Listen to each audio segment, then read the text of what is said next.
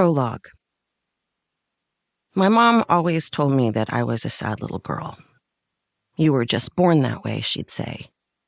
But I actually don't believe that's true. I was introduced to the weight of the world much too early on in this life. I think being abandoned by my father and growing up in a household that was abusive and scary and awful may have loaned me those sad eyes. Even if I hadn't admitted it to myself, my sad eyes had been revealing the true me all along. Looking back, I guess I've faked it until I made it my whole life. When you've been through the kinds of things I've been through, you have to get good at hiding behind a persona. And my Christina Applegate persona was successful, especially in shielding me from having to face the past. That was then. But now, I embrace my sad eyes. I've earned them. In my public life, I've played the character Christina Applegate for so long, since I was a very young child. The comic actor, the serious actor, the all-singing, all-dancing, ultimate performer, the good talk show interview, I was all those things. I even wrote a paper in school professing myself a triple threat and saying I wanted to be Meryl Streep. Well, that person is unrecognizable to me now. I am not Christina Applegate. Recently, I noticed that a dear friend of mine had me listed as Christina Applegate in her phone. I said, take that out. And don't ever call me by those two names together. It took her a moment, but she understood. Anyone who truly knows me knows I am not Christina Applegate. I was never, ever that person. So whenever I hear Christina Applegate, I get spine tingles, and it's not in a good way. Those two words together do not denote the secret place, the center of my soul, the real me. Instead, there's one nickname I save for my true essence. Usually I don't want the world to see who I really am, so I've kept it secret. But when those closest to me use my nickname, just two short syllables, I feel they know me in the deepest and most beautiful way. I promise by the end of this book, you'll know those two syllables too, and not just in name. I'll finally reveal every reason for those sad eyes.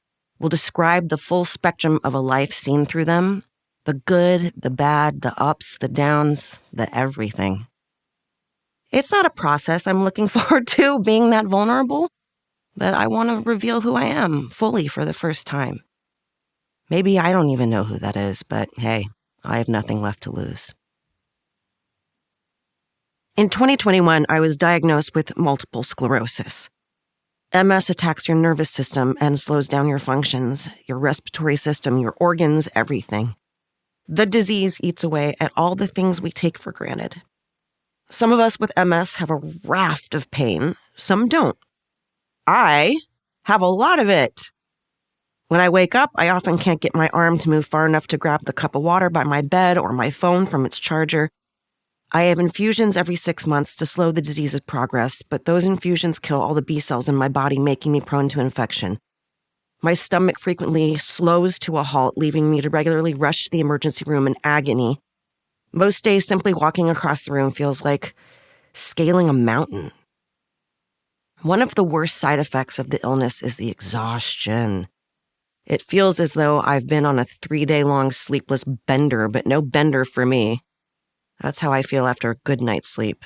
Hence all the time I spend on and in my bed snuggled up against Jake Ryan, which is what I call my heating pad. A side note that if you were born in the 70s, as I was, 16 Candles was the shit.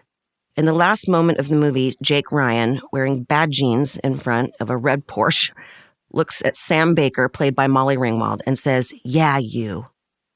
If you don't know what that means, stop listening to this audiobook right now and go watch the movie. It is much more uplifting. As you may be catching on the back of that diagnosis and the symptoms I face, I no longer care what I say or how I come across or how it makes anyone feel. I don't have patience for bullshit anymore. I have no patience for things that are meaningless or merely extra. Add to that, I don't have room for inauthenticity or hidden meanings. There's no longer subtext when I speak. Everything I say is true and unadorned and real. This is new for me, as I've always been a private person. When I was growing up, we didn't have paparazzi, trolls, cell phones, social media. Instead, we just had the Z Channel, which was famous for airing the first music video, Brass in Pocket by the Pretenders. There was no MTV, no Bravo, no Real Housewives. Just that video airing once in a while in between televised movies. I didn't live a public life the way celebrities have to now. At the time, everything was way more private. In many ways, I know I seem to have lived a perfect life, and I've been told that this has inspired some people to look up to me. And the truth is, I never felt seen. Just as I know that so many people who have suffered in different ways haven't felt seen either.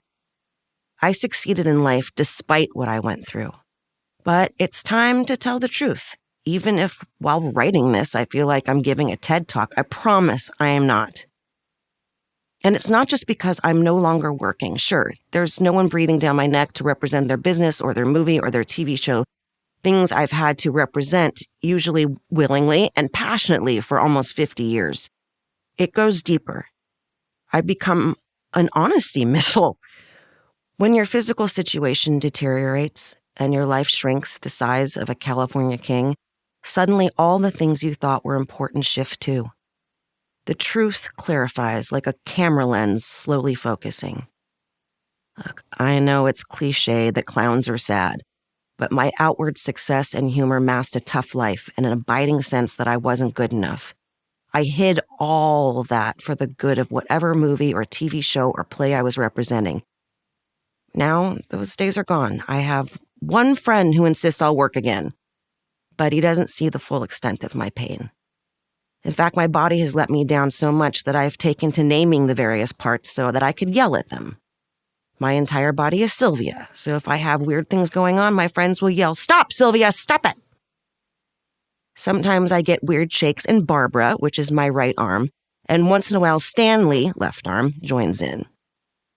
My right leg is Meghan Markle, don't ask. My left leg is Tootie from The Facts of Life. My gallbladder is named Gail, my liver Olivia, my kidneys are Calliope. I haven't named my intestines yet, and I probably should because I'm mad at them all the time. Stacy's a bitch, but Stacy's are always bitches, aren't they? Stacy's my stomach. When Barbara and Stanley and Megan and Tootie and Gail and Olivia and Calliope and Stacy are doing weird things, I try to talk to them. And because I have a disease of the nervous system, it's almost like they listen. When I was first diagnosed, Barbara would shake constantly. And one of my friends, Carolyn, would yell, "Barbara, be quiet!" Sometimes it would help. My brain has a name too, Sylvia, aka fucking bitch. This disease has robbed me of who I am, has robbed me of my life, of the things I loved. I was invincible. I loved running. I loved Peloton. I played tennis. And I really, really loved to dance. I want to pick up the guitar over there by the wall, but my hands cramp. I used to love saying to Sadie, my amazing daughter, "Yes, of course, I'll take you wherever you want to go in the car." Now I often can't drive her anywhere. But I like to watch TV. The worse, the better. Usually reality shows like Real Housewives. Because with TV, I get to escape. I don't have to think. I don't want narratives, art, series in which you invest in some anti-hero across 7 brilliant seasons. I want rich women screaming at each other. I keep the TV on 24 hours a day because without it, the quiet is so loud in my head, I can't bear it. Would I have wanted it this way, to have everything stripped away? Did I envision finally arriving at a place of raw honesty about my life? And that would be a good thing? Fuck no. I want to work and dance and take Sadie everywhere. But being forced into this home-based life has stripped away my last vestiges of reserve. It has afforded me time and space to look back on my life and take stock of it for the first time. Alongside the need to confront the truth and enormity of all that I have lived through, a beautiful thing emerged. I have started to make a little sense of it. To understand what happened, see patterns, discover meaning, find the love and acceptance and healing in it, and start to forgive myself. To give my young self especially some slack for all the bad decisions and self-destructive behaviors. In my closet, there's a locked box of all my journals from the age of 13 to the time I stopped wanting to write. I told my best friend and godmother of my child, Rachel, that when I die, she may open the box. I never thought it would be opened before I was gone. Lucky you, the box is open. I'm going to extensively quote from those journals. I've kept meticulous records, all too aware that those pages were the only place I could share the unfiltered truth. I recently showed my daughter the diary I wrote when I was 13, and she said, "You were fucked up." Well, my mom was in an abusive relationship when I was little. I gave my first blowjob at 13. I was madly in love with Johnny Depp at 15. I was plagued by disordered eating and self-loathing from my teens on. It's all in there, all the way up to me having cancer.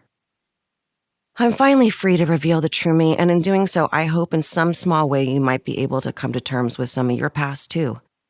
Just because life has sometimes been tough, and maybe at certain points it even felt impossible, that doesn't mean we have to wallow in the darkness or be stymied by our histories. I'm here to tell you that despite how dark it gets, there's a lot to gain from mining one's past for meaning. One of the things I've begun to see more clearly through my newfound freedom is that I'm a survivor. Given everything, I really shouldn't still be here. But underneath all that Susan Appleby, what a woman in Santa Monica once insisted my name was, BS, was a radically honest, genuine person who formed real connections, lifelong connections. I'm a good fucking friend, and this world needs more good friends. I survived it all thanks to an abiding passion to overcome and an unwavering belief in myself, a belief that whatever the world threw at me, and man, it threw a lot, and it's still throwing, I had to get to the other side of something. I want you to know that the other side is worth the fight, that you are always worth fighting for, and that you are never alone in your fight. This book is a witness to that survival and all the things I endured that I never told anyone because it was all too heartbreaking. The good stuff, the terrible stuff, the hilarious stuff, the shitty, sad stuff. I have a degenerative disease that has probably ended my performing career, and without that, what is there to hide? And I truly believe that living in truth will liberate all of us. You, me, everyone.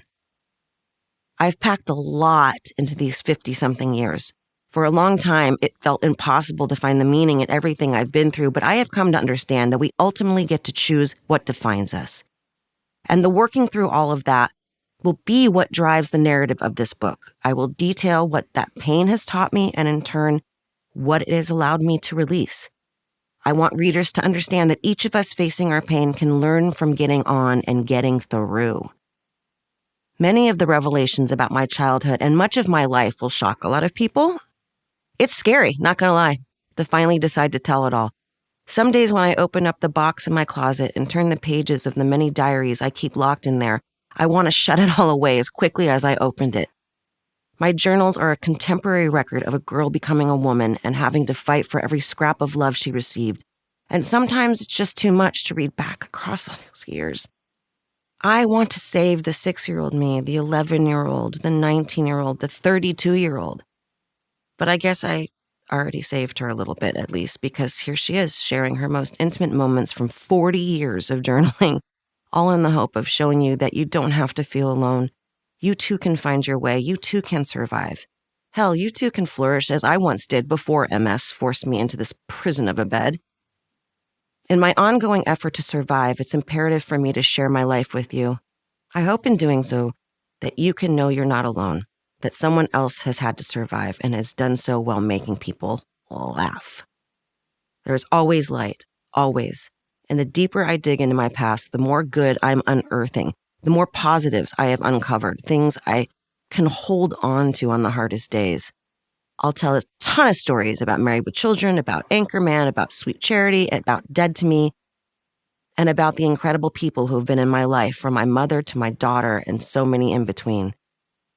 There will be happy chapters about my wonderful friends and life, about my daughter's amazing father and my husband. Our love story spans a couple lifetimes. Sadie, my brilliant daughter, will be a constant character too, wandering in and out of the book. There will even be an account of my trawlerman boyfriend who is long gone, but now who literally haunts my house. And there will be writing about my illnesses, my breast cancer, my MS. I'll show how my mother got past her addictions. I'll talk about my faith, and I'll talk about, and probably to God, and about karma and all the things in between, all the things I've learned that have made me a survivor, things I want to share with readers to perhaps help them survive too. because everybody has something and everyone needs to be seen. This book is my way of sharing the details of my life so that others can move forward in theirs. I've called it survival, but it's really more like freedom. Even though my life has in some ways shrunk to the size of my California king, by working through it all on the page, I intend to release myself fully into a life of acceptance, hope, and joy. Of course, none of us turn out perfect. We're always evolving. We're always changing. I will work through much of my life in this book, but the true beauty of it is that I'm in my 50s and I still don't know what the hell is happening. What you're about to listen to is an account of something that I've only recently started to come to terms with. I may never fully do so. I can't reshape this life into some perfect story with a cherry on top. It was not a perfect life, far from it. None of our stories are perfect. Each person has a level of sadness. This is just an account of mine. I don't have the answers, but I do have a story. I'll still be pissed off, of course, but there's a river of love that runs through this house these days. People come by, sit at the end of the bed, and we connect and reminisce, and most of all, we share love and hope. This book aims to capture all of that. In every instance, the pain will be matched by the joy. The loss is mitigated by the extraordinary life I've been so lucky to lead. Not even my best friends who sit by my bedside know the full details. Sure, they know some of it, but even then they often think I'm making it up because it is all so unbelievable. We find the joy where we can. For me, most often it's in the form of a 13-year-old daughter who makes everything better. So no, this book won't be like some big violin scratching from my life. I'm still pretty funny, but it will be real. So here I am, real me, lots to say. 1. Starfucker. The line from the Grauman's Chinese Theater went all the way around the block. This is Los Angeles, California, 1977. Teens, preteens, parents, nerds, punks, space cadets, hippies, peaceniks. It seemed like the whole spaced-out Jimmy Carter tube-socked world was here, May 25th, the opening day of a movie called Star Wars. Already, even before the first notes of John Williams' legendary score, the world had lost its mind to Princess Leia and Luke and R2-D2 and Darth Vader. Even though I wouldn't be 6 years old until the end of the year, there I was, just as nuts as everyone else. I couldn't wait to see it. The May warmth bounced off Hollywood Boulevard. Intermittent shade beckoned us, and we huddled in it whenever we could as the line inched forward. We drudged forward patiently, but we jiggled about in excitement too, praying we'd make it to the box office before the whole thing sold out. I wasn't alone. Occasionally I'd look up at my mom and smile at her. She'd smile back. Her blissful grin was then brought to you by Valium. Sorry, Mother. My mother was and is a beautiful woman. She always smelled of rose perfume, and in the evenings I loved lying in her lap, safe in the scent of her, listening to the house finches and mockingbirds and a distant great horned owl hooting out there in the dark of Laurel Canyon where we lived. I always felt safe with my mom. She was my entire world. We were alone together. This was not what she'd envisioned for her life, a single mother with a 5-year-old kid, short on cash. Her musical career stalled. But here she was, and here I was, and there soon would be Luke and Leia and Chewbacca and R2-D2 and a distant, heavy-voiced man who would turn out to be an absentee father. We didn't come down to the bustle of Hollywood all that often. We lived in Laurel Canyon on Lookout Mountain, which felt many more than the 2 miles from Hollywood it was, in a 750-square-foot row house. That day in 1977, my mom and I had driven down to the winding mountain and made a sharp left into Hollywood in our beaten-down Chevy Nova, eager to be transported into outer space. But before I could be dispatched into a galaxy far, far away, something else, something even more magical attracted my attention. Everywhere I looked on that burning sidewalk, there were these stars built into the concrete. "Mama, what are all those stars for?" I asked. "They're for famous performers," my mom, herself a singer, said. "What did they do? Was it good or was it bad? Who are these people, Mama?" As my mother tried to explain, I could feel something sparking in me, indistinctly at first, and then catching hold like wildfire. My mom and I had slowly inched in front of the grommets, the spot where you can reach down and put your hands in handprints and your feet in footprints of famous performers. I reached down to put my little 5.5-year-old hands in Jack Nicholson's imprint, which he had made in June 1974. I had no idea that one day I'd be ineffectually flirting with him in an audition for a movie role. I distinctly remember thinking, even at 5 years old, this is magic. These people will be here forever. A child's mind can conceive of the beauty of forever, especially when the present presses hard like a burden.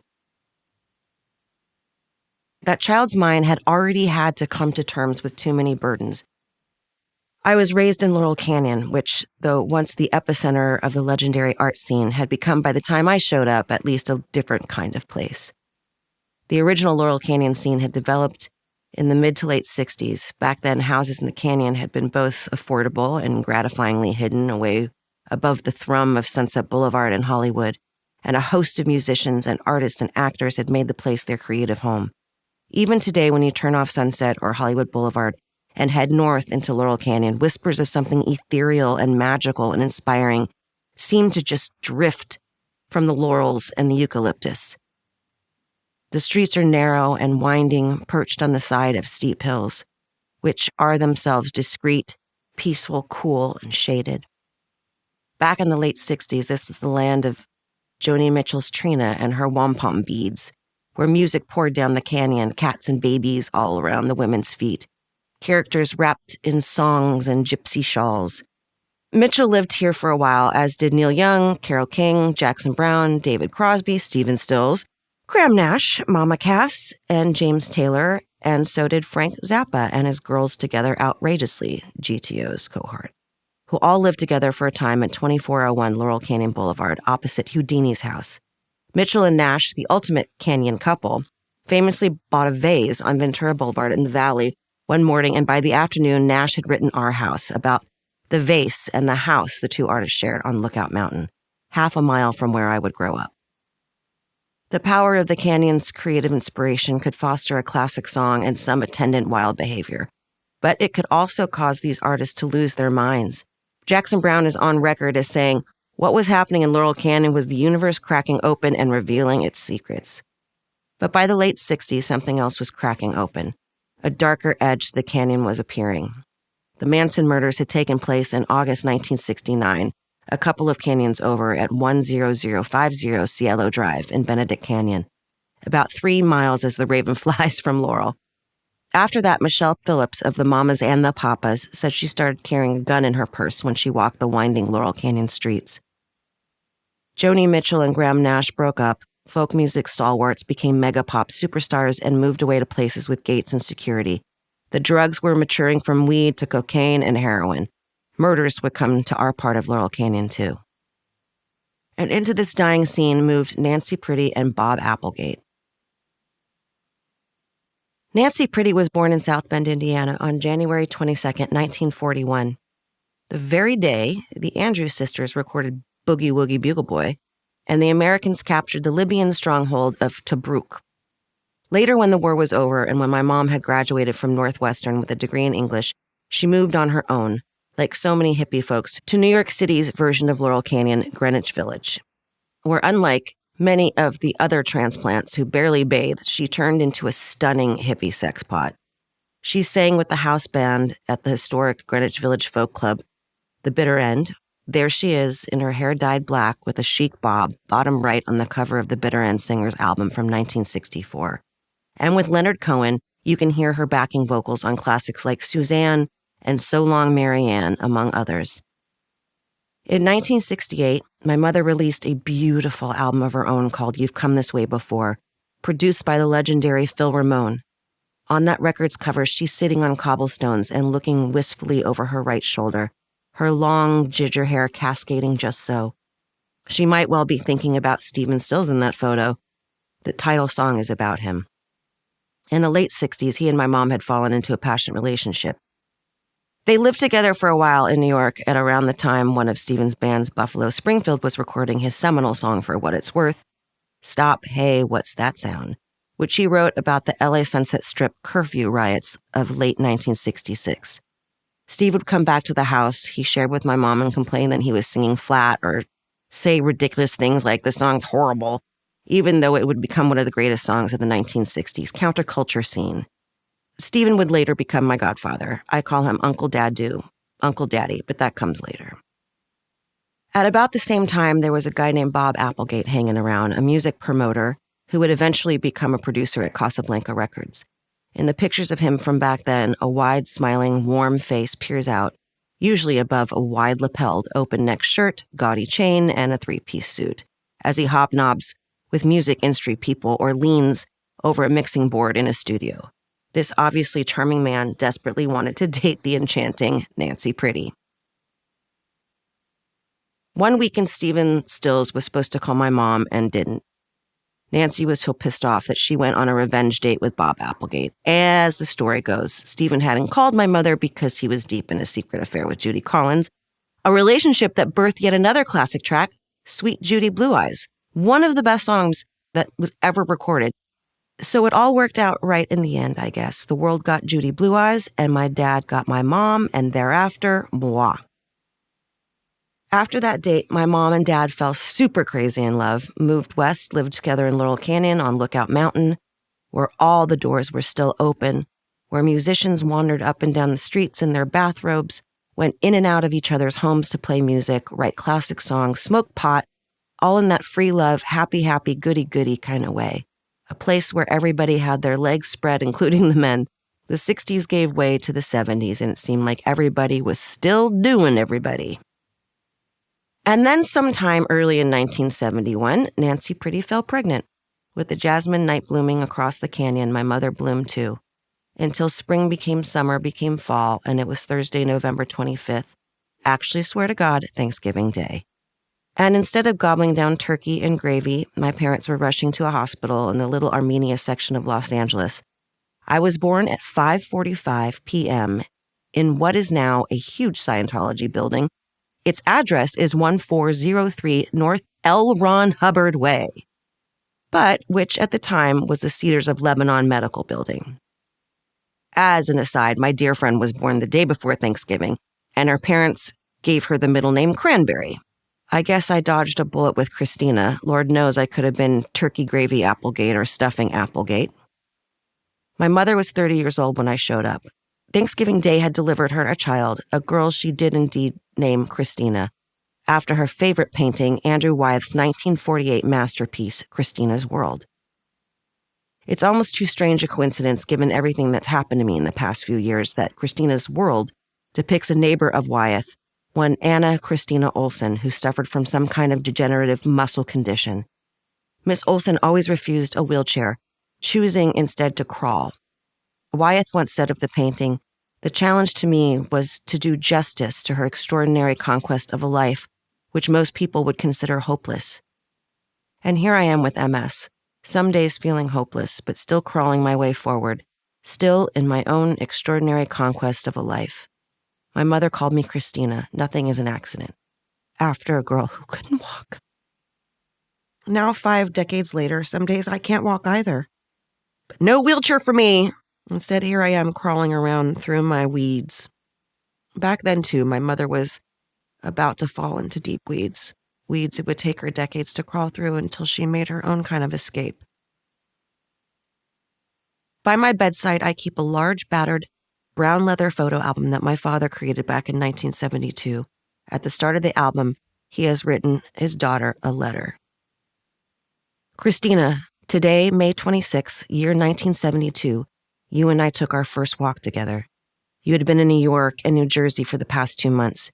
You were placed in my backpack, and off we went. Now, at the beginning of our walk, you weren't too happy and had been suffering with your first teeth. As we walked along, I placed my finger in your mouth. That seemed to do the trick, and you were suddenly fast asleep. We walked up around the back roads of our home to the top of a big hill. There we sat for a while, looking out over the countryside.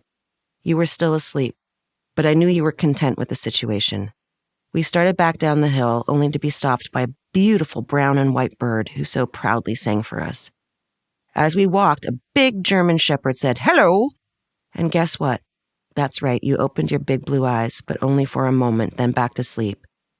When we arrived by home, you were, shall we say, sort of awake, sort of asleep. And that was our first walk together. It was a happy moment. Daddy, P.S., 6 months old. Wow. My father has filled the subsequent pages with pictures of me, of him, of me and him, of me and my mother. He has decorated the pages with pressed flowers and with pictures of flowers and children. As I turn the pages, I see my father on a snowy mountainside. There he is again, smoking a joint. He's written peace on that photo. Of course he has. And there I am in a red outfit and white Mary Jane sitting on his lap on a carousel horse. Again on his lap as he plays a piano, no shirt, him, not me. There I am in my mother's arms and at a birthday party in a stroller or peering in surprise at the flash from a photo booth. My father's huge beard scratching my baby face.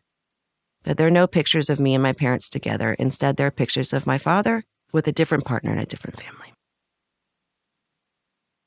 In his note, my father references a trip east to New York and New Jersey. Right after I showed up that Thanksgiving in 1971, my paternal grandparents asked to see me. They lived in Lawrenceville, New Jersey. So when my mom went to New York for work, I went to see my grandparents. In New York, my mom was to tape an episode of Days of Our Lives, and I was in the episode too. I was 3 months old. The episode number 1597 aired on March 7th, 1972. In it, I played baby Bert Grizzle, son of Mrs. Grizzle, played by my mother. I would be invited back for a subsequent episode, though without my mother this time, and still a boy.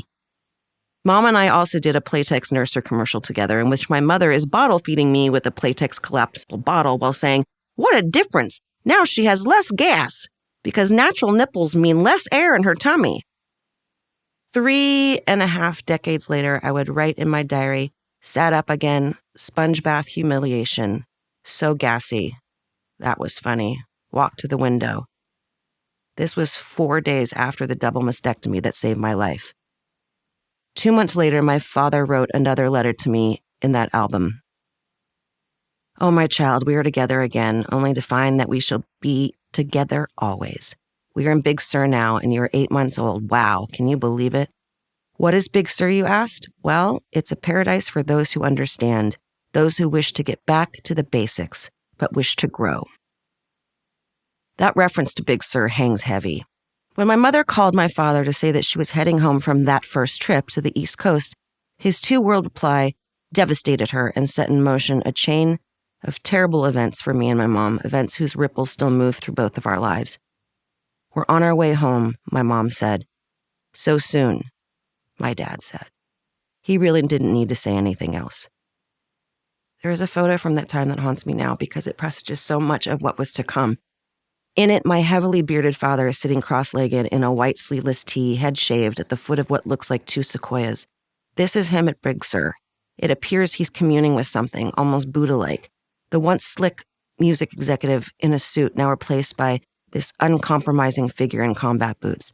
He looks more like he spent time in San Quentin than Monterey County. With those 2 words, so soon, Dad headed away from Nancy Pretty, away from his newborn, to make a new life in Big Sur on the Pacific coast, 6 hours north of Laurel Canyon. When we arrived home, he was gone. My father never came back. For us, it was a disaster. For him, it would prove to be a kismet move. On the first day he got to Big Sur, a woman staying at the same rooming house told him that she could feel his presence in the building. Family lore goes that she wandered downstairs and said to Bob Applegate, "Are you a Scorpio?" "Yes, I am," he said, and that was about all it took. Something ignited, and they were together from that moment on early in 1972, right up until Tuesday, March 18th, 2025 at 4:59 a.m. when my father died. What to make of my father's abandonment of me and my mother? He always claimed that he was convinced that my mom was continuing to have an affair with Stephen Stills while she was pregnant with me. But anyone who's ever been pregnant knows that the last thing you want to do is have sex with someone who's not the father, if you want to even have sex at all. I think it was simply my dad's way of justifying leaving us. There is a third letter to me in that photo album. Christina's World by Daddy. We have been here now for 2 days. You, my darling, have caused quite a rush, not only for me, but everyone who touches you. These 2 days, it's the few times we have spent together before, have been the highest and most peaceful and fulfilling days of my life. Later tonight, if it's okay with you, we shall sit by the fire and together become one. So high, you make me so high. I don't think I was the only thing making my father high back then. My father was doing a lot of acid in the early 70s, and his brain seemed in chaos. Acid will force a mind into telling lies to itself, lies like the one my mother continuing to have a relationship with Stephen Stills. They were lies my father believed, and lies that crushed my mother and eventually confuse and hurt his new daughter when she became old enough to know that her father was gone. But there was so much more in my father's life than LSD-generated stories, and it all began long before I showed up. When I uncovered the real story, everything changed, but that would take me another 30 years. Bob was gone into a new orbit, so high, and my mother and I were left entirely alone. I went to Big Sur as a little baby a few times, until my father moved first to Burbank in the valley and then to Woodland Hills out on the 101 near Calabasas. I was court-ordered to go to his new house, which had a pool, at least every other weekend for years. I hated it, but I'll admit I loved the pool and the idyllic setting. My father was, by now, back in the music business full-time, and things had gone well enough that he drove a Mercedes. Mom and I had our beaten-down Nova and lived in a little row house. It wasn't entirely my dad's fault that I didn't like visiting. I just wanted to be home with my mom. I vividly remember each time we'd head back on the 101, the second I would see the communications tower above the Mulholland Tennis Club, which signals the high point of Laurel Canyon, I'd get giddy, great fluttering butterflies in my stomach, because I knew I was going to see her. It was just the two of us, Nancy Pretty and her daughter, Christina Applegate, alone together in Laurel Canyon. When I would come home, I'd get the same feeling as when we would go to Magic Mountain. I'd see the water slide on the hill and know I was close to one of my favorite places in all of Southern California. My mom was always my Magic Mountain, too. Back in 1968, in the gatefold of her album, my mother had written a short essay to introduce herself. This is how it begins. One day, a lyricist and good friend of mine said to me, "Nancy, why do you always write sad lyrics? You seem to see primarily the negative side of things." Taken back a little, I went home and started reading through the reams of backs of envelopes, scraps of crumpled papers, and an occasional poorly typed piece of onion skin that I had accumulated. What a discovery one can make about oneself. It's not unlike a Rorschach test or finding strange patterns in a collection of doodles. What I discovered was not necessarily negativism or sadness, but an obvious quality of disappointment throughout the somewhat subconscious ramblings. I am an Aquarian and been told that I am the true embodiment of Aquarius. For what it's worth, it's not negativism, but extreme positivism that is the basis of what I write. An incurable idealism that often gets rained, snowed, sleeted, and hailed upon by life. 3 years later, her love affair with my father over, the positivism of the move west and the birth of a child had been utterly subsumed by the rain, snow, sleet, and hail of abandonment.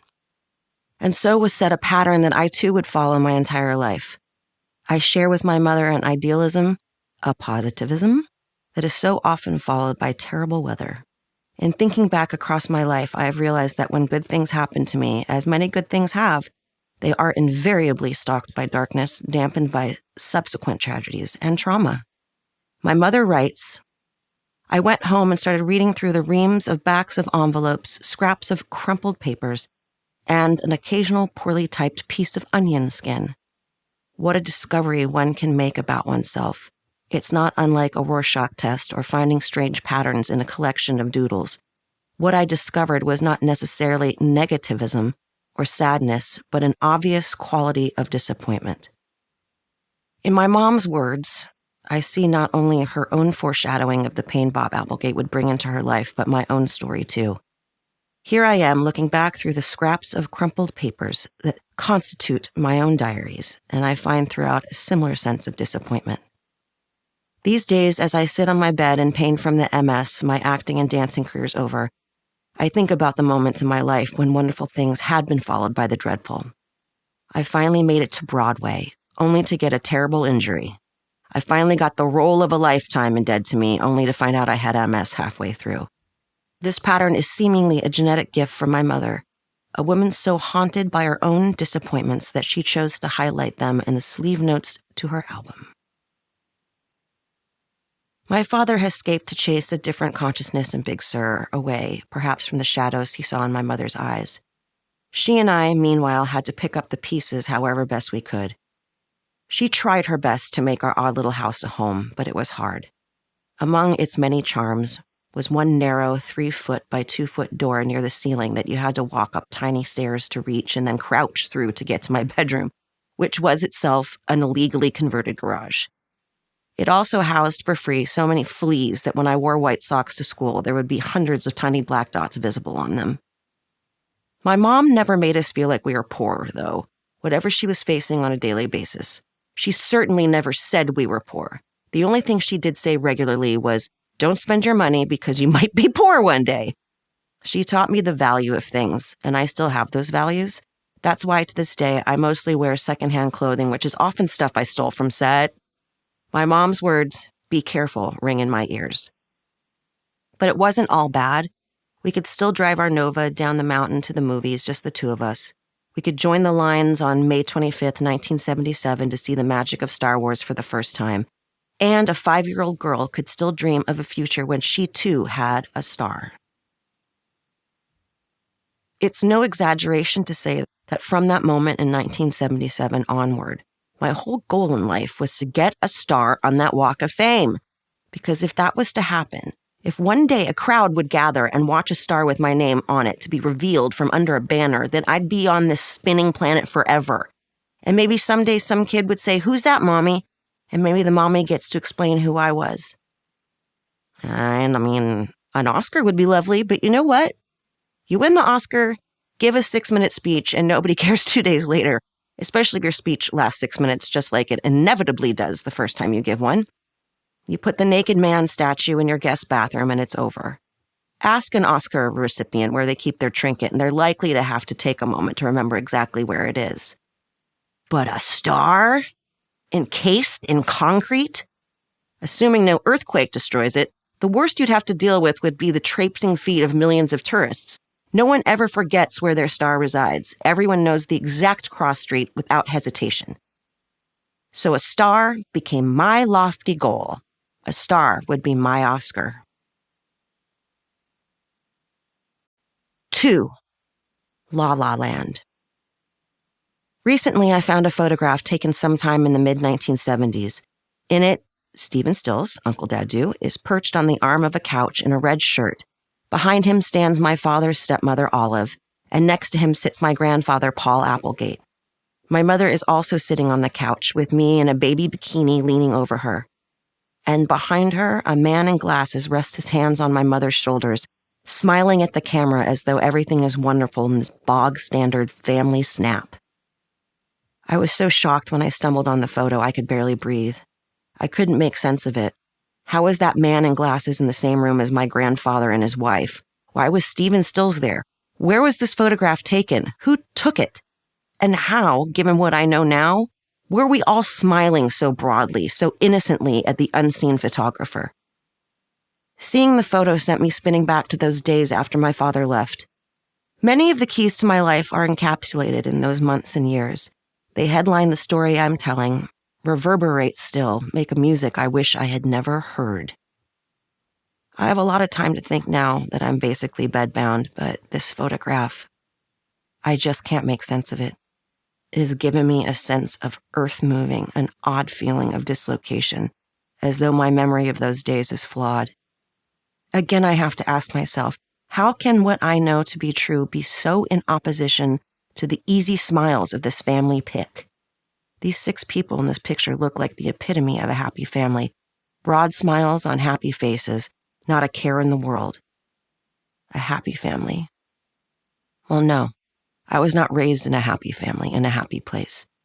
Generational trauma is a real thing. I'm living proof of it. This photograph sits beside my bed, and when I pick it up, beneath it I find a stain on my nightstand as though something altogether too hot has rested there too long. I found out recently that the photograph was taken in Florida, probably in 1974, when Stephen was making his solo record Stills, which the man in glasses, a percussionist, played on, and which was partially recorded at the legendary Criteria Studios in North Miami. My grandparents were there because it was easier for them to visit Florida from New Jersey than to schlep all the way to California. I stare at the man sitting behind my mother. He's wearing a t-shirt that reads Italian above a fist of power. Behind his head, the flash of the camera obscures the photographer. But that flash obscures everything else too, at least until now. The fleas weren't the only vermin in our house on Lookout Mountain. After a couple of years of being alone, my mother invited into our lives a new man. A man who would unironically wear an Italian power t-shirt and smile for the camera. He was the worst man imaginable. With my father literally and figuratively out of the picture, my mother, shocked, hurt, lonely, scared, poor, devastated, got incredibly skinny and sick. At around that time, she was introduced to a musician, someone who played percussion for CSNY, the Eagles, the Bee Gees, Jackson Browne, Jimi Hendrix, Janis Joplin, John Lennon, Barbra Streisand, Eric Clapton, Whitney Houston, Herbie Hancock. The list goes on and on. This was the man in the photograph. Sometimes in books, people fudge the details about someone, change names so that they can tell a version of the truth without fear of legal action. But Joe Lala is dead, which is an exceptionally good thing because it frees me to tell the real truth about him. You can't defame the dead, though nothing I'm going to say is defamatory anyway. Unfortunately, it's all true. So yeah, I'm going to say his name, Joe Lala. He died of lung cancer, and boy, I hope it hurt. I've never felt like that about anyone. I'm not someone who gains joy from others' pain. I've had enough pain in my own life to pray that no one else feels what I feel. By the time I was 15, I was telling my diary, shit, if anyone reads this, they're going to think that my life was pretty bad. Druggy, alky, violent stepfather doesn't sound like a nice life. I wouldn't wish this kind of feeling on anyone. So for me to be so virulent about Lala's death, yeah. And I make no apologies. Lala was my stepfather from the time I was 3 years old until I was 7. When he died many years later, there were gushing tributes to him. Things like, to play with so many legends, you have to be a legend. The truth is, he was an abusive alcoholic and a junkie. He even burned my cereal spoons while shooting his heroin, but that wasn't close to the worst of it. When my mother got with Lala, she was already having trouble sleeping. She had been through so much anxiety and pain after my dad left, and she was struggling. Misery loves company, and Lala told her he had this herb called China White that would help her get some rest. Nancy Pretty was from a place as close to true innocent America as you can imagine, South Bend, Indiana, a safe, uncomplicated town where the worst people did was drink too much. And even though by the time she reached her 20s, she had lived for a few years in very different places, the artistic stone streets of Laurel Canyon, California, and before that, the folk-filled streets of Greenwich Village in New York. My mother didn't know drugs. This was so not the world she was from. She was dangerously naive about it. Given that she was desperate to get some rest and that she trusted this new man in her life, she happily tried this herb called China White, and she slept. She felt great. So she took some more China White. She slept some more, and on and on and on, all the way down the water slide that is heroin addiction. Being an addict like Lala was one thing. Unveiling someone else into the world is another level of evil, especially someone as lost as my mother was in those years after my father left. The palpable selfishness and the disregard for someone else's safety and health shows me just what a terrible partner Joe Lala was to my mother. He'd found a weak, battered heart, and he had preyed upon it. He desperately needed someone next to him while he spiraled. It wouldn't have been any fun spiraling alone, so he brought my mother along for the terrible ride. My mother always did the very best she could for me, but we suffered the twin scourges of poverty and trauma. We had both been abandoned. We were each a mirror to the pain the other one was feeling. What transpired was a childhood that, though it didn't involve malnutrition as my father's had, still it had its fair share of deprivations. At home, there were times when I'd think, what's this fun powder in this baggie? Is it flour? My mom would sometimes send me to school with tuna fish sandwiches in plastic bags, where they would sit for hours in the California heat until lunchtime came around. We all could have died. In fact, I'm amazed more of us didn't die in the 70s. There was no spare money for things even as cheap as hamburger buns, so we'd have hamburgers on white bread that would turn pink from the ketchup. I still remember the day she bought hamburger buns for the first time. "Mom," I said, "thank you." I couldn't believe it. We were so rich. We had hamburger buns. My mother managed to keep the truth of her addiction away from me, at least. You would never have known she was in such distress. She didn't behave any differently. I still loved laying in her lap, and she still smelled of that rose perfume. I felt safe. I felt safe with her always. I always felt safe with my mommy. I have incredible empathy for my mother. She's my hero. She raised me alone. She would go on to survive cancer 3 times. But Joe Lala ruined my mom, putting her on a trajectory in which she would struggle with drug and alcohol abuse until only about a decade or so ago. The memories are burned into the backs of my retinas like sunlight. I sometimes think sharing the memories will lessen their power, but that's not the case. What he did and who he was, and at such an important formative time in my young life, compromised so many things a child needs: stability, tenderness, peace, love. The safety supplied by my beautiful mother was critically challenged by the presence of this man who moved into our lives and brought with him a universe of hurt and danger. It's difficult to even share some of the things he did. Like the day we came home to find Lala in a full drug nod, a bite of his own tuna sandwich in his mouth, a menthol cigarette still burning in his fingers, the ash at least an inch long. He could so easily have burned down the house and everyone in it. I can still see him now. He was in our garage room wearing a short terry cloth robe so stupidly short that you could almost see his balls. Everything about him was disgusting and frightening and left me in a kind of emotional quicksand. My mom always said, I never met a junkie I didn't like because they tend to be lovely people. That's because they feel so damn good all the time, I guess. But Lala mixed his alcohol with the junk, which made him abusive and horrible. Menthol and tuna and booze. Mom had no income, no support, her family 3,000 miles away, her ex-husband 6 hours north. Being so alone, she sometimes left me in the care of a bunch of girls who lived in the canyon. Care is in quotation marks because they were all having sex with rock stars and didn't care about a little kid in the slightest. Their wildness wasn't confined to their own exploits with adults either.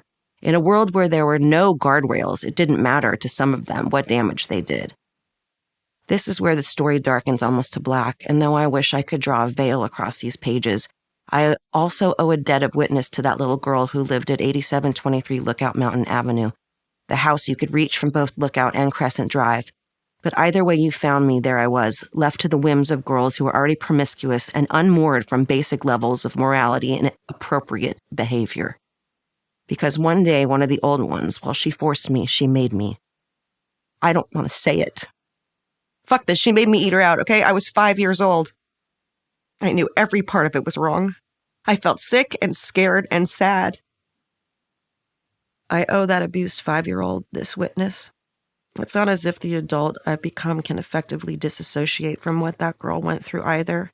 It's not so much ripples on a pond as a great tsunami through life, the abuse leaving me in the thrall of shame when it comes to my sexuality. And it wasn't just my sexuality that was shattered. I've spent a lifetime with such incredibly low self-esteem. I have to put up with repeated ill use by partners and others, but no. I never fully felt comfortable being touched. And that's true still. I've never felt comfortable with it my whole life, really. And all because of that girl forcing me to do something I barely understood, but I knew was shameful. This is how abuse works. The shame should be hers, and Lord knows, perhaps it is to this day, but it's damn sure mine. I already lived in a world where my safety was jeopardized every single day. I never knew if Lala was going to burn the house down or beat one of us, and now the safety of being looked after by girls in the neighborhood was entirely compromised by this heinous, ruinous act forced upon me. Hurt people hurt people. Damn, in a world in which a 5-year-old girl is subjected to this kind of degradation, how I wish I never had to give words to what happened to her, but she's owed that at least. In looking over my life, I'm reminded of a recent study suggesting a link between childhood trauma and an increased chance of developing MS. The 2022 study of 80,000 Norwegian women published in the Journal of Neurology, Neurosurgery, and Psychiatry noted 3 kinds of abuse of children that were possible factors in a subsequent diagnosis of the disease: sexual, emotional, and physical. Close to 20% of the women admitted to suffering one such form of abuse as a child, which is in and of itself a terrible number. But staggeringly, there was a 93% risk of an MS diagnosis if a child had been exposed to all 3. And it's here your devastated narrator slowly raises her hand to sadly admit to all 3, and then some. My mind reels at this. To understand that the very things I survived could possibly chase me down and ravage my body with MS leaves me breathless with rage. I have fought my entire life to create peace for myself in the face of what happened to me as a child, only for that survival instinct to be rendered moot by damage to my telomeres. It wasn't long after he moved in with us that the physical abuse of my mother by Lala started. When I was about 5, Lala punched and kicked my mother in a fierce assault, one born of evil and drugs. It started with one of their usual fights, but quickly escalated when my mom kicked him. At this, his rage coalesced into a close fist punch to the head, as hard as I'd ever seen anyone punch somebody. She was knocked out. I heard the scream of a little girl. "Don't do that to my mama!" It was me screaming, raising from my soul a sound as close to a banshee as I could manage with my tiny voice from out of my tiny body. "I hate you, fucking asshole," I screamed at Lala. With this, he grabbed me by the back of my hair, lifted me up, and carried me to my bedroom, me screaming all the way, where he hurled me across the room and into the wall. "You stay in here. You have nothing to do with this."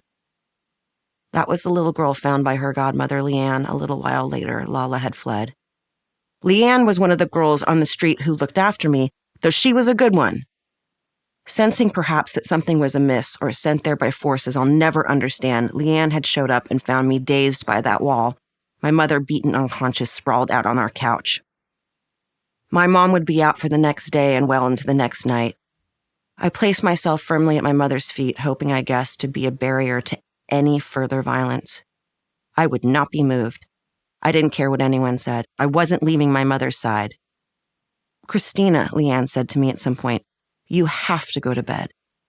Night had already slipped up through the canyon, the streetlights casting an odd glow across the room, as though this was the most peaceful scene imaginable rather than a place of violence. I kept my gaze fixed on my comatose mother. "I'm not going to bed," I said to Leanne without looking at her. I had a little purple tumbler that I'd stolen from my grandmother back in South Bend. I loved that thing. I kept my toothbrush in it. Leanne, recognizing that there was no way I was moving anytime soon, kindly went in, found it, put some water in it for me. I just sat there next to my unconscious mother, brushing my teeth over and over again, trying to clean away the stain of my 5-year-old life, just waiting for her to wake up. Waiting, brushing, waiting. The only sound in the room, the dull clink of the toothbrush as I dipped it in the water over and over and over and over. The fights between my mother and Joe Lala were terrible and violent, and I witnessed many of them. He would beat the shit out of her, and then later, when the dust had settled, he'd say, "I love you so much, I was just drunk." And she'd accept his excuses. I won't call them apologies. And on they would go. But it wasn't just the fighting. A whole bunch of circus freaks came by all the time to score and do drugs. I would watch all these kooky weirdos and my mom snort heroin in the house.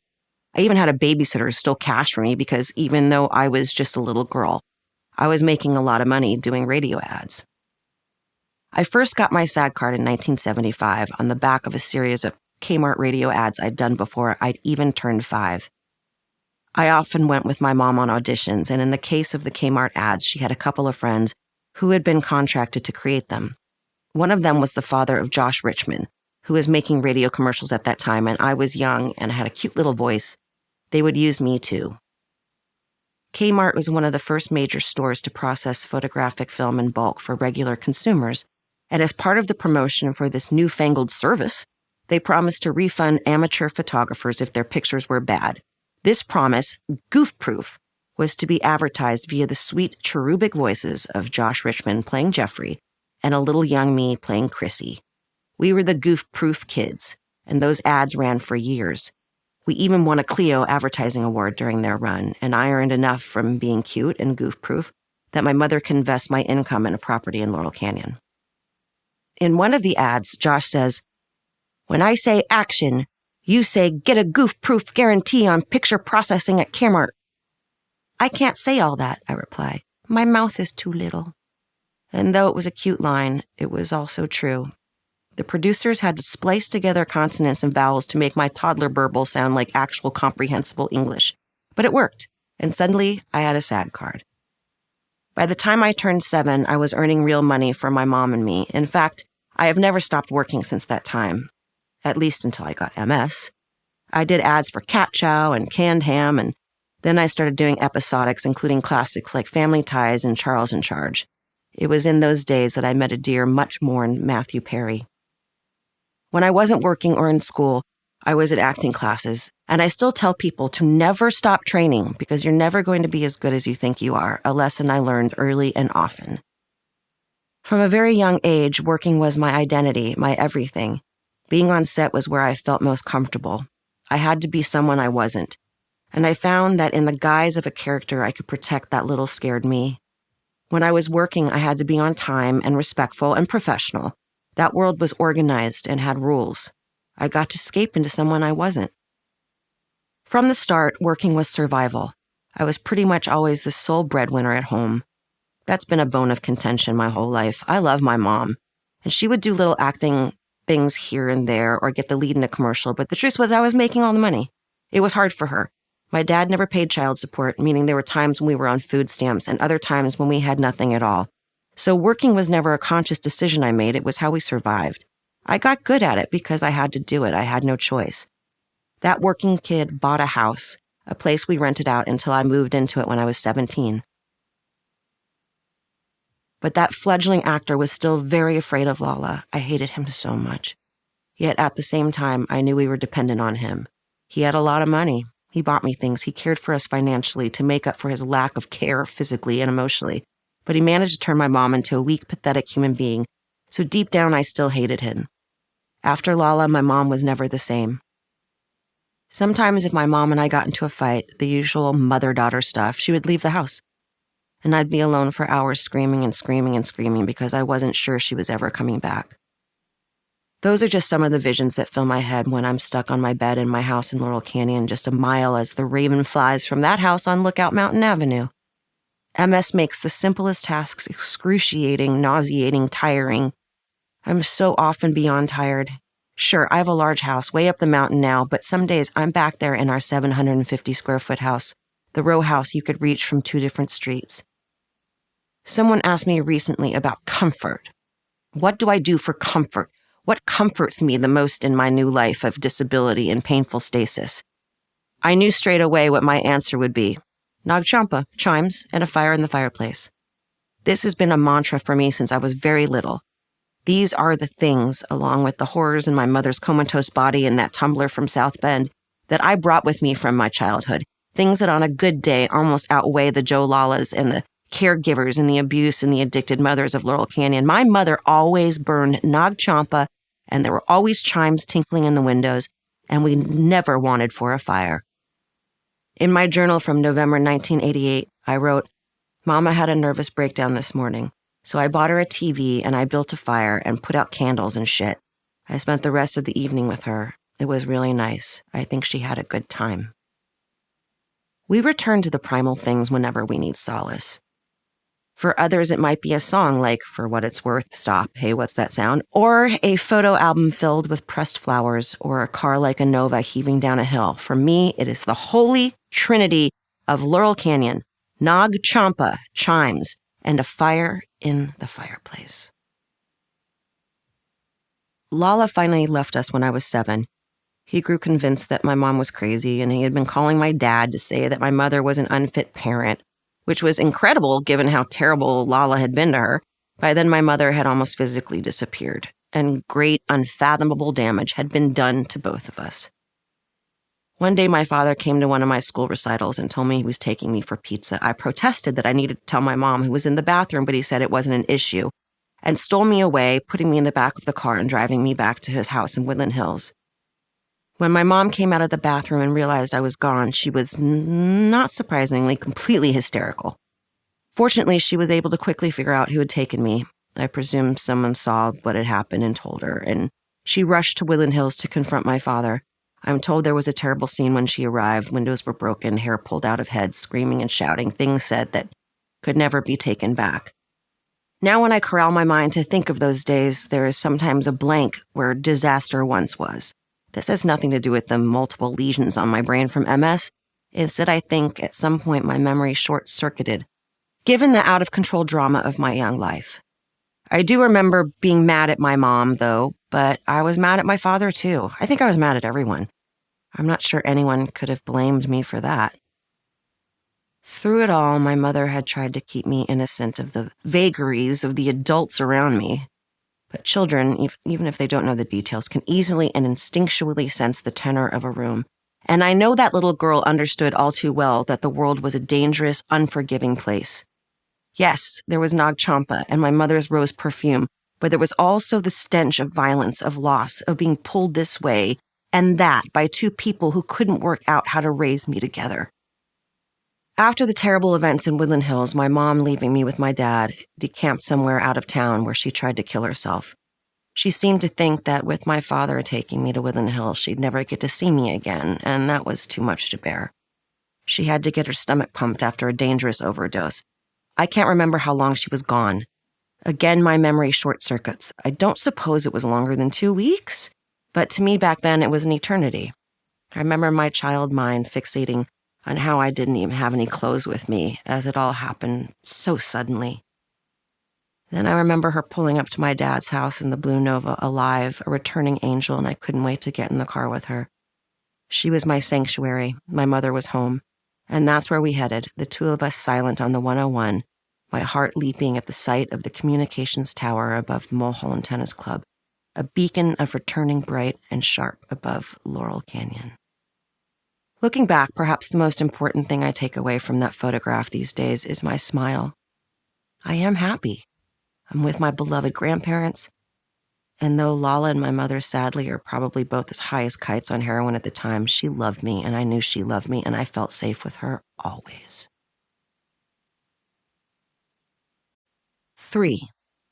The bathroom floor. Many years later, when my mother discovered that Lala had cancer, she called him to see how he was. When I asked her why she had done such a thing, she said, "Well, I have to find closure." "Closure to what, Mom?" I said. "Closure for ruining your daughter's life, for ruining your life, for destroying anything I could have had at the most formative time, taking that away from me and leading me towards a lifetime of attracting abusive junkie dicks to my life?" Despite my anger, deep down, I partly understand why she made that call. Though it hurts to think she did so, we are all bound to create patterns we can barely break, and the bad people around us bring their patterns too, which we fold into because we're more comfortable with the pain we know than the threat of the unknown. Bad people like Lala cause damage, and then they apologize. They vilify, and then they smooth talk. They create huge mounds of shit and make the shit seem like it's your fault. As for my mother, well, she'd been so financially dependent on that man trying to raise a child with scant income and few job prospects that she'd put up with so much more than she should have because there were mouths to feed. So yes, all those years later, she called him. She was bound upon her wheel, trapped inside her patterns, and was still hostage to him too, I guess. I don't know what she expected to hear, what kinds of words he could put together for her to feel closure.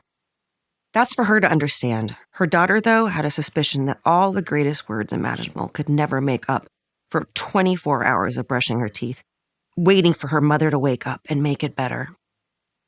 Abuse doesn't just happen once, and it doesn't just affect one person. The model, this great pattern of hurt, had been created. The journey set before I'd even had the chance to understand I was on a journey in the first place. I was growing up the daughter of a mother trapped in a traumatic, abuse-ridden house, and I was to have that model as my very own for much of the rest of my life, too.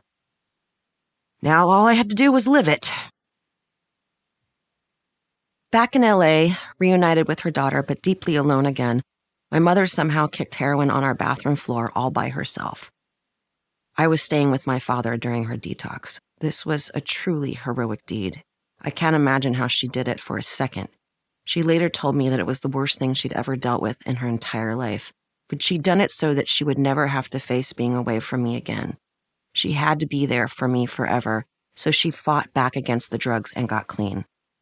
She said that as she detoxed alone, she wanted to rip the skin off those fragile bones because of the pain.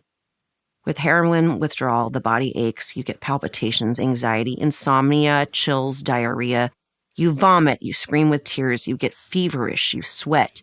It's a brutal, unforgiving detox, perhaps the worst detox a person can go through.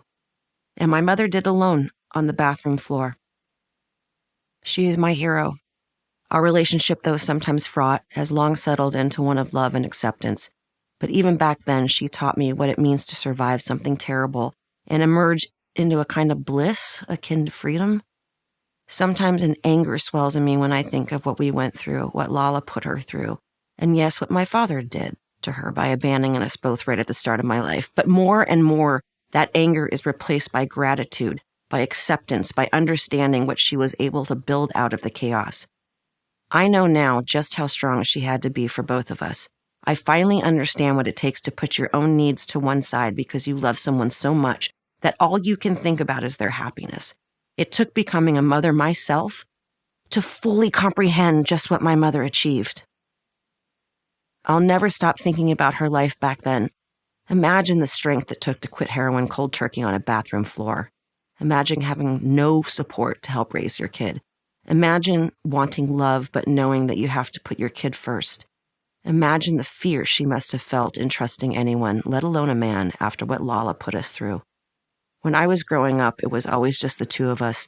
So, if it was often lonely and traumatic for me, imagine how hard it was for her. As I've grown older, I've been more able to find the heroism in my mother, the selflessness, and I'm grateful for that. And there was joy, too. We used to drive up the 5 freeway to Magic Mountain all the time, just the two of us, and always on Mother's Day. I can't imagine that many mothers would choose a trip to Magic Mountain for their special day, but she knew how much I loved it, so it became a family tradition. Me hoping each year that I was finally tall enough to be allowed on the Gold Rush or the Log Jammer, the Colossus, or the Great American Revolution. And given what we'd both been through, the violence, the fear, the struggle to just survive, we'd think nothing of those huge roller coasters, whooping and hollering as our stomachs got left behind, free for a few minutes from the pressures of our shared past, our challenging presence, and our uncertain futures. The two of us, always the two of us. Some weekends we'd drive down off the mountain and head to the coast. We'd roller skate through Venice all the way up to Santa Monica, which at the time wasn't the safest thing to do, despite the lo-fi retro filter through which we now view the 70s. It might have been the era of free love, but there was plenty of hatred, too. We'd see blood splatters on the bike trail that hugs the beach because some dudes in jean shorts had been fighting drunk again. But I was never afraid. My mom always made me feel safe, that I was okay, that no one would get me. We'd buy a hot dog on a stick, or a corn dog, or even cheese corn dog if we were feeling fancy. And then on we'd roll until the sun started to set and the LA chill descended. In the end, I became a really good skater, joined a troupe, the whole bit. We were even highlighted in the opening shots of an episode of Chips, rolling along the boardwalk in Venice. It's funny to me how even my hobbies would end up as jobs. We were thankful, as ever, for the work. Other weekends when I wasn't with my dad in Woodland Hills, my mom and I would head south to Laguna Beach, where we'd stay at the Laguna Riviera, a beachfront motel with an indoor pool on the street side. There was no room service, just a Danish and a cup of coffee and a styrofoam cup in the lobby. We'd eat at a cool little vegetarian stand around the corner, and that's how it was. Just the two of us. One such weekend, my mom suddenly said, "Let's go to Tijuana," just over the border into Mexico, about 100 miles south of Laguna. We sang Cuando le gusta all the way there, which was funny as we often didn't have a dime, but we had a happy time, just like the song says. We'd long since given up the Nova, and now my mom drove a sage green used Cadillac, and I felt like I was in an episode of Lifestyles of the Rich and Famous. Once we'd crossed the border, we bought a pair of sombreros and a little purse for me that had, confusingly enough, Acapulco written on it. I put all my money in that purse, but one of my junkie babysitters stole it. I still get mad when I think of it. $300, which was a lot in 1979. Once my mom was off the heroin, it's hardly surprising that she turned to Valium to calm her nerves. She was, as they say, California sober, meaning she'd quit the really bad stuff. She had bad anxiety and constantly fussed about her weight. Some of those issues surely rubbed off on me. Some years later, when I was probably 12 or 13, my mom sent me to school with a bottle of pills on my own. At first, it was a mixture of diet pills. My mom always thought I could lose a little weight. She made me go to Weight Watchers, and we always had Weight Watchers food in the house for her. I was in my teens, but no longer teeny tiny anymore. I had hips and a butt. And my mom would often say, "You could stand to lose 5 pounds." But we were all a product of the times as much as anything. These were the days informed by ads, like the one for Diet Cola Tab, in which a honey-voiced male actor croons over a sickly song. "When you can't be with him, be in his mind. Be a mind sticker with a shape he can't forget." This was the standard stuff in the 70s zeitgeist, and my home was no different. The issues of the time became her issues, and her issues became mine, and soon she started sending me to school with my own stash of Valium. Those she told me to chew, so they activated faster. One day I got into a fight with some kid. I chewed all the pills. When my mom came to pick me up, I was lying on the cot in the nurse's office. She was so mad, she threw her keys at me. "What the fuck is wrong with you?" she said. Drugs were everywhere in the canyon by that point, and the days of weed had long been supplanted by a darker scene. One of the renters we took on to fill the garage was a weird guy named Alan Burke. Not only did he provide some much-needed income, but his presence also offered some additional babysitting for me. My mom sometimes left me with Burke while she went to auditions or to the work that came from auditions, and one night I remember going into the garage to find a huge mirror on his bed and a ton of people around the mirror. I had no idea what they were doing, but I knew it wasn't right. Who are all these people? Why is there a mirror on the bed in the illegal garage apartment? And why are they so intently focusing on it like it contains the meaning of the universe? The people around the mirror didn't notice that there was a little kid, probably no more than 5 years old, just knocking about watching them. Actually, they may have noticed and just not cared. They weren't even friends of Burke. They were there to try out whatever drugs he had that day before buying a baggie of whatever worked best for their fucked up minds.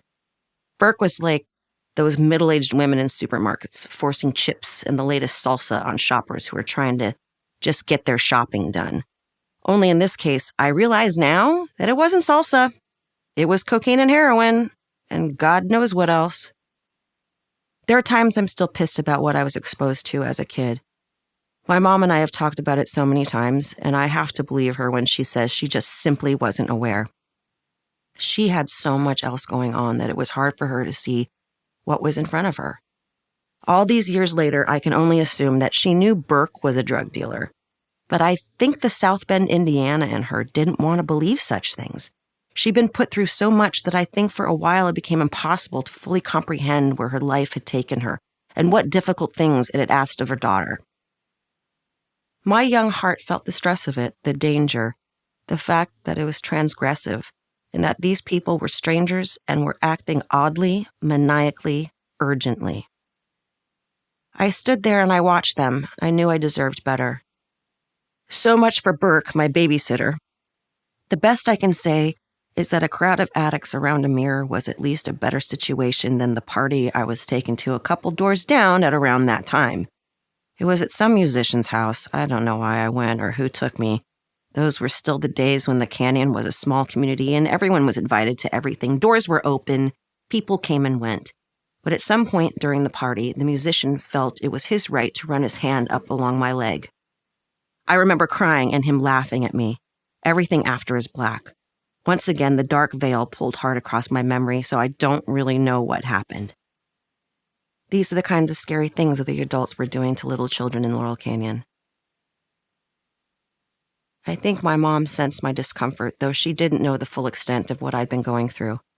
She knew enough to start me on what has become a lifelong practice of meditation, weaving spirituality into my childhood.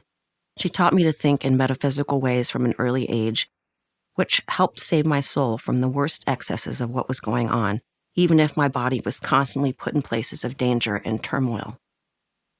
For a while, my mother had been trying to find something in her life, something that might hold back the pain into which she had been thrust by Lala. In the late 70s, she'd read a book by Shakti Gawain called Creative Visualization. In that now classic book, Gawain argues that we can create a better life for ourselves by changing our inner visions. My mother was taking what she learned and teaching me that I must be careful how I think and talk about myself. As she once said, there's no one more tortured than a metaphysician who is not practicing. So I learned to practice creative visualization, which to my mind is really just another form of prayer. As a young girl, I suffered greatly from anxiety and insomnia. I found myself unhinged by all the unanswered questions about the world around me. If you fell off the face of the earth, you wouldn't land, but if you did land, then we're inside of something, which means there's a bottom to that something, but still you wouldn't land. This thing has a name, this thing has a reason, this thing has its place. We're in a car, we're in a house, we're in a country, but the universe is infinite. We're taught that everything has a beginning, a middle, and an end, but there's no end to grief. Grief just changes colors.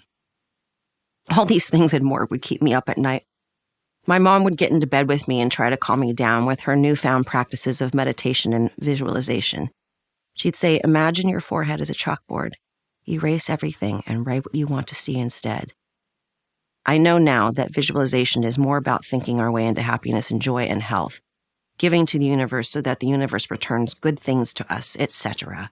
But as a little girl, rather than inviting karma, a concept altogether too advanced for my young soul, I would visualize walking down a beach while filming a TV show in which I was the star, just me and, all 5 members of Duran Duran.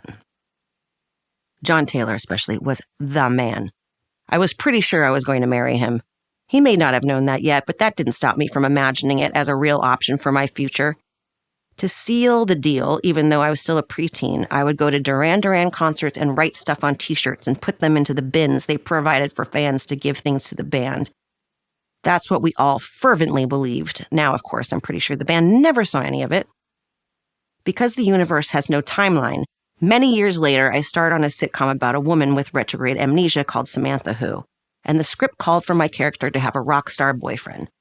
Someone on the show announced that they were friends with John Taylor of Duran Duran, and hey, presto!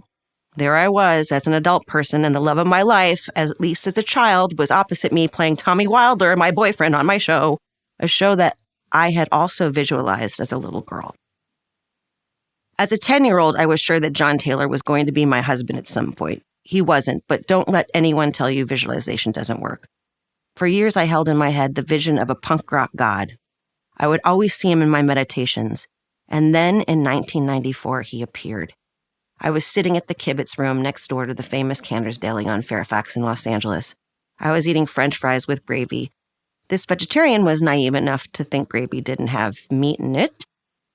A guy came around the corner, and my punk rock god manifestation snapped into view. There he was, bleach blonde hair, missing teeth, a brown button-down shirt over a t-shirt. Literally, my breath was taken away. It's my punk rock god, I thought. It's my punk rock fantasy. I'll get to that. But back in 1981, I was all about John Taylor, Duran Duran, and trying to survive the various demons of Laurel Canyon. Despite the creeping darkness of the 1980s, I couldn't help but still feel the magic of Laurel Canyon. To this day, one of my favorite things is the smell of the canyon after it rains. There's something so poignant to me about the aroma of damp leaves on the ground, the petrichor rich and pungent, the streets near the Wonderland School always slick with runoff, the night-blooming jasmine and eucalyptus filling my head with magic and hope. Each day as a kid, I'd walk up the hill of Lookout Mountain from Wonderland, which I attended until middle school, and I'd find my young self completely embracing this beautiful, magical fragrance. I was all by myself, autonomous in a world where I desperately wanted safety and a star on the boulevard. Then I'd reach our house, and a new perfume would envelop me, the Nag Champa and the fireplace, and as the chimes clanged at the windows, a powerful, otherworldly feeling of calm would come over me. By this point, with Lala gone and my mother miraculously clean, I didn't want to leave. I'm still that way, a home person. I just want to stay by my hearth, because the world out there remains frightening to me. Even as a child, if my friends wanted to hang out, Mariah, Miranda, Jody, Luke, I always had them come to my house. On the odd occasion when I'd go down to Mariah's house, she lived across the street from the school, On the way down the hill, I would do jetés in the middle of the street so that I could get there faster. One day, a girl named Farrell strode up to me in Laurel Canyon and asked me for a cigarette. We've been friends ever since. Early in our friendship, we were in her room, where she and her friends liked to smoke pot. I tried it. We had gotten a pizza from a place called Two Guys from Italy, and I couldn't stop cracking up. I'll never forget Farrell saying, "I haven't laughed this hard from being high since I was a kid." She was only 13 years old. We all shared the sense of the music of this canyon and the lore of the canyon and the feeling of what it had been, but we also felt something scary there too. Behind our closed doors, bad things were happening to all of us. We were all only children with single parents, single moms. Many of the guys who came into our mother's lives were bad men. They were the embodiment of the poor judgment of our desperate, sad mothers who had had a dream of family taken from them only to replace it with distracted decisions or relationships that started in rainbows and ended in fire. Consequently, our childhoods veered toward the dark. None of us had yards to play in, and few of us had siblings. So we'd fill our time trying to steal our mom's pot or booze. Then there was the day my friend Lucy got mad at my friend Heather and chased her a full mile up the hill with a butcher's knife. Heather, desperately needing protection, headed for my house, burst in, and cowered in my kitchen. Seeing the huge knife, followed by Lucy, coming around the corner, I pulled a 6-pack of Diet Coke out of the fridge and hurled it at Lucy's head to make her stop. This did indeed end the confrontation, only for both of them to turn on me. "You're so emotional, Christina," Heather said. I don't suppose it helped that I really didn't want Nancy Pretty to be with anyone else after Joe Lala. I was so afraid of who that man might be and the shit he'd bring into our lives that I probably suffocated her in some ways, but I just didn't want anyone else to hurt her. Well, into the 1980s, my mom was still involved in the music scene. Whenever we went to New York, for example, she'd see her former producer, Phil Ramone. By then, he'd produced everyone. The Simon Twins, Carly and Paul, Celine Dion and Dionne Warwick, Pavarotti, and my dear friend growing up, Mark Volman of the band The Turtles, and Peter, Paul, and Mary. And when my mom still hung around with him, he was working with Billy Joel. For a while, my mom had a relationship with one of the members of Billy's band. We went to stay at the guy's place on Long Island for a couple of months, but I was very much in the keep my mom single phase. So one day I jumped up on his bed and I pissed all over it. It seems I was eventually forgiven because Billy Joel himself made me my first banana and peanut butter sandwich. We were in his kitchen with his whole family, and I could still see him peeling a banana, slicing it right down the middle, and filling it with peanut butter. Long Island clearly wasn't the land of warm tuna sandwiches. Billy's PB and banana was, up to that point in my life, the single best thing I'd ever eaten. We spent a lot of time on the East Coast because we had family there, and because my mother is a New Yorker at heart, she'd take me to every single Broadway show back then. There was no age limit in the 80s. I was tiny when I saw A Chorus Line for the first time, featuring the legendary original cast, Donna McKechnie, Kelly Bishop, Priscilla Lopez, Robert Lapone, and Wayne Cilento, who'd choreographed Sweet Charity years later on Broadway. And I also have the pleasure of seeing The Wiz and Ain't Misbehavin'. It all just blew my mind. The bug to perform, especially the song and dance bug, was birthed in me during those visits. My mom had put me in dance classes at 3 years old, another trick she thought would keep me sane, along with meditation. Dance immediately became central to my life. From the age of 3, I've done ballet, tap, jazz, modern, Fosse, everything. Even if I didn't feel good, or if I didn't want to, or was angry or scared or anxious or heartbroken, my mother would always say, "This is non-negotiable, you're going to dance class." Having escaped her own addictions, my mom wanted me to have a positive addiction, which was to dance. Wanted me to have somewhere I could go to express myself, something positive to become obsessed with. And dance became the thing that saved me, and has saved me ever since. Dance, even more than acting, was my whole life. Not being able to dance as I once did now that I have MS is one of the hardest things about this disease. It's impossible to overstate how important dance is to me. Not just as an expression of my artistic nature, but as a kind of therapy that goes beyond talking, beyond closure, beyond making peace with the past. I love dance more than anything in life.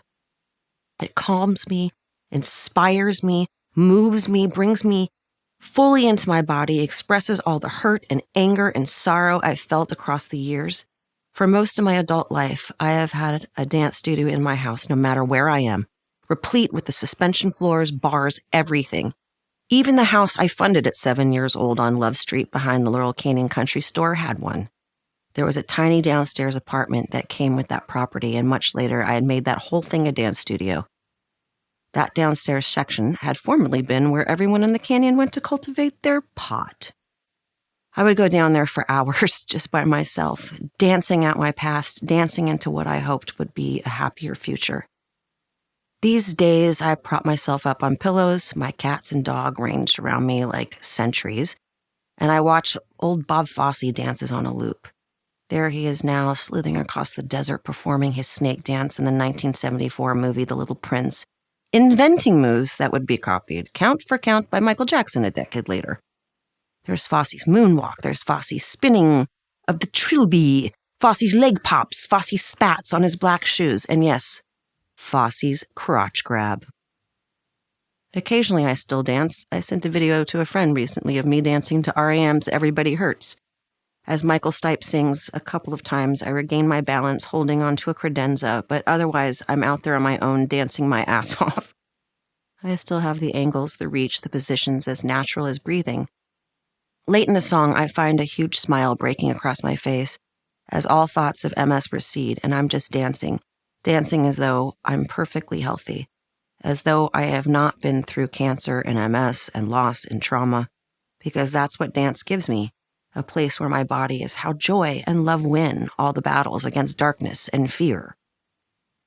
But then I tire, and the pain returns, and it's as if the music itself retreats until all I can hear are the chimes at my window, ringing as if to call the ghosts back to life.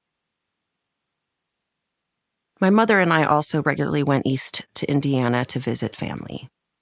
My maternal grandmother, Catherine Iona Driggs, was one of the most incredible human beings I've ever met in my life. She was everything to me.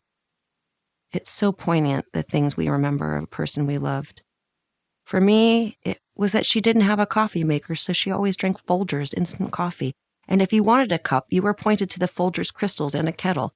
To this day, that particular taste takes me right back to those memories of my life. Catherine was a tiny woman with a little puff at her belly. I used to call her Jelly Roll because she felt squishy. We went to South Bend every Christmas to see her, to her perfect Victorian home on Victoria Street with its gently pitched roof. It was just Mom and me. We always slept in my mom and her sister's room in their twin beds from when they were kids. There was a smell to the house that I can still remember, something Midwestern, and I guess Folgersy, that comforted me throughout all those challenging years of my childhood. I remember winter being freezing cold. I was a Laurel Canyon kid, but hell, the Indiana snow was up to our knees, so I think anyone would have felt it. My grandma smelled like the perfume Charlie. Years later, after she died, I took a bottle of it from her house, and sometimes I'll just put it on to remember her while I sip a Folgers. Every Christmas, my Uncle Tommy and his family would come from Naperville, Illinois, and we'd eat from the same menu for Thanksgiving and Christmas. The stuffing was filled with raisins, water chestnuts, onion, celery, no sage, that's too fancy. Actually, my grandma had to make 2 different stuffings each year, one for us and one for my Uncle Tom, who required an oyster dressing. As a kid, I never understood what that even meant, except that I guessed it had oysters in it. Ugh. We'd have green bean casserole with Campbell's cream of mushroom soup, spiced up with a little bit of soy sauce. One of the recipes from the side of the can. Basic super salty mashed potatoes. My mom would always make creamed corn too, with crumpled up buttered saltines on top. They were biscuits also from a can. No salad. Being in Indiana brought me such a beautiful feeling of family that I didn't otherwise have. I was the very first grandchild, and I'm not sure what my grandma knew about what was going on in my mom's life. Either way, she turned a blind eye to a lot of it. I don't think my mom shared too much either. Most days we'd go to the top of Victoria Hill and sled down. I remember that at the bottom of the hill we'd be racing toward Route 31, which to a small kid seemed like a roaring freeway. If you didn't stop before you reached it, you ran the risk of ending up like Frogger. That is, very dead. But we'd sled that hill over and over and over until our lungs ached from the cold and our fingers could no longer hold the rope. Other days, we'd go cross-country skiing out west of the city in Bendix Woods County Park. Back at my grandmother's house, sometimes when the family got too loud, I'd head down to her basement to get away from everybody upstairs. It was a magical room with a pool table half the usual size. The basement walls were decorated with art. My grandfather, who died before I was born, had been a musician and an artist and a photographer. When he was alive, he would take beautiful black and white portraits of people and then paint over them, essentially colorizing them by hand, and hang them on those walls. There were no addictions in South Bend, no mean people, at least not until I was much older.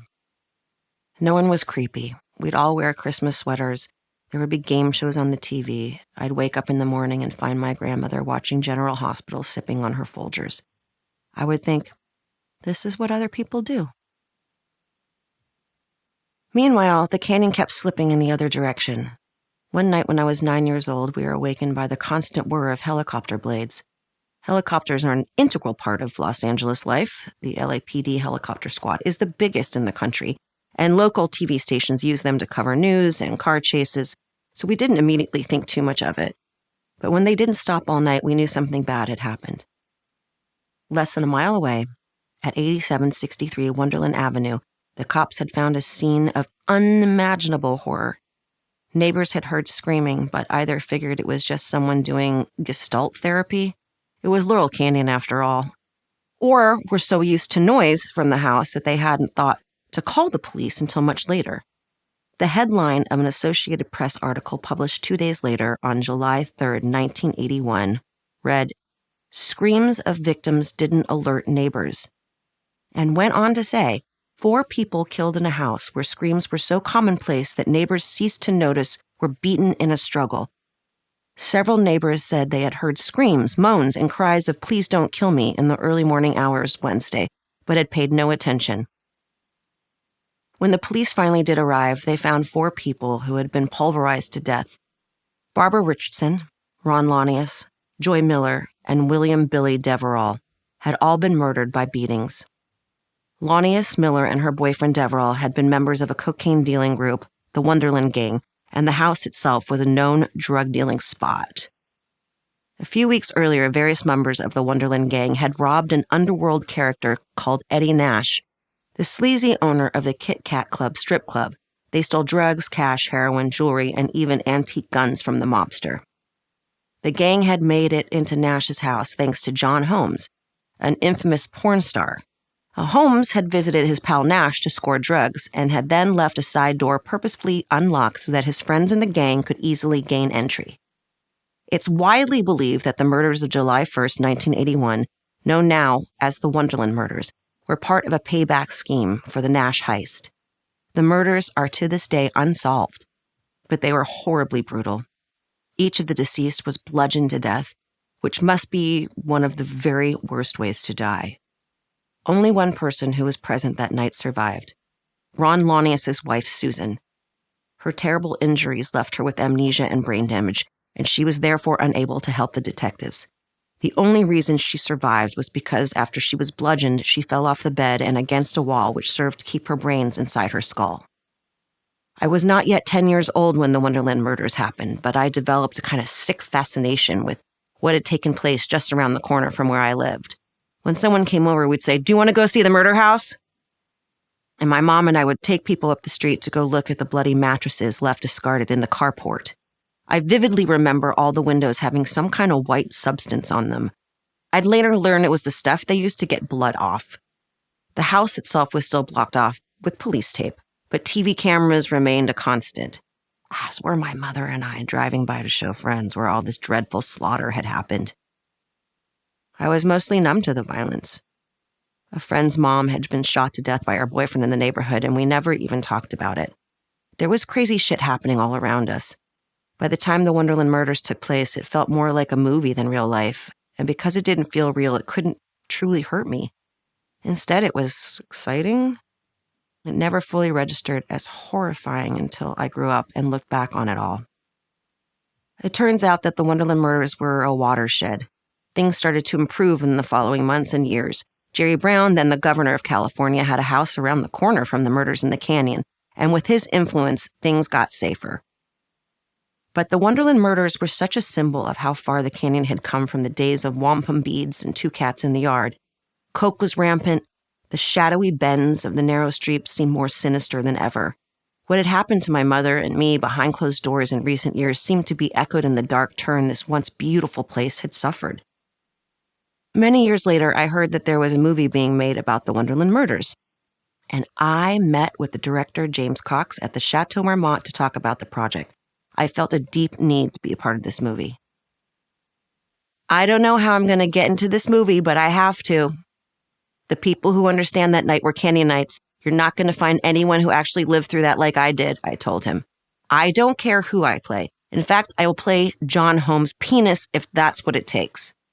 At 5'5", I figured I was roughly the same size as the porn star's infamous dick. Cox said, "Do you want to play Susan Launius? That is the only survivor."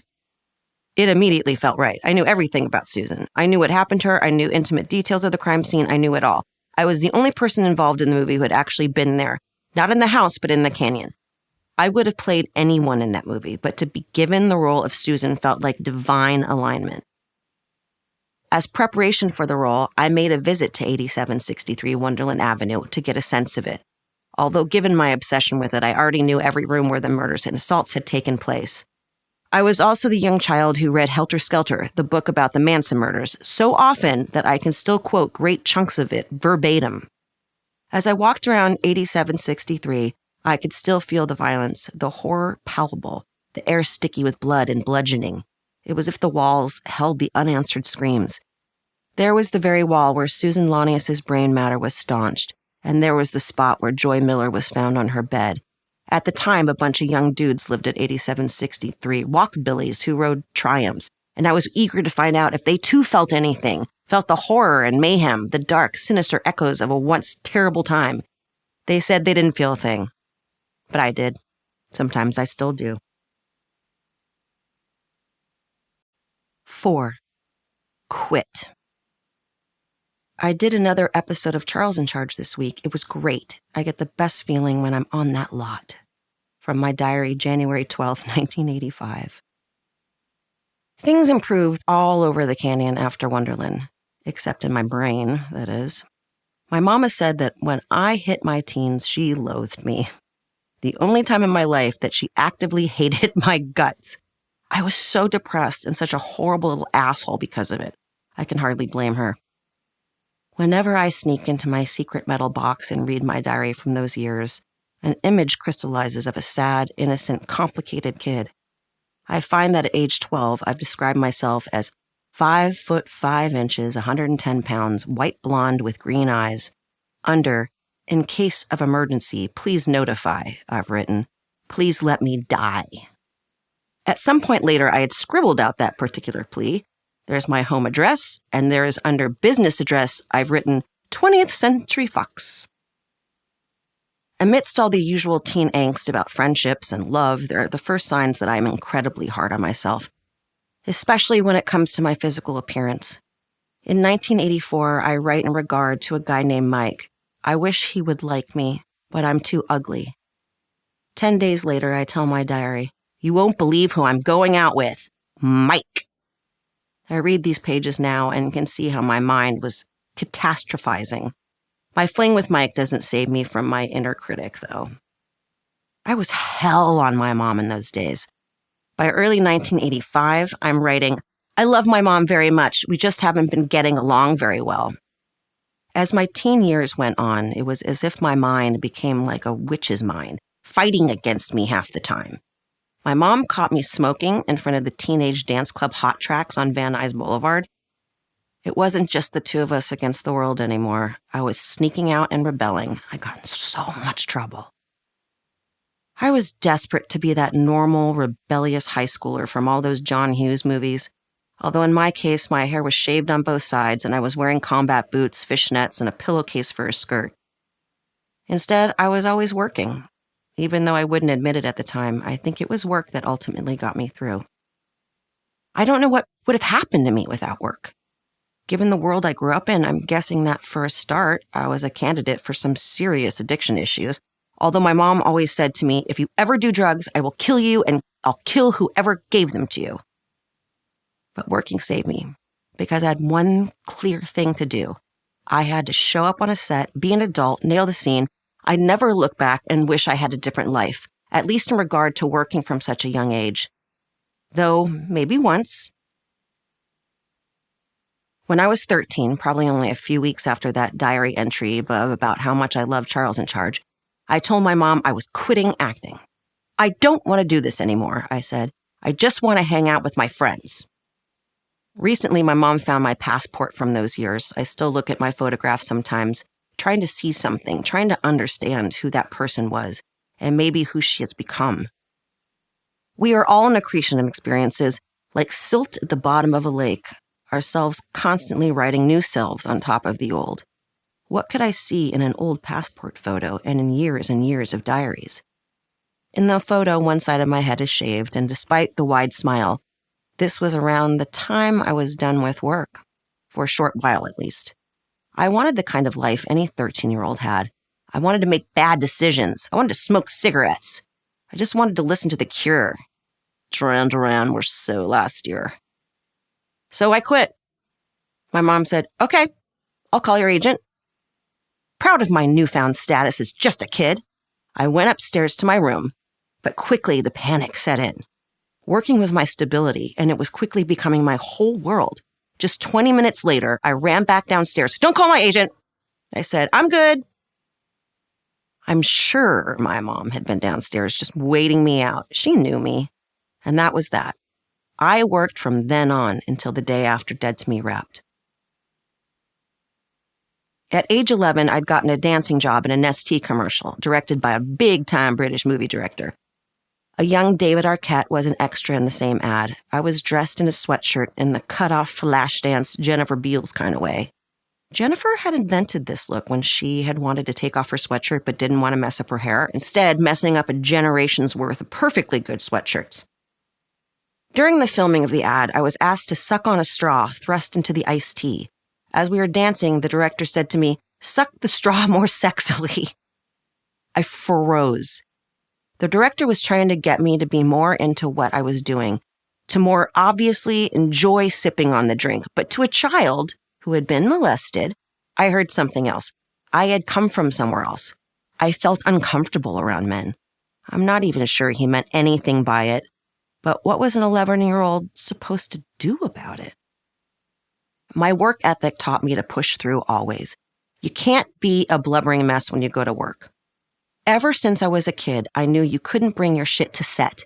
And because I went to work so early, usually because we didn't have a babysitter, so my mom would take me to whatever set she was on. That professionalism was ingrained from the very start. It's just how it was. And never once have I ever wished I hadn't been a performer, because if I hadn't, I'd have been dead. I've watched my friends struggle their whole lives because of how we were raised in that canyon, but I always had work, always had some place to go.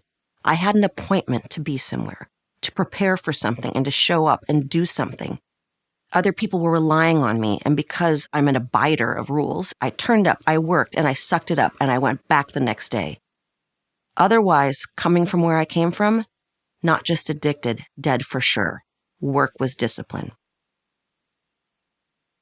The day after my 13th birthday, alongside other 13-year-old accounts of my special day and my friends and a Christmas parade we'd all attended, I'd written in my diary, P.S. I still have Scott.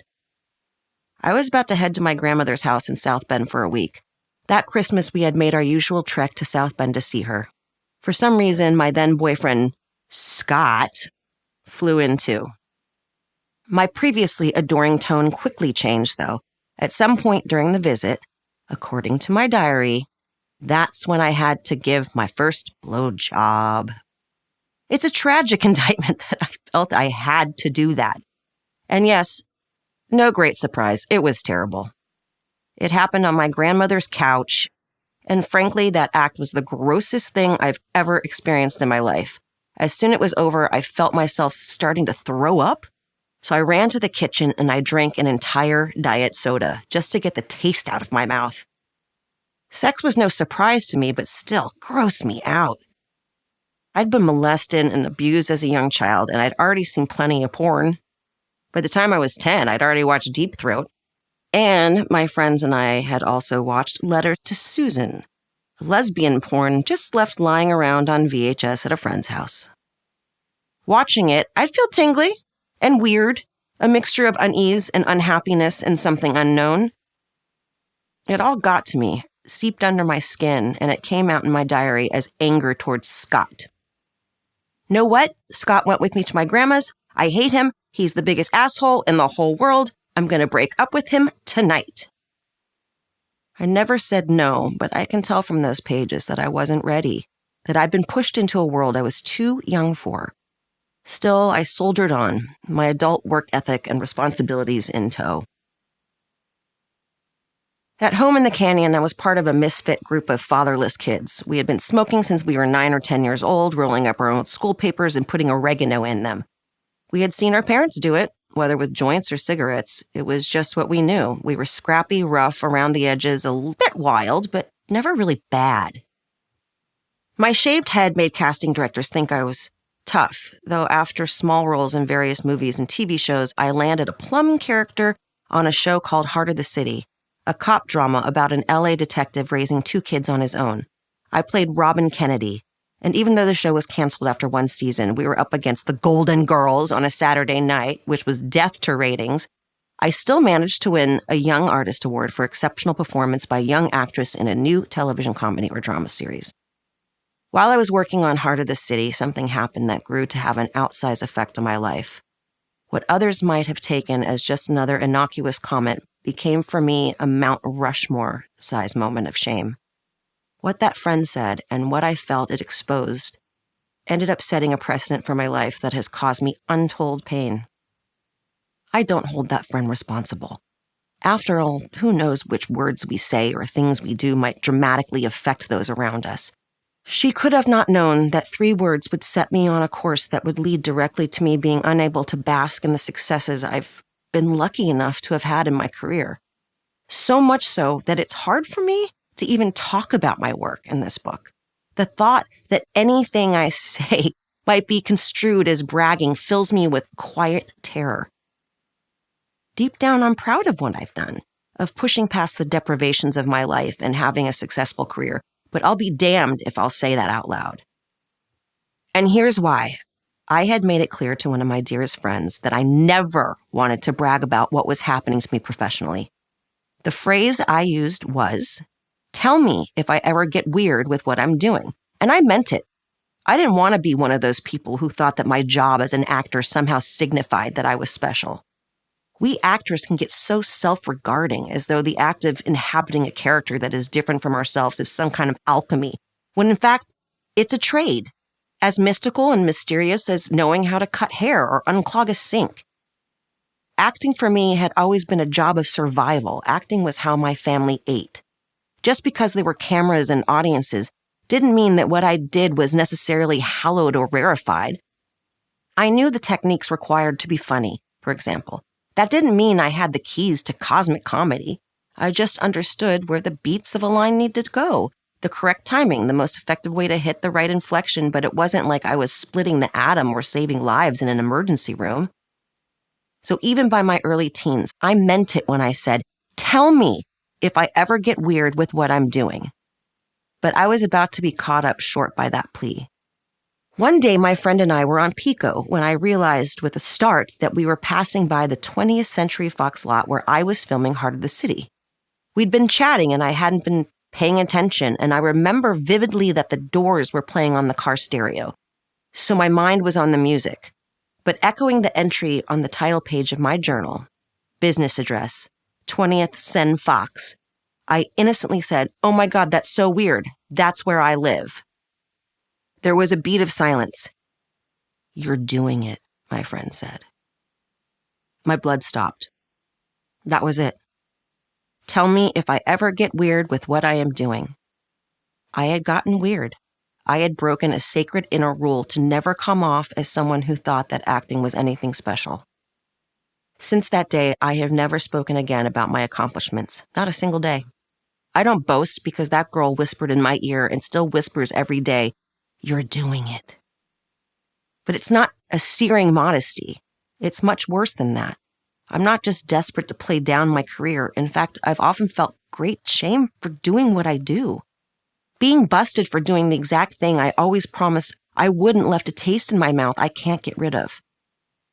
The shame is like a virus, hooking onto my low self-esteem and leaving me struggling to gain pleasure in my work.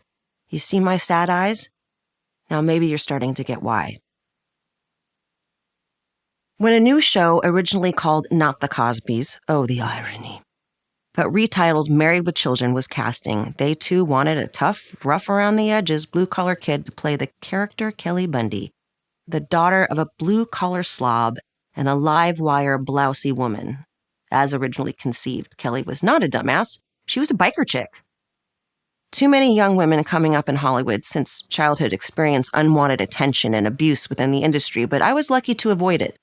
I'll never really know why, of course, and we need to stop talking about what women can do or talk more about how men can stop.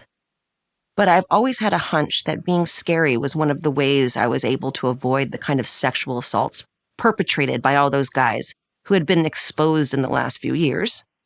My attitude was always, and here I'm quoting myself, "I'm not going to tickle your winky for a job.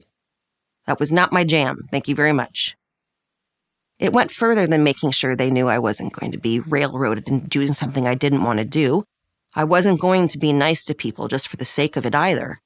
I always felt that I should get a job from merit, not because of my personality. So those fuckers who thought intimidation, be it sexual or otherwise, was the currency knew not to screw with me from the get-go. I didn't play that game. I made them scared of me. Harvey Weinstein, for example, was definitely afraid of me. Once at a Miramax party, I heard him being lascivious about a woman and she passed by, and before I could even think, I said, "Oh, come on, man, that's just gross." Weinstein just kind of looked at me, and I could tell he was thinking, "Don't talk to me like that." But at the same time, I could sense a different kind of appraisal, as though he was also thinking, this chick doesn't fuck around. And he was right to be afraid of me. I did not fuck around. From an early age, my mom had told me that people in the business needed me more than I needed them, and that stuck with me. It got me through whenever I was being pressured. When it came to Married with Children, I didn't care either way, though. I read the script, thought it was trash. To me and to my mom, it read like a bunch of poorly written potty humor. Not the Cosbys, and certainly not for me. Thank you very much.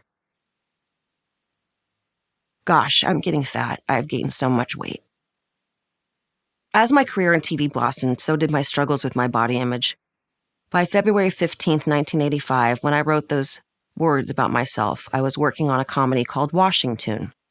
The pressures of being on screen had played into my already low self-esteem, creating a tremendously painful and damaging sense that I needed to be as skinny as possible. There are more references to my weight than pretty much anything else in my diaries at around this time. I didn't write much about the roles I was doing at the time. Even at 13, working on TV was a job rather than anything notable.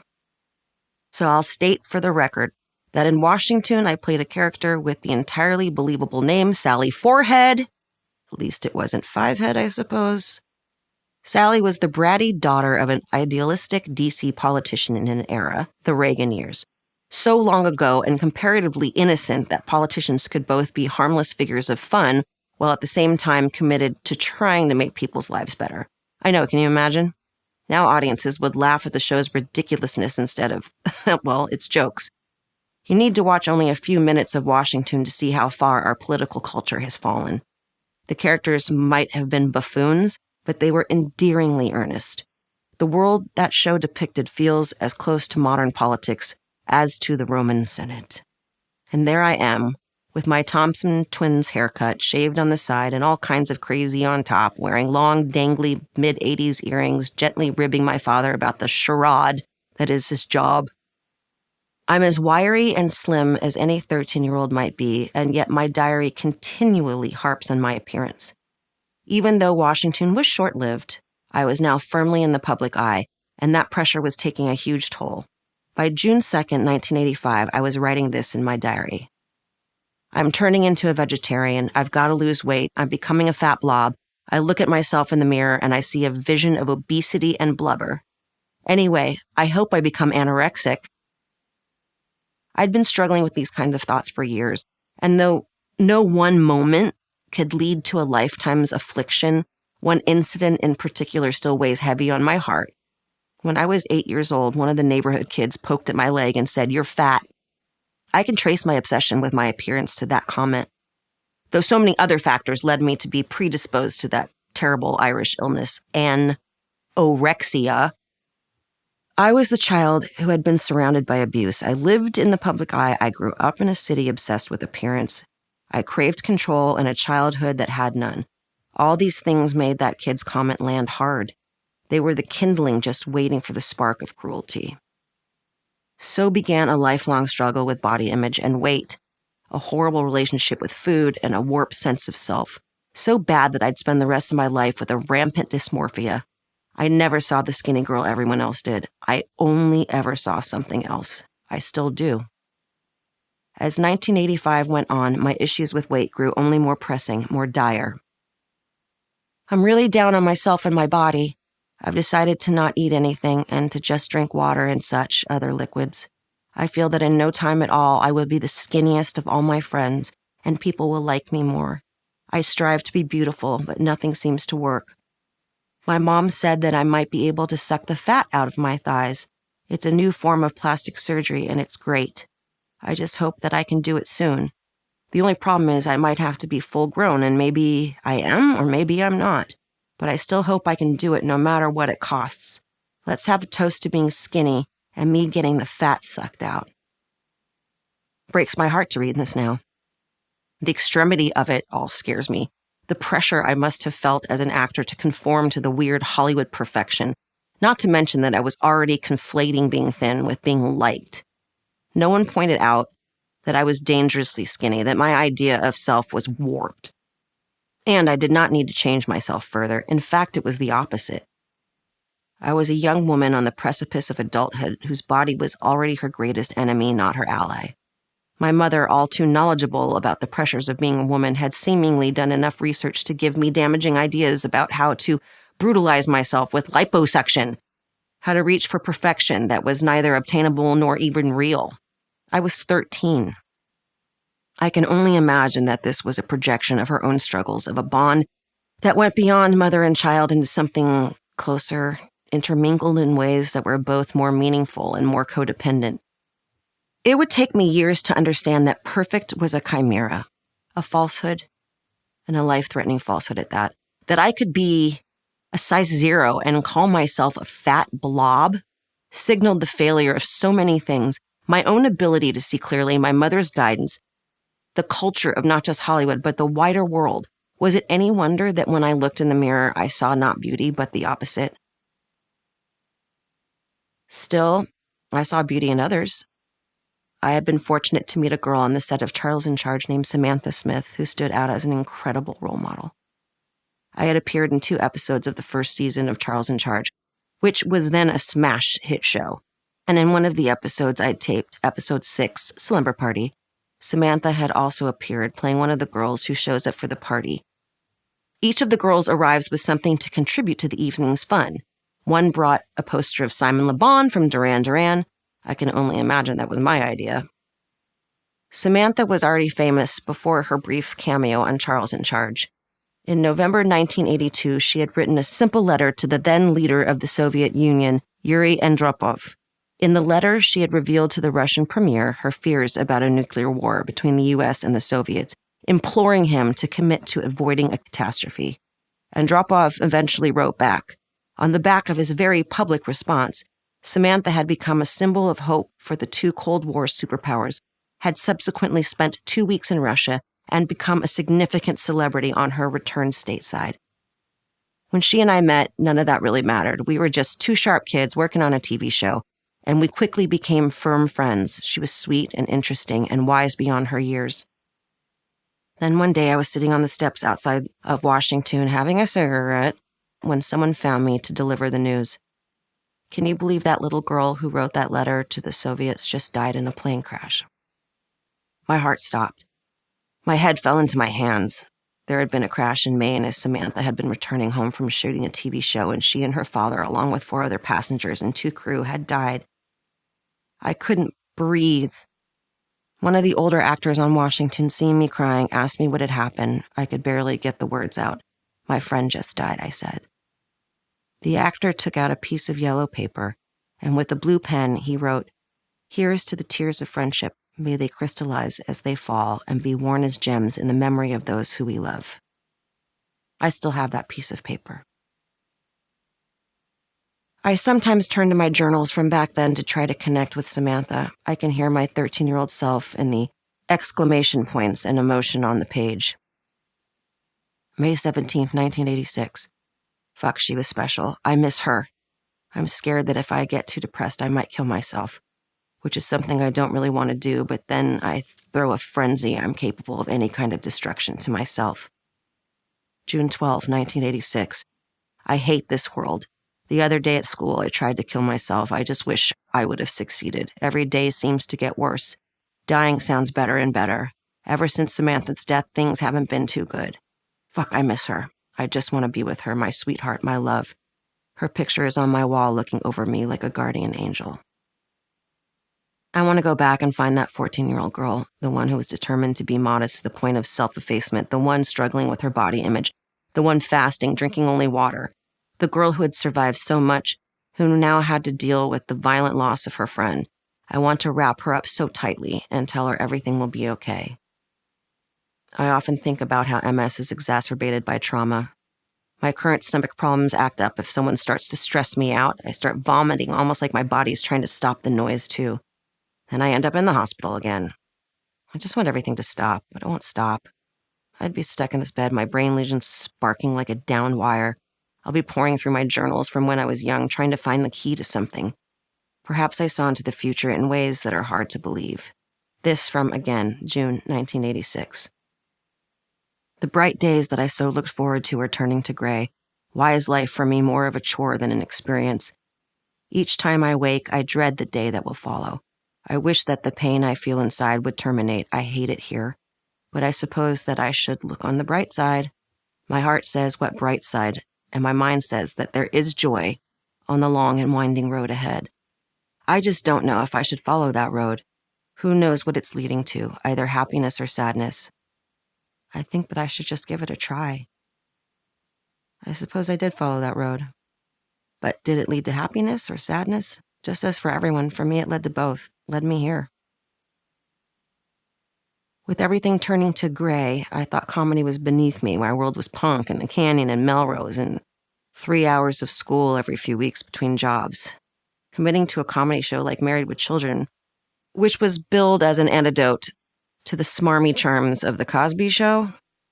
No thanks. Comedy is for suckers. I had a shaved head and a gnarly attitude, and I knew what crack smelled like. I was sure that I was destined for a career filled with dramatic roles, like the one I'd won an award for on Heart of the City. Comedy was so not what I was. Ugh, I hated myself, and I hated Kelly Bundy. But there was more. The hair band generation as depicted in the character of Kelly, it was so not my thing, so not my style. I was from the Canyon, from Joni Land. Stephen Stills was my godfather. By 15, I discovered Janis Joplin, and I rued the fact that I'd missed Woodstock every day. I wore patchouli, which some people told me meant I smelled like goat BO. They were not wrong. I was the child of a real hippie. I was not comedy. I was not Kelly Bundy. Some days my friends and I would walk all the way down to Melrose from Lookout Mountain. Back then, Melrose was a scene. There were clothing stores like Aardvark's, grimy and grungy and awesome. Those stores smelled like crack, sure enough. I found out later that a friend of a friend was smoking crack in the back. Out on the street, homeless teenagers slept and waited and begged for change. They were mostly runaways or kids who had been kicked out of their homes. There they were, lounging on Melrose with their mohawks and tattered clothes covered in zippers, smoking cigarettes and waiting for something good to happen. It felt like we were all punks back then, on Melrose, at Aardvark's, at Posers, in the alleys sniffing glue, at Fairfax High School, where the Red Hot Chili Peppers would come from one day soon. I didn't go to Fairfax High School. I went to Excelsior High School, just off Highland Avenue in the very heart of Hollywood. Excelsior was a school for working kids. We went there from 9 a.m. till noon only, leaving us plenty of time to do our real jobs. And it wasn't just actors, it was all types of kids who had to work for their parents in whatever capacity, be it in stores, restaurants, family businesses. Excelsior claimed to be a college prep school. In reality, it was so lax that we would regularly get away with changing the clock so the head of the school would think that we were done for the day. He'd go to the bathroom or to the office, and we'd immediately nominate someone to go up and move the hands of the clock to read noon. When he returned, he'd look at the clock and announce, "Look like we're done." He was probably as relieved as we were. It was a weird little school. There were only about 30 of us in the student body at any one time. I went to school with people like Corey Haim and Corey Feldman, Mila Jovovich, as well as a bunch of kids who had to work for their parents in the afternoons. Originally, I had tried going to Taft High School out in Woodland Hills because my manager lived there and all the high schools down in Hollywood sucked. Hollywood High and Fairfax were scary places to go in the early 80s. I lasted at Taft for 1 week, and every day I was there, I thought I was going to lose my mind. I'd never seen so many cheerleaders and what John Bender in The Breakfast Club describes as sportos in my life. I was horrified by these people. I would wear pillowcases as skirts with fishnets and Doc Martens. I was a messy, weird punk chick who was making $50,000 a week. Normal high school culture was not for me. So I made the switch to Excelsior, which was more my people. And anyway, it was also the kind of place where you didn't have to go every day if you had a job. They would send you home with the schoolwork, which you'd then just hand in to a tutor if you did it at all. A typical month for me would consist of 3 weeks on an acting job, and then during the week that we had hiatus, I'd go back to Excelsior. That was my routine right through the 11th grade. All I wanted was to get my GED. Alas, all I ended up with was a high school equivalency. To complete my high school education, I drove myself to a test center in my white Honda Accord. It was a piece of shit car, but I'd named her Pearl after Janis Joplin. The day of the test was one of those fall days, the leaves starting to come down, the air crisp and bright. I was so excited. I still get butterflies when I think about that moment, the drive there and the way the sun was hitting the leaves and reflecting on the ground. The rest of my life, just waiting on the edge of this feeling. Though I probably couldn't have expressed it then, I knew something big, life-changing was on the horizon. I could feel it in the way the weather was filled with possibility and spark. I went into the test center and found myself surrounded by a bunch of pregnant girls. We were taking a test that some of us would never need.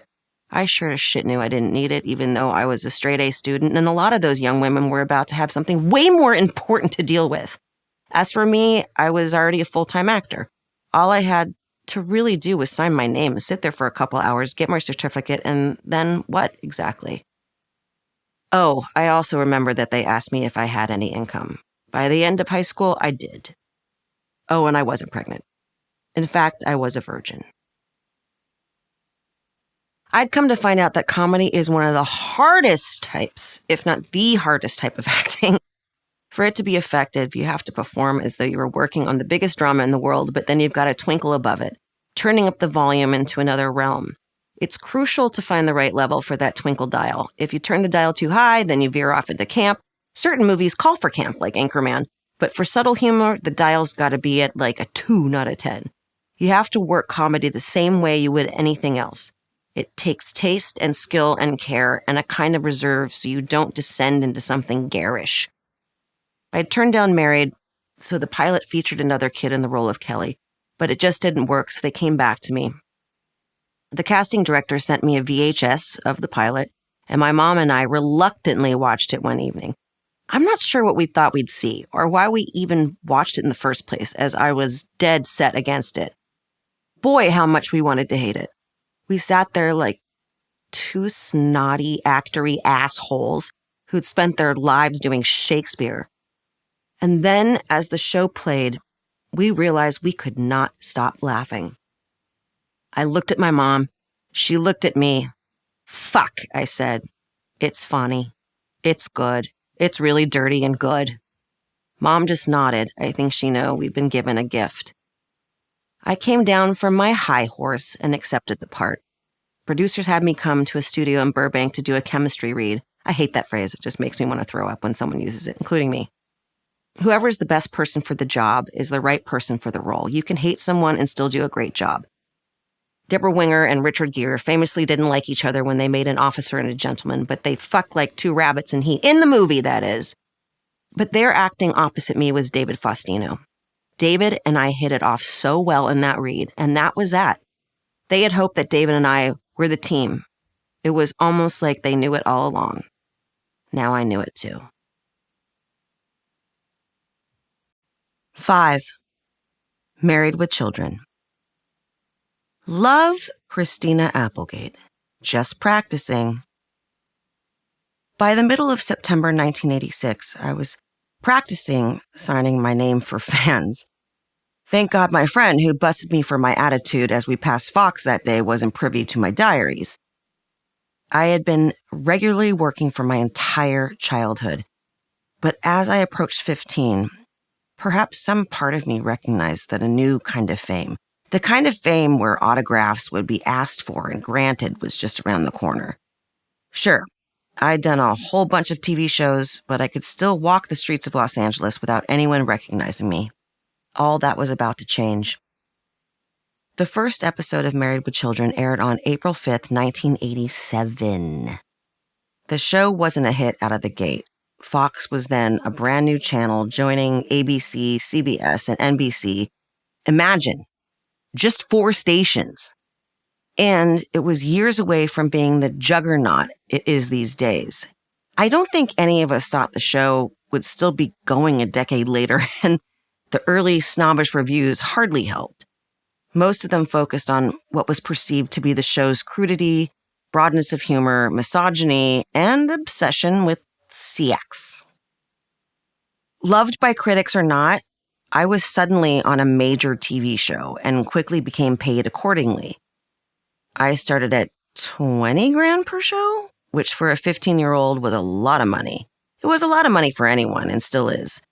I already owned that house behind the country store in Laurel Canyon, the one the early radio ads had funded, but now my bank account swelled with network cash. But money wouldn't solve everything.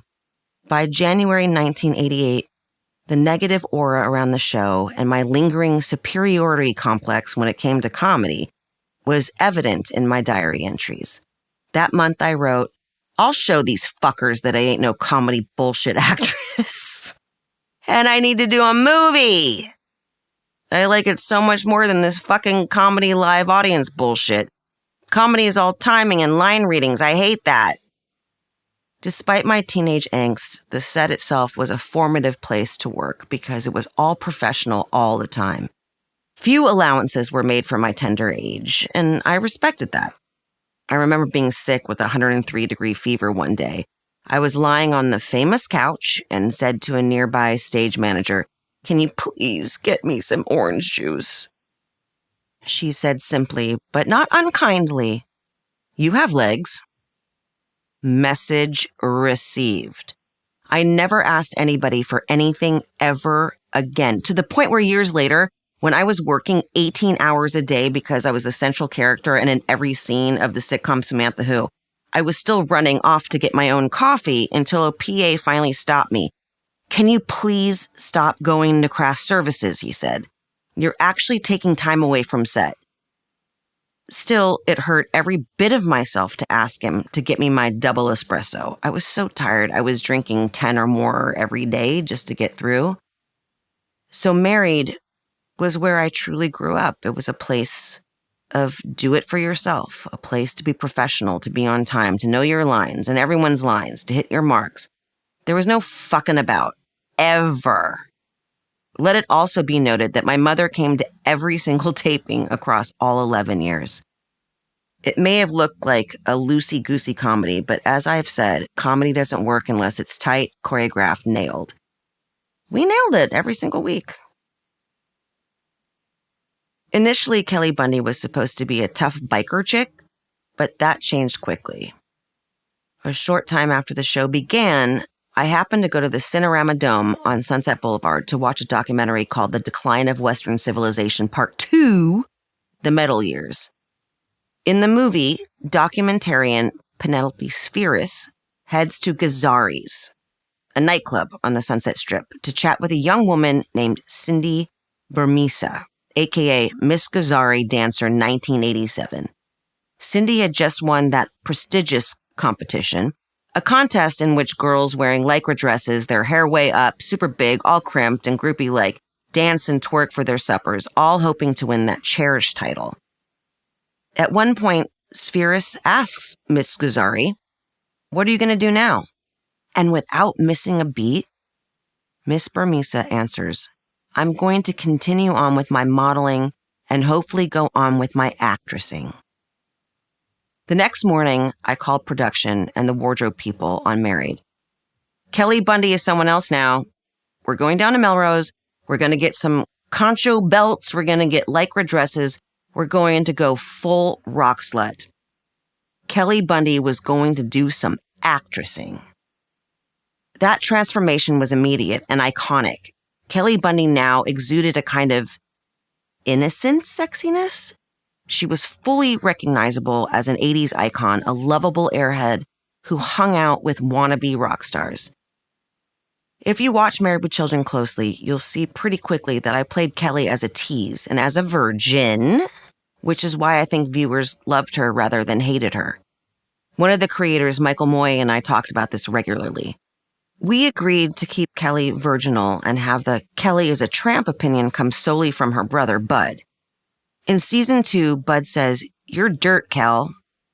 When I watch this now, it rings so harshly and makes Bud seem despicable to me. But in the episode, I reply, "Yes, but everybody knows it," taking the wind out of his misogynist sails. Kelly knew what people thought of her and wasn't fazed by it because we all knew, or should have known, it wasn't true. And yet, alas, in that same episode, I'm wearing a tight leather skirt and wiggling my ass to put the other bowlers off in a bowling tournament.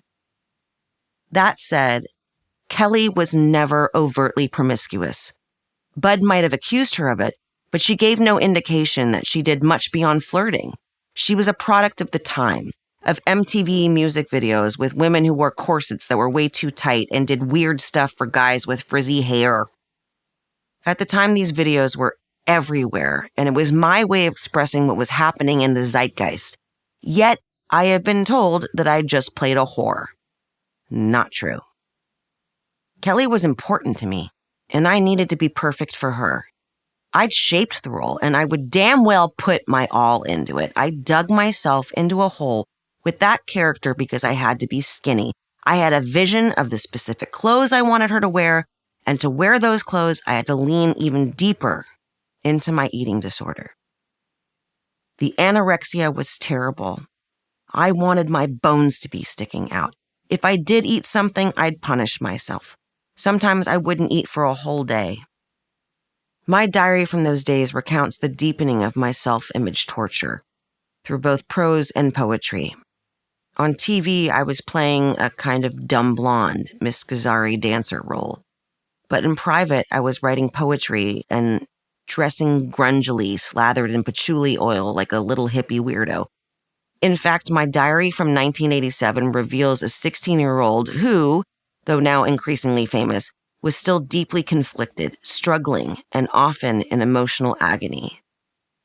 There's a poem from the time titled, "Help Me, I'm Falling," a reference to the Joni Mitchell song, "Help Me." The sea is not a sea, a tree is not a tree, it all has gone away, I cannot see. The walls are closing in, I don't know where I've been, my life has lost its light. There comes nothing from within, I only am alone. I only am one.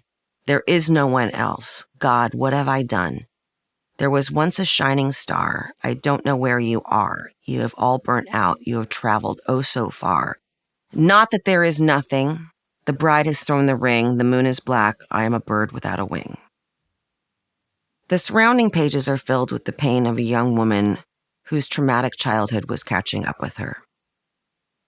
I feel there is something missing. I don't know what, but something. I feel cluttered. I feel lonely. I feel claustrophobic.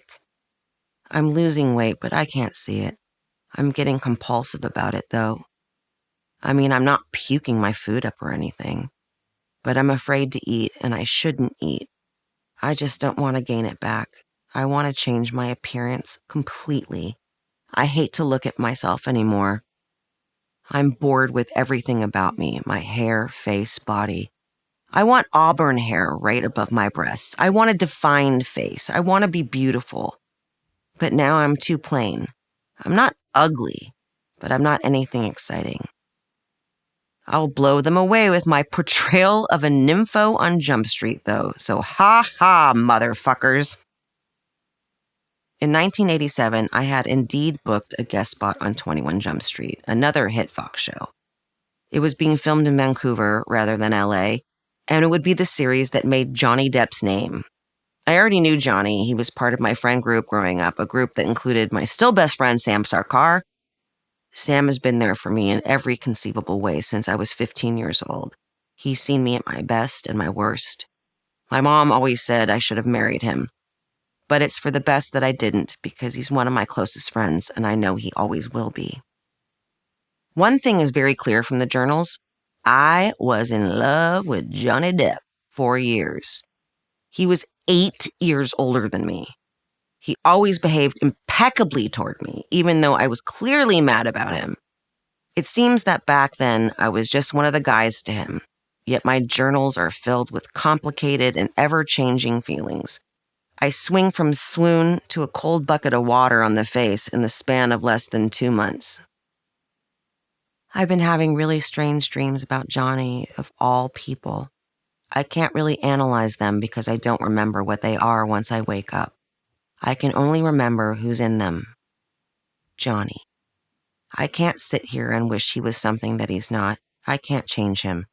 But yet I wish I could get through to him.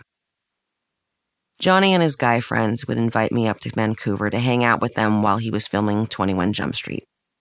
There are lots of entries about my trips to Canada in my journals, mostly. I loved it up there with the guys. I would sleep in the same bed as my friend Sam. He would never try to touch me, nor me him, which is why we're still best friends to this day. In the morning, he would make coffee, put a little Bailey's Irish cream in it, and we would talk and write poetry. One incident from those days is notably missing from my journals. On a trip to Vancouver, I went to hang out with Kim Manners, a longtime TV guy who directed a bunch of episodes of Jump Street, at his place out in the woods surrounding the city. I remember sitting, dangling my legs into the hot tub, and then my memory turns to total darkness. Everything is missing, until I found myself scrambling up some stairs with no idea where I was. I frantically searched for a piece of mail or anything with an address on it. Finally, I called a cab. It dropped me off back where I had been staying with the guys. I didn't tell anyone what had happened. I kept my cards close to my chest. I had marks all over my butt, but that's all I knew. Clearly, something bad had happened. But to this day, I have no idea the full extent of it, though it's not hard to imagine what that guy did to me. I remember Sam putting me to bed and looking after me. Sam was, and still is, my angel. Orbiting in and out of this group was a little-known actor named Brad Pitt. In 1989, I invited him to be my date at the MTV Video Music Awards. He was already part of my extended friend group. We had been platonic pals for the longest time. He'd often swing by my 750-square-foot row house with the tiny door, and we'd have barbecues and hang out, always as part of a bigger group. Sometimes he and Sam would do a little gardening. I still have pictures of them, rakes in their hands, cleaning up my mom's yard. Then one day I took another look at Brad and thought, Apparently he did the same. And so I invited him to the awards. I had to get there early to rehearse my appearance, and Brad was kind enough to drive to my house to pick up my mom and Lori Depp and get them to the theater. In my 1988 journal, I wrote, "My best friend is Johnny's ex-wife, Lori." Pretty scary, huh? Johnny and Lori had been married for 3 years in the mid-'80s. That night, I was to present the Best Group Video Award alongside Alice Cooper. I was peak Kelly Bundy at that point, at least as far as the outside world saw it. Even the script I'd been handed played into my dumb blonde persona. As we introduced the nominees, I was to ask Alice, No solo artist has ever won in this category. Coincidence or conspiracy? What do you think? To which he was to reply, Christina, you're such a Bundy. But I was something else too, at least in my own mind. Far from an idiot in a lycra dress or cropped t-shirt, I'd chosen a Seal Chapman gown to wear for that MTV show. Friends told me it wasn't appropriate for that kind of evening. It was too classy, too classic, too 1950s, too old Hollywood. Chapman was a legendary designer of the 40s and 50s. She dressed Marilyn Monroe, Greer Garson, Elizabeth Taylor, and many others. And to get the dress, we had to punch in a secret code at the atelier and then agree not to touch any of the garments housed there unless we intended to buy them. So rare and expensive were they. That Chapman dress is a one-of-a-kind. I still have it. I forget exactly how much I paid for it, but I know it was a lot. Diaphanous and ethereal, it boasts large red and yellow and black hand-drawn flowers on a white shift, and I paired it with a scarf of the same material wrapped around my blonde hair. I think it's the single best dress I've ever worn in my life. I felt incredible in it. And no, it wasn't the kind of thing the MTV Awards expected. And no, I didn't give a shit. That dress was me, expressed perfectly. In fact, I felt so powerful and sure of myself for once that when the award show was over, I left with Sebastian Bach, not Brad Pitt. I had spent all night staring at Bach, who was then a long-haired hunk fronting the band Skid Row. I hate to put it like this, but Brad back then was still making his way as an actor, and he wasn't yet the Brad Pitt, the man of so many people's dreams. And it gets worse. Brad was left to sullenly drive my mom and Lori home. Apparently at a gas station on the way, Brad almost got into a fight with a bunch of gang members and not surprisingly was subsequently very mad at me. We didn't talk for many years after that. Much later, but at different times, two of his movie star girlfriends asked me if it was true that I was the girl who left Brad behind at the MTV Video Music Awards. Brad had apparently told both of them separately that he's still mad at me. Eventually, we agreed that I'd been a kid, and though he deserved much better, it was time to forgive the child who dumped him for the lead singer of Skid Row. Of course, Brad is now the Brad Pitt, and Sebastian Bach, well, he still has long hair, I guess. My diary at the time doesn't exactly reek with guilt. I was a 17-year-old television star in a Chapman dress. It seems Bach and I ended up at Cat House, the notorious once-a-week club where people danced to rock music, where Guns N' Roses, Motley Crue, Aerosmith, and so many others would hang out. Friday, September 8th, 1989. Wow, what a couple of days I've had. I did the MTV Awards on Wednesday and had such a blast. I met every famous groovy person imaginable. Then I went to a couple parties and ended up at Cat House with Sebastian Bach. Alas, no mention of Brad at all. Oops. It wasn't as if Bach was a catch in any case, and yet I still find myself worrying about his feelings more than my own, a fatal flaw that I carry with me to this day. I'm feeling extremely lonely right now. I feel out of control. Sebastian has a 1-year-old child. What a dick. Why do I always attract the winners? I had really started to like him. I mean, I wouldn't want a relationship with him or anything, but still the whole thing is that he did that having a kid, spent the night at my house and befriended me. Thank God I didn't have sex with him. That would have been horrible. I feel extremely out of touch right now. It's freaking me. I had 2 days of living in the fast lane and shit, it's fun, but shouldn't be done a lot. You really lose touch with your morals. I hate the whole famous thing and the whole scene for that matter. Wow, I can't wait to see what the magazines have to say about all of this. The rumors are probably flying about Sebastian and me right now. but I don't know what to do. I really want to go to his show on Sunday, but if I tell him that I know about his child, I can't. He might get really upset, and that's not good, especially before a gig. But then if I do go, I can't tell him I know before he goes on, because that would be confrontation. So I'd have to wait till afterwards, which means a couple of hours of torture beforehand. My ability to catch the eye of a then famous rock star and then ditch someone like Brad Pitt at an after party while wearing a one-of-a-kind Steel Chapman dress still couldn't convince me I was an attractive person. Even after I found out Bach had a long-term partner and a child for too long, according to my diaries, I wondered if he and I had a future. For millions of Americans watching Married with Children, I was an exemplar of female beauty, but to me, I was too plain. I thought my face was mediocre at best. I worked on my body so hard, but I was never satisfied. There were days when I'd go to a spin class and then work out with my trainer and then go to a dance class for 2.5 more hours, always chasing the unobtainable, abusing my body in the service of a quest for perfection that was itself as damaging as any addiction. My sickness for perfection was always the driving force in my life. I can't blame anyone on Married for what I went through. Sure, it was always part of the show that I would be an object for men to leer at, but I was the one who wanted to wear those Kelly Bundy dresses to represent something in the zeitgeist. This whole rock slut thing was happening. It was completely fascinating to me, and I thought it would be interesting to try to capture it on the show.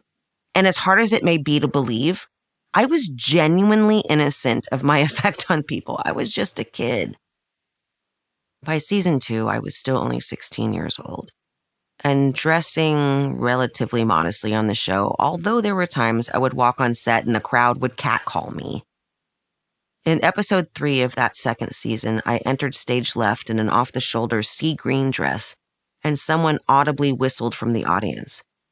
I was so disconnected from who I was and what I gave off. I had no idea I was attractive to anyone, as multiple entries in my journals will attest, that the catcalling passed me by completely. And it wasn't just that I didn't expect anyone to actually express lust my way. I was just working, very much focused on the scene and what it needed to be a success, concentrating on landing my lines with the right cadence and timing, hitting my spots, reacting to the other actors in what I hoped was a genuine and convincing way. Just because it's a comedy doesn't mean it should be all about the laughs. You have to get the basics dead on in comedy, perhaps even more so than in a serious drama. Too much or too little, and you miss the mark completely and it stops being funny. I treated this job as I'd treated all the ones that came before. I had to get it right. And yes, I was truly innocent, and I was very young. So the whooping and hollering, I didn't hear it. Even though we always had a live audience and sometimes they would get so loud and inappropriate that the crew would have to tell them to shut up. By season 3, all bets were off. By episode 3 of that season, I was in a tight purple shirt, my leg up on a table, trying to entice Matt the football player. More and more, my midriff was bare, the clothes tighter, the skirt shorter. By season 5, my God, I can walk into the living room, as I do in episode 13, The Godfather, in a leather fringed jacket over a short red shirt, and there's a 5-second break in the scene while the crowd hollers lustily at me. I look at all of this now and I cringe. The show was indeed broad and lewd, and it wouldn't have a shot in hell of being made these days. That's a good thing. It's hard enough for young women to thrive in a world of appearances. Just the other day, I caught myself pointing out to Sadie how bloated my stomach was, having just gotten home from yet another hospital visit. Immediately, I regretted saying anything at all about my appearances to my daughter. I never want anyone, me least of all, to talk about how women look, especially around Sadie. I want people to love her for her smarts, humor, and charisma, and kindness. All things they do indeed love her for. Her physical beauty should be beside the point, so I'm damned if I'm going to echo what the world is already saying too loudly. Back in the late 80s, the world seemed to think that I Christina Applegate, not Kelly Bundy, dressed like Miss Gazzari, too. This suited me greatly because away from the set, I could just be me and not be recognized. I could walk through Hollywood and only the keenest of observers would recognize me. Still, every Friday for a taping, I had to squeeze into those clothes that would show if you ate something as tiny as a single grape. If I was going to eat something as horrendously huge as a bagel, say, I would scoop it out and maybe eat only half of it or maybe half of a half, and that would be my food intake for an entire day. I can't tell if I'm getting fat or not. It truly is becoming an obsession. I'm going to be thin. I am destined to be thin. I am thin. I want to be so that people say, shit, I wish I could have a body like that. They will if I get my act together. I feel like a cow again. I gained 2 pounds. I still don't like the direction. I've got to stop eating. I can't help it though.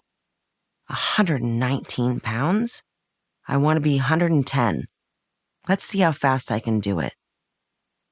I've gained some weight back that I lost. But see, I don't have a deadline to lose the weight like I did when the dance episode, season 3, episode 13 was coming out. I felt so much better than when my stomach was super flat. I knew my anger toward myself, my self-denial of food, and my generally damaging relationship with it were all trauma-based. I had seen altogether too much at a young age, and any sense of control and safety was passing at best. Anorexia has been likened to a kind of OCD. When someone makes me feel out of control, I have to reassert that control. And anorexia lets me do that. She's a bitch, though. She still sometimes sneaks her way in. But I now have the power to tell her to go fuck herself, too. I've often said that if I could live in a Japanese minka with sliding doors, tatami mats, and maybe one bonsai tree, I'd be the happiest person alive. Like many traumatized people, I ache for control, and food is one place I'm able to achieve it. The week before I turned 18, I wrote, Wednesday, November 15th, 1989, 11:07 p.m. What can I say? Once again, I feel fat. I think I'm getting a grip on why I do so often. No guy equals fat girl. A guy equals skinny, happy girl. Go figure. Then work, hard work, equals skinny, happy girl. My diaries list almost endless problems with the men I picked to date. When I was 17, for a brief second, I hung out with Anthony Kiedis. I had gone to see the Red Hot Chili Peppers at this weird venue, a Masonic Hall or somewhere just like that. I distinctly remember that we all sat on folding chairs, and there was carpet on the floor. At some point, my friend told me that the lead singer wanted to say hi to me. When Anthony found me, he had a top hat on. Why are you wearing a top hat? I said. I want to go out with you, he said. That's not why he was wearing the top hat. He had ignored my question. Okay, I said, realizing I probably wasn't going to get an answer about the hat. We planned a date to go to the farmer's market. Let me repeat that. Anthony Kiedis and I planned a date at a farmer's market. That's how punk rock we were. Cut to, I'm sitting at a farmer's market with Anthony, and then my mom shows up to pick me up, buys herself a sandwich, and joins us. My favorite thing about Antoine, that's what we called him, ever said to me was about how he sometimes avoided using deodorant. A horse will know me before they will know you, he said. I think it's very important to be recognized by horses. Then Antoine dumped me, but right after he did so, he said, hey, could you do my laundry? And like a stupid fucking fan, I did it. My feeling has always been, I'm going to fix you. I'm going to save you. I'm going to help you. I have the means to help you. I have the means to save you. I have the means to fix you. I love the assholes and fuck-ups because they were interesting and different and musical and weird. Many women find men they want to fix, counting on a serial hope that these men will become what we envisage for our lives. Sometimes it's possible, but mostly, ladies, it ain't. My universe always sent me beautifully fucked up dudes in need of fixing. But maybe I was the one who needed fixing after all. I was constantly in conflict with men who didn't call me, who played games, who shifted their affections and ignored me. Partly this is because we were also young, of course, but I also think I was fatally attracted to men who were troubled and selfish and self-centered. This would come to be very true the older I got.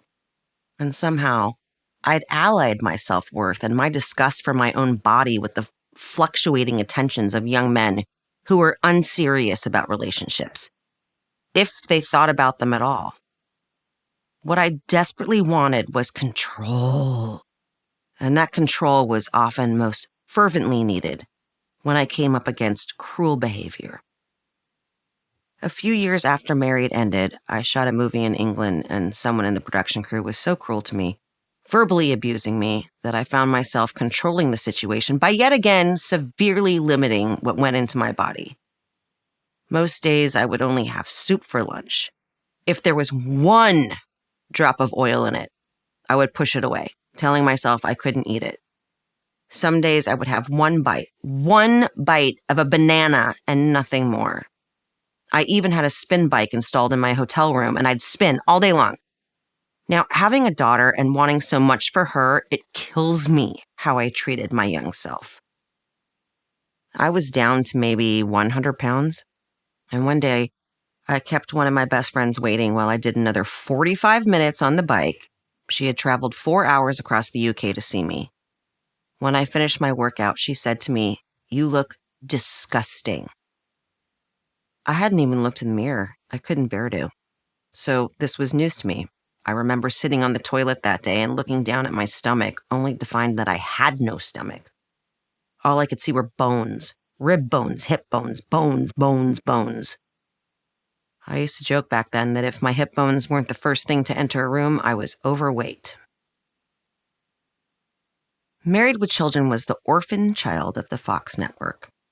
No one really paid attention to us. We were controversial, for sure, especially after the intervention of an anti-obscenity activist, Terry Raccolta, who single-handedly wrote letters to advertisers complaining about blatant exploitation of women and sex and anti-family attitudes. On the back of her one-woman crusade, we lost a bunch of advertisers, including McDonald's, Procter & Gamble, the latter of which went as far as to say the show was a negative portrayal of the American family. I didn't know what the perfect American family they were talking about. With the controversy swirling, the show got moved from our original 8:30 p.m. slot to 9 p.m., post-Watershed. But our ratings continued to be solid, and within a year, all the advertisers had returned. It's probably worth noting that compared to today's TV, Married was incredibly tame. But we aired in Reagan's America, replete with its rise of the religious right and a tut-tutting from the moral majority. I'd love to hear what Miss Raccolta thinks of sitcoms these days, with their blowjob jokes and backdoor fun. Katie Segal, who played my mom on the show, had the last laugh, of course. In an interview a couple of years ago, she said, "We sent Terry Raccolta flowers every year. She tried to get us off the air, and all it did was get us on the front page of the New York Times, and it doubled our audience." Eventually, the show cemented itself into American culture.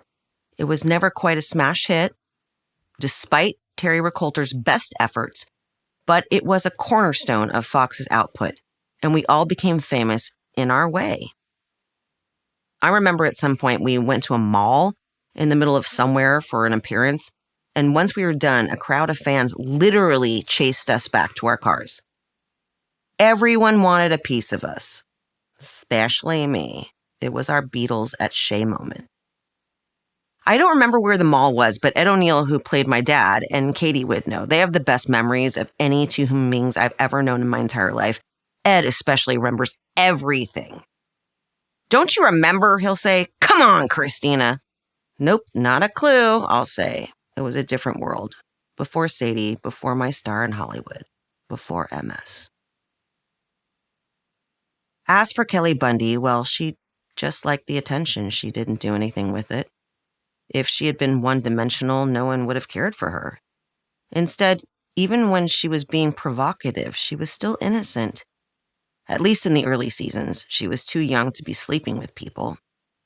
As for the actor who played Kelly, she waited until the propitious date of 8/8/88 to have sex for the first time, as diligently noted in my diary. Guess what? You know when I was talking about how I needed to have sex? Well, I did. And I did the dirty deed with the only person I would want to do it for the first time with anyway. I just made love to, name redacted, twice. It hurt like a motherfucker, but oh well, it's over with. Alas, as with so many people having sex for the first time, it led only to regrets. In the name of romance, I had told my best friend, "Just put it in for a second so I know what it feels like." That was my first sexy town. 4 days later, I wrote that I had major regrets about the incident, saying, "I'm glad it's over, but yet I really wish I hadn't done it." I was stuck between caring about this person and dealing with their lack of care for me, but I brushed it off, internalizing as usual. The incident further depleted my self-worth, leading to a swirl of darker poetry. Here's one elegantly named Drunken Bitch. Christina loves someone, but who it is yet to be deciphered, between God and the devil. But until then, I will be left alone, here with my dagger and my heart, not knowing what to do with either. Despite the bad decisions and agonies swirling around, the poet in me could still find the beauty in life. Today was yet another beautiful day. It was so clear. Mama, Mariah, and I went to Self-Realization Lake Shrine in the Palisades. It was really great.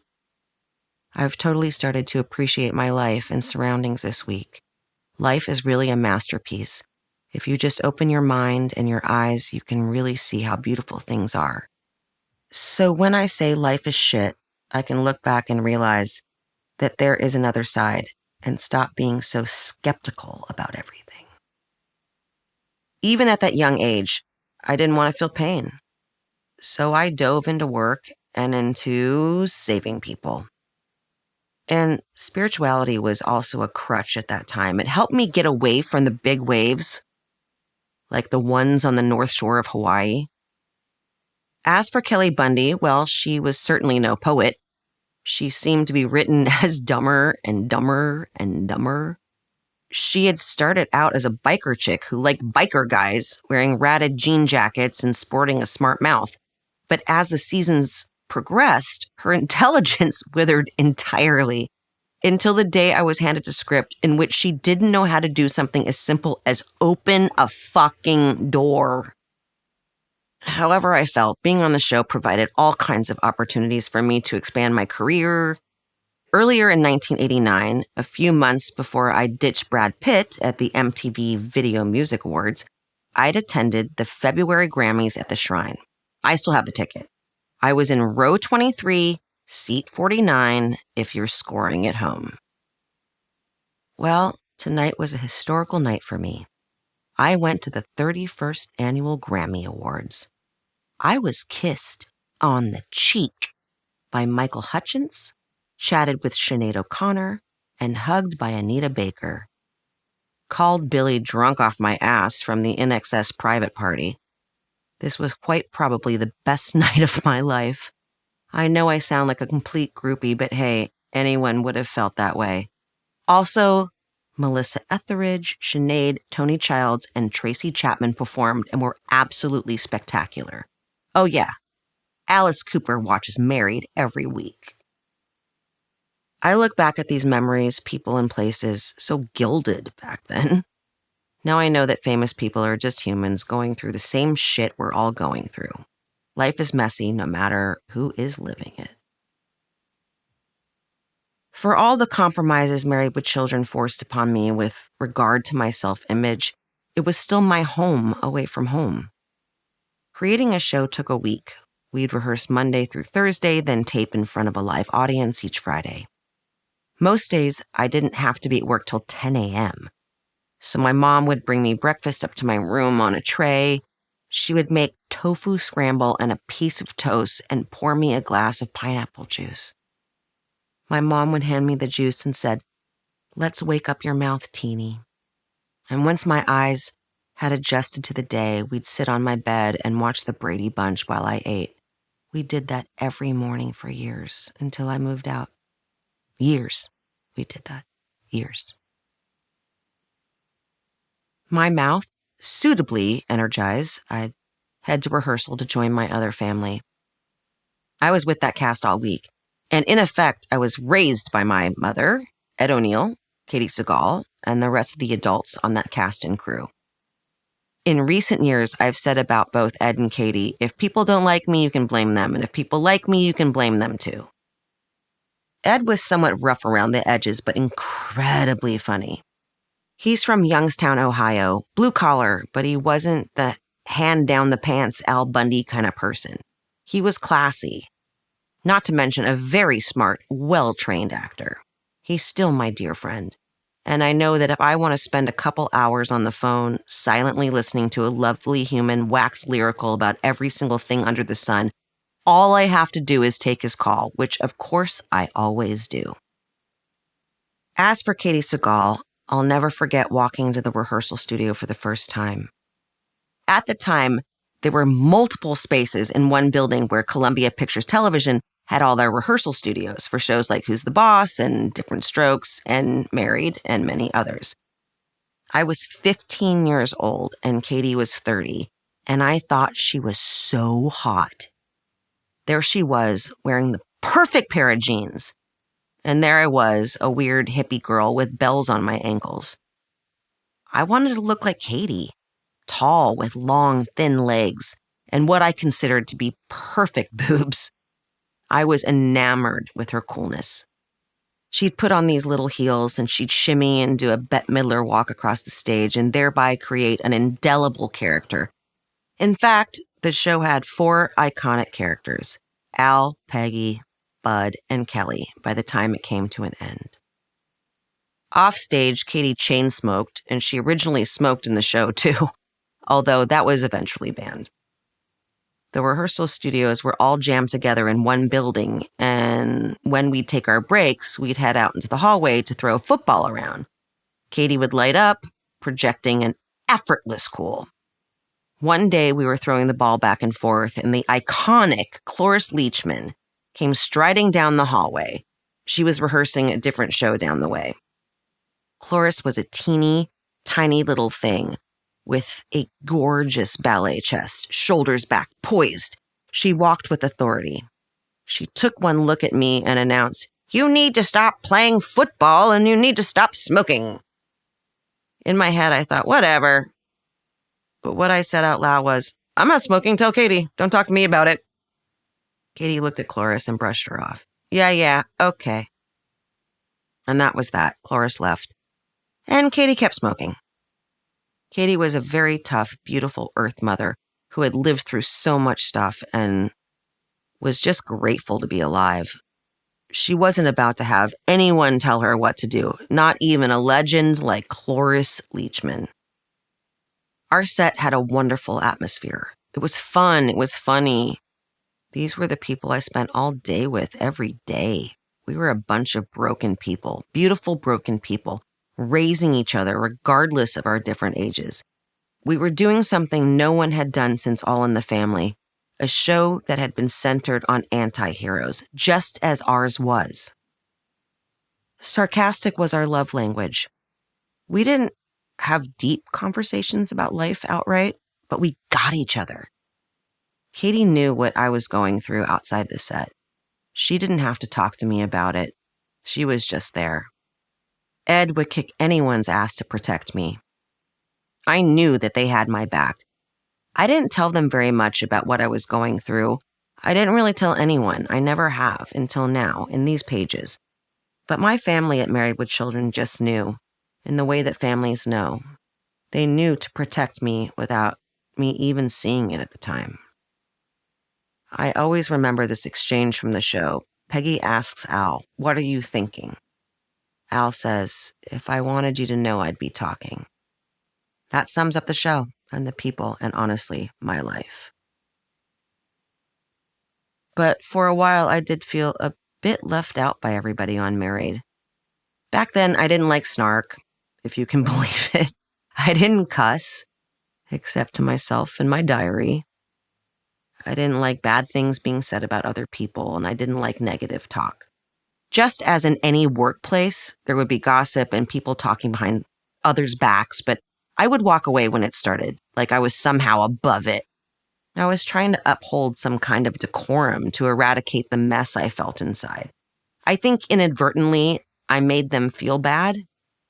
These days, I'm Mistress Snark. The truth was, I was in my own space, in my own head. I would write, Wednesday, May 31st, 1989. Can't really tell how I'm feeling at this moment. A bit paranoid, a bit down, a bit giddy. But for some strange reason, it all doesn't seem real. I'm alive, but right now I don't feel real. For the last 3 hours, I've been fading into oblivion. Madness pounding in my brain. Why, I don't know. Will you please hold me because I'm insane and I don't know what to do? How can I be happy one moment and feel like dying in the other? I'm sure everyone on set knew something was wrong. A demon had slipped into my life. A man I would only just survive. 6. Nostradamus. In my late teens, me and my mother and a friend of hers took a trip to Paris. When Mom and I headed back to the States, her friend stayed in France for another week and went to Père Lachaise to visit Jim Morrison's grave. She arrived to find a man lying across it while his friend took photographs. I suppose Morrison does that to people. Though in my case, when I visited the grave, I knitted a scarf and drank an entire bottle of red wine. No cups. They all got to talking, and she called me a few days later to say that the guy on the grave was the most amazing guy in the whole world. He's beautiful. When she came back to the States, she showed me pictures of him from magazines. A year or so later, I was heading to Hawaii while on break from Married, and the same woman urged me to reach out to this guy. He was well-traveled, and she thought maybe he'd have some ideas about where I could go and what I could do. I called him, not thinking much of it. We stayed on the phone for hours. She had been right. He was engaging. Even to my mind, a bit eccentric. I continued to talk to him throughout my stay in Hawaii, and those conversations only deepened when I came back. My mom even told me that when I was away, he'd been over to her house to see her. She urged me to meet him too. Christina, she said, he's the coolest guy. He's totally your type. I asked him what his plans were for Mother's Day, and he bemoaned the fact that his mother was back in Hawaii. I didn't hesitate before inviting him to join us at our Mother's Day lunch. That's where it all started. How I wish I'd never extended that invitation. Years ago, there was a Moroccan restaurant on the corner of Sunset Boulevard and Stanley called Dar Maghreb, run by Pierre Dupart, a French chef of rotund proportions straight out of Central Casting or Ratatouille. Dar Maghreb was the then go-to place in Hollywood for special occasions, like a birthday or anniversary or just when you felt like doing something different. The restaurant would proudly serve 7 courses in its faux Middle Eastern setting, replete with colorful tiles, a fountain, and Arabic lettering on the walls. The waiters would bring mint tea to the table, which they'd pour from shoulder height to ensure that the correct amount of bubbles fizzed on the meniscus. All the while, belly dancers shimmied about, rattling their finger bells and wobbling their midriffs. A perfect setting for Mother's Day lunch. We drove to pick him up. It would be the first time I ever saw him in person.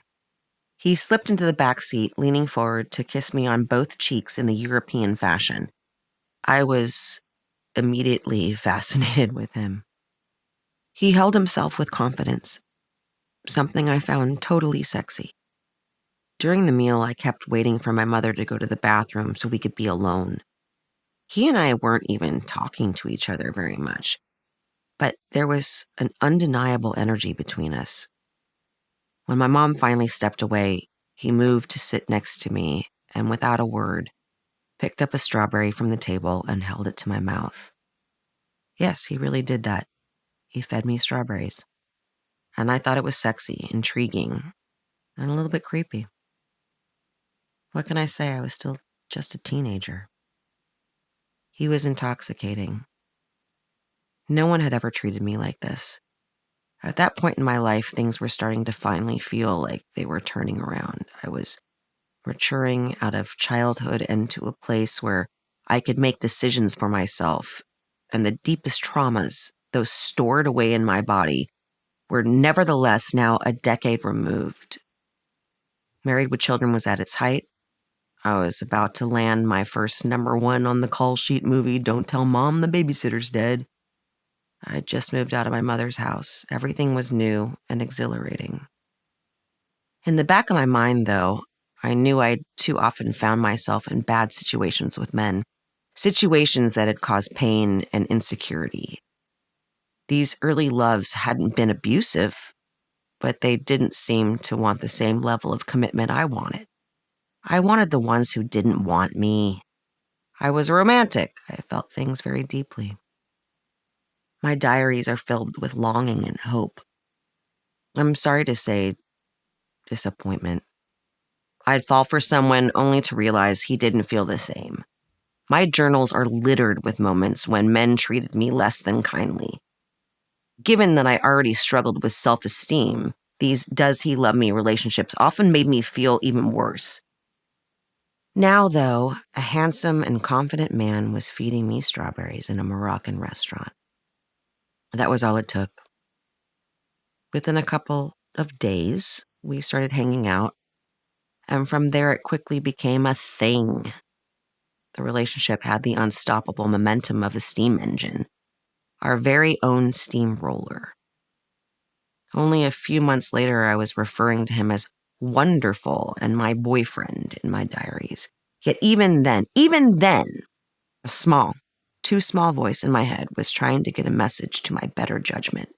That very same month, when I was calling him my wonderful boyfriend, warning signs were already evident. He and I are still together. We have problems sometimes, but not too major. I've been feeling pretty fucked lately. Just about my appearance, my life, what else is new? I find myself looking at old pictures, seeing my weight then, remembering my old beaus. I miss Billy and Sebastian sometimes. It's weird. I can't really explain it. I mean, I love my boyfriend very much, but I miss the others. Of course, Billy. I love him more than I could love any other man. I don't know why. He just means a great deal to me. And he and I will always know that one day we'll marry each other. Of course, when no one wants us. But for now, I'll be young and try to enjoy my life before my whole perfectness manifests. It seems so significant now, looking back, that not 1 month into the relationship, I was A, feeling bad again about how I looked, and B, fondly thinking of previous boyfriends.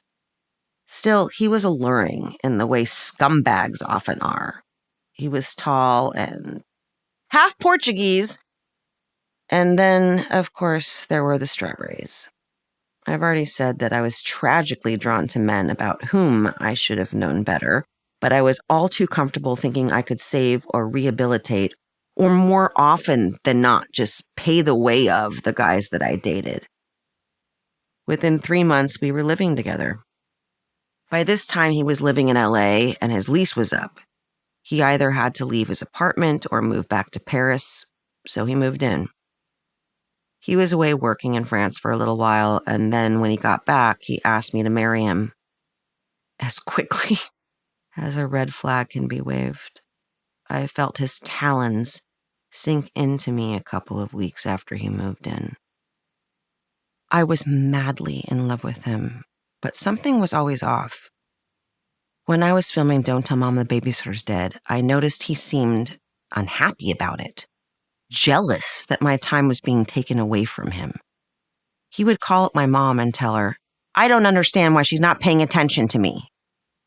Jesus, my mom would say. She's making a movie. She's the star. The whole $10 million film is on her shoulders. Let her do her thing. Some days he'd come to set and pretend to be supportive, but I felt it was an act, almost like he was spying on me. Ladies, if a man starts to control your every move, get the fuck out. I didn't. One time he even said to me, "No one is ever gonna love you the way I love you." Still, I steamrolled ahead. At one point, I had to do a kissing scene, and I could feel his diabolical jealousy. I had seen this behavior before, when my mom was being controlled by men who didn't deserve her. But it was still early in the relationship, and I thought he was so beautiful, so I buried my fears. Just like with Married, I hadn't wanted to make Don't Tell Mom the Babysitter's Dead at first because it was a studio film. I wanted to do independent movies. I didn't want to sell out. I thought the movie was cheesy, but then I thought everything was.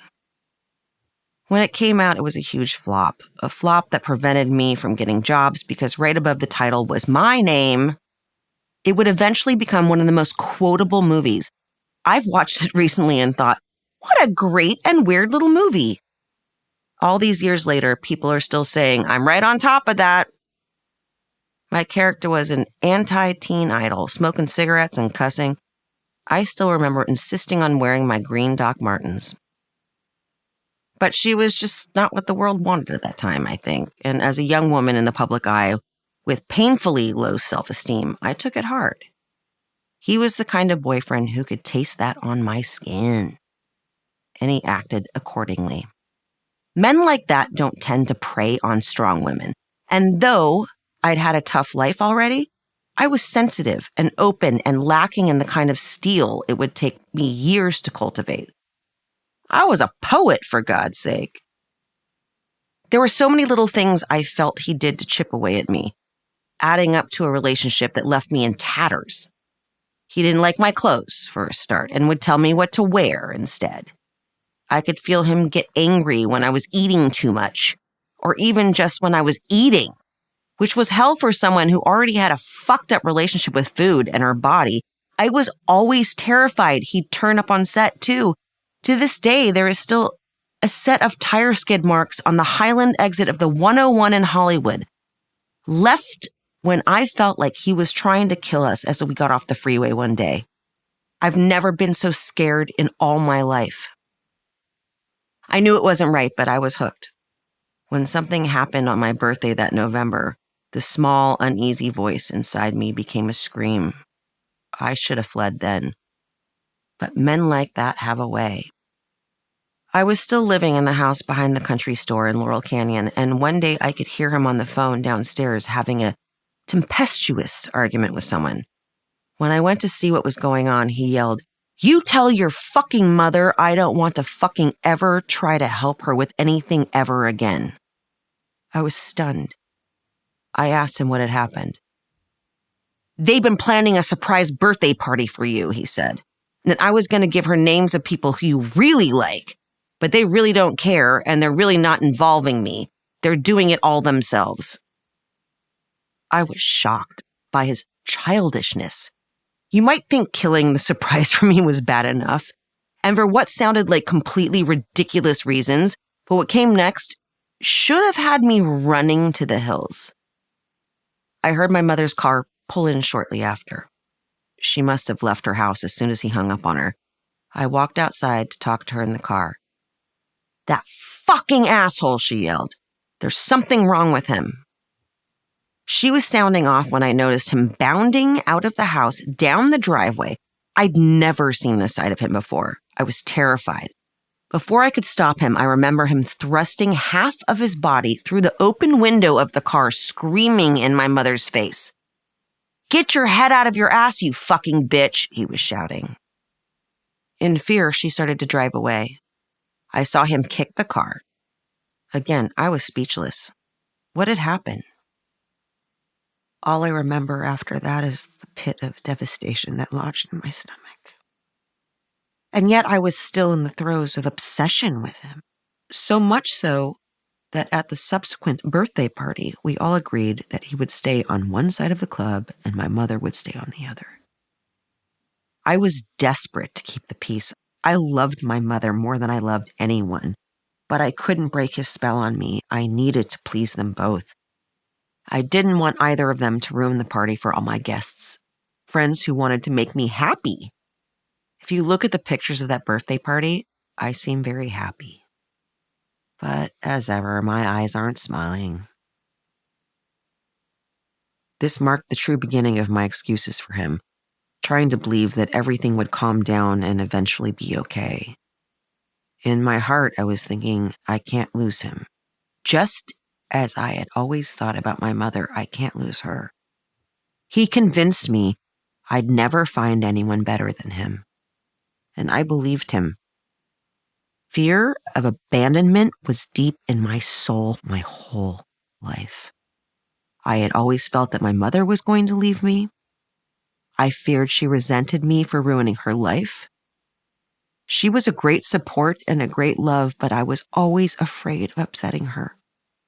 My mom hated him. She knew. She just knew. Of course she did. After what she'd been through with Joe Lala, she wanted to do anything she could to keep me away from the likes of this guy. But there was no telling me. She would say, I know this guy is going to hurt you. Get the fuck away from him, Christina. She said she knew the look in his eyes, could feel this motherfucker's evil energy. As early as August 19th, 1990, just a handful of months after the relationship started, I'd written, my mom instills so much fear in me about him that it caused me to rummage through his things to see if he's some weirdo. But I found nothing but remnants of a very intense, confused, yet spiritual individual. I feel so empty. Sometimes I feel on the brink of desperate insanity.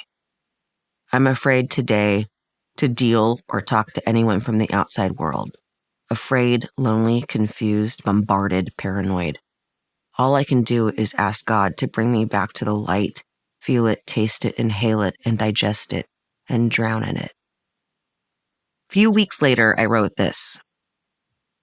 He has gone to the Yucatan. I feel his main reason for going was because on Tuesday he told my mother to get her head out of her fucking ass repeatedly. Not a good or wise thing to do. She hates him now, as well as he hates her. For months I'd been straining to bring them together. But that was the cause and Tuesday was the effect. It was my painful need to have peace. Now I'm in hell. But I release them both. I will live this life for myself, only for me. There is so much work for me to do on my own soul that any attempt to help others is falsely represented. If a goal is forced upon you, it only ends up working against it. So yes, I desire for them to be at peace, but I will let the universe take care of that. This whole experience has left me physically chaotic. Hope the underlying effect that stress has on one will not result negatively in the future. That last sentence chills me now, knowing all that is to come. Yet, even with the plain fact that my mother hated him, the progression of the relationship was swift, though I hardly sound deliriously in love. We live together, but me, well, I feel sort of lost. The one constant in my life is him. We have so much to learn about each other still, but it will happen in time. I've begun to really enjoy sex, even though it's hard for me sometimes because of my body obsession. But all in all, I suppose I'm happy. 6 months. We have been together for 6 fucking months. It's a miracle. There are so many hardships, but that's all part of it. He's crazy, I'm crazy, but we click so intensely where it is almost painful. I suppose a great deal of that pain is because love is such a rarity.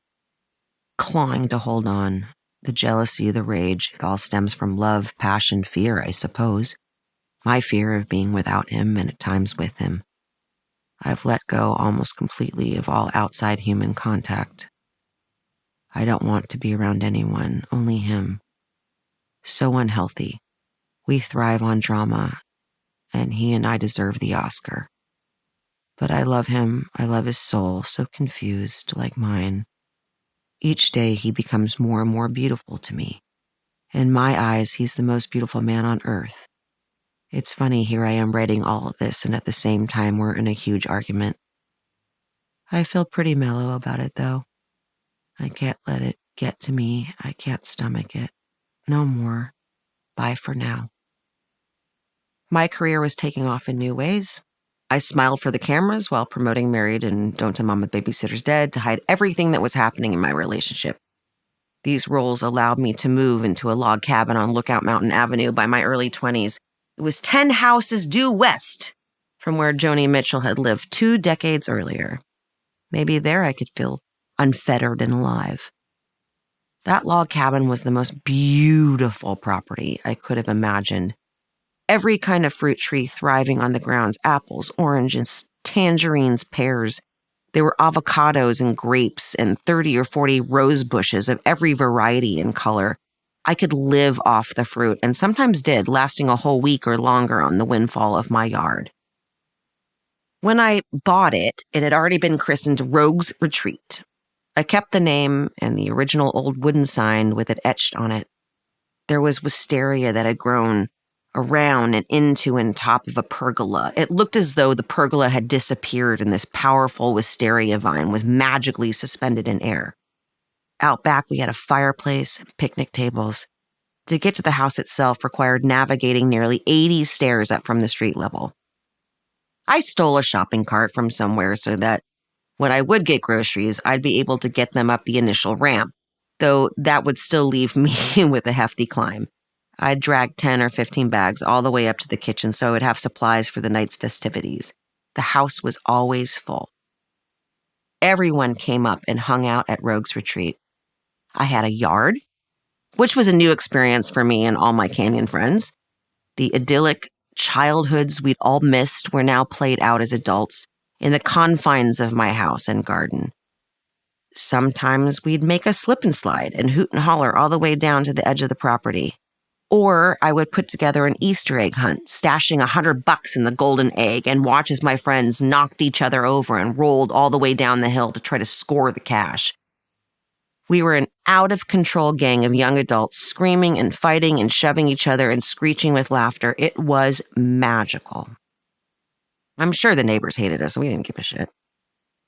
Inside the house, I'd built a dance studio, of course I had, and installed a huge, heavy 4-poster in the main bedroom. The house boasted its original stone fireplace and a little cubby for an old-timey phone, all built in 1918 when it was erected. There was a huge living room, the biggest I'd ever seen, I thought, after living in the 750-square-foot house up the hill, with an expansive bay window and high ceilings stretching up to the loft area. I had a pool table, just like at my grandparents' place in Indiana, only mine was in my dining room. The kitchen in the log cabin was tiny, I suppose, but we spent most of our time outside barbecuing anyway. During the Northridge earthquake in 1994, my huge 4-poster bed slid right across the room. One lamp fell and shattered, and a single brick flew off my fireplace, but other than that, those houses in the canyon were sturdily built, especially my cherished log cabin. The place escaped any real or lasting damage. We were young and stupid, a bunch of idiot dickheads, but we threw great parties. I was home base, and I loved every second of it. We'd run around that property like it was Lord of the fucking Flies, doing whatever we wanted to do. It was a haven for me and all my friends, even as I felt his claws sinking deeper. When I try to understand that relationship now, the only way I can do so is by excavating my early childhood. My father had left when I was a baby. My mother had brought Lala into our lives and had occasionally left me alone for hours too. I don't suppose it takes a highly trained psychologist to see the abandonment issues. The truth was, I never felt like I was truly taken care of. So when it seemed like someone was into me, really cared about me, well, I quickly bought in. Even if it turned out to be bullshit, I wanted to believe that I was everything to someone so badly. I needed that validation because I didn't really value myself at all. If a man appeared to love me and passionately love me at that, I never knew if that was the last time that was going to happen. So I just put up with everything else. I hated myself. I thought I was ugly and fat and stupid and uncool. This guy offered me protection and what I thought was love. I was desperate to have that, and it registered as some funhouse version of happiness. I totally adored him. I hadn't had many lovers by then. I would describe myself as still kind of a virgin at the time, or at least inexperienced and naive. We had waited a month to sleep together, and when we did, our bliss had kept us up till 6 a.m, well, coupled with the first and the last time I took ecstasy. With the dawn breaking, he headed down to 7-Eleven on Sunset and bought champagne and orange juice, and we sat outside on the swing, drinking and basking in the love we shared. After that initial bliss, we never really had the romance of going on real dates. We just hang out in the house. I introduced him to John Frusciante and the rest of that Chili Pepper crowd I knew. John thought he was cool, but it didn't stick. We didn't become one big happy house with 2 cats in the yard. Pretty quickly, I was isolating, blocking out my friends, closing off the circle of people around me, staying in when previously I'd been out and about in Los Angeles. I just became the girlfriend. I felt like this man took control of my friend group, talking poisonously about them to me, isolating me from them. I had no idea what was happening behind the scenes. I just thought I'd found the love of my life, and we were wrapped up in our own world. Retrospectively, I can see that familiar pattern of cutting out friends so that someone can be the number one. It was always the same thing. No one loves you the way I love you. I now know that a lot of people hated him and wanted me away from him. But people so often don't do anything about it, and so the dark and painful vortex kept spinning tighter and tighter. It wasn't just my mother and peers who had reservations about this guy. The cast of Married with Children felt he was trouble too. In the spring of 1992, as part of the upcoming season 6, it was decided that Married with Children would decamp to England to film a 3-episode story set in the UK. I have no idea why anyone thought it made sense to have the Bundys in Britain. I'm not sure I can think of a less likely combination than raw Bundy bodiness in the land of abject politeness, but there we were. Filming at all the cliched locations like Buckingham Palace and Harrods and Hyde Park Corner and Heathrow Airport, as well as way out in the Kent countryside. My boyfriend came with us, and my colleagues' disdain became clear pretty quickly. In fact, I thought Ed O'Neill was going to punch that motherfucker out. He hated him so much. If I was ever to ask Ed about him, I'm sure I'd be met with a 2-hour monologue of loathing even today. I remember him causing trouble from the very beginning. I couldn't leave the house in tight clothes. I always had to wear a bra. I wasn't allowed to wear form-fitting clothes on the show anymore. I had to change my whole wardrobe. The unhappiness made me gain weight, which he also hated. I was living in hell. On the plane back from Europe, I ate 2 pieces of shrimp and some cocktail sauce. I remember the exact number. That's how neurotic I was. I ate them in the bathroom so my boyfriend wouldn't see, but he clocked my empty plate when I got back to my seat anyway. "Why are you eating so much?" he said. After that, I started hiding food when I ate. I was a TV star and a movie star, a young woman who regularly appeared on talk shows and red carpets and award shows, confidently striding through life, looking everyone in the eye. In private, I was telling myself I'd never find anyone like him, never find anyone who was going to love me as much as he loved me. I thought, I'm not good enough, not attractive enough to have anyone or have anything that I deserve. As my fame grew, my self-esteem shrank. I wish someone would notice. But when you're a celebrity, your life looks like a cakewalk. My sad eyes were crying, but no one could see. I felt his controlling nature worsen.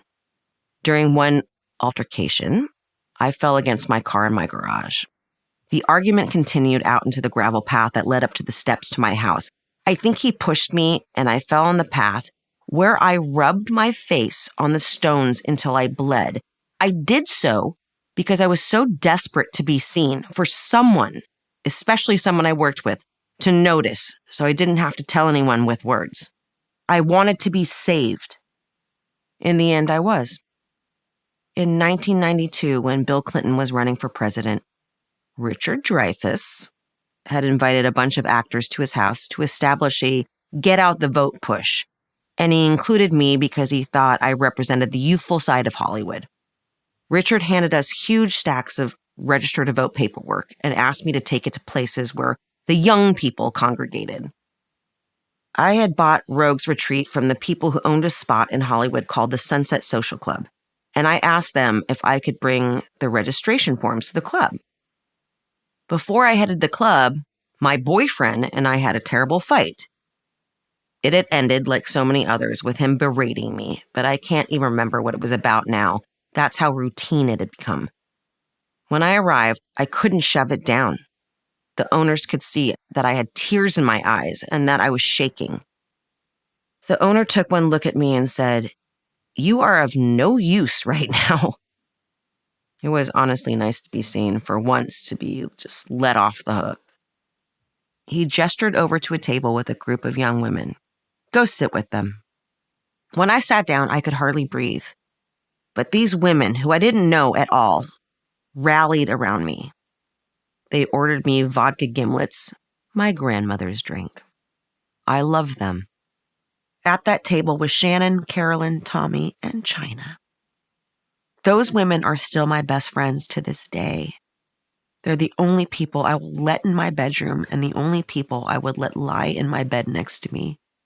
They saw me at my worst and rallied around a stranger.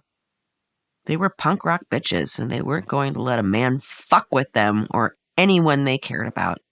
It was a strength and resolve I desperately needed at the time. I still think of how random that moment was, how easily it could have never happened. There is something special about the way women see each other, the way we immediately had a shared language, especially when it came to understanding what I was going through with my boyfriend at the time. Shannon is gorgeous, stupidly gorgeous, and deliciously mean when she needs to be. She was perfectly comfortable kicking people out of bars if they pissed her off. She's a punk rock skater girl at heart. She's been through a lot, seen a lot, done a lot. She has beautiful kids, really smart, really eccentric, interesting, brilliant children, highly politically charged. She's my friend who posts everything about this march and that march, fuck the government, fuck the patriarchy. She wants to change the world, and I love that about her. I'm a turtle. I like to go into my shell, but Shannon is intense and so funny. We've done everything together, from traveling to taking French lessons to getting kicked out of the Formosa Cafe together. She's my rock. And then there's Carolyn. She grew up with Shannon in San Jose and was even a competitive skateboarder at one point. Throughout our lives, our paths have crossed and uncrossed. She went off to have kids before any of us did, while I was working so much, but when I got sick, Carolyn was there. And now Carolyn's with me almost every week. Tommy, also part of what became the Viper Room Club, is what I call lusciously eccentric. She's married to magician Rob Zabrecki, a fantastic musician and former lead singer of Possum Dixon.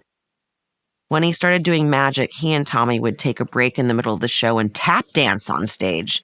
They've been together for almost 30 years now, and they're perfect together, both beautifully weird and loving and kind. China, who happens to be Grace Slick's daughter, is the funny, raw, unapologetic, chain-smoking heart of our group. These days, she's a sober Christian pastor, but whenever I see her, she'll still sit and just be China. Along with Farrell. These beautiful women are scrappy as fuck, righteous as fuck. They are my girls, my tribe. They would do anything for me. All my friends are wonderfully strange and beautiful and kind, but they will also beat up someone for you. We've all changed across the years, become mothers or the cloth or whatever, but Whenever we get together, it's like we were still the same group. We were back, way back when we first met. Back in that club drinking vodka gimlets. Except these days when we meet, I'm not crying. I'm swearing and laughing. They gave me their energy. By the end of that first night, I was a little buzzed and had gotten rid of my huge stack of registrations. And then that Clinton guy won. I like to think his victory was entirely down to me. These girls saved me, but not all in one night. My relationship with this man went on, but they sparked something inside me. I had to be my own savior. I always fought back. I always physically struggled, but sometimes I feared that was so that he would hurt me more. I think part of me wanted him to hurt me. I wanted him to beat the shit out of me. I wanted him to beat my face up. It took me years to understand why, and then I realized it was because I wanted help. Just like when I was younger and I would take pills or cut myself, I wanted to say to someone, "My God, look what he's done to you. We'll get rid of him for you." I didn't know how to do it myself. In fact, it wasn't even an option.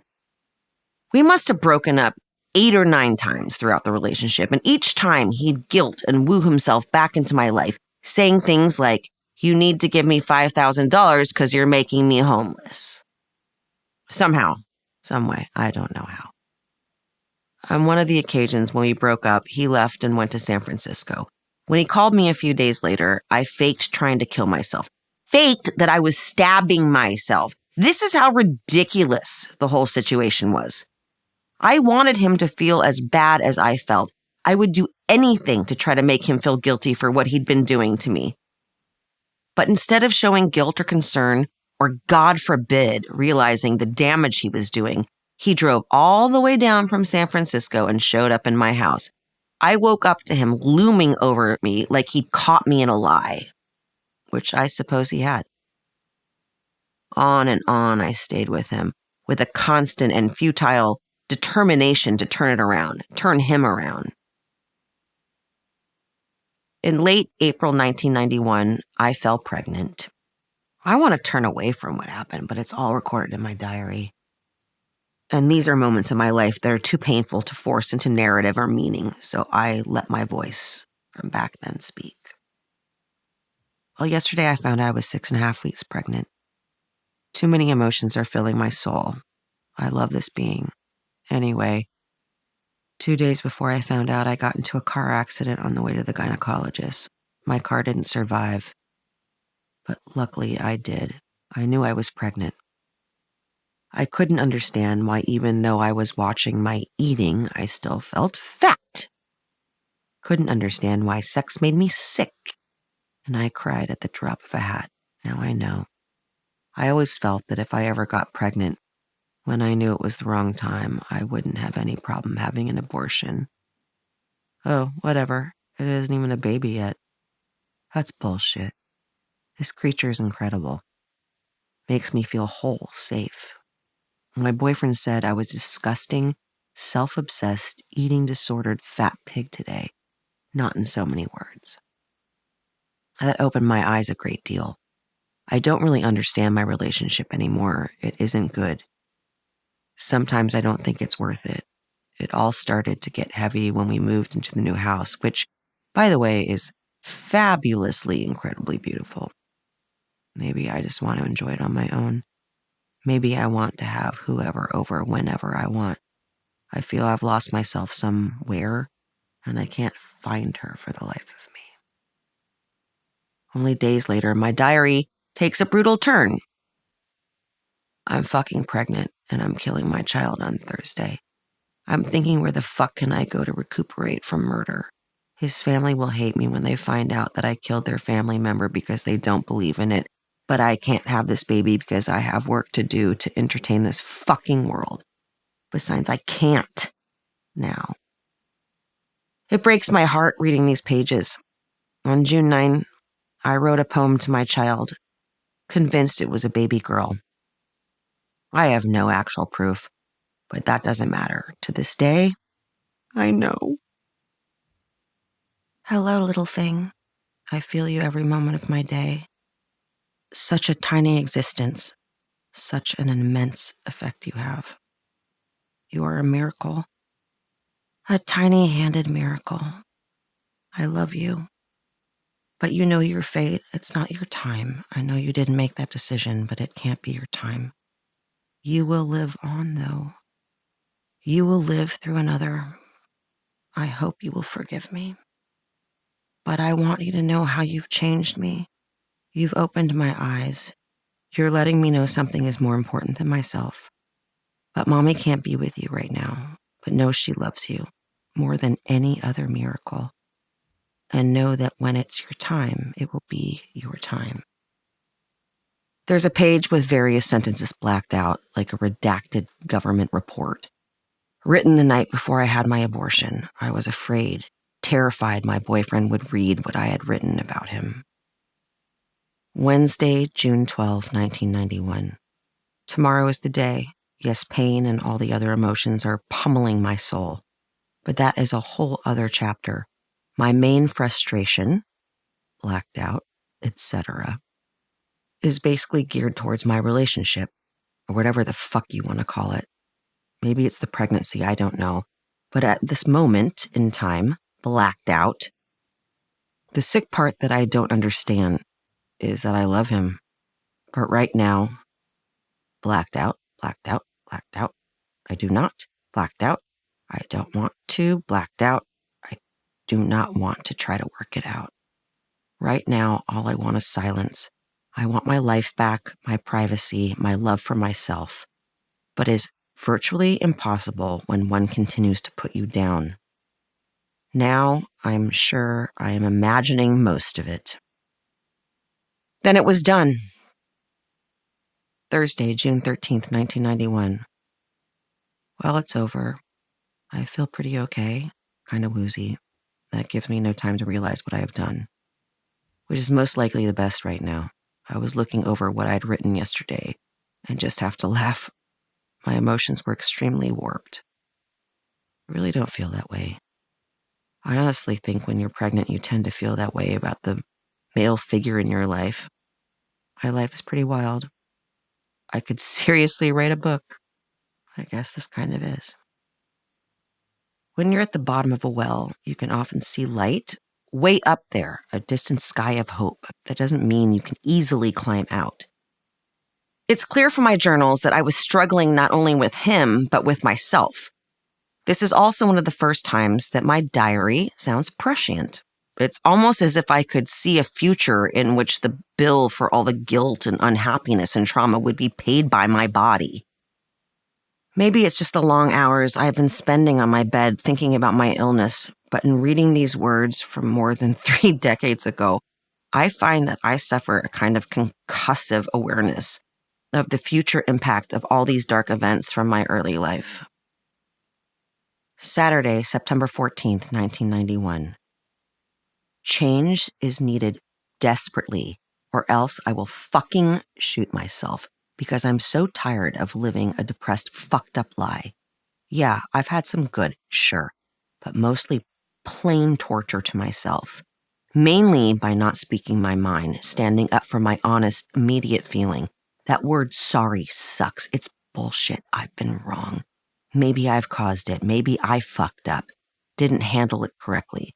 But I can't be sorry. I can't feel guilty. Guilt is not an emotion. It's a disease, a pathetic, life-altering, and in the long run, fatal disease. A slow process disease. It begins in the brain, then spreads the illness throughout the entire body until not only does the mind shut off, but the body as well. A slow process disease. It begins in the brain.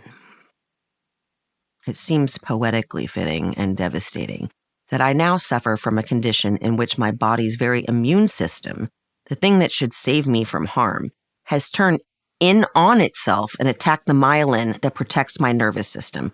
I spent so much of my life racked with guilt that it's no surprise to me that it felt like a disease when I was younger and has in some ways felt like the driving force of disease I suffer now that I'm older. Long run fatal. There is no cure for MS. And no one knows why anyone gets it, so my contention in this diary entry from 1991 makes just as much sense as anything. I didn't know back then that one day I would be mostly bedbound with MS, but I did know that something very dangerous was happening inside my soul, something that might one day shut off my body. These journals I turn to read like prophecies as much as a historical record. Who knew I was the Nostradamus of Laurel Canyon? Things began to crack. I started writing about what it'd be like to be single and started expressing self-awareness of his direct impact on my deteriorating confidence. His sway and the love I thought I felt kept me coming back, but I see the early signs of escape. It was torture, an internal battle every day. I would think, here's somebody who I hate more than anyone on the planet, but he gives me flowers, but I hate him. But he tells me he loves me, but I hate him. Over and over and over. Sunday, November 10th, 1991. A scenario repeated one too many times. He's angry and had barely spoken a word in 2 days. I acted wrongly on Friday, made once again an ass of myself. Now I must live in this punishment. I don't know where to turn. I'm constantly fucking up. But with what? Who knows why, what, where? I used to be confident in knowing I was a good person despite my neuroses. But since I've been in this relationship, my confidence in myself has deteriorated. I can't seem to please him no matter what I do. I sabotage everything. My motives are right, but as he always says, I'm only 19 and acting accordingly. Funny how most 19-year-olds own a house, keep it together, cook for their boyfriend, have a job, are responsible. But I suppose I'm just a fucking kid, right? Live through life and still manage to have a fucking sense of humor, a tolerable temper. Gee. But there are more together, wiser ones out there. When someone is always telling you what's wrong with you and not balancing out with what is good, then it's hard to be able to stand back and evaluate. Just getting pushed down further into the depths of depression. So what do? You have space? What space? I'm on a constant never a chance to breathe. Please, God, lead me to the bliss I once felt, the freedom I once felt.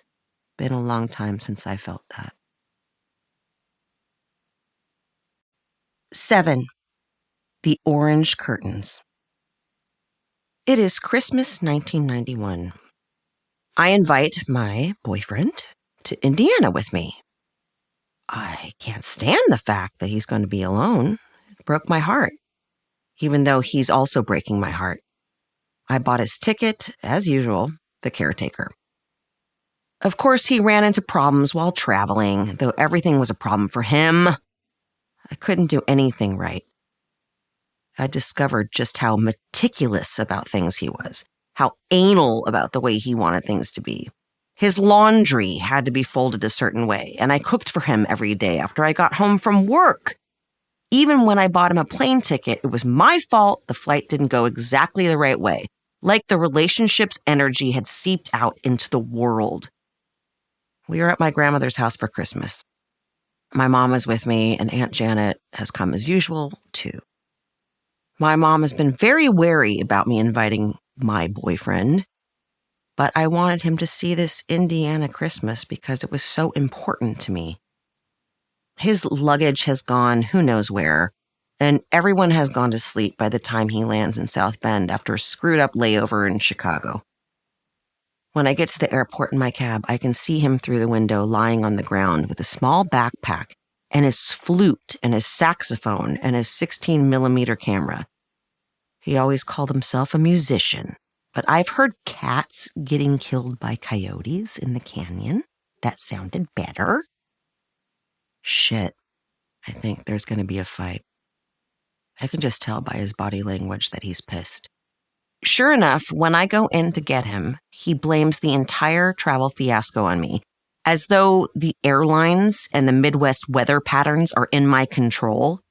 He yells at me in front of the cab driver all the way to my grandmother's. He loves to berate me in front of people, loves to make me look like an asshole, and there I am, a captive audience for his abuse.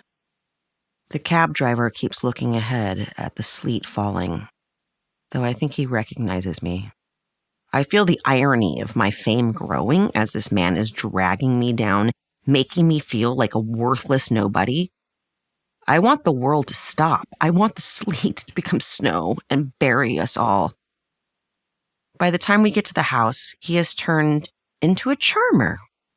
His anger having blown through like the storm outside, all smiles and warmth the next morning over coffee with my family. The house is, as ever, lovely for Christmas.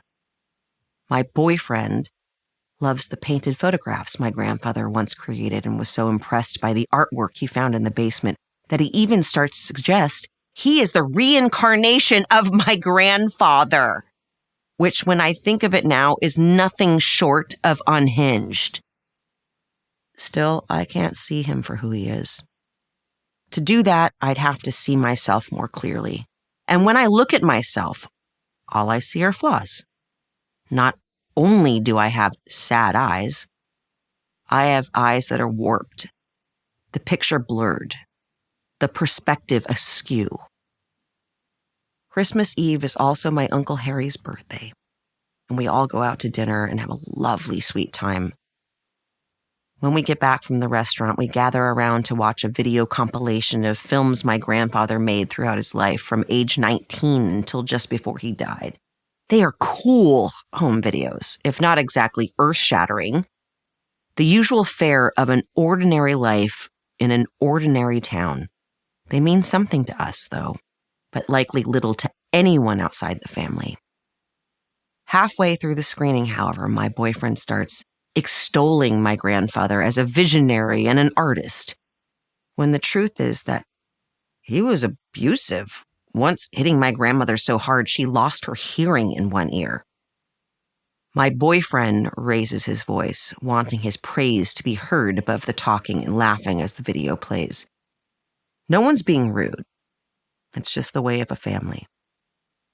But I can see my boyfriend getting frustrated. It appears he's the only person here who has the full measure of my grandfather, and we're just heathens and Neanderthals for not giving him his full due.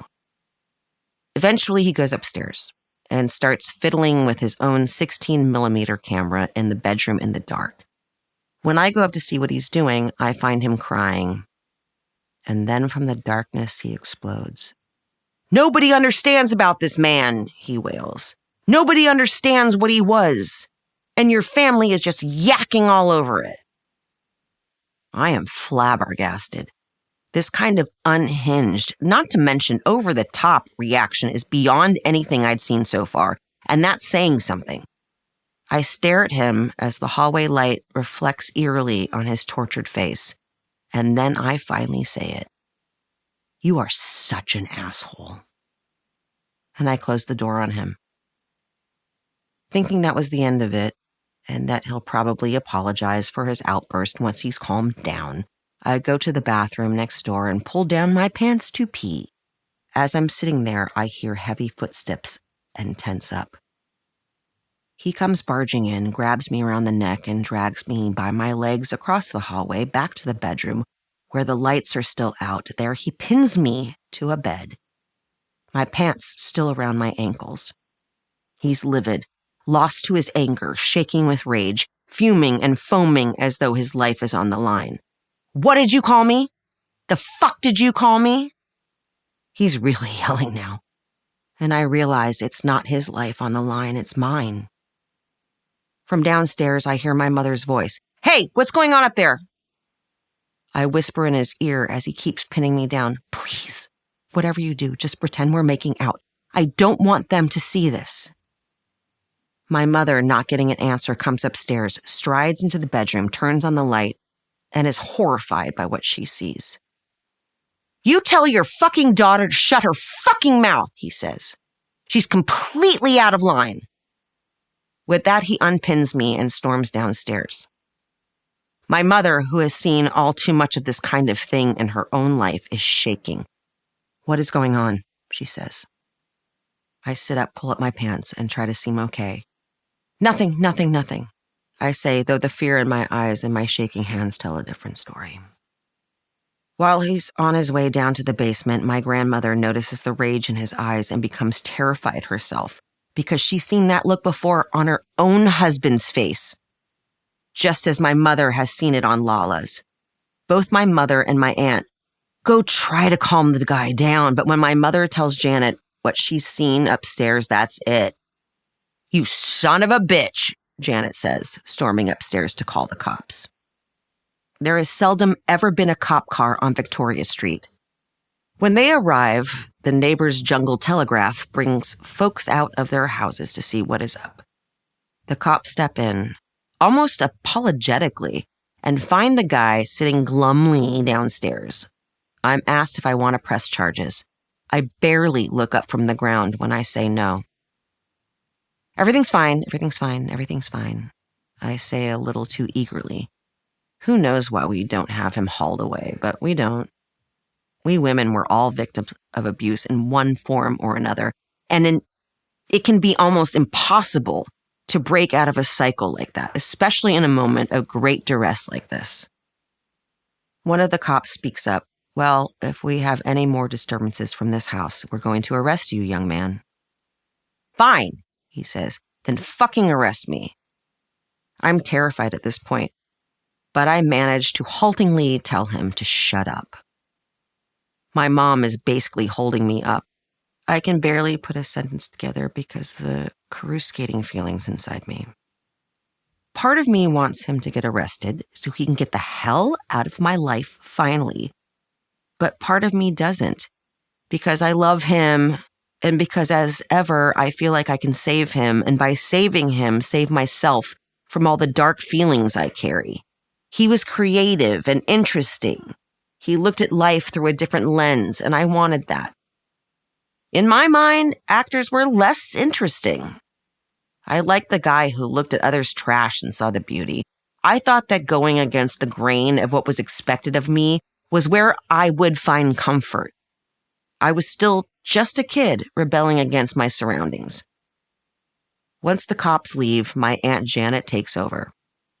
"Your grandmother's upstairs and her face is bright red," she says to me. "She's terrified, and you know she has a heart condition. I want him out of here now." It is decided that he'll be taken to a motel that night. He reluctantly goes to get his stuff, and then we walk out of the house, he and I and my mother. But I've seen this movie before. When he's angry, even his walk fumes. When I heard him coming toward the bathroom a few minutes earlier, I just knew that it wasn't going to end well. His footfall would shake the ground. He would almost stomp. His eyes seemed to fill with rage and evil. It was a malevolence I'd never witnessed in any other human being. When he lost it, it seemed like he turned into a monster. This is the version of him that walks out of my grandmother's house and gets into the back of the car with me as my mother gets into the driver's seat that night. As we drive outside, the winter's unrest rattles the car. It's bleak and freezing, and I'm terrified. Though part of me still thinks I can save this man, save myself, save the relationship, and get the love I want, a love that is also, and quite perversely, something I feel I don't deserve. And then as we approach the motel, he leans over to me, his breath hot on my ear. "If you don't come with me when we get to the motel," he whispers before saying something so evil I can't bear to repeat it, "I know that he will hurt the people I love most if I don't go." The air in the car curdles. I can taste the hatred in his mouth, the stale, peevish nastiness frosting inside of the windows. I'm trapped. My mother hasn't heard what he said. If I say it out loud, what will she do? Call the cops again? We had our chance, and now I'm stuck here with him. Part of me wants to calm him down, and part of me is still that little girl who's in love with him. The rest of me is pure terror. There's no way out. We turn into the motel parking lot. I see that my hands are shaking again, almost imperceptibly, like the ripples of a distant earthquake. The car stops. My mother waits. He gets out of the car. He looks back at me, and I know I have to go with him. Before he can shut the door, I get out of the car. Now my mom starts screaming. "What the fuck are you doing?" she shouts. "What's wrong with you?" All the years she couldn't save herself from Lala seemed to come to the surface of her voice. She's screaming for me and for herself. "I'm just going to go in there for a little bit and sit there," I say, shaking. "You go in there, and I'm never fucking talking to you again," she says. I gotta go, I say. And I'm looking at her back into the low glow of the car, praying she can see the two words my eyes are trying to convey. Help me. Because I feel I'm going to die tonight. Everything in me feels that. But the power of my sad eyes fail me. She cannot understand what my eyes are trying to say. This is not a language any mother can or should be able to understand. Her daughter is walking away toward a $50 a night motel with this man. What can she do? She has seen the future and it can't be stopped. She has lived this in the past and for many years couldn't stop that either. I am an adult now. I can make my own choices. This is the choice I've made. Though perhaps just as she understood once, it's something that was no choice at all. Incredibly, my mother starts up the car and drives away. My eyes couldn't reach hers. It's not her fault. Just as it is not mine.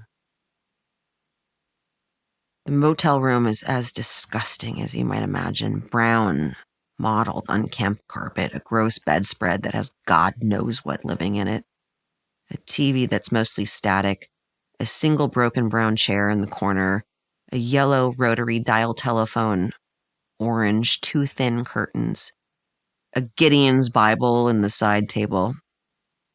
Actually, the room was so bad it was probably a Jeff's Bible. I don't know why a joke about a Bible comes to mind now when I think about that horrible moment. Perhaps I'm still trying to save that girl with funny. The man throws his shit down on the floor, takes a step toward me. My body hits the bed hard. I'm paralyzed there. I know I'm doomed, that I probably won't live through this. This is the end. He sits down in the chair and looks at me. He smiles, a sick, evil smile. "Another evening ruined by you," he says. I can't move. My body feels like concrete, like a great lost weight falling to the bottom of a 6,000 fathom ocean. Can I call and say I'm here? I think of it this way. If I call my mom, perhaps the waver in my voice will communicate what my eyes couldn't convey, that I need help. They say a new mother can tell the cry of her child above all the others in a packed newborn nursery. Perhaps mine will hear my cry in the quaver of my voice, in the words I don't say, in how far I stray from what I would usually say to those words I do choose to share. I have to tell her. I have to tell her to get me out of here. "No," he shouts. Then he reconsiders and says words that still haunt me. They will always haunt me. "Actually, you can call whoever the fuck you want," he says quietly, firmly, nastily. "It won't matter." I see in his eyes that I'll be dead before they even get here.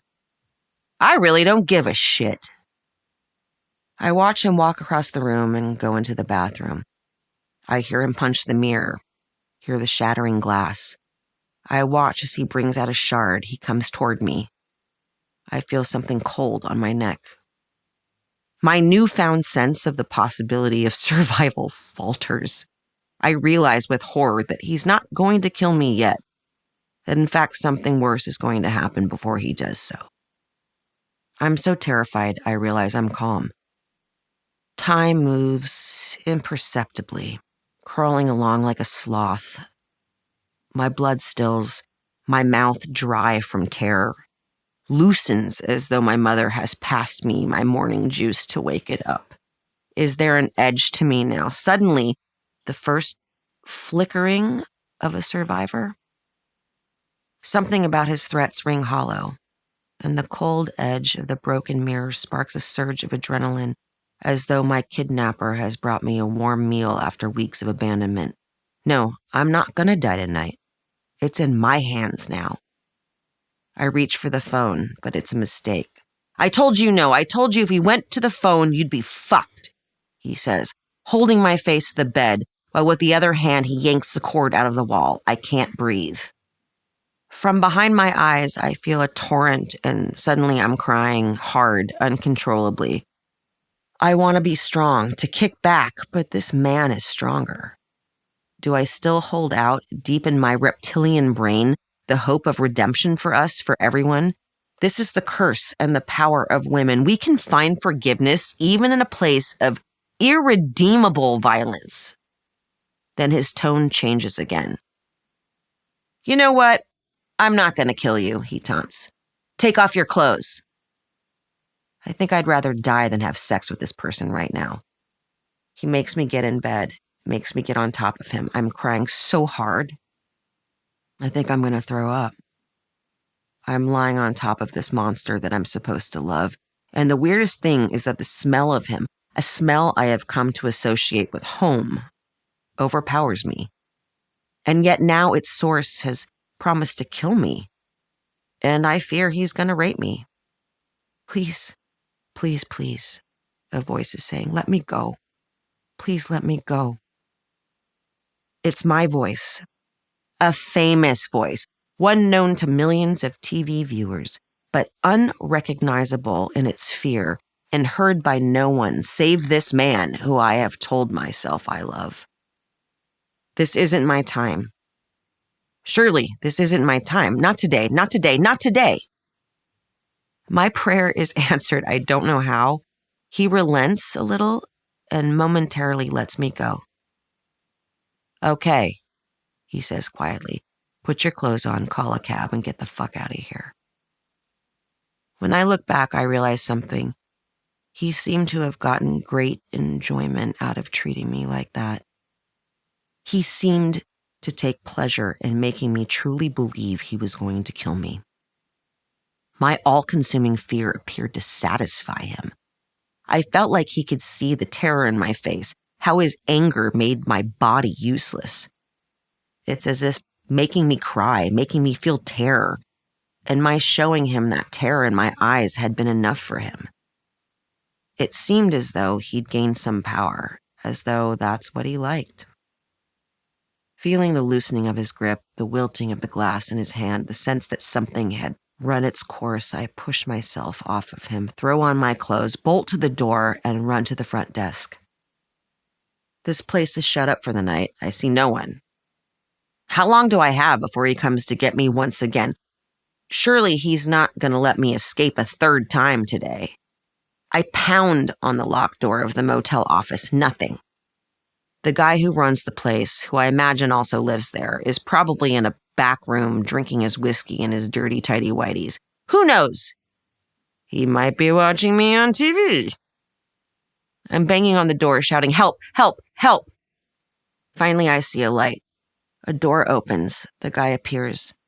What's all this noise? He asks. Call me a cab, I shout. Please call me a cab. He seems confused. Hurry! Before he comes to get me. I'm screaming now. Hurry! Before he comes to kill me. This new verb, kill, does the trick. He bolts back into his quarters and then comes back. He opens the office and lets me sit by the door. The cab takes forever. As I wait, I realize that my nails are digging into the vinyl chair. Eventually, the man says, there's a cab coming. He seems to recognize me, but perhaps I'm imagining it. The cab arrives. I throw myself into the back seat and hide down low. It feels like years, but I eventually get back to my grandmother's house. Everyone is asleep when I arrive. I ring the doorbell over and over and over and over and over. Finally, my mother opens the door, and I fall right there in the hallway. I just fall. I wish I could say it was the end, but as it is too often the case, it was not, despite what happened in that motel, not to mention that my mother and the rest of the family were horrified at what they'd seen. We stayed together for months after that. The fact that I couldn't flee gives me endless compassion for women who can't find a way to escape. The day after he called, I have no money and no food, he said. and I need some way to get back to LA. No apology. According to him, that night had been my fault. I had almost ruined his camera film by turning the light on. I was the one to blame, hence I had to pay for it. I had done this to him, and I owed him a flight and a hotel and everything else in between. His luggage had finally showed up, so I sent it over with some cash. I got him out of there. At least then I knew my family would be safe. Eventually, he took a bus to Chicago and somehow got back to LA, back to my house. In May 1994, I made a movie called Across the Moon, in between call times for Married. In it, I played the girlfriend of an incarcerated guy played by Peter Berg. The film was shot in LA, as well as in and around Palmdale, on the edge of the Mojave Desert. By now, the relationship had me so broken that physically I was wasting away. During the month it took to make Across the Moon, I went from a size 4 to a size 0, maybe less. I kept it all from the world. One day, he came to the cabin with my friend Bill. The fighting commenced again. We ended up in the basement, arguing violently. Bill called his sister from upstairs, and she later said she could hear me screaming even though I was nowhere near the phone. "Bill," she said, "you gotta go help her." "But he'll kill me," Bill said. At one point, I ended up on the ground and my head slammed into the floor. The fall left me with a skull that was so swollen that, when I went to work, the hairstylist on Married had to make my hair bigger so it wouldn't show when we were filming. I told the stylist what had happened, but she kept it from everyone else. Professional, professional, professional. I couldn't believe I'd been through all of this yet again. I hate even recounting it. I want to shake that 22-year-old, wake her up. But that's too easy to say now. She was bound by a situation from which she couldn't escape. I have to forgive her. I do forgive her. I would wake up every morning with my stomach on fire from all the stress I was going through. On a break from shooting, I headed home to LA from the desert, only to find him stinking drunk. The next day, as I was leaving to go back to set, we got into yet another terrible fight, so bad that I just lost control of my body entirely and fell halfway down the stairs on my way out to my car. Seeing the state I was in, he offered to drive me the 2 hours back to Palmdale. But on the freeway, he kept driving towards the center divider like he was going to kill us. I know now that he wanted to see the fear in my face. It seemed to placate him every time. But how much longer could this go on? A few nights later, he called to tell me that he'd met someone. It felt like a tiny chink of light in the darkness. Now I didn't have to decide. Now I didn't need anyone to save me. Now I could finally escape. He was to move out immediately, take his stuff, and be gone. At the time, a dear friend of mine, Gary, was dying of AIDS. I went to his house with a bunch of other friends to say goodbye while my boyfriend was supposed to pack up his shit and leave. We were all there, loving on Gary, drinking wine and celebrating him as he lay, his eyes open, but not there, not in any real way. I had bought Gary a crystal ball years before, and at one point, I put it next to him on the bed, and even though he was far gone, we all watched in amazement as he reached out his hand to the crystal ball. His fingers moved around it. "Oh, honey," I whispered. "I love you, Gary. Goodbye." When I got home that day, once again I could see it and taste it, that scent of malevolence, of something so far off normal that no words could save it. Far from having left, my boyfriend was lying asleep on a futon in the living room. Next to him was a bottle of tequila and a bottle of Vicodin, both seemingly left open. I realize now, for me to think he'd swallowed a whole bunch of pills. But I was just so exhausted from being with Gary that I heard myself very quietly say, "Okay, all right, whatever." I poured myself a shot of tequila and lit up a cigarette. I sat there watching him sleep, hating the fact that he was still there. As I smoked, the phone rang. And when I answered, my mom's voice came through. "Gary's gone." I started to cry, and as I did, this creature rose up from the futon and looked at me with that familiar stare, the look that seemed to say, "You're dead." Here we go, I thought. I was used to it now. What happened next was like a dream. Something was off, as though he had indeed taken a bunch of pills and tequila. He picked up my car keys and started to walk toward the door. But he was stumbling around, walking at an angle. "Don't take the car," I said. "You'll kill yourself." I was trying to physically stop him from leaving. "You can't drive right now. You can barely walk."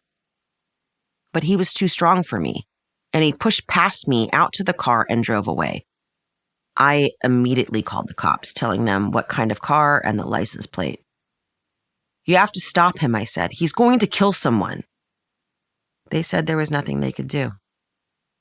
I was desperate and called a friend of his in San Francisco to see if he'd contacted them to say he was on his way. As I was on the phone, he suddenly appeared in the doorway.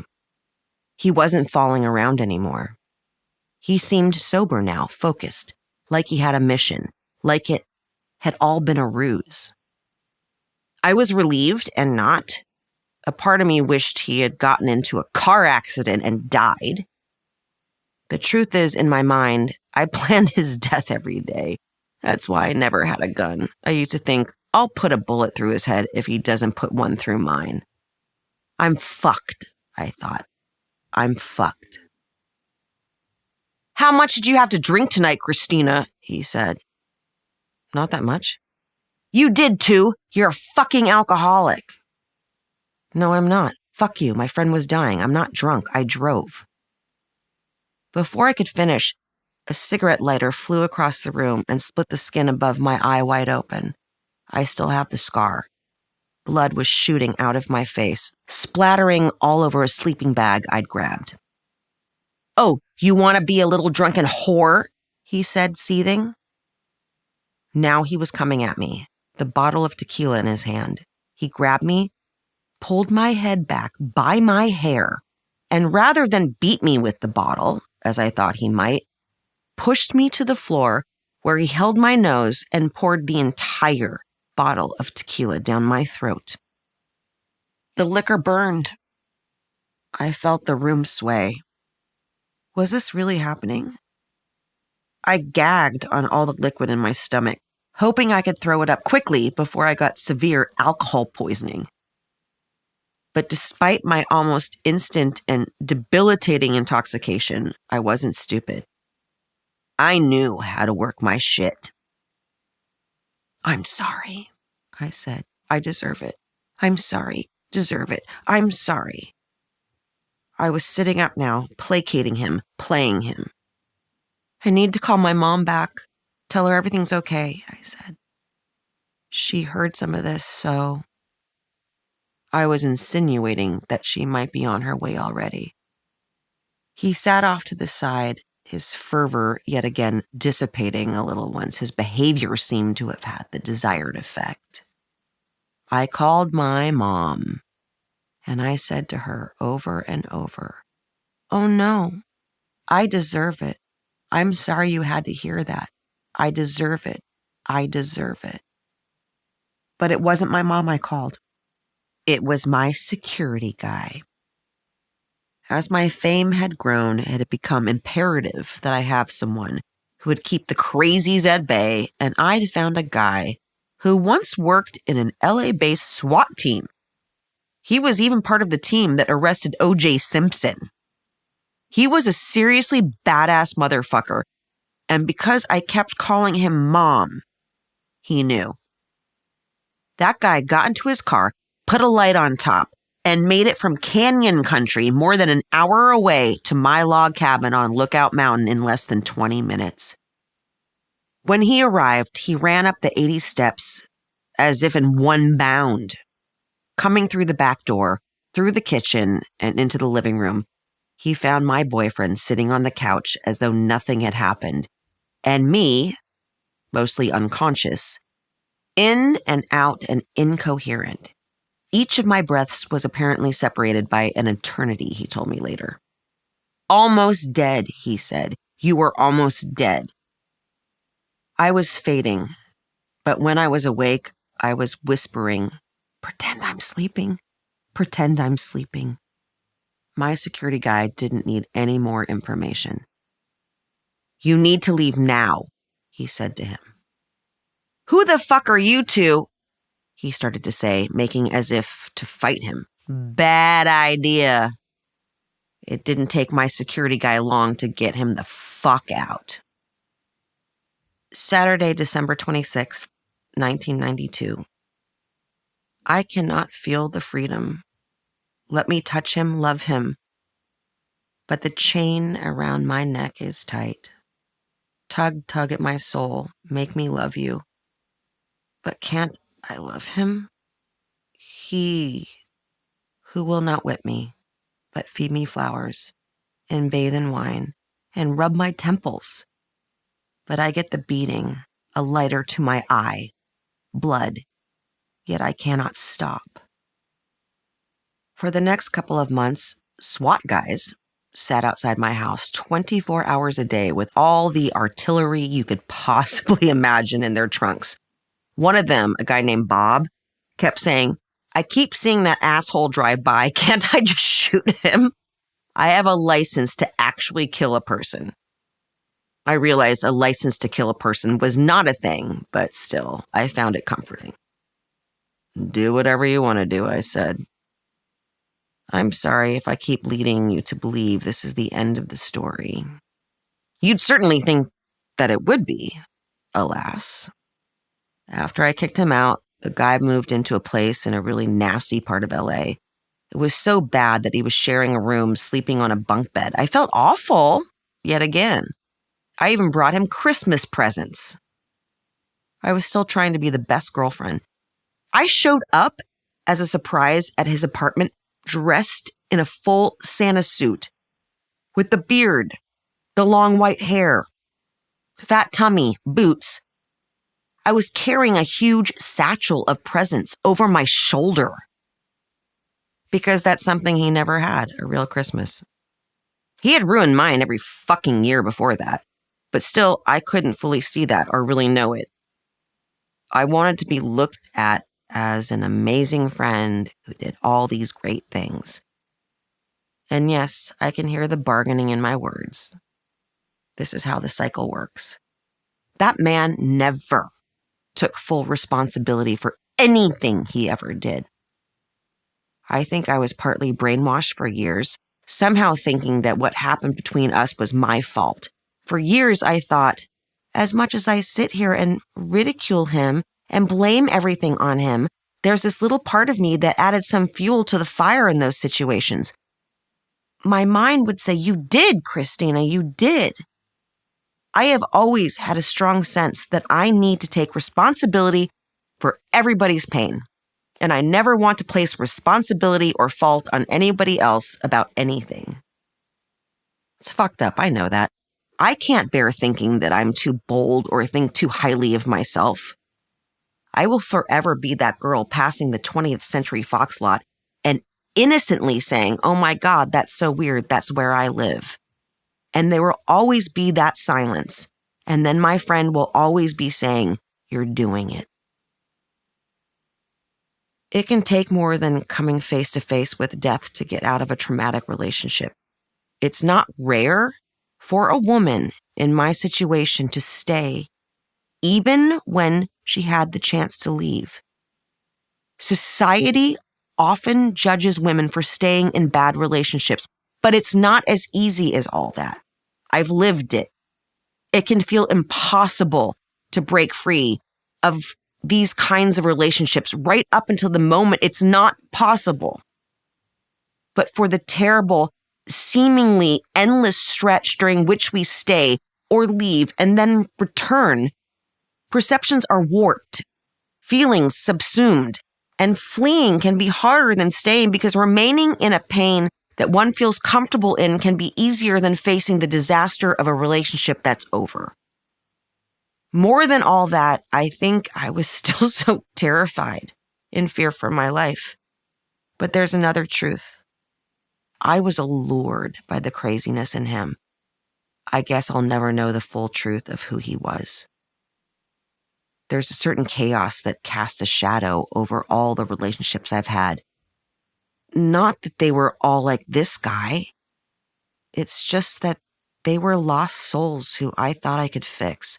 Over and over, I've picked men who didn't treat me very well because I lacked the kind of self-worth that denies such men any kind of sway or power. All too often, a small voice in me agreed with them that I wasn't worth the love I craved. I stayed longer than I should have. And damage begat damage begat damage until now there I was, lesions pulsing on my brain like broken stoplights. No one should shame a woman for staying in a terrible situation like the one I faced, because when we're in it, we really don't know what to do. We're scared. There should be no shame in staying. Please. We are already too hard on ourselves. But there is no survival in it either. After that, through the years, he would send me mixtapes of music, things he'd painted from memory, even champagne bottle corks from bottles we had drunk together. It felt like he was always trying to get at me, to remind me he was still around. In early 1993, a young actor right out of college by the name of David Boreanaz made his first credited appearance on TV in Married with Children. He played Kelly's love interest on an episode called Movie Show. I met him first thing that work week.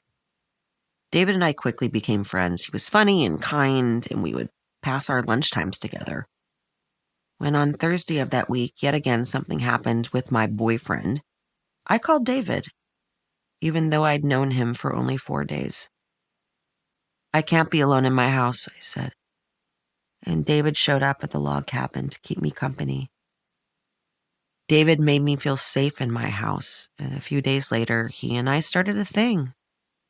We dated for a few months, and even though it didn't last, he helped me finally leave. I adore him for that. Thinking back, I can't say enough how much I appreciated him for being the reason I was finally able to get back to normal. I will always be grateful to David for that. After our time together ended, I went from relationship to a relationship as if being with someone was insurance against going back to that terrible boyfriend. With enough time apart, I felt his hold on me wane until finally it was done. I haven't heard from him in decades. With him finally gone from my life for good, I sold the log cabin. I couldn't deal with the memories of being there anymore. The place was filled with his ghost and what he did to me.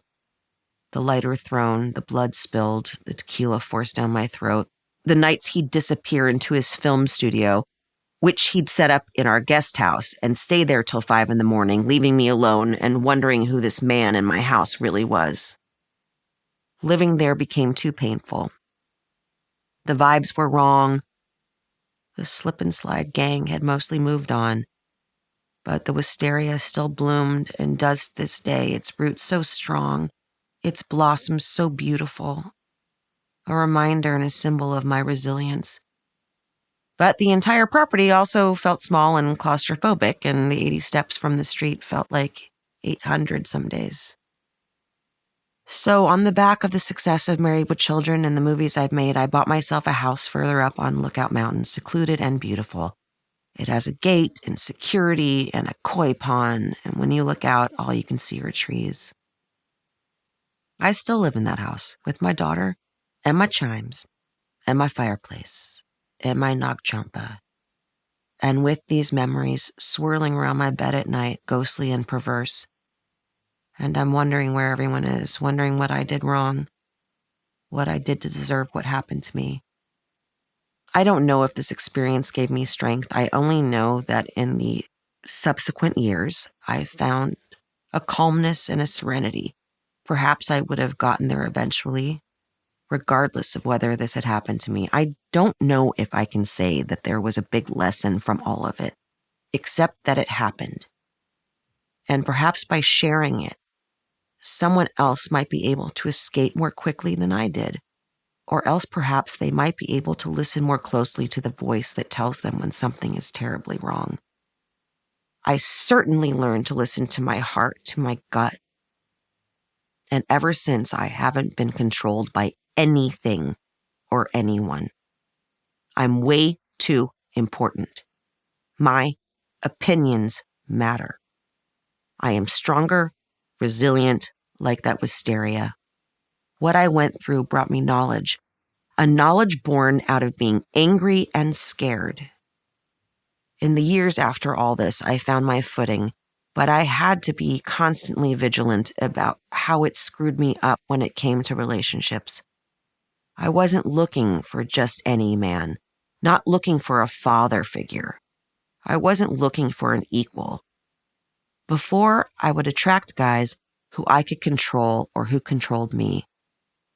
I was forever trying to please these men who seemed so unsettled in themselves.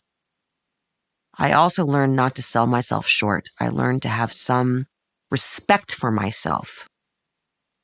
If men I dated didn't see that, then they were the ones who needed a new perspective, not me. Finally, I could see. I haven't seen him since. It was as if a ghost, an Amityville horror washed up at the door of my beautiful cabin, a house that's long since been demolished and replaced with a monstrosity. Its new owners unaware, I imagine, that once not so long ago, a bunch of dickheads partied their asses off in all the zestful stupidity of a long-gone youth. 8. Hawaii. I've lost count of how many times my mother said to me, "It's you and me against the world." That puts a lot of pressure on a child and has probably loaned me a certain level of codependency. But more importantly, it has helped me develop the right safeguards against manipulation in this challenging business. It's a toughness that I want to teach my daughter. But I want all young women, especially in show business or any business, to always know that they need you more than you need them. My mom would say it to me when I'd go to auditions, and I still know it to be true. They need me more than I need them. As Married with Children came to its natural conclusion, I found myself desperate to leave Kelly Bundy behind. I couldn't wait to take off the mask and be myself. I wanted to show the world and myself what I was capable of. For the last 2 years of Married, I was wearing a wig because I had cut my hair short and dyed it a mix of black, cherry, and purple. I showed up with my new hairdo at a Fox event right before we were about to start filming the penultimate season. "What's happening here?" someone said, a look of shock and horror on their face. "We're getting a wig," I said. I'd had blonde hair down to my butt for more or less a decade, but now I didn't care. There wasn't much else they could say because it wasn't as if I could suddenly grow my hair 10 inches. They needed me more than I needed them. It was me against the world, kid. I'm grateful for Married, grateful for the time I spent there, grateful for the lessons I learned, grateful for the family I had in Ed and Katie and David. But if I didn't get that girl away from me, I didn't know what I would do. I needed to be me. But that doesn't mean I made great decisions. Right after Married ended, a script came across my desk for a little movie called Legally Blonde. I didn't even audition or read for it or meet with anyone. I was done with the ditzy blonde thing. And to think, I could have Reese Witherspoon money. Instead, I needed to escape. It all began when David Faustino, my brother, unmarried. He had taken a vacation to Hawaii and returned with stars in his eyes. The way he described it made it sound both magical and 1 million miles away. Both things I desperately needed. The friends David had made there, guys with names like Lawrence and Joji and Shaney Boy, sometimes flew to LA to visit him, and he would introduce me to them. I instantly fell in love with them as he had. They had a kindness and a sly wit about them as though that magical outpost in the ocean freed their souls from the kinds of concerns we mainland-bound suckers never seem to escape. Each time his friends returned to Hawaii, I would be desperate to see them again, to find a place where goodness and love prevailed. I didn't know what paradise was until I went there. Given everything I'd been through, I wanted a paradise. And I found it in Maui. A place that would become my home away from home. When Married went on hiatus, or when I didn't have a movie to shoot or a talk show to do, I would immediately fly to Maui. My friends in Hawaii filled my soul in ways I could never have imagined. Those beautiful people opened up their community to me in a way no tourist usually gets to see. Eventually, I found a place of my own where I could stay for a month at a time, and whenever I wasn't working, that's where you would find me. The group of friends I made mostly worked at the luau, and I'd often show up just to watch them perform. At one point during a show, a canoe glided across the water with a flame on it, and my friend Shalia came out of the water in a white dress, so sinuous and gorgeous I was captivated. Once the show was over, we'd sneak away to a nearby pineapple field to drink Bud Light and watch the skies, filled as they so often were with the most shooting stars you've ever seen, sparkling past our peripheral visions. In those magical moments, these beautiful, kind, funny people became my family. The fact that I was Christina Applegate didn't matter to anyone, and certainly not to me. It was on Maui that I got my nickname, or what I think of as my real name, those 2 syllables behind which my true soul resides. I'd go by myself or bring my mom or a best friend. I'd share the beauty and friends I'd found with them and let them see the islands in a way that they'd never otherwise get to see them. But mostly I went alone, unseen, unphotographed, healing, finding a peace that had eluded me so far in my life.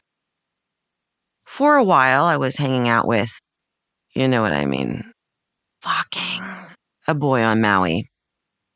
He was half Filipino, half Hawaiian, and had a sense of humor unlike anyone I knew on the mainland. And I worked in comedy.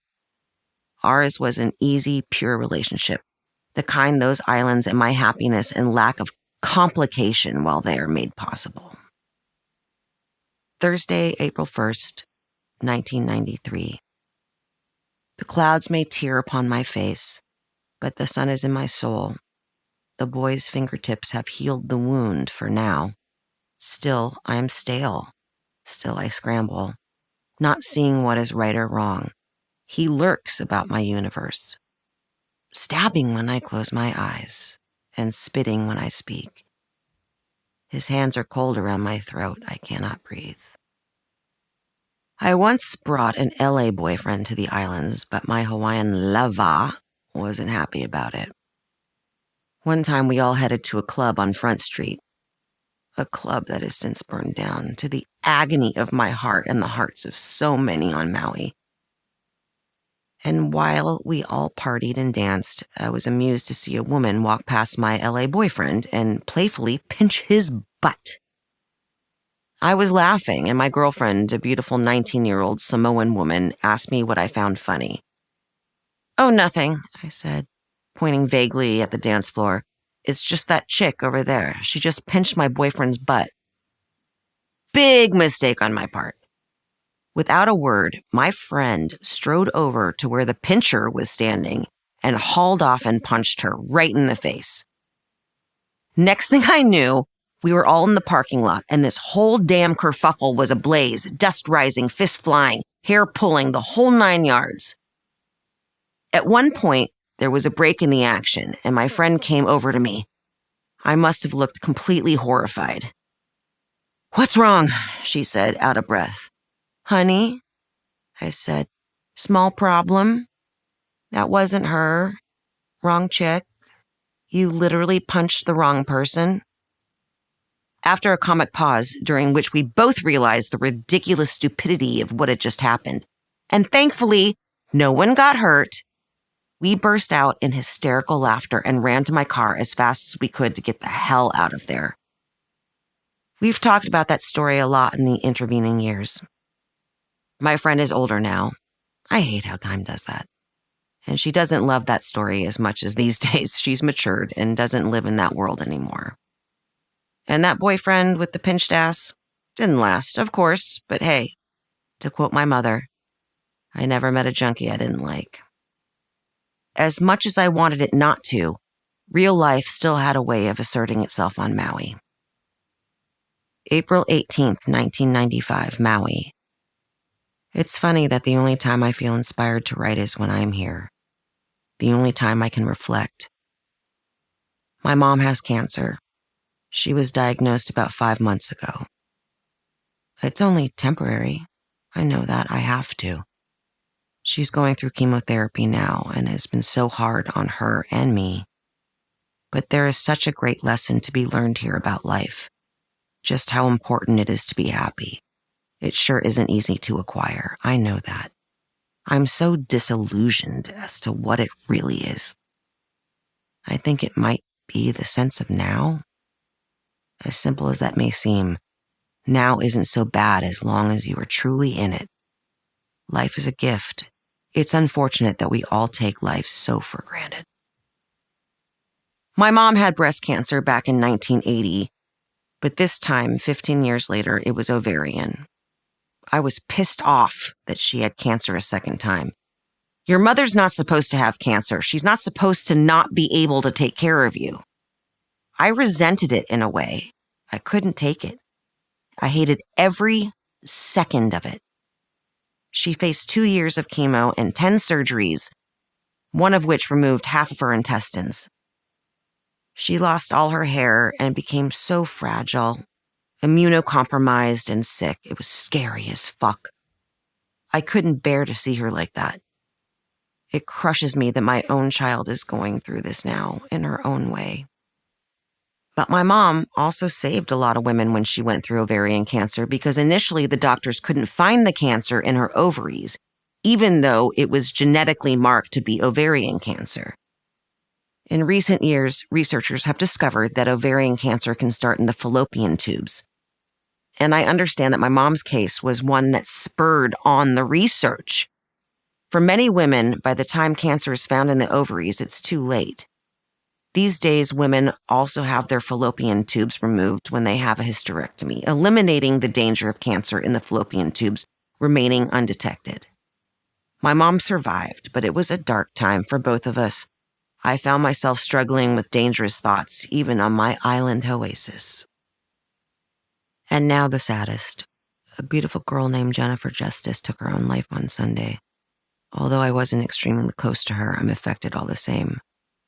What really affects me is that I know how she felt. All too often, the thought of suicide crosses my mind almost every day. I am so damn tired of this life, sometimes it's scary. At least I had Hawaii. Despite these spells of intense darkness, I was a happier, different person there. More myself than anywhere else. I was nobody famous. I was nobody. I wasn't only the survivor of my childhood. I wasn't only the woman who faced down a terrible boyfriend and found her freedom. I wasn't Kelly Bundy. I didn't even have to be Christina Applegate. April 4th, 1996, 9:45 p.m. Just arrived in Oahu, sitting in back of a stranger's truck on my way to swim with the dolphins. All is well in my kingdom, all is well. P.S. I rode underneath this blanket of stars tonight. I'm sleeping in a tent next to the crashing waves. It's so dark out. Heaven on earth, heaven on earth. Deep calls unto deep, and deep answers deep. August 6th, 1996. I swam with the dolphins yesterday for about 5 hours. It was amazing the way we communicated. I felt joyous, open, exposed, radiant, clear. Today, I felt high. I was floating in a surreal fog of absolute. submerged in the warmth of God and my own power. March 19, 1995, Maui. Here I am in Maui, my home, my soul, myself. I leave tomorrow, so sad. It's beautiful out right now. Just a few clouds that blanket the sun, the water like jewels glistening, inviting. Soon the sun will set off to the right of Lanai. As it kisses the horizon, I will see God. I will feel as small but powerful as the universe intends. Ineffable. I was a new person. Through my healing on those islands, a new person emerged. She surprised even me. These days, very little of Front Street on Maui survives. Gone in the terrible fires of 2023. Every time I think of it, my heart hurts. Many of my friends lost their homes. Many are still displaced. This is made especially poignant as in recent months, my hometown of Los Angeles has suffered catastrophic fires of its own. We evacuated during the worst of the winter fires of 2025 from an abundance of caution, but so many friends lost their homes here, all their possessions, their histories. My grief for Maui has only deepened in the past months, having faced similar losses here at home and seeing firsthand what people in Hawaii had to go through. And my heart hurts for that time I spent in Hawaii for other reasons too. After the terrible years with that abusive guy, I yearned for sanctuary, a place I could escape to, a place to heal. I'm lucky I found it out there at the very ends of the Pacific Ocean. The shooting stars jangling at the very edge of my sad eyes, somewhere out of sight. 9. Filthy McNasty. I hated the limelight, and everywhere in West Hollywood was bathed in it. Then came the Viper Room. I'm here to tell you that the Viper Room was the coolest club that ever existed. It was an otherwise squat and forgettable building at 8852 Sunset, right by Larrabee Street, built in the early 1920s. Originally, it was a nondescript grocery store, though it would go on to have multiple famous iterations across the decades. At one time, it was a nightclub, and then a bar called the Melody Lounge, which was something of a wise guy hangout. Eventually, it became a club owned by and named for a legendary Angelino known to everyone as Filthy McNasty. Filthy McNasty was from Berlin, and his real name was the much less fun Wilfried Botch. You can see why he was happier to go by a new name. Filthy McNasty set the tone for what was to come. Famous people, everyone from Evel Knievel to John Wayne, loved the place because photographers were not welcome. In a city where paparazzi are as plentiful as fire hydrants, folks just wanted somewhere safe to hang out, away from prying lenses, especially in the days when celebrities cherished their privacy. They also knew they had to maintain it, so that when they did finally emerge, their presence would be something to talk about and might put bums in theater seats in movie halls. Nowadays, every famous person has an Instagram account where they share their most intimate moments the second they happen. But in an earlier time, it was imperative to keep a mystery about oneself, hence the advantage a place like Filthy McNasty's had in turning away the fame vampires. In the 80s, Filthy McNasty's morphed into the Central, a jazz club that attracted performances by a young Ricky Lee Jones, as well as her musician friend Chucky Weiss. Ricky would write about a conversation with the third member of that famous trio of musicians, Tom Waits, in her hit, Chucky's in Love. When Chucky eventually persuaded Johnny Depp and others to buy the Central and turn it into the Viper Room, the owners were quick to reestablish the emphasis on privacy. They created a kind of speakeasy, an exclusive, secret handshake sort of hangout that felt personal and familial, an escape from the crazy scene that dogged us everywhere we went in the 90s Los Angeles. Johnny also made sure that Chucky could still play there. This was a big deal because Chucky Weiss wasn't to everyone's taste. He sometimes thrummed a washboard and told long tales in between his blues songs, accompanied as he usually was by his band, the Goddamn Liars. I love Chucky. He played at my 22nd birthday party. I'd been at the Viper Room's opening night back when I was 21, and by that 22nd birthday, the Viper Room had become my home away from home. It attracted all the coolest people. Cats you just wanted to be around. And it wasn't just celebrities.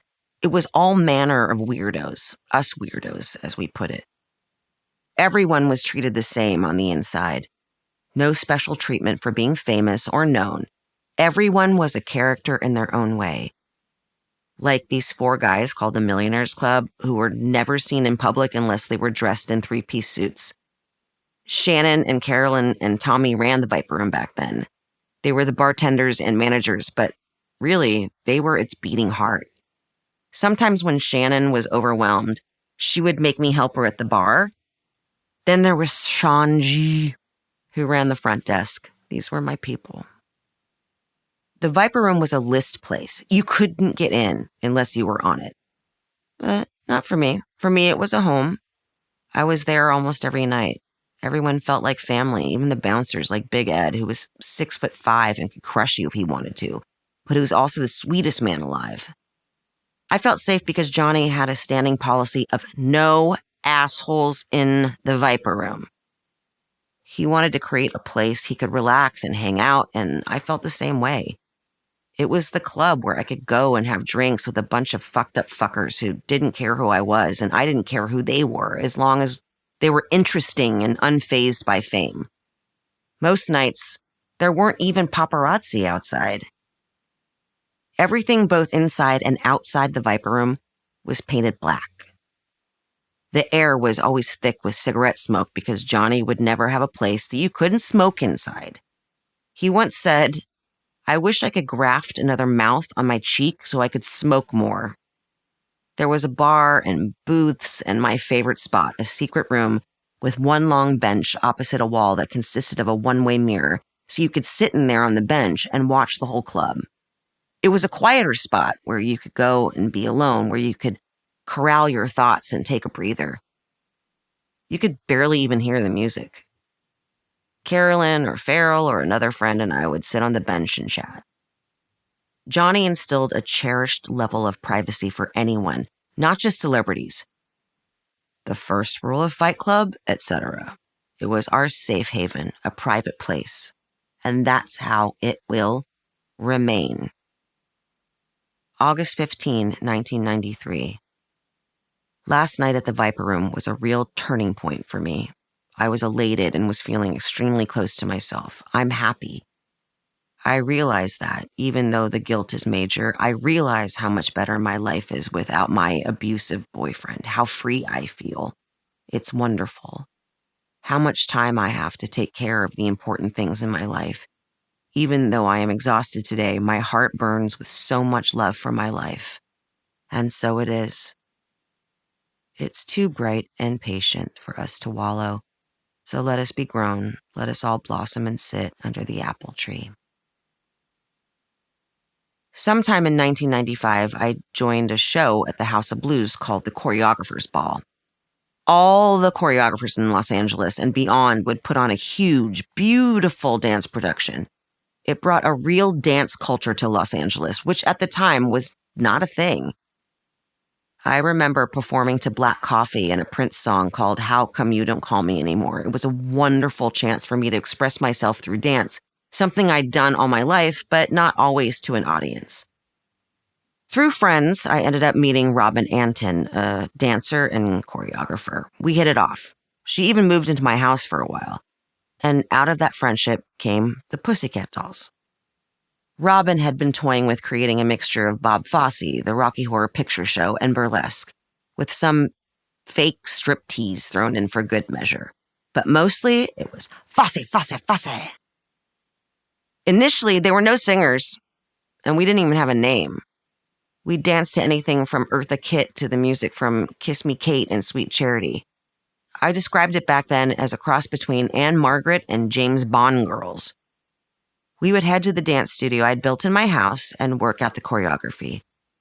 The Pussycat Dolls weren't taking anything off, but we were giving the illusion that we were taking something off, layers upon layers leading to more layers. It was suggestive in all the right ways. To me, dance wasn't sexual. It was a spiritual expression of pain and glory and all the things in between. It was church. And I certainly never thought of myself as sexy. In my early 20s, we'd all go to Flaming Colossus, a club on Bonnie Brae near MacArthur Park in the seedy corner of downtown Los Angeles. My drink of choice those nights was Southern Comfort because that was Janis Joplin's drink and I was obsessed with her and still am.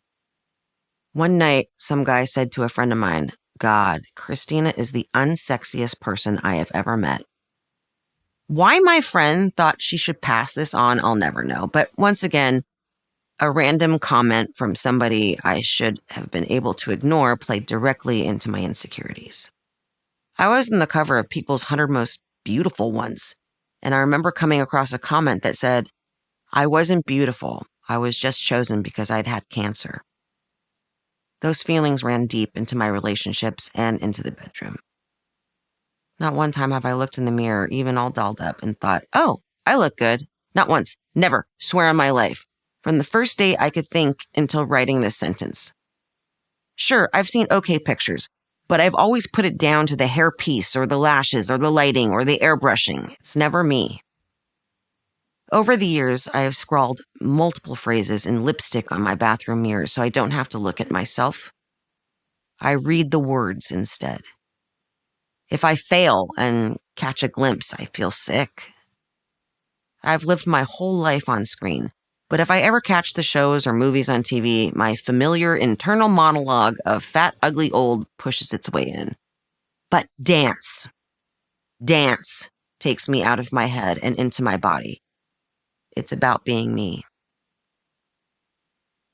Eventually, my friend Shannon, the manager at the Viper Room, thought that the Pussycat Dolls would be a perfect fit for her Thursday speakeasy night.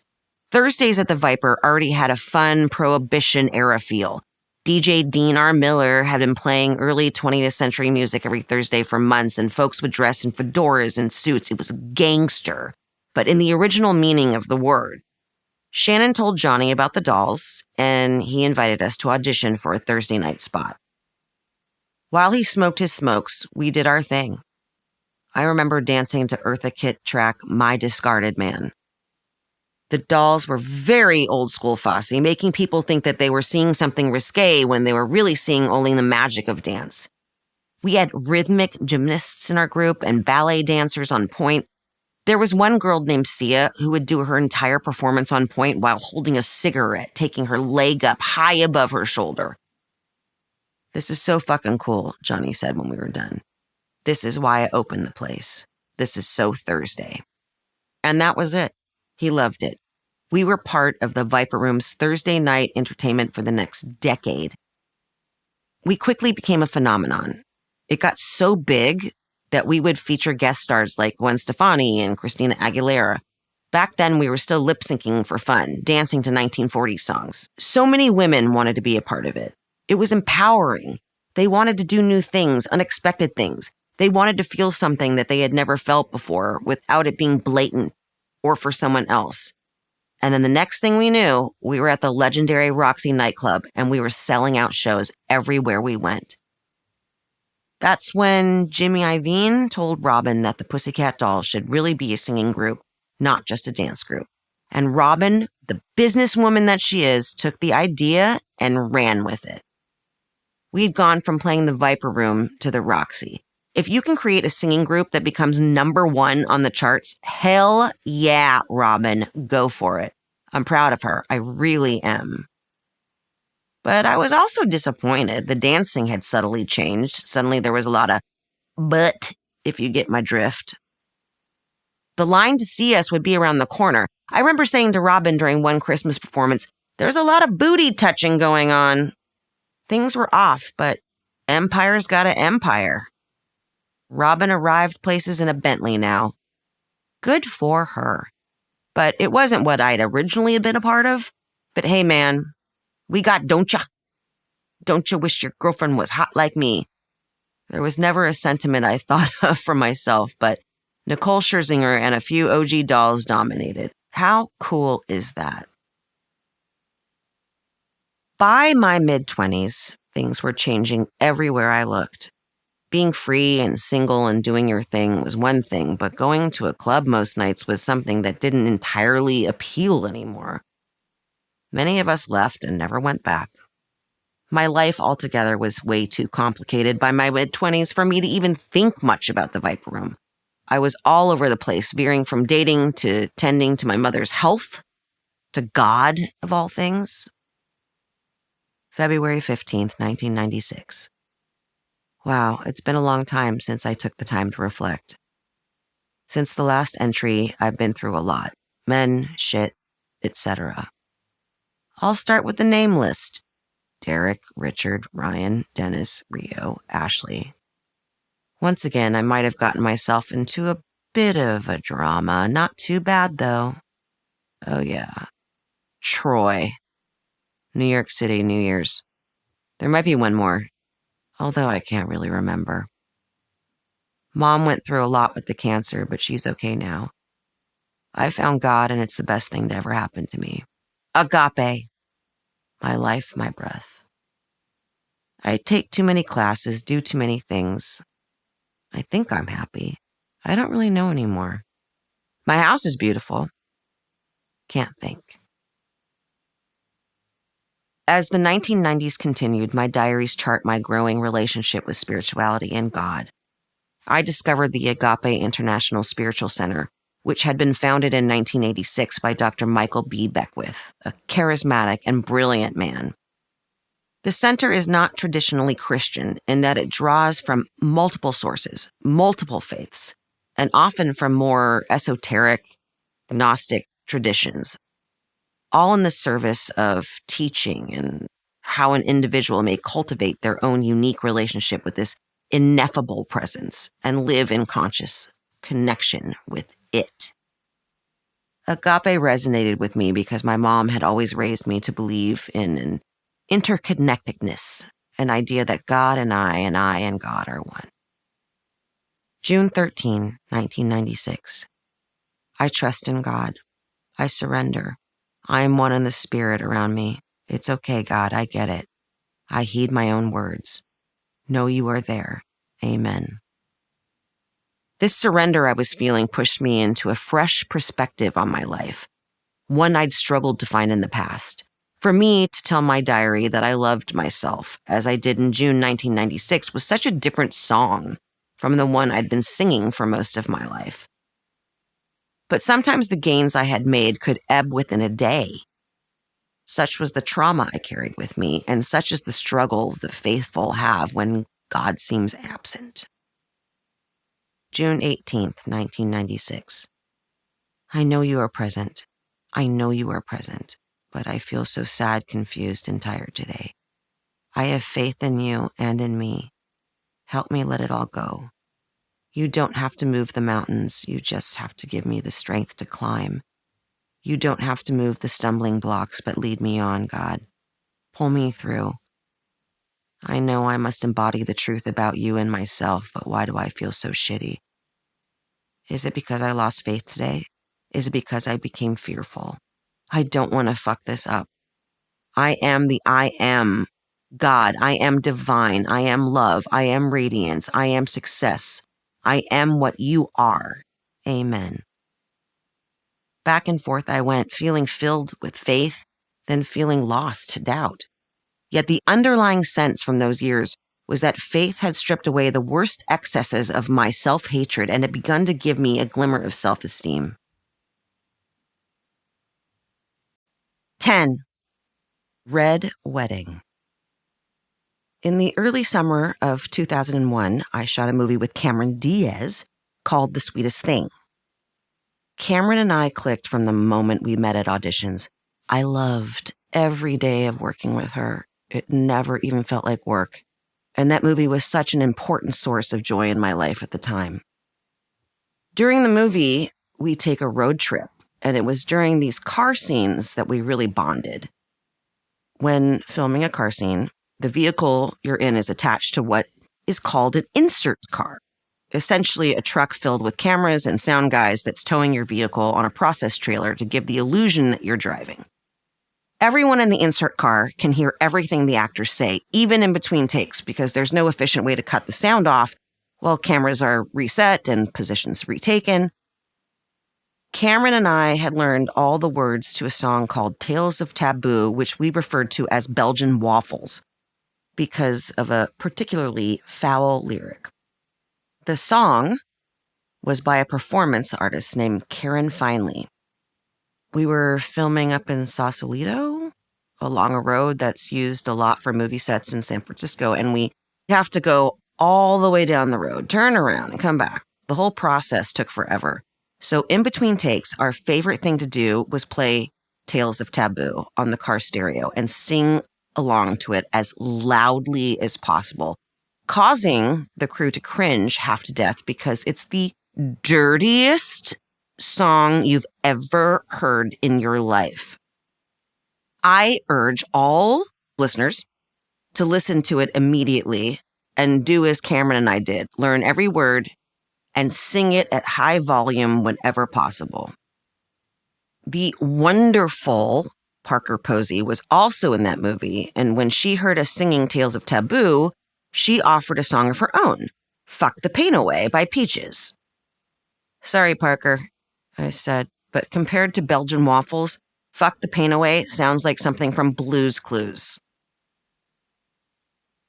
Again, there was this split personality between me on set and me at home. At work, I was having fun, screaming lyrics like "Make me a tit sandwich" with my new friend, playing one of two carefree party girls. At home, I was playing the role of a perfect bride-to-be, eating obsessively clean and not drinking, planning the perfect wedding for the perfect polished life. No tit sandwich for me.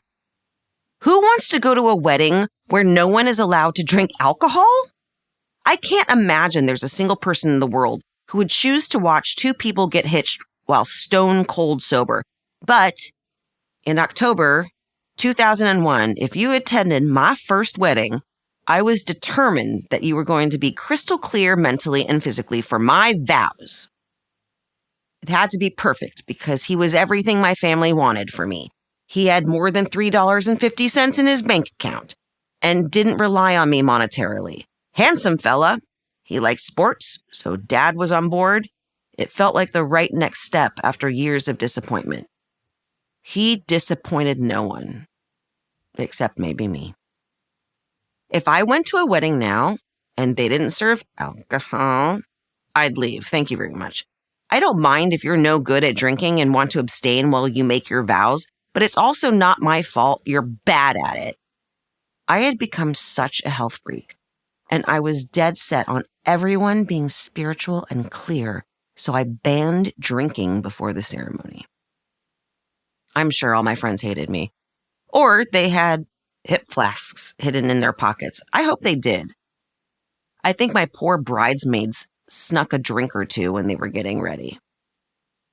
I picked a pretty house with a pool in Palm Springs as the venue outside the city. Jeffrey Best, the eminent event planner, helped create an experience that began well before the day.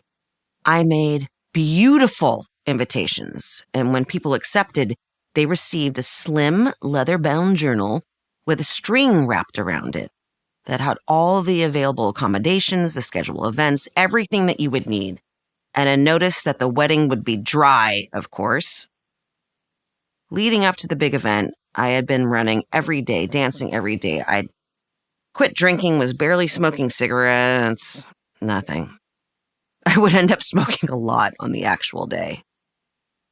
For the guests, I rented a truly beautiful hotel called the Carakia, a Tangier-inspired resort built originally in the 1920s by some random Scottish painter who wanted to be reminded of his time in Morocco, hence the archways, courtyard, fountain, and whitewashed walls.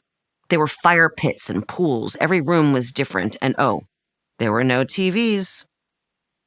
Also no curtains. My soon-to-be father-in-law sought me out one morning and said, "Christina, I really need curtains." when he walked away, I felt my entire body starting to convulse. I was a stressed out, sober, cigarette-less bride. "Tell everyone to go fuck themselves," I said to my assistant at the time. "I can't get him curtains. I am the bride. Have him go talk to someone else about his fucking curtains." Suffice to say, I was a bit overwhelmed. All the man wanted was a dark room where he could get some rest. At the rehearsal dinner, we served vegan Mediterranean food, and we all sat on pillows on the floor. All the waiters were wearing sarongs. To repeat, the food was vegan, so basically there was just a lot of hummus. Thankfully, the rehearsal dinner was not a dry event like the actual day, though drinking on a stomach of hummus doesn't seem amazing either. Farts. I kept thinking, this is my wedding. This is not your wedding. This is my wedding. My perfect wedding. This is what I would want a wedding to be like. I'd hate all of that now. These days, I would insist on a TV and a drink and fuck sitting on the floor. I can barely get off my bed. The actual ceremony was choreographed within an inch of its life. The bride was not late. In fact, she was 10 minutes early. Yes, folks, I was the bride who was 10 fucking minutes early. I was also the bride who was pissed off at everybody else for being late. I was standing there with Dr. Michael Beckwith and a Catholic priest who were co-officiating. As people showed up late, I hissed, "You've got to be fucking kidding me. I'm ready." No bride has ever said, "I'm ready," in sober frustration. We had written our own vows. Mine were comical and lighthearted, whereas his were mushy-gushy, lovey-dovey, and no one ever accused me of liking that. I smiled gamely. We had organized the whole thing using fake names, thereby avoiding the paparazzi, but still 2 people attended whom we didn't know. They were all dressed up, and they even signed the guest book. Later, when I looked through it, I found a Polaroid picture they'd taken of themselves. "Who the fuck are these 2?" I said. After the ceremony, I threw a huge cocktail reception. The dinner was created by Neil Fraser, a very talented chef who's worked with Wolfgang Puck and Thomas Keller, and who just so happened to have attended the Wonderland School with me. He served healthy miso soup and a blackened cod with a miso glaze and a seaweed salad. I thought it was delicious. I'm so sorry, everyone. Never fear, I had added directions to the nearest McDonald's at the bottom of the menu. I'm not a savage. Once dinner was over, a fantastic and hilarious disco cover band called the Boogie Nights played, replete with fake afros and real bell bottoms. At one point, Stephen Stills got up and performed, but he played a little bit too long. I could sense that after the floor hummus rehearsal dinner, no drinking, TVs, curtains, miso soup, seaweed salad of it all, everyone just wanted to dance. So I hopped up onto the stage. "You want me off, don't you?" 1/3 of Crosby, Stills, and Nash said. I didn't need to say anything, but yes, I threw Stephen Stills off stage at my wedding. Don't hate me. People had been really digging him, and he'd been on fire playing. But I had a band ready to go, and I couldn't keep them waiting forever. You can't really dance to Stephen? When people did finally leave, our parting gift to them was a double CD of every single song we'd played during the entire night. I had sat for days with my assistant going through what I wanted to play, from the second the guests walked in to the second they left. I can't believe myself. One of the reasons I insisted on a dry pre-ceremony is because I knew my friends all too well. I knew exactly what was going to happen. I just didn't want it to happen before my ceremony. Sure enough, on my wedding night, a bunch of people let loose, doing mushrooms and weird drugs and sleeping with other people's spouses. At 6 o'clock the morning after, I was lying in my marital bed, listening to the couple in the next room fighting, because there was a woman in their bathtub with whom they'd had an intoxicated threesome. The whole wedding was a masterclass in anal perfectionism, but that wasn't the worst thing. The worst thing was the moment I walked around the corner and into the ceremony. One of my favorite songs was playing, and when I looked hard at the face of my husband-to-be, I thought, oh, fuck. Oh, fuck. I have advice for women. If you go on a first date with a guy and you don't like his shoes, run.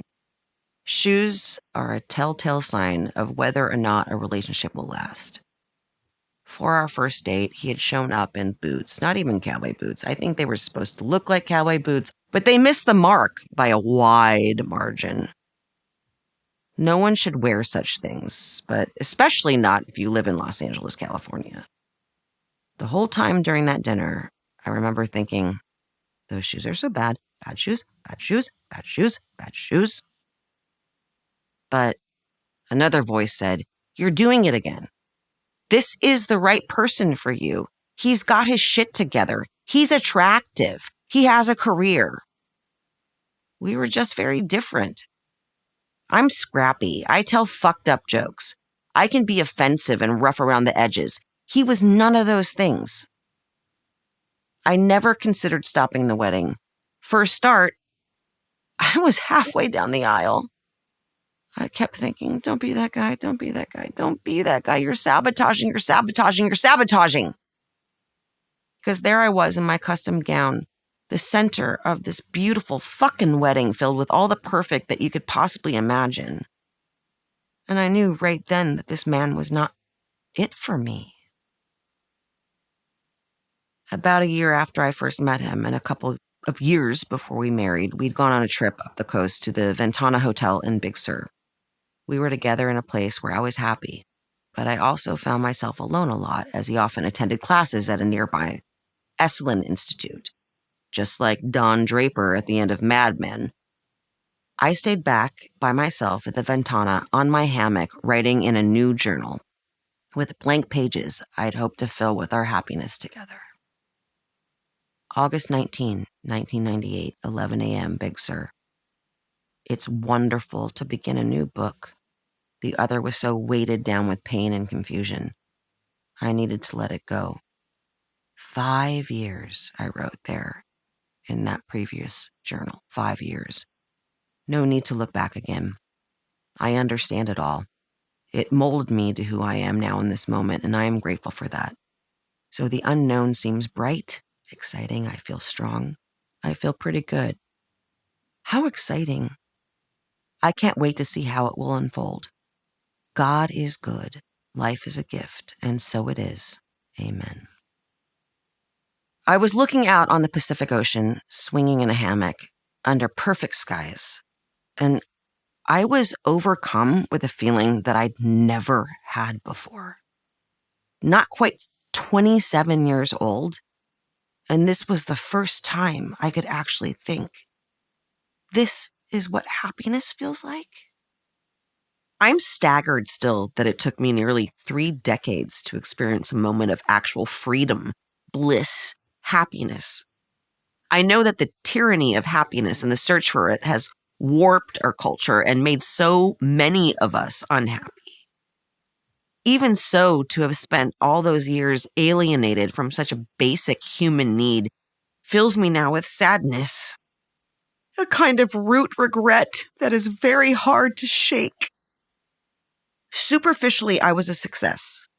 But as the Pacific breeze gently moved that hammock, this elusive happiness appeared on the air for one of the first times in my life.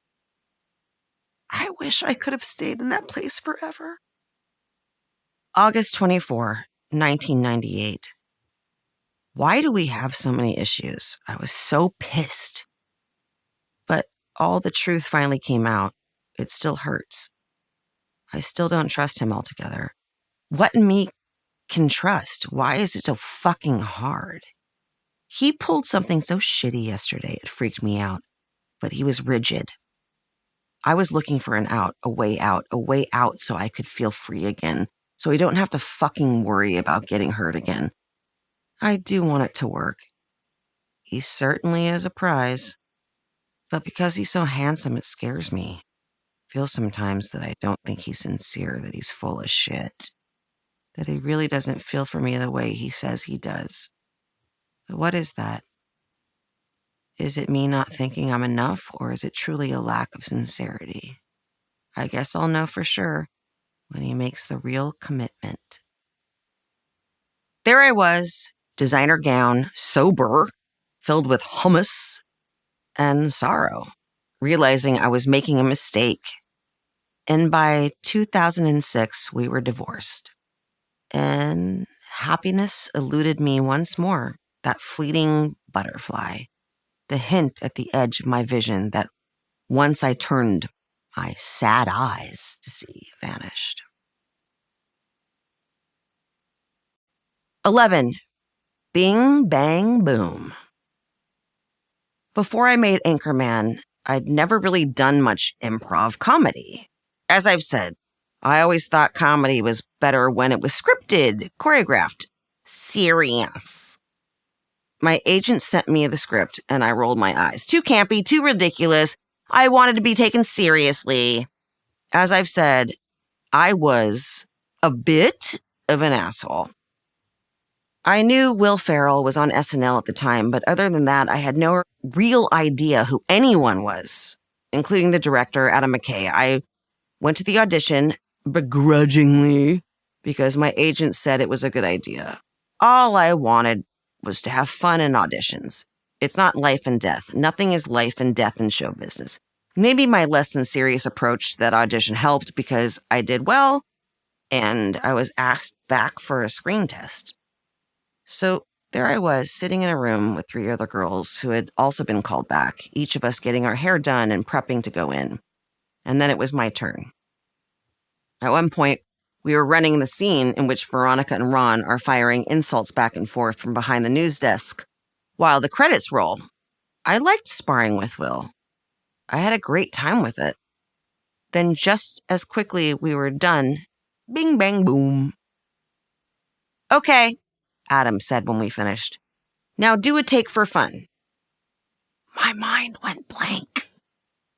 A voice inside my head was saying, but it's fun saying your words. I like saying your words. I was all too aware that I was in the presence of improv masters. Will Ferrell, who does it perfectly, seemingly without even thinking. Not to mention Adam, who basically invented a whole type of improv, being one of the geniuses who created Chicago's Upright Citizens Brigade, where Amy Poehler, Horatio Sands, and many other great comics plied their early trade. But I had never done improv comedy. I'd grown up on a set where you say the words correctly or you fail. You can't change even the smallest of things. We had to nail the script every single time. Just say whatever you want, McKay said, looking at me, waiting. Well, I started with Will next to me. Last night when we were together, I thought it was just your finger, but actually it was your dick. That line came out of somewhere, I guess, my unconscious mind. I'd slept with a guy once, and when I'd said, you can put it in, he'd said, I am in. That's how small his dick was. Art imitates life, I suppose. Will and Adam lost their shit. Will broke, unable to stay in character. They wanted me for the job. That wasn't the end of it, though. When it came to agreeing on a fee, the studio lowballed me. I'm talking a stupidly lame amount of money. I said no. That's not going to happen, I said, and hung up the phone. They could go fuck themselves. At the time, I was renting a beach house in Malibu on Broad Beach, trying to get away from it all for a bit. My marriage wasn't going as planned. Apparently, a dry wedding with hummus was not the perfect send-off for a lifetime of happiness. I needed a win. I got another call. This time, it was Will and Adam. We want you. We want you so badly that we're going to take some of our salaries to pay you. For those two guys to make that offer meant so much to me. Women are almost never paid as much as the men they star alongside, but here were two titans of comedy offering me some of their share. I gratefully accepted.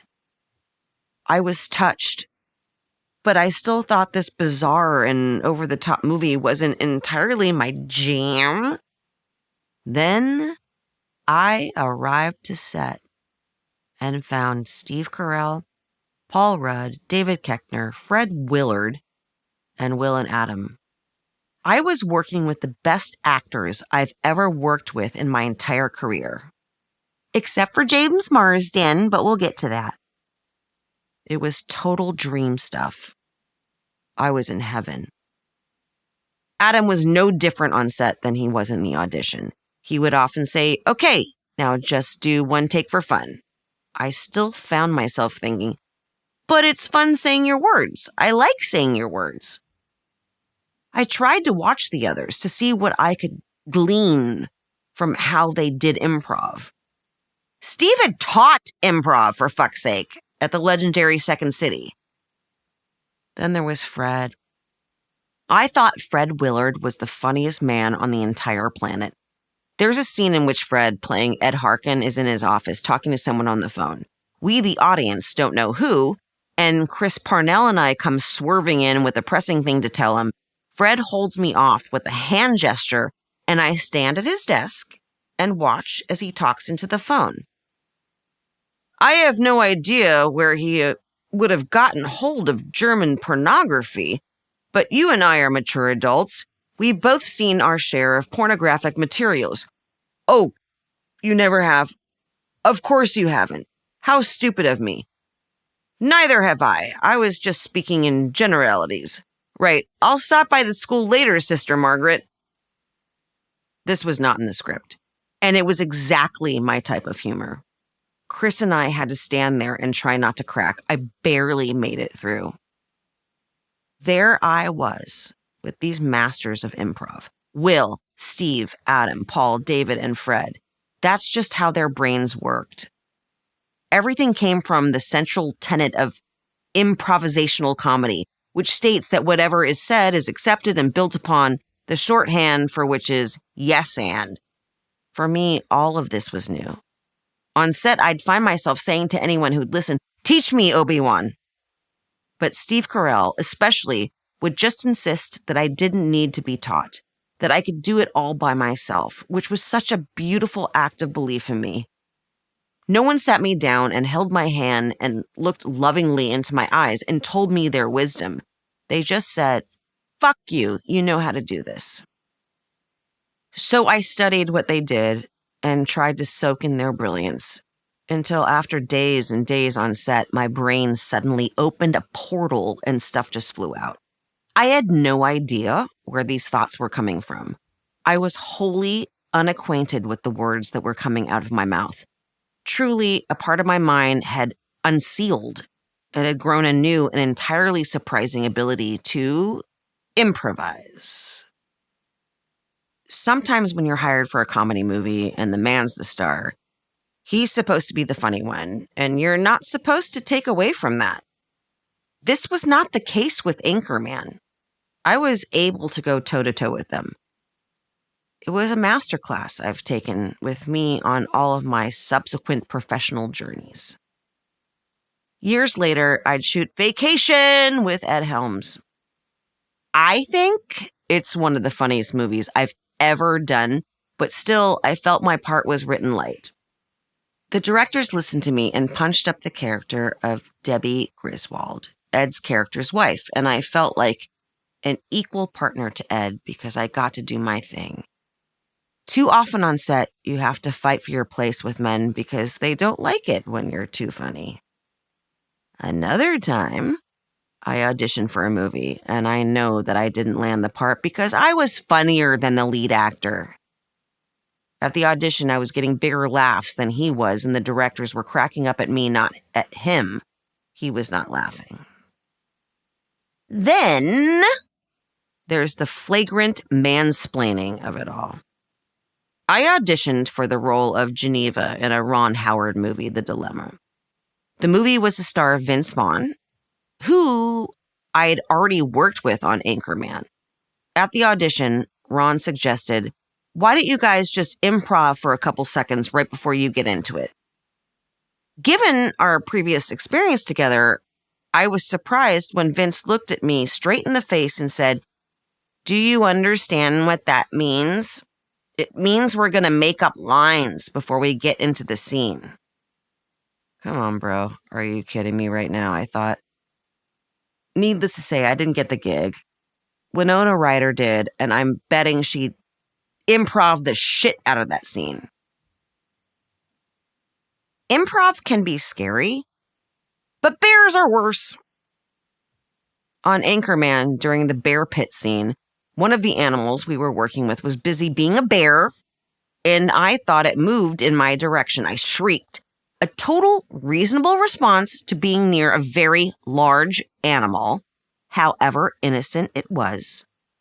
Someone, thank you, my savior, picked me up off my feet and swept me right out of there pronto. I was understandably rattled, my body shaking. May I remind you, those animals are not small. As an apology for my near-death experience, it wasn't near-death, but I'm a drama queen from Laurel Canyon. The producers bought me a then state-of-the-art flip phone with a video camera. Before they presented it to me, the entire cast and crew recorded funny videos for me. Adam McKay proudly handed it to me. "This is what I get for almost dying for your movie," I joked. Still, it meant a lot because they all meant a lot. I miss them after we wrapped. Not the bear. We created something really special. Over the years, our careers have grown and morphed in different ways. Cheers to Steve Carell, being famous as fuck, go Brick. But we always stayed in touch. We'll always be a team. Always.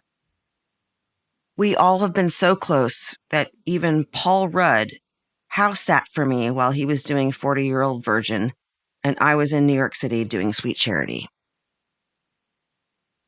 For what it's worth, I would argue that Wake Up Ron Burgundy, the uncensored, cutting room floor version of Anchorman, is even better than the original movie. It was essentially the first movie we made. The film included the amazing alarm clock bank robbery scene, in which I got to see Amy Poehler in action for the first time. She just started on SNL, and I remember asking who this hysterical woman was. She and Maya Rudolph did a hilarious riff about the werewolf mask Maya was wearing while robbing the bank. "I am a man, ma'am. How many werewolves do you see around here wearing a skirt? None." It was clear Amy was going to be a star, but test audiences had wanted more of the news team and the love between Veronica and Ron. So an entire month of shooting was shelved to make what became Anchorman. Alas, the powers that be didn't release Wake Up Ron Burgundy theatrically. It's part of the bonus DVD, etc. Because if they had done so, they would have had to pay us for it. It's often forgotten that Anchorman wasn't a commercial success right out of the gate. When it hit screens on July 9th, 2004, it was deemed a total flop. The initial weeks were tough. The first weekend, numbers were disappointing enough that a friend of mine who ran part of DreamWorks, the studio that released the movie, called me on the first Monday crying, "We flopped," he said. By its third week, it had dropped the 6th spot. 2 years later, though, I got an enormous check from the DVD and VHS sales. Will and I always laugh that it became the gift that kept on giving. As it grew and as generations of kids and people started to find it, it became what it is now. A smash hit, a cult classic, grossing nearly $100 million worldwide. We created something amazing. And then we did another one. And another. Bing, bang, boom. 12, metatarsal number 5. In 2004, I flew to New York and auditioned for 12 hours for the role of Charity Hope Valentine in a Broadway revival of the Cy Coleman, Dorothy Fields, and Neil Simon musical Sweet Charity. This was the show that was originally directed and choreographed by none other than my hero, Bob Fosse. And when it premiered on Broadway in 1966, it had starred his then wife, the legendary Gwen Verdon. Now, there was a chance I could be Charity too. It had been an incredible few years in my career, but this was about to be a pinnacle. I was riding the Anchorman high when the chance to be in the musical came my way. It doesn't matter who you are, though. You don't just jump into that role. Charity Hope Valentine, the girl who wanted to be loved, is a character who barely ever leaves the stage. If you're not dancing as Charity, you're dancing and singing. And if you're not dancing and singing, you're acting and crying and trying to make people laugh all at the same time. It is one of the hardest roles in all of Broadway, and certainly the hardest I had ever done. I wanted it. Dance had been my number one love all my life, and this was my chance to do what I'd been working toward since childhood. I started in the prestigious Julie O'Connell Dancers at age 10 and danced with them for the next 5 or 6 years. We did tap, ballet, jazz, everything. If ever I was depressed, my mom would say, "When was the last time you went to class? It's been a week. That's why you need to go." It was the 1980s, so we wore neon unitards, leg warmers up to our thighs, headbands, and wide belts. We danced to 80s pop, some of which was pretty terrible. Here's looking at you, Neutron Dance. Then one day, walking through the Debbie Reynolds studios in North Hollywood, where we rehearsed, when I heard a very different kind of music coming from one of the other studios, Studio F. I think it was a Melissa Etheridge song, but whatever it was a siren call to me. I peeked in to watch, and my whole body froze. What is this? I thought. Leading the class was a dancer named Doug Caldwell. Doug's work, mixed with ballet and modern, though I'm loath to use the word modern because that's its own thing. Doug's style was something entirely new, fluid and beautiful, with every fingertip, every part of the body emotionally in tune. Here was a man doing something that was filled with passion and love and spirituality. Doug had been a ballet dancer, but he didn't have the best turnout, so he switched to choreography and teaching. It was the same story as Bob Fosse, who also had horrible turnout. He'd pivoted to create his mind-bending dance, filled with uncanny turn-in and angular poses, an art form all its own. Doug Caldwell had invented an entirely new and beautiful form of expression too, a place where balletic and modern met, but not flex foot modern.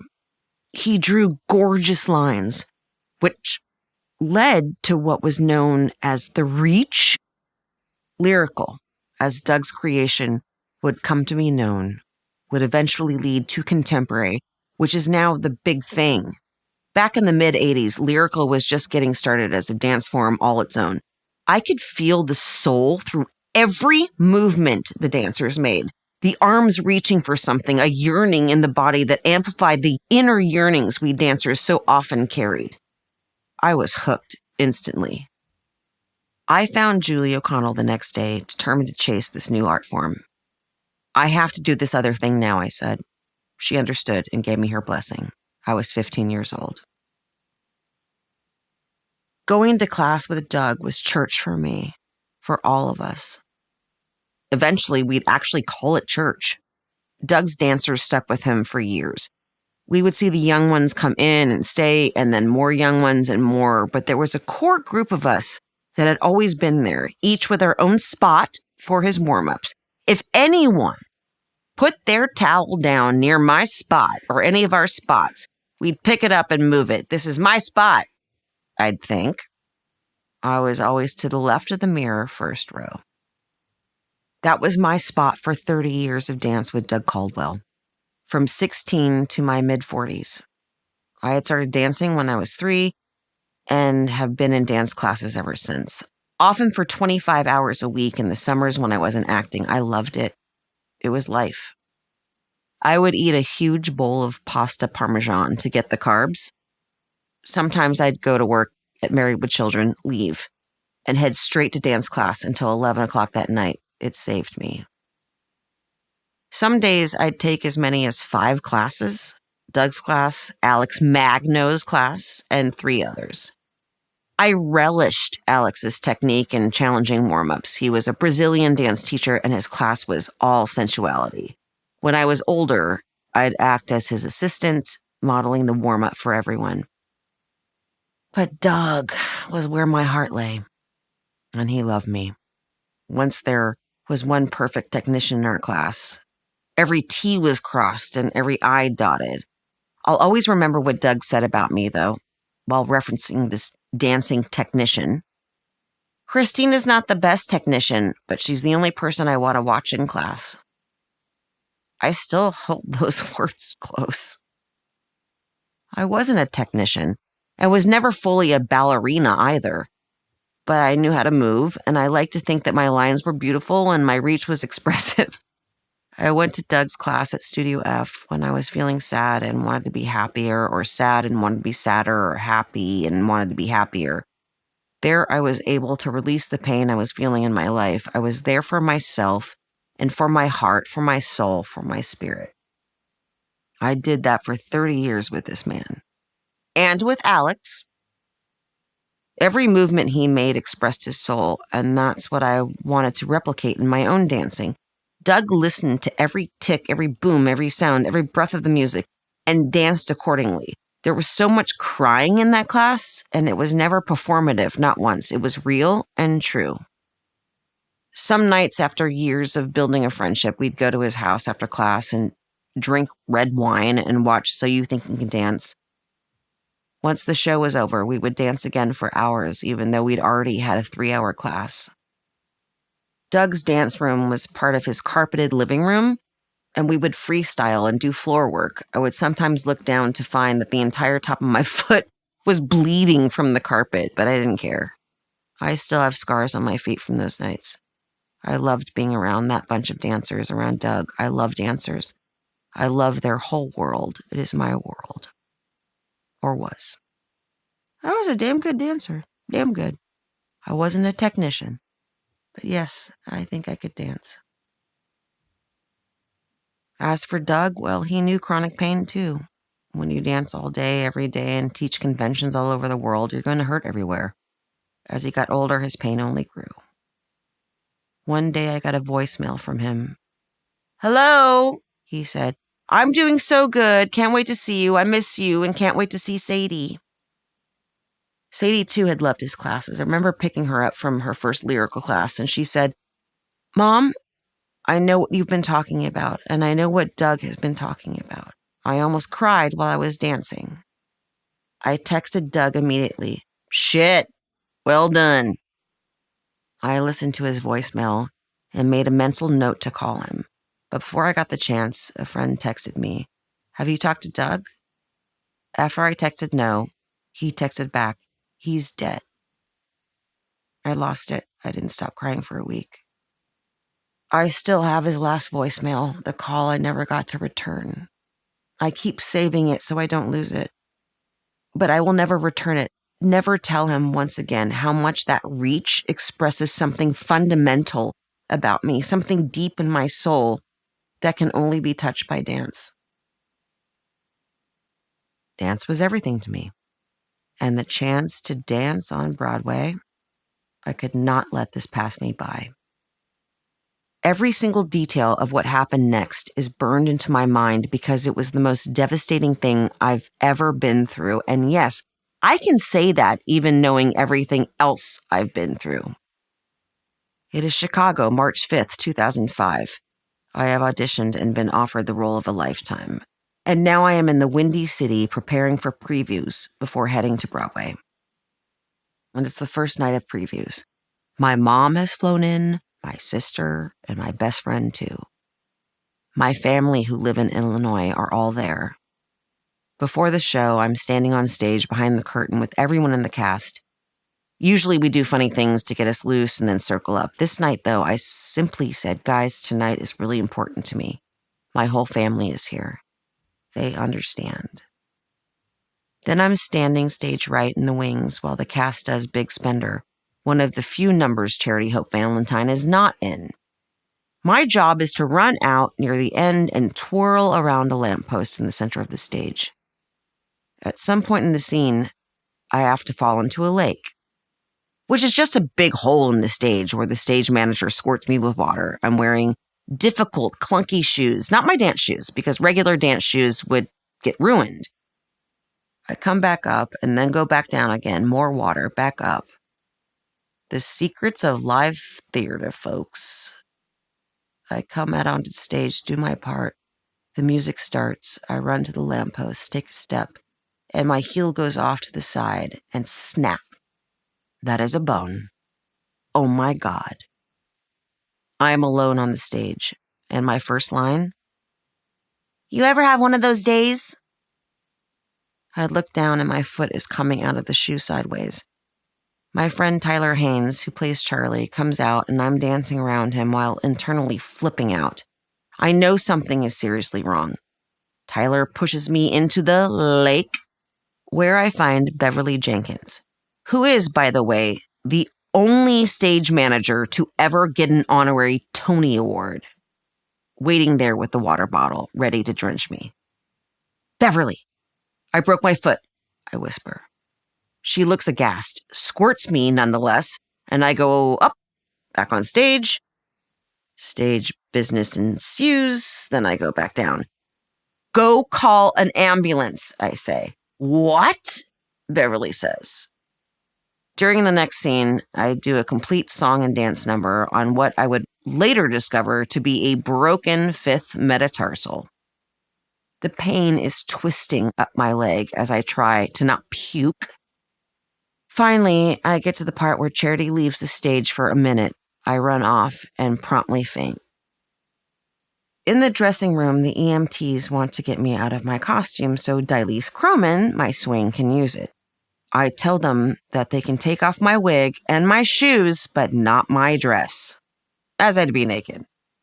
And then they blue light me away. April 6th, 2005. How does one explain it when it feels like in a moment you lose everything?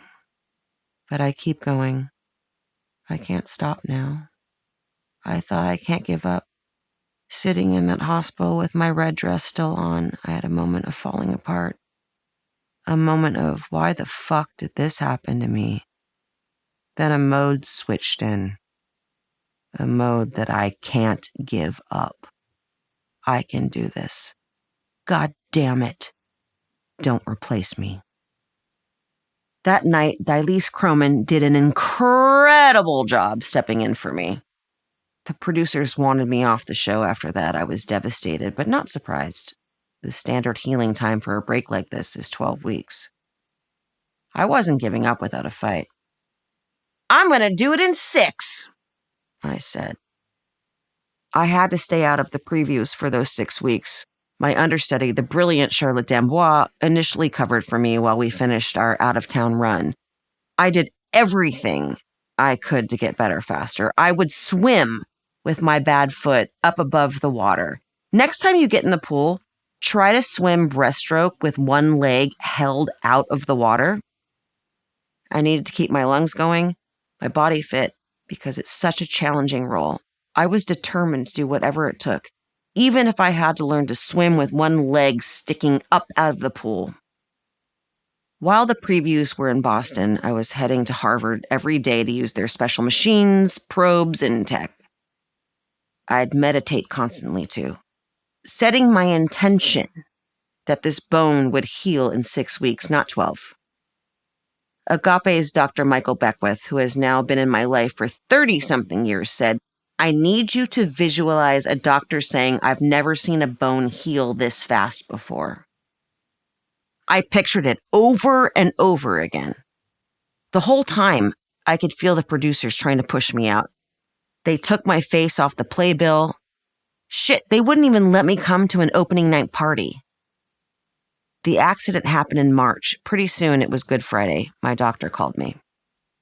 I've never seen a bone heal this fast before, he said. The next call I got was about ticket sales in New York plummeting because people had heard that I might not be in the show. I was told Sweet Charity was shutting down. I had just healed a bone faster than a human person should be able to heal a bone, but all the investors saw was their lost investment. Give me 2 hours, I said. I started calling everyone, from the director of Jaws on down. I need a break, I remember telling Steven Spielberg, in the form of $500,000. Unsurprisingly, I got nowhere with anyone. Then my choreographer, Wayne Cilento, a gentle, beautiful human being, called me. They already put the sign up backstage, Christina, telling the cast the show's over on Sunday. Don't let them get other jobs, I said. Don't. And then I put up the $500,000 myself. My agent said to me, either you're the stupidest person I've ever met or you're a fucking genius. Turns out it was a bit of both. Stupid, it was $500,000. Genius, the other investors realized I was serious, and by Sunday, the deeply appropriate day of the resurrection of the Lord, I got a call that confirmed we had the money we needed to continue. That same night, the cast threw a closing party. Dennis O'Hare, who played Oscar, secretly filmed me sitting there with everyone as they cried, all thinking it was over. Don't get another job, please, I said to everyone. I knew we were going to be safe, but I couldn't tell them yet. Christina, someone said, it's over. The next day, Easter Monday, we announced that the show was back up. My foot was at 45%. Now, the question was, could I even do this?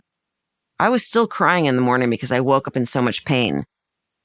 The investors told me they'd have Charlotte Dambois do the show if I couldn't prove to them that I could pull it off. We need you to do the whole show by yourself in a studio. I fucking did it. I put in my unitard and my chopped off sweatpants and my Fosse boot with the brace inside, little wires and metal to keep the foot from moving too much, and I did it. The entire show. With someone reading the other lines. I did all my dance numbers, all my songs in front of Wayne Cilento, the choreographer. I'll never forget the look on his face when I finished. As he called the producers, he was crying. She fucking did it, Wayne said through tears. I sat out the show during the rest of the previews because I kept hitting my foot with my cane during If My Friends Could See Me Now.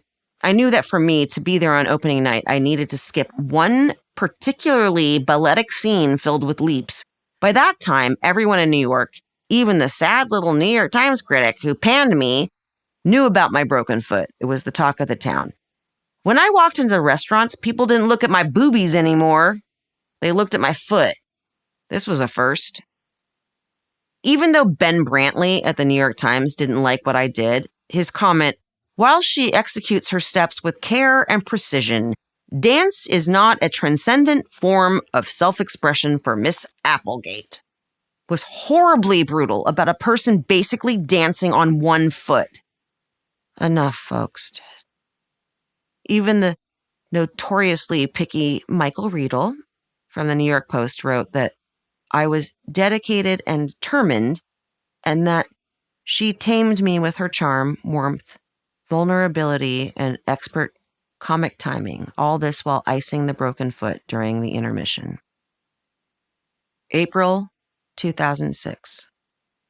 So I fought and fought, I won, and I lost. So distracted.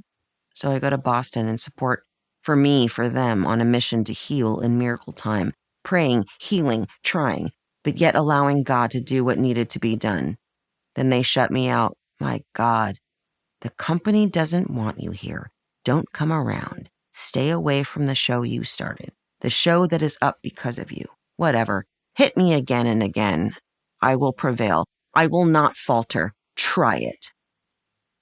So Good Friday came along. Oh yeah, watching someone else do your show is wild. So they closed us down. Didn't cry, got still, and began the process of getting us all back together. How can I say goodbye to distraction, to all of it? How can I go back to LA without having finished? How can all the hard work and time and growth we put into this just fall away in one moment? Well, it only lost me a big phone bill and $500,000. Now I do this for free because I love it. So now I am here watching a rehearsal without me in it. So strange. Yet it's okay now. This is work, not about ego. It's important. I never knew I was a fighter. I am focused and driven and determined. I love who I am right now. I love you, Foot. I know you are perfect. I am ready to prevail, to succeed, to be happy. I love being here, and all is well. I have been angry, devastated, joyous, pained, remorseful, the whole 9 yards. I pushed so hard and fought so hard, not because I needed to play charity and win a prize. Instead, I had tapped into a self-protectiveness that had been slowly building within me. I had to protect 26 people I loved, 26 people I just spent months rehearsing with, who were going to lose their jobs if I didn't dance. I still had a 55% broken foot when we opened on Broadway. I danced with the fear of God that I would break my foot again.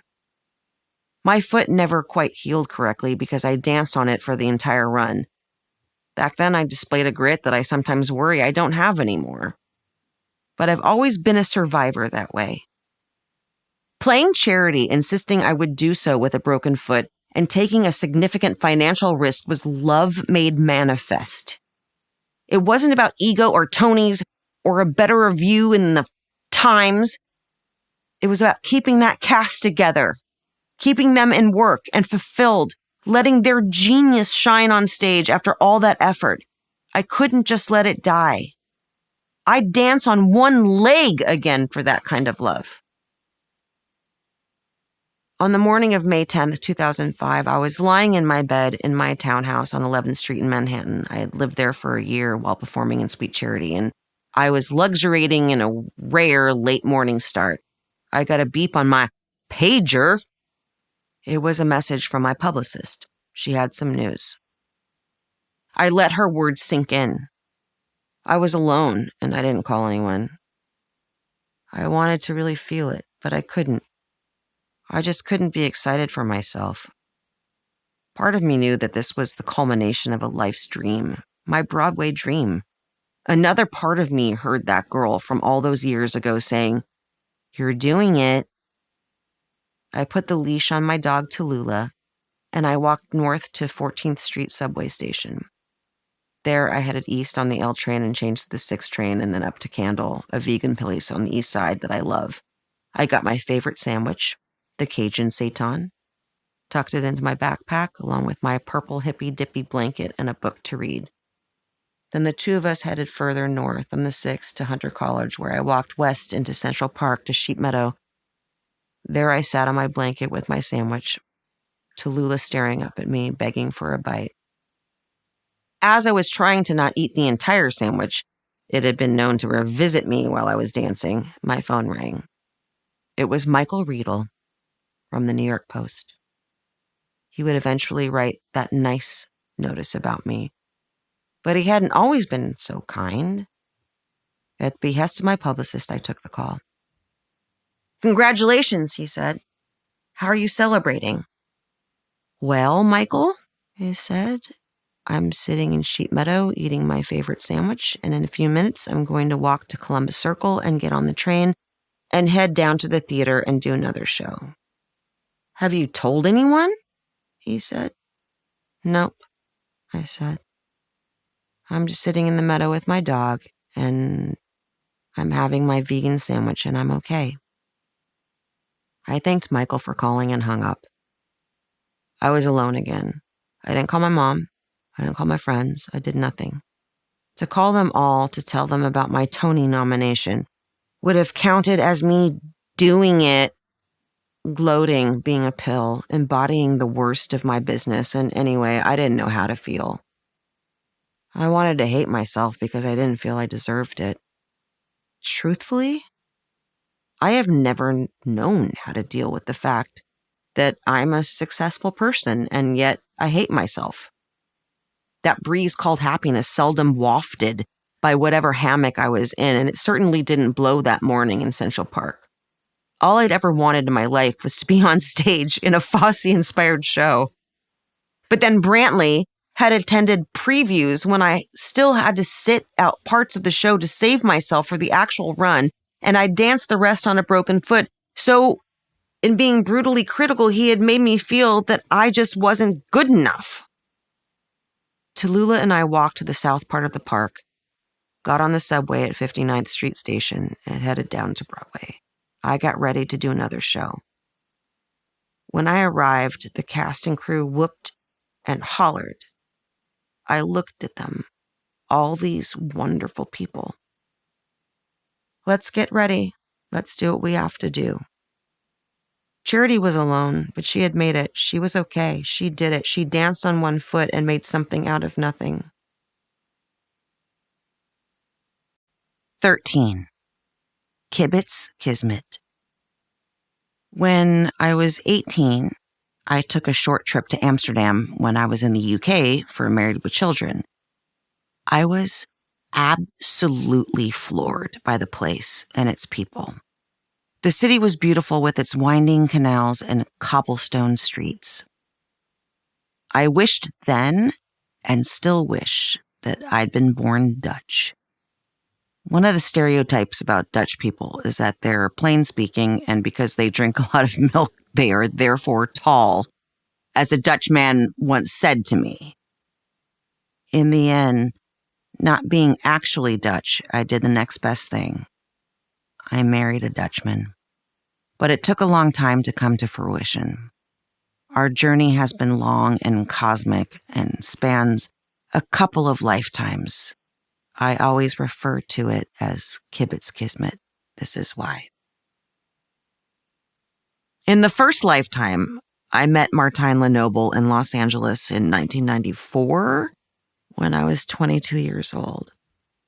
I had long realized that Duran Duran's John Taylor was not, after all, going to be my husband, but I still wondered if one day I'd marry a rock god.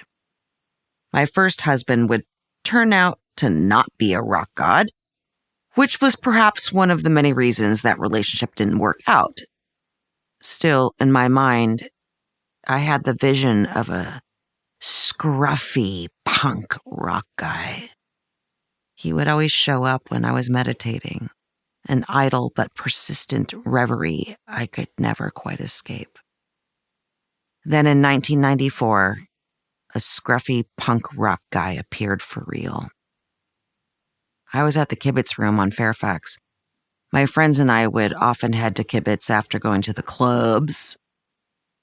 As I was innocently chomping away on French fries in my booth, a guy came around the corner, and there he was. Bleach blonde hair, missing teeth, a brown button-down shirt over a t-shirt. My breath was taken away. This is him, I thought. This is my punk rock god, my punk rock fantasy. He was the epitome of a real kind of cool back then. If you think you're cool, you're most likely not. Martijn Lenoble actually deserved the word. Here's this dude who has lost his teeth but doesn't even remember how he lost them. Cool. He started playing bass in a band when he was 14 and ended up in Los Angeles playing with two of the great underground punk bands, Thelonious Monster and Two Free Stooges, and eventually co-founded the band Porno for Pyros. Very cool. Our friendship began that Kismet night, and he would sometimes show up at the parties I threw. At one of them, his sister noticed that she'd been ditched by her brother while he and I decamped downstairs. We spent 3 hours talking. We got each other. We were immediate friends. The same night, some dude from a boy band arrived, uninvited, I remember thinking, I'm sure you're great, but I would never invite you to one of my parties. My friends tended to be out-of-work musicians, people who, unlike the boy in the band, know how to play music. I had Jim Morrison's piano and bongos and conga drums and guitars, and everyone was just jamming and hootenanning. There he stood, boy band guy in his Adidas tracksuit. He turned to his 2 huge security guys and said, "This is what white people do." Dude was white, too. About a year after I first met him, Martijn fell into a dark place. One day I got a strange phone call from him and his friend asking me to come see them. I went over to their house and I knew immediately that something was wrong. I had to get Martijn out of there. I forced him to come with me out to my car and I made him sit with me and breathe. We listened to some music from the Agape Church. "Just listen," I said. "Just sit and listen." "Get me out of here," Martijn said, referring to the house we'd just left and the life into which he had sadly fallen. I took him to my house to look after him. I would lie in bed with him when he was at his worst. As he tells it, by then he was in love with me. For me, it was a platonic but deeply meaningful friendship. I knew I had to do anything I could to keep him from going back to that house. I was so desperate that once in a while I'd say, "If you stay here, you can touch my boob." In my head, I was thinking, what am I doing? But I wanted him to live. He was already so important to me. Martijn has since claimed that we kissed and that I was in love with him too. I don't remember it like that, but okay. I'm sure it was the case. After a week or 2 of this, I called his parents, whom I'd never met, and told them I was going to fly them from Amsterdam to Los Angeles. Martijn wasn't okay, and I thought he might need them. After his parents had been in LA for a few days, his father took me to one side and said, "You guys fight like you're married." Later, his dad would say that in those moments, he knew we loved each other. I still didn't know it, not truly, or at least I wouldn't admit it. Eventually, Martijn's parents returned to the Netherlands, and Martijn felt well enough to leave. I found him back at that house. As much as I'd tried, I couldn't help him. Our friendship for the time being was over. Years later, I was shopping at Fred Segal, the now defunct but then legendary clothing store in West Hollywood, when I saw a family walking toward me. It was a tall, beautiful man and a beautiful woman with a beautiful little girl at their heels. It was Martijn, his then wife, and their child. "Oh my God," I said. "Martijn, you're alive. You look amazing. We all thought you'd be dead by now." A day or 2 after the Fred Segal run-in, Martijn called me. "I can never talk to you again." My wife said, "There's too much there." I understood. For the longest time, I kept a shrine in my house with things that I prayed for and meditated on. And part of that shrine featured a photograph of Martijn, as well as an album by Pornopyros. I would pray for him every day, along with all the other people I cared about. "Okay," I said, "I understand."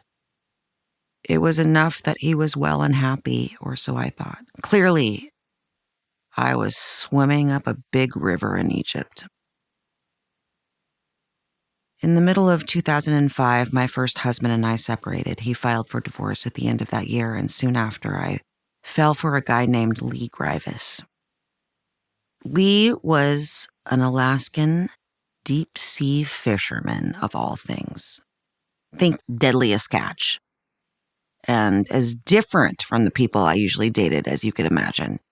He was 10 years younger than me and living in New York with a friend of mine when I met him. Almost instantly, he filled my life with enormous fun. He was an escape for me, especially after the end of my marriage.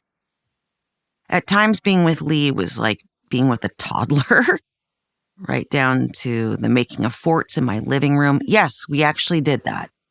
He was an awkward guy, but he was hot and had a killer job. I loved that it didn't have anything to do with the entertainment industry. He eventually made my house in Los Angeles his home base.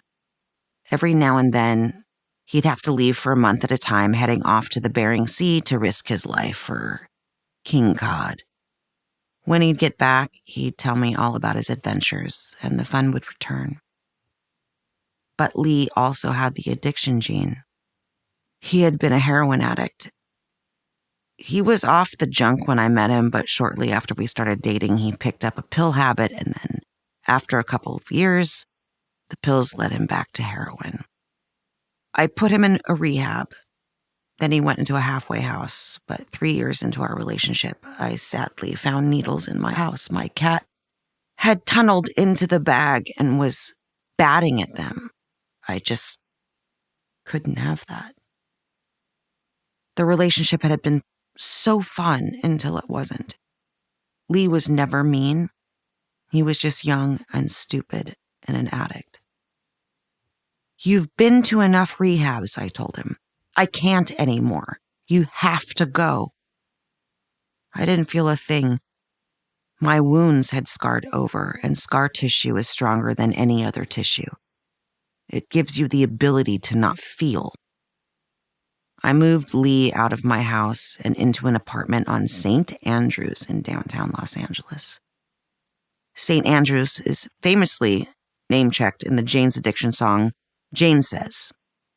Jane Bainter, the now former addict who lent her name and attendant affliction to the band, walks along the street in the song, an eerie harbinger. We weren't talking much because it was too hard for me. I had given all of myself to try to help him, and nothing had worked. I had even talked to his mom about his problems to see if she knew something I was missing. I've done everything I can too, she said. She had been through it too many times to count. At some point, you just have to let go, she said. And you have to say, I can't help you anymore. In late June 2008, I headed once again to Hawaii to get some relief. This time, I took Martine. A month earlier, I had walked into the Children's Hospital in Los Angeles where I was volunteering to do art with the kids.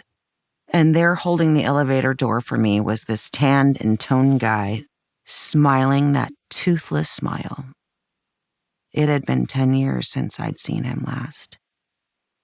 Martine was at the hospital to play music for the children, and as we rode the elevator, we realized we were both wearing Converse sneakers. It felt like a thing. More kismet.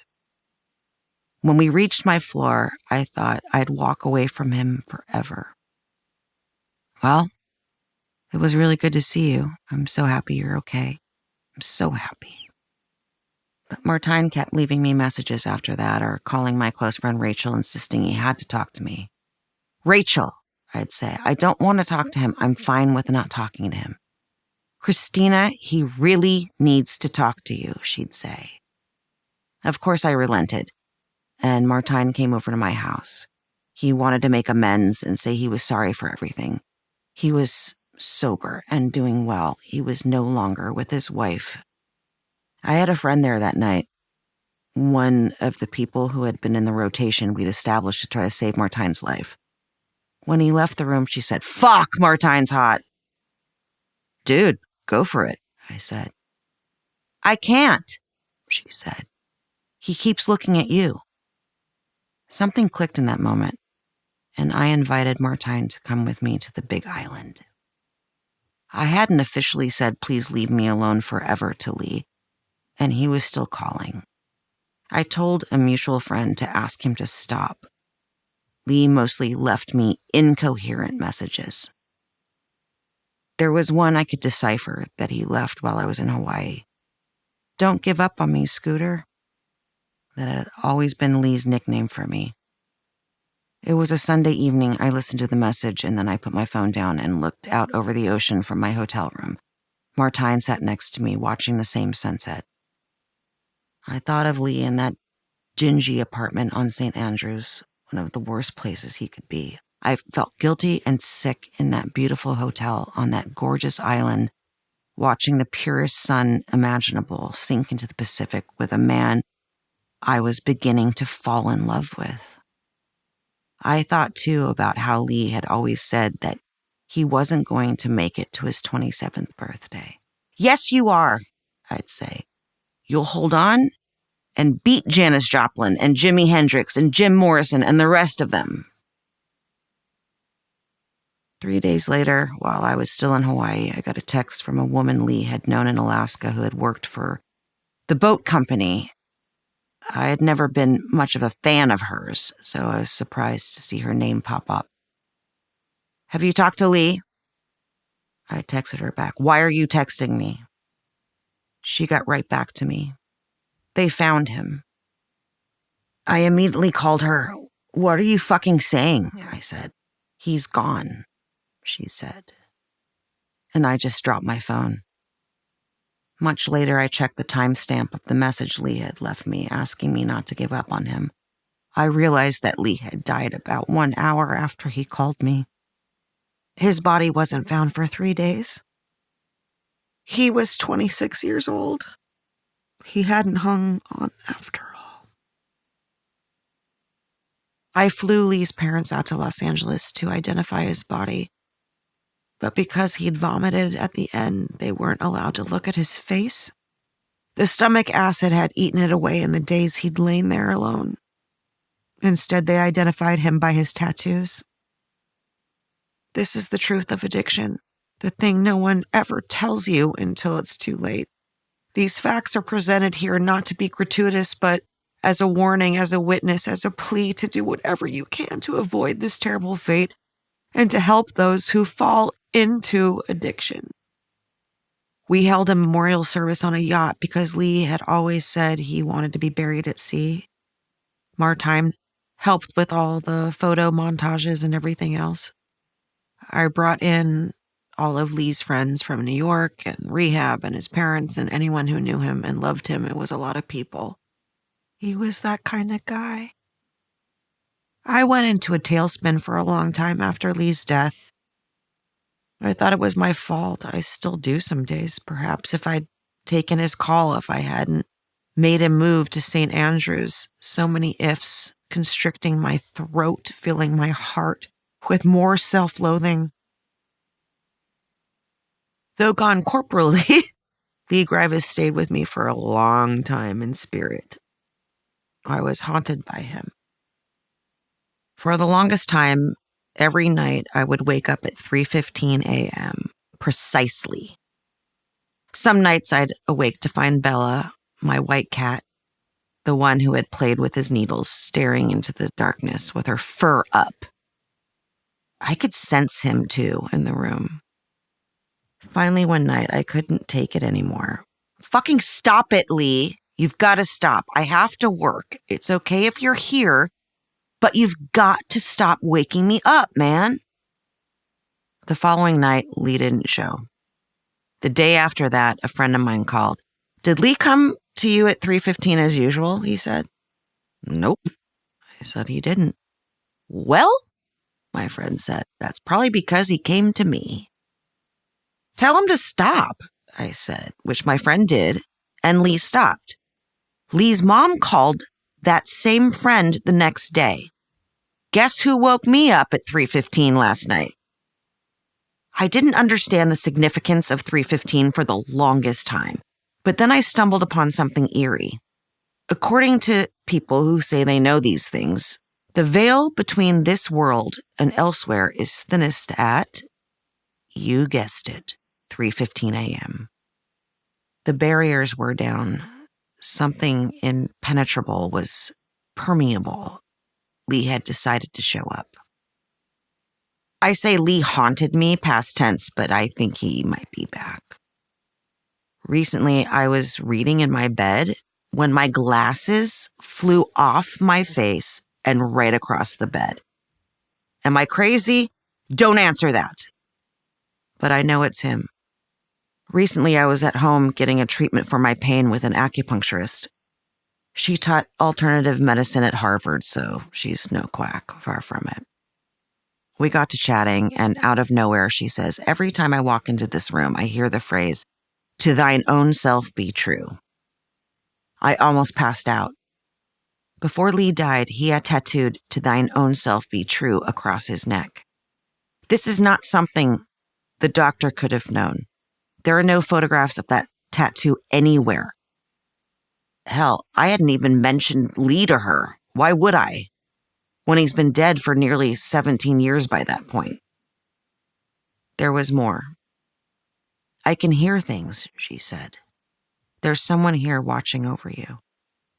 "How do you know that I know this person?" I said. He's giggling. I remembered all the childish fun Lee brought to my life. "And I see a bird tattoo." That sealed it. Lee and I have the same bird tattoo.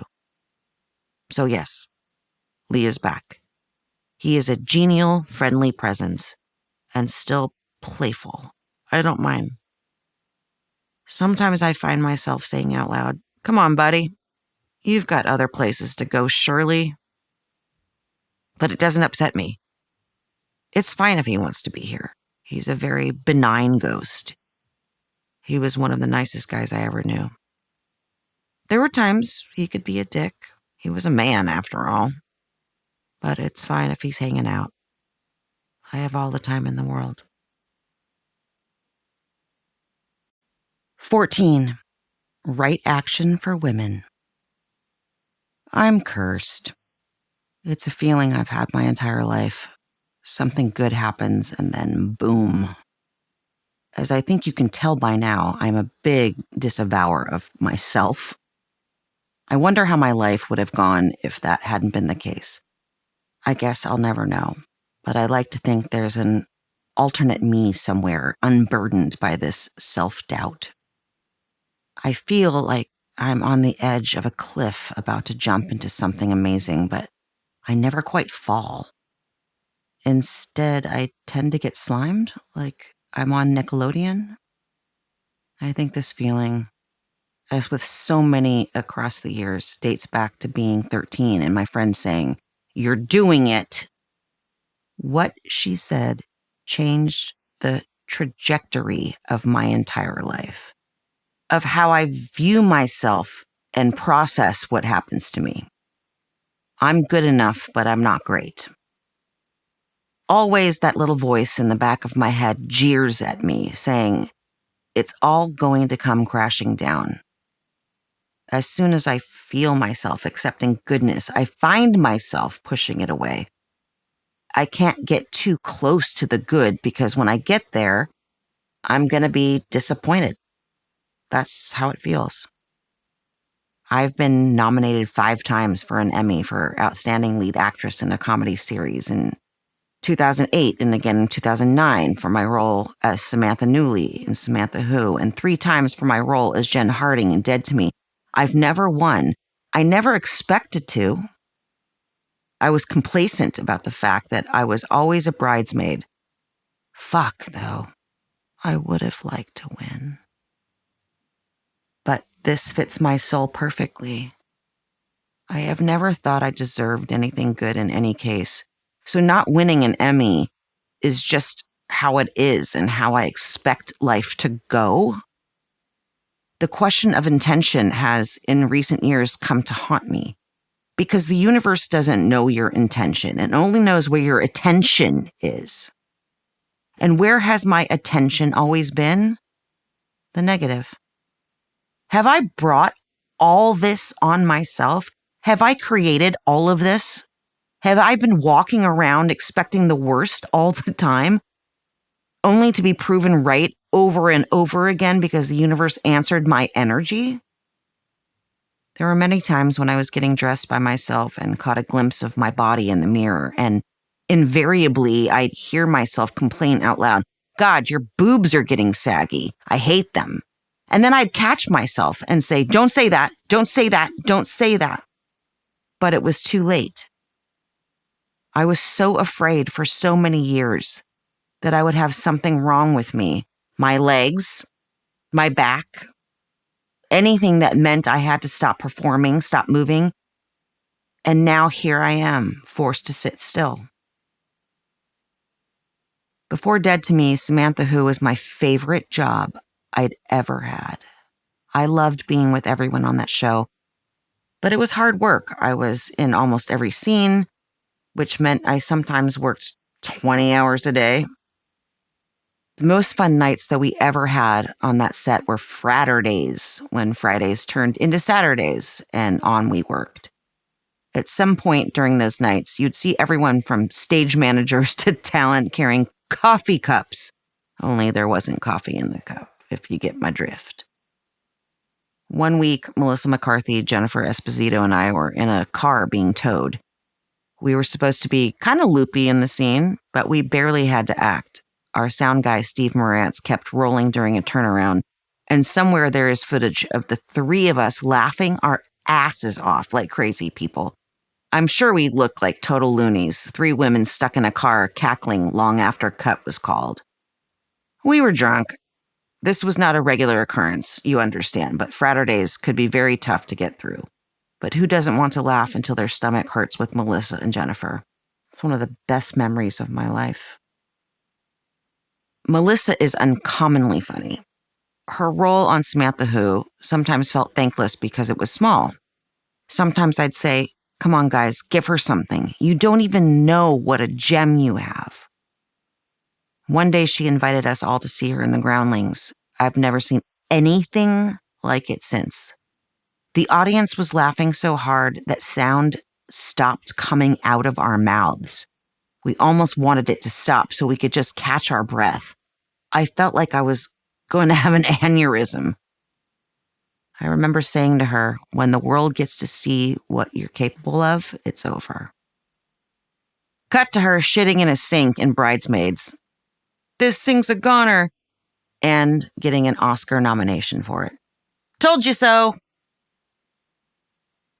The first time I had to step back from a television show for my health was during Samantha Who. As early as 2001, one of my doctors noticed that there was a pattern of cancer in my family. This was before the medical profession really knew much about mutations in BRCA and BRCA2. The genes that, when they work correctly, suppress tumors. When they don't work correctly, well, they don't suppress shit. My doctor insisted I start getting mammograms well before the suggested age, which back then was 40, so I started getting tested regularly. My breasts were too dense for regular testing, and as the doctor put it, they were also cysty. He ordered up MRIs for me instead. The first one I took provided a false positive for cancer in one breast, but 2 months later, the news was bad. The scan had indeed found cancer, this time in the other boob.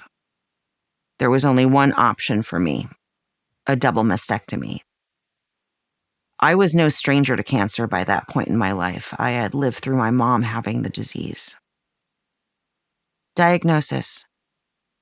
I kind of knew what the diagnosis was going to be.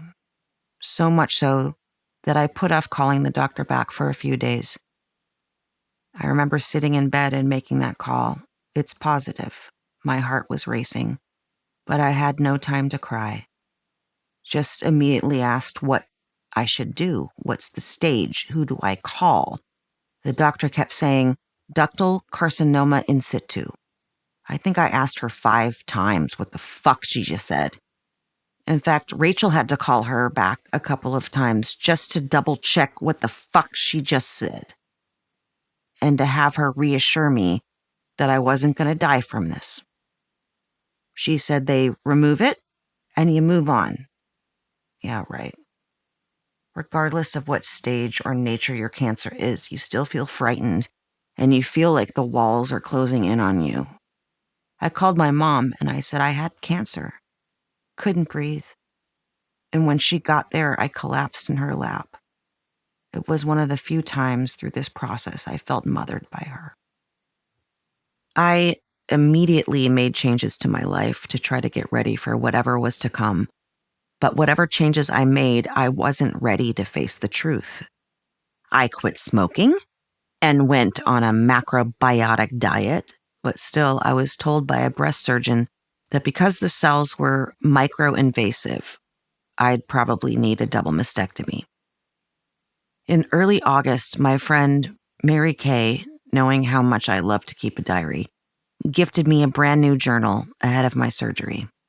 She had intuited rightly that this was the beginning of a significant and potentially very painful phase of my life, and she wrote a simple but profound inscription.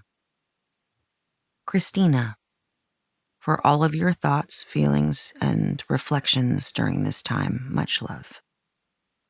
The following are extracts from that journal, extracts that tell the tale of my life-saving surgery. I share them with scant comment, except to say that it's poignant to me, years later, to see the tiny steps of progress. Walked to the window, went all the way down to the end of the carpet, which acted as important signposts in my recovery. I compare those achievements to how I now face MS, an illness that only ever gets worse, not better. There are no mileposts of improvement in my current situation. I have good days and bad days, but I'll never enjoy good months, good years. Those kinds of months and years are gone.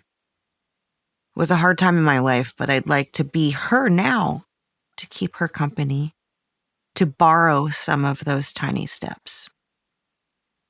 August 2008, day 1. I wasn't particularly frightened the night before. At this point, it's all a blur, really.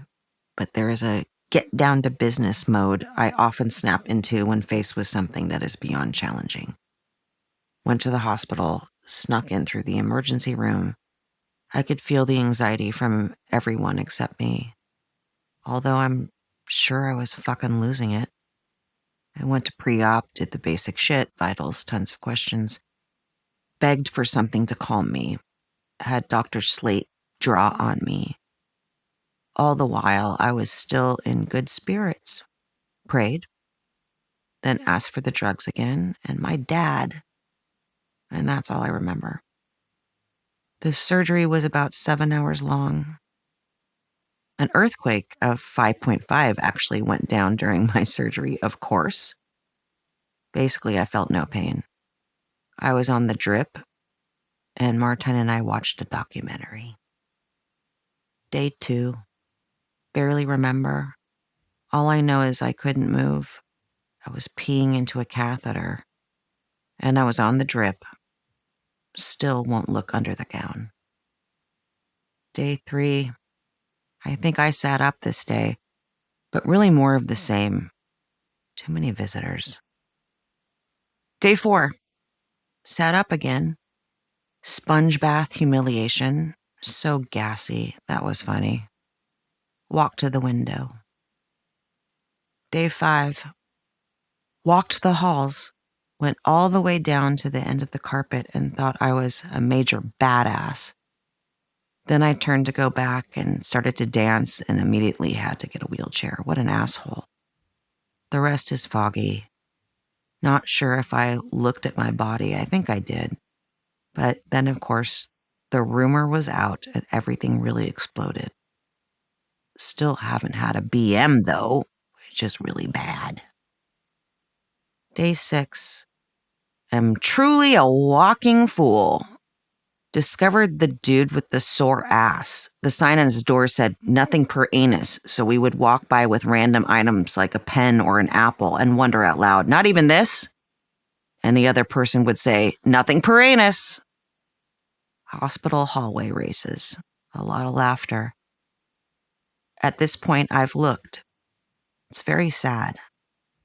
I look weird, deformed. The skin is numb and feels totally different. Also, at this point, it all hits me like a ton of bricks. I still haven't stopped hurting. Lee, all of it. Sad, so sad. But I feel physically better. Stronger. I can really move my arms, sort of. I can really sit up by myself. The catheter is gone as well as one of my drains, which really weren't so bad. I guess everyone had the one thing that sticks out to them as the scary thing. To me, it was the way I looked. but the drains didn't bother me. We called them my grenades, 6-shooters. I think that all of the kidding around and the laughter make this whole thing a tiny bit easier to deal with. Day 7, home. I didn't want to leave because they took me off the drip and the transition to oral was challenging for me, but for everyone, I guess it's different. Some people just push through the discomfort.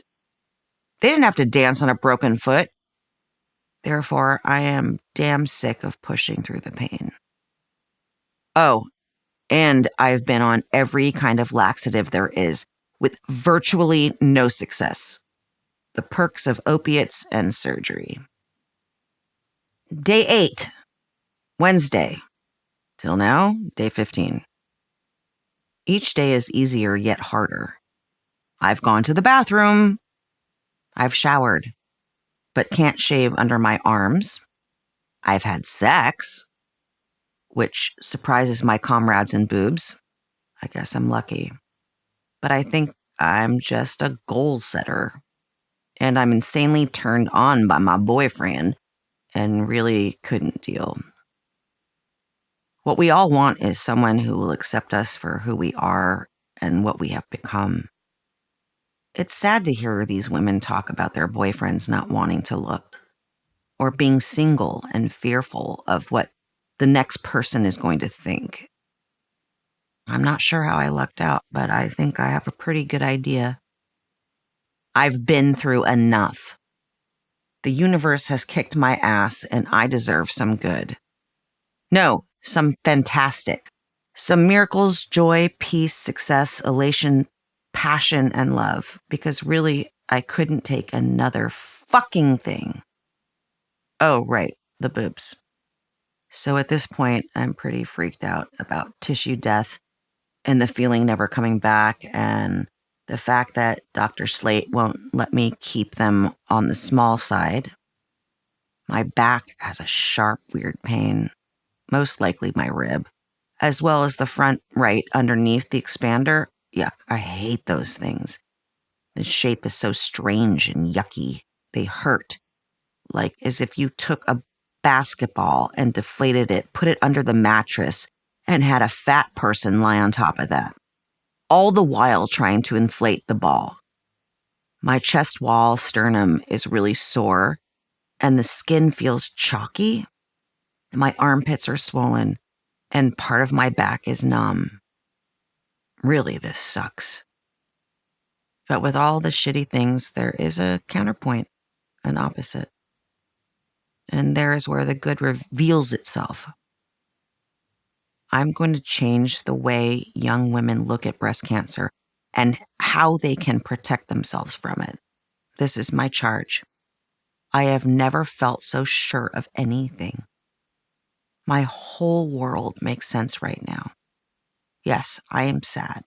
Yes, it's uncomfortable. Yes, I hate it. But I have to see the blessing here. If I don't, I won't survive. If I don't, I will just be one big pity party. In 2008, when I was diagnosed, if you were a woman in a high risk for cancer category, it costs upwards of $3,000 to get an MRI. It was extremely expensive to get tested for BRCA.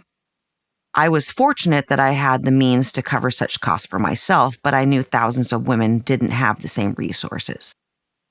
A patient relations expert at Cedar begged me to get the word out. I'm determined to do something about it. I created a foundation called Right Action for Women, which aimed to cover the costs for such services. And in its lifetime, the foundation was able to sponsor hundreds of tests. I am extremely proud of this organization. We saved a lot of lives. It was my way of coping with how brokenhearted I was to lose my breasts. To this day, I feel emotionally and physically mangled by what I went through, but the organization mitigates the terrible loss I've felt and feel. Helping others has a way of doing that. But there are other ways I know I hurt instead of helped, both others and myself. About a month after my surgery, I appeared on the Oprah Winfrey Show to talk about what I'd been through. I remember sitting on stage, all lights on me. It should have been a moment to share the truth. It becomes such a blessing. I talked to Melissa Etheridge, another breast cancer survivor, 2 days after I was diagnosed. And the first thing she said to me was, "Christina, this is a blessing that's happened to you in your life. And right now you get to start over to change everything, the way that you deal with things in life, the way you react to things. Fear can hurt you. Stress can hurt you. This is the time that you have the opportunity to change the way you eat, everything you do." Here's how I feel about that interview now. It was bullshit. Yes, Oprah was wonderful to have me on the show to promote my foundation and bring awareness to BRCA. Even my amazing oncologist, Philomena McAndrew, came on. I will be eternally grateful to have had that kind of platform to help women. But I wish I'd used it differently in terms of what I said. Frankly, I was disgusted by what came out of my mouth. I had lied, thinking that I was being uplifting. I was acting like Little Miss Warrior, but that's not how I really felt. Worse, I'm sure I was just making women who had a similar diagnosis and who were perhaps sitting in their homes watching me on Oprah feel even more devastated, even sadder, because there I was talking about fucking blessings when they're going through a living hell. I was setting up a paragon that no one going through cancer could ever rightly live up to, and for what? To show that I had somehow overcome through steel and resolve.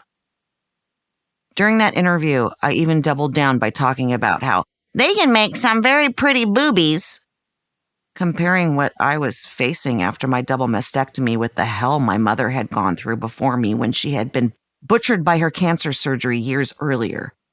The truth was, I was alone and sad and mourning something that is the most intimate and devastating of amputations, and no amount of plastic surgery can ever make up for it. Later, I did an interview with Robin Roberts, yet another breast cancer survivor. And once again, I bullshitted my way through it, saying things like, "My boobs would still be sticking up when I'm dead." I was such a liar. At the end of the interview, I got up from the chair and fell against the wall, sobbing. Robin still remembers. I recount all this to say that when I got my MS diagnosis, I was determined to do it differently. Now, I'm going to always be honest. I'm not going to lie anymore. MS sucks. Every little stinking part of it sucks. Not least of which, there's only downhill with MS. It's not like you can get rid of the cancer, get breast reconstruction, and move on, which is certainly how I described my journey to Oprah, Robin, and others. I think women feel less alone and more empowered if someone tells them the truth.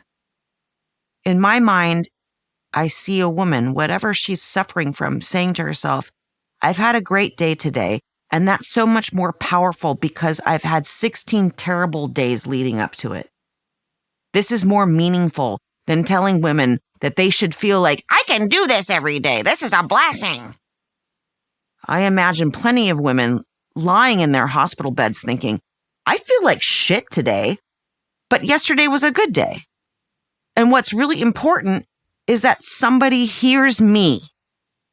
Surely that's how people feel less alone, rather than someone talking about blessings and pretty fake boobies. At least that's how I've felt when honesty cuts through the fake veneer of make the most of it that's so often demanded of women. Recently, I learned that my friend Clea had developed cancer. We talked on the phone about our pain and the pressure we felt as women to hide it. Our bodies had betrayed us and it sucked, full stop. We were on the phone for 4 hours, crying and laughing and trading war stories. One day she posted something on Instagram to the effect of, "I'm strong, I've got this." I called her the second I saw her post. I said, "Nope, we're not doing this." I said, "Do you actually feel strong? Do you actually feel empowered?" Do you want to be a poster child for this disease? I knew the answer was no. Take it down. We're going to rework this, and I'm going to help you. And every post that you do from here on out is going to be like this. Chemo fucking sucked. All my hair is gone. We need to stop ramming blessings down the throats of people in distress. That's not how we help people. We help people by radical, thoughtful honesty. I had my mastectomies during the summer, so we postponed filming for the full premiere of Samantha Who a bit. When I did my reconstructive surgeries, I was back 2 weeks later. I didn't tell anyone I had cancer at this point. I've been a private person all my life. Until now, I guess. Bing, bang, boom. You're welcome. I finally told the powers that be that I was going to buy a house on the California coast to aid my recuperation. Then, without warning, I learned we'd been canceled. We had begun by following Dancing with the Stars, which had given us a strong lead-in and made us the #1 sitcom for a time. But during the second season, we'd been moved to Thursdays after In the Motherhood. Our numbers plummeted. I was devastated. I must have cried for 2 months. I even went on this new thing called Twitter and tried to get a Save Samantha Who movement started, but to no avail. Frankly, I just don't think the guy who ran the studio at the time liked that it was a female-heavy show. I love that job. I love those people. It was one of those rare gigs where the stars were aligned.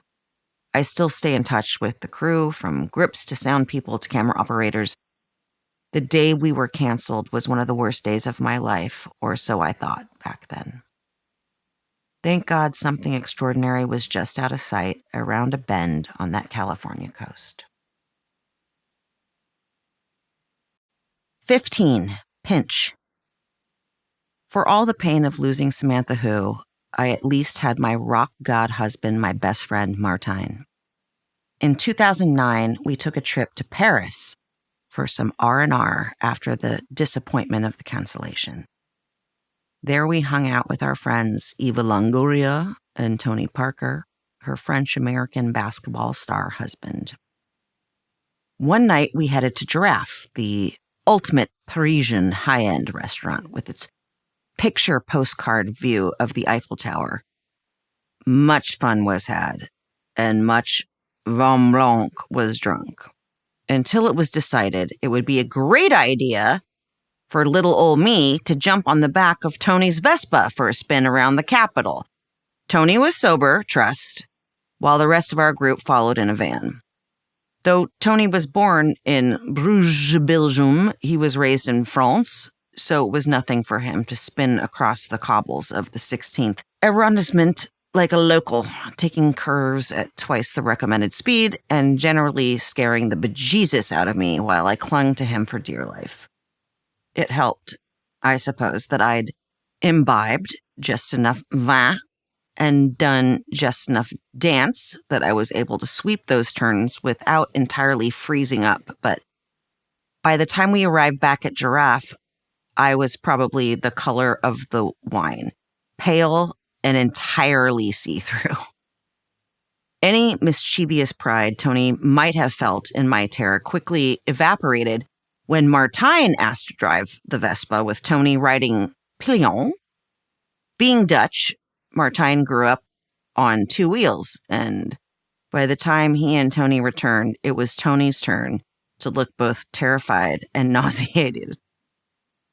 As a couple, Martijn and I were having fun, 2 best friends creating memories. It couldn't get any better, until it most definitely did. 2010, Cinco de Mayo. If I was a Laurel Canyon baby, I like to think of my daughter Sadie as a Patron baby.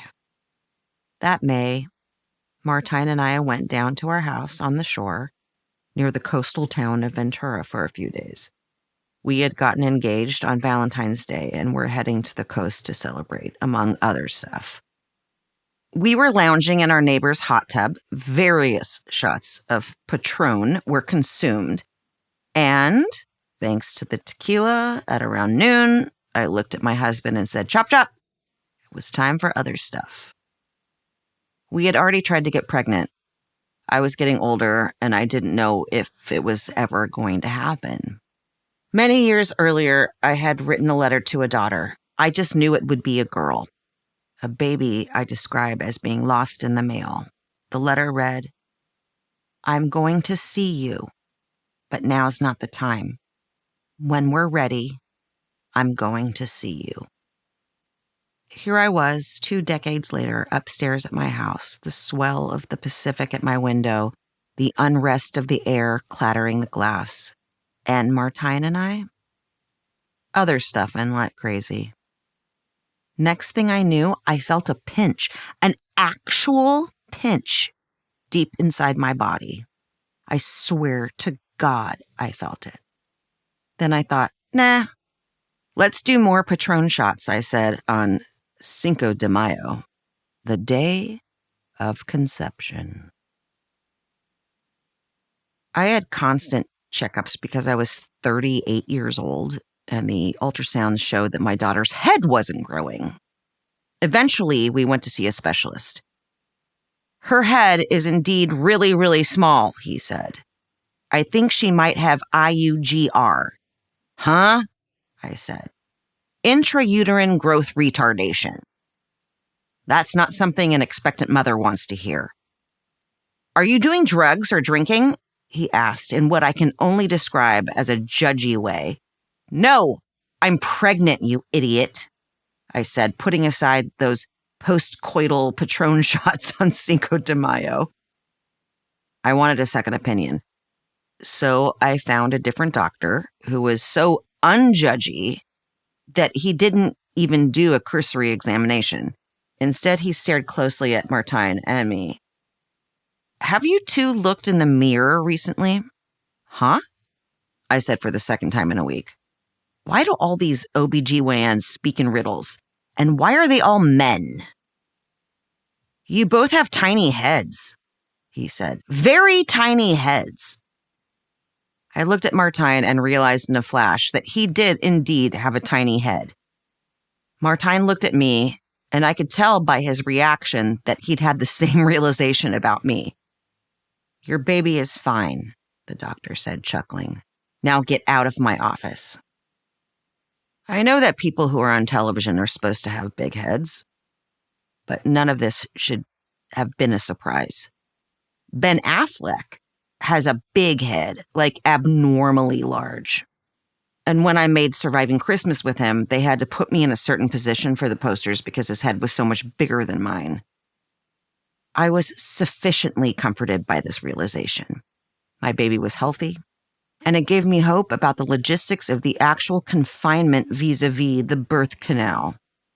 Still, I was a fully hysterical pregnant person.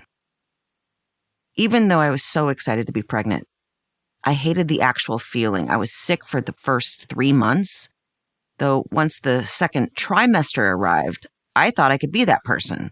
The one who did spin classes, 2 hours of dance, and hiked the entire Pacific Crest Trail, the whole bit.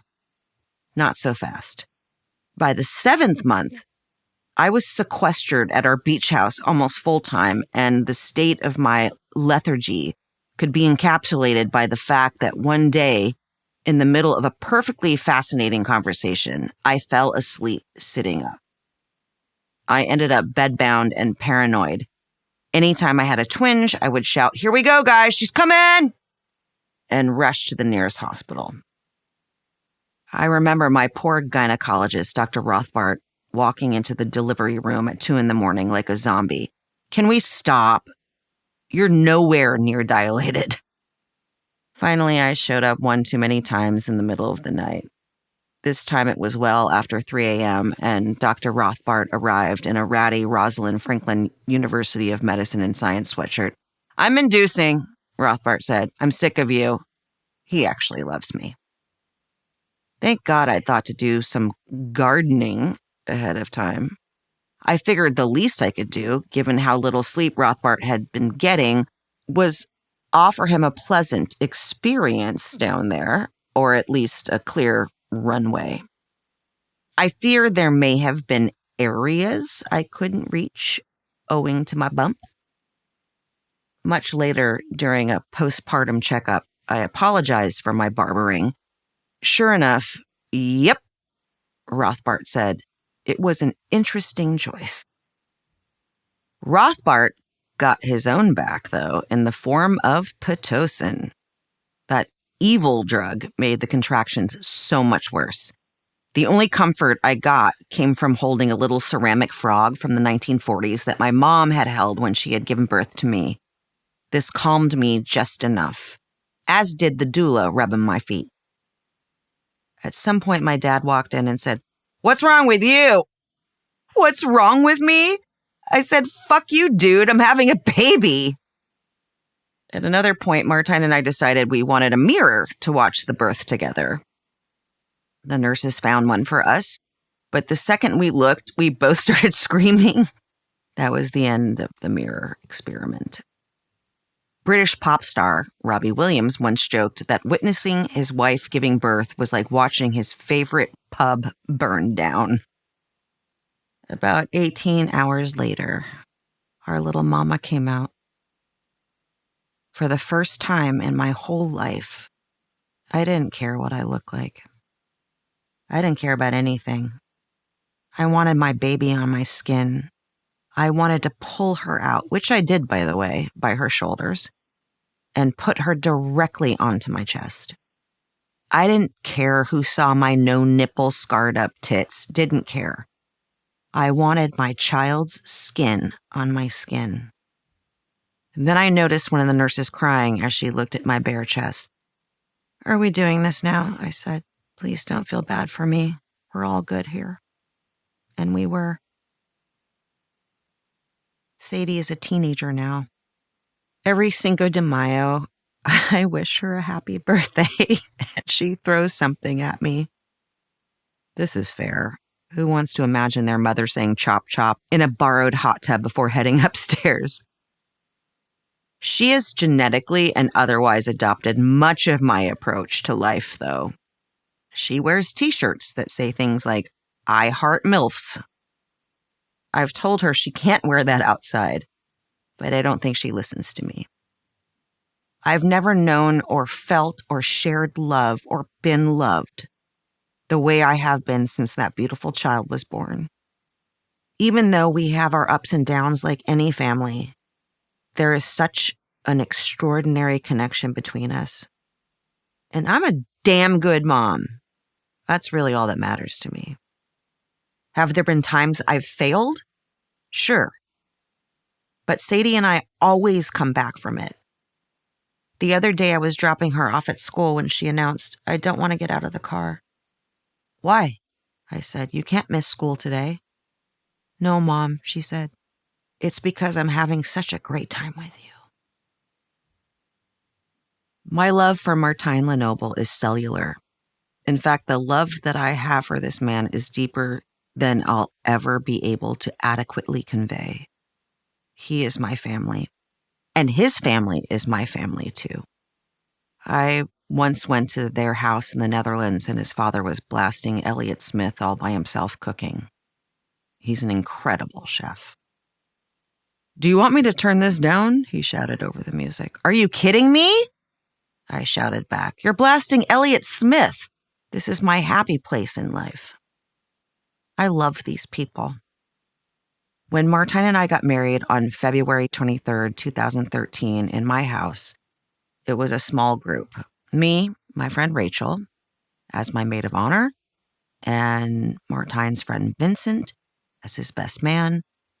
My friend Kathleen McNamara, who's a minister at Agape, performed the ceremony. My mom was there, as well as Marlon, Martine's daughter from his first marriage, and little Sadie. I came down the stairs to the song "Save Me" by Amy Mann. I had suspected I could never love anyone, and yet here I was. 16. Who do I think I am? After Sadie's birth, I stumbled upon something that would forever change my perspective about my dad. Paul Applegate, my paternal grandfather, had lived in Pennington, New Jersey, on a beautiful property that had rolling hills and rabbits and birds and deer and the occasional bear. Paul was a heavily tattooed steelworker who would eat bologna sandwiches with mustard and always had a frosted glass mug in his freezer. He'd fill those mugs with cranberry juice and 7-Up and share it with me. To this day, I love a cranberry juice and 7-Up in a frozen glass. Growing up, I thought my paternal grandfather was so kind. His house felt like family, felt like home. I loved Paul so much. During my trips to the East Coast, in addition to seeing my mother's family, we'd also head deeper into New Jersey to stay with Paul and his wife, Olive. Olive was not my father's mother. My actual grandmother had died mysteriously early in my father's life.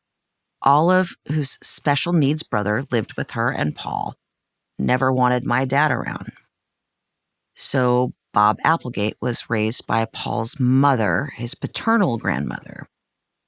One day when my father was 7 or 8 years old, as he remembers it, Paul's mother just nonchalantly announced over the breakfast table that my father's mother had died. As I grew older, it pained me to learn that my father hated his father.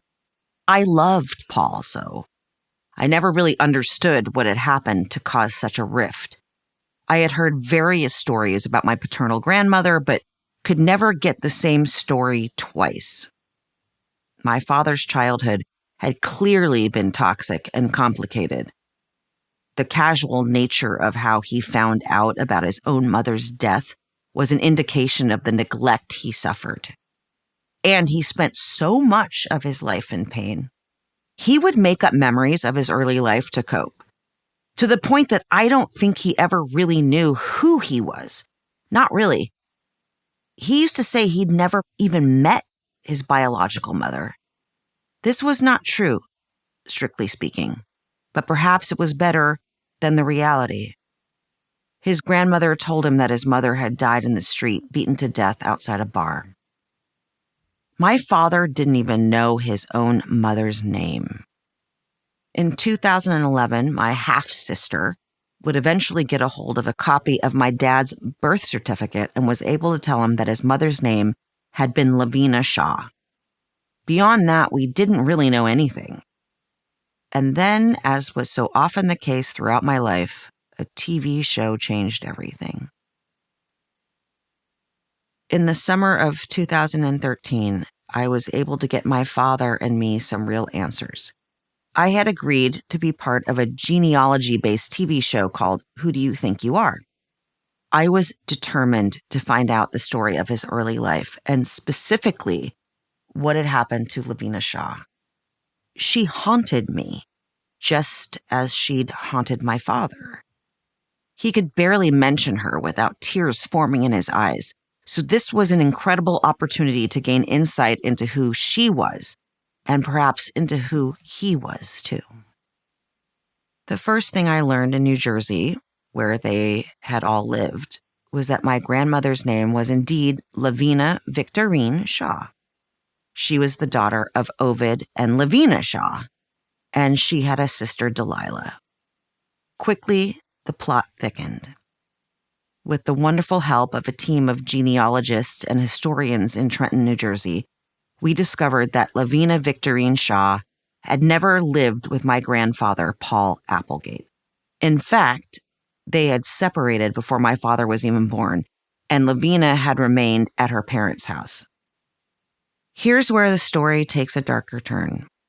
In 1942, my beloved grandfather, Paul, was accused in court documents of treating Lavina cruelly and brutally, accusing her of immoral acts, charging her that she was guilty of adultery by reference, calling her vile and indecent names, and on various dates struck and beat her.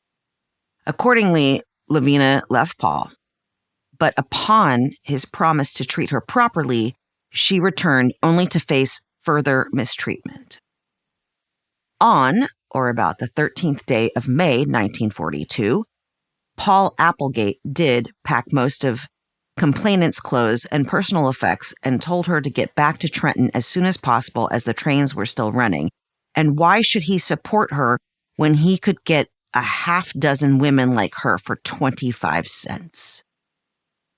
When my grandmother asked Paul if he intended to provide for her and for their unborn child, my father, Paul reportedly replied, "Why should I support you or the baby? It don't belong to me." The subsequent separation agreement nevertheless called for Paul to give Lavina $15 per week to support her and my father. But seemingly no payments were ever made. My grandmother was 21 years old. She had no work and no support from my grandfather.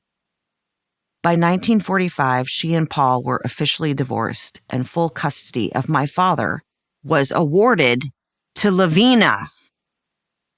As the research deepened, I felt that sinking pit feeling, the center of my heart. The whole thing was a damned mess and accounted for so much of my father's retreat into stories that were forever shifting. Of course, that's what he did. It seemed from these documents that there had been endless turmoil at the start of his life, and when one is faced with not knowing even the basics of one's own history, it makes sense to create a narrative to fill the gaps. I had loved my grandfather, Paul, but the evidence pointed to him being a terrible man. Something about the phrases, "Why should he support her when he could get a half dozen women like her for 25 cents? And why should I support you or the baby? It don't belong to me." Even that chilling reference to the train still running in Trenton. His words rang true in their specificity, and each statement was chilling in its own way, revealing cruelty and dismissal in equal measure. And to think that my grandfather had said to a court, stated clearly in the public record, that he was not my father's real father. It was hard for me to even think about. How was I going to tell my father? Lavina, my father's mother, was not without blame either. A doctor's note dated May 1945 was painful to read even almost 7 decades later. In it, it was reported that when my father was still in his mother's care, he was treated for both pneumonia and malnutrition.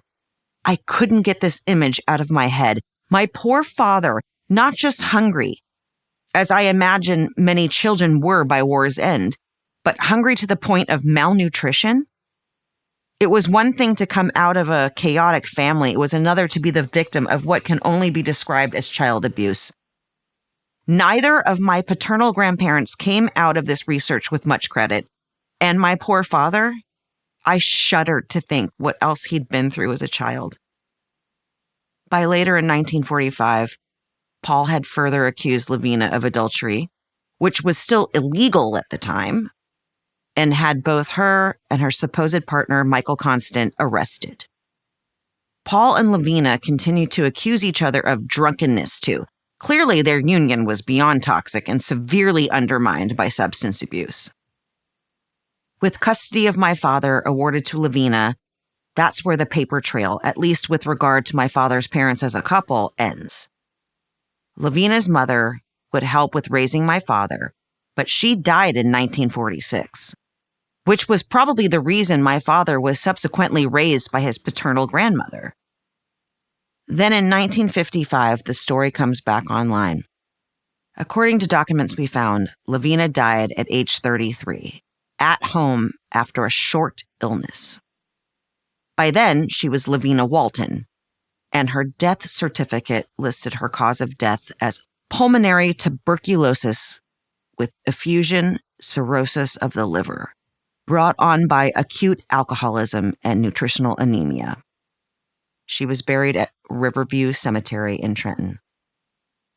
Perhaps what Paul had accused her of had some validity. Perhaps her accusations about him had also been true.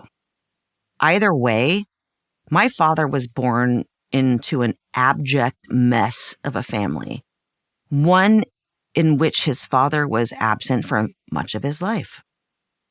My dad would return to live with Paul Applegate when he was 14 years old, though there's no record of how a man who denied his paternity treated him. My father's birth mother had been an alcoholic who neglected to feed him. His stepmother had wanted nothing to do with him. His paternal grandmother had been flippant and cruel about his mother's demise. What kind of life must this have been for Bob Applegate? Did this unfolding and harrowing story of Paul and Lavina begin to explain a little of why my father had behaved the way he had with his own fledgling family? He was born into profound trauma. The scant stability he had known had been forged out of a dysfunctional, violent background when dogged by abuse and alcohol. And then, out of seemingly nowhere, and still at a young age, he found himself living in California, married, and a new father. What came next can never really be rationalized or explained away. And there are still times when the pain of what he did to me stops my breath. But knowing where he came from, at least, gave some meaningful context to the decisions he had made about my mother and me.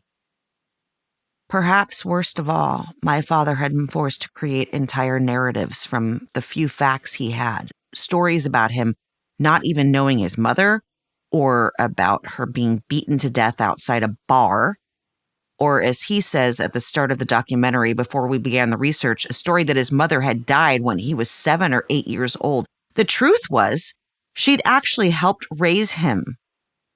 She'd died much later, when he was 14. And there was no evidence of a violent death. Can you imagine being in so much pain, having suffered so much trauma, that you misremember the fundamental details of your mother's and your own life? His hurt mind had scrubbed her from his past altogether. It's extraordinary what pain will do to recollections. I bear this in mind as I write this book. I watch the documentary now and see how flummoxed my father was, so knocked sideways by what we learned about his mother. It was as if we were describing someone else's life, as though the coordinates of his existence had been written down wrong from the very start. He believed these imagined narratives so fully that I'm sure he would have passed a lie detector test. How does one person get so unbridled from a basic truth? We are all the products of stories we tell about ourselves. Stories pieced together from what we know is true, and often from stories we wish were true. And of course, the ones we wish were not. Merely in the writing of this book, I have had to assess which parts of my life are factual and which are accretions of stories that have fossilized in my life to create something cogent, when in fact, each moment we live does not necessarily cohere with the next. We're so used to believing that our life story is a narrative penned by a cosmic screenwriter who has storyboarded out an entire set of episodes, 7 perfect seasons culminating in an incredible finale, when in fact our lives are often just a scatter of scenes that barely hold together. Sometimes when I read back through my diaries, I feel a concussion when contemporary facts, jotted down years ago with no agenda back then other to put them to paper, barely line up with the stories I share with friends in my day-to-day recounting of my history. It's not just change in perspective, it's actual facts that simply don't resemble the arc of the story I tell myself. It's as if halfway through the pilot, a new character shows up who is forgotten by episode 2. I'm not sure anyone has a lock on their past. No one has an ironclad memory, let alone a willingness to always face the full truth of who they are and what they did. So why should my father be any different? If he was still alive, I might have sat with him reading these pages. It wouldn't have surprised me to hear him say that what I wrote bore no resemblance to his truth whatsoever, but this is my truth. Or what I've meticulously mapped from a lesion-ridden brain and a much more reliable written historical record. Our discontinuity might have been a problem I would have had to deal with. Alas, that problem is no longer mine, nor his. What I'm trying to say is everything's a story, everyone a tale told. My father is no different. He had taken what Wallace Stevens calls the flinkings from Finnegan to fine Finnegan of his life. The little hints and half-truths and bald lies and everything in between, and created an entire world out of what we were, essentially whispers. And then when I came along, those small truths and half-truths and lies had somehow coalesced into a justification for him to flee his family and move to Big Sur. But somehow working with him on that documentary and hearing the entire sordid tale of Paul and Lavina only served to deepen the love and understanding I had for my father. I may have wanted him to be someone else. My mother may have wanted the same, and I may have felt great pain and frustration that he constantly seemed to want to tell the various tales he'd created about himself as I grew up, but given what he'd been through at such a young age, and putting aside, as hard as I can, the abandonment that I'd always felt lay at the heart of our relationship, it was nevertheless an extraordinary and beautiful effort of love for him to come back fully into my life when my daughter was born. He was the best possible grandfather to Sadie. Even if he had been at times a distant figure to me, we can only make ourselves better than where we came from. When given the chance, we can only upgrade our love until it resembles something magical and beautiful. No one can really ask any more than that of anyone. And that's what my father was able to do with Sadie. For all the pain my relationship with my father has caused me, the love and the need for him is undeniable. There in my diary, right after my double mastectomy in 2008, 36 years after he left us, an innocent entry jumps out at me like a bright, loving light. Went to the hospital, snuck in through the emergency room. I could feel the anxiety from everyone except me. Begged for someone to call me, then asked for the drugs again and my dad. In the documentary, my father not unreasonably asked me if there was any good news about his background, given that I'd just informed him of the sordid back and forth of his parents as documented in the deepest recesses of a New Jersey records office. And I found that I was able to say this and mean every word. The beauty of this is that you can be incredibly proud that you broke the pattern and that you raised all of us to have strength and intelligence and talent and fight in us. And you did that with no help from anyone, Dad. And that's pretty amazing. That's good enough for me, he said, choking back tears. I had dropped all this information on him, a camera crew pointing their lenses directly at him, and he'd had the good grace to bear it all and to respond with compassion to his own life after years of myth-making. Working on the documentary had brought back memories of wonderful times with my dad, too. We'd go camping in his white VW bus with the pop top. Whenever he could pull over at a beach, we'd do so, barbecuing and sleeping under the stars. And I loved the way he was always so proud of me. We all might hope for some great coming to terms with those who've wronged us, in which the things we say and do heal forever the wounds we've inflicted or the wounds we've endured. But in the end, it might just be recognizing that someone did something righteous and loving in spite of having scant modeling to draw upon that is enough. Perhaps after everything, that is the legacy and epitaph my father deserves. Born into a country coming out of a terrible war, to two people in a highly tempestuous relationship, born into poverty and anger, accusations, and alcohol, given all that, the fact that I grieve him so deeply means something.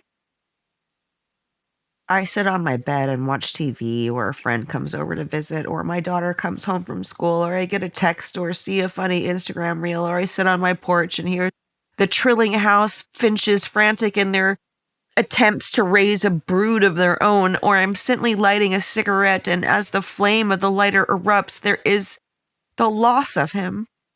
As bright as the orange flame in my hand, it strikes like an earthquake. The building shaking, the flame held still, as though I can't remember what to do with it, the cigarette slowly dropping to the floor. Also, please don't smoke.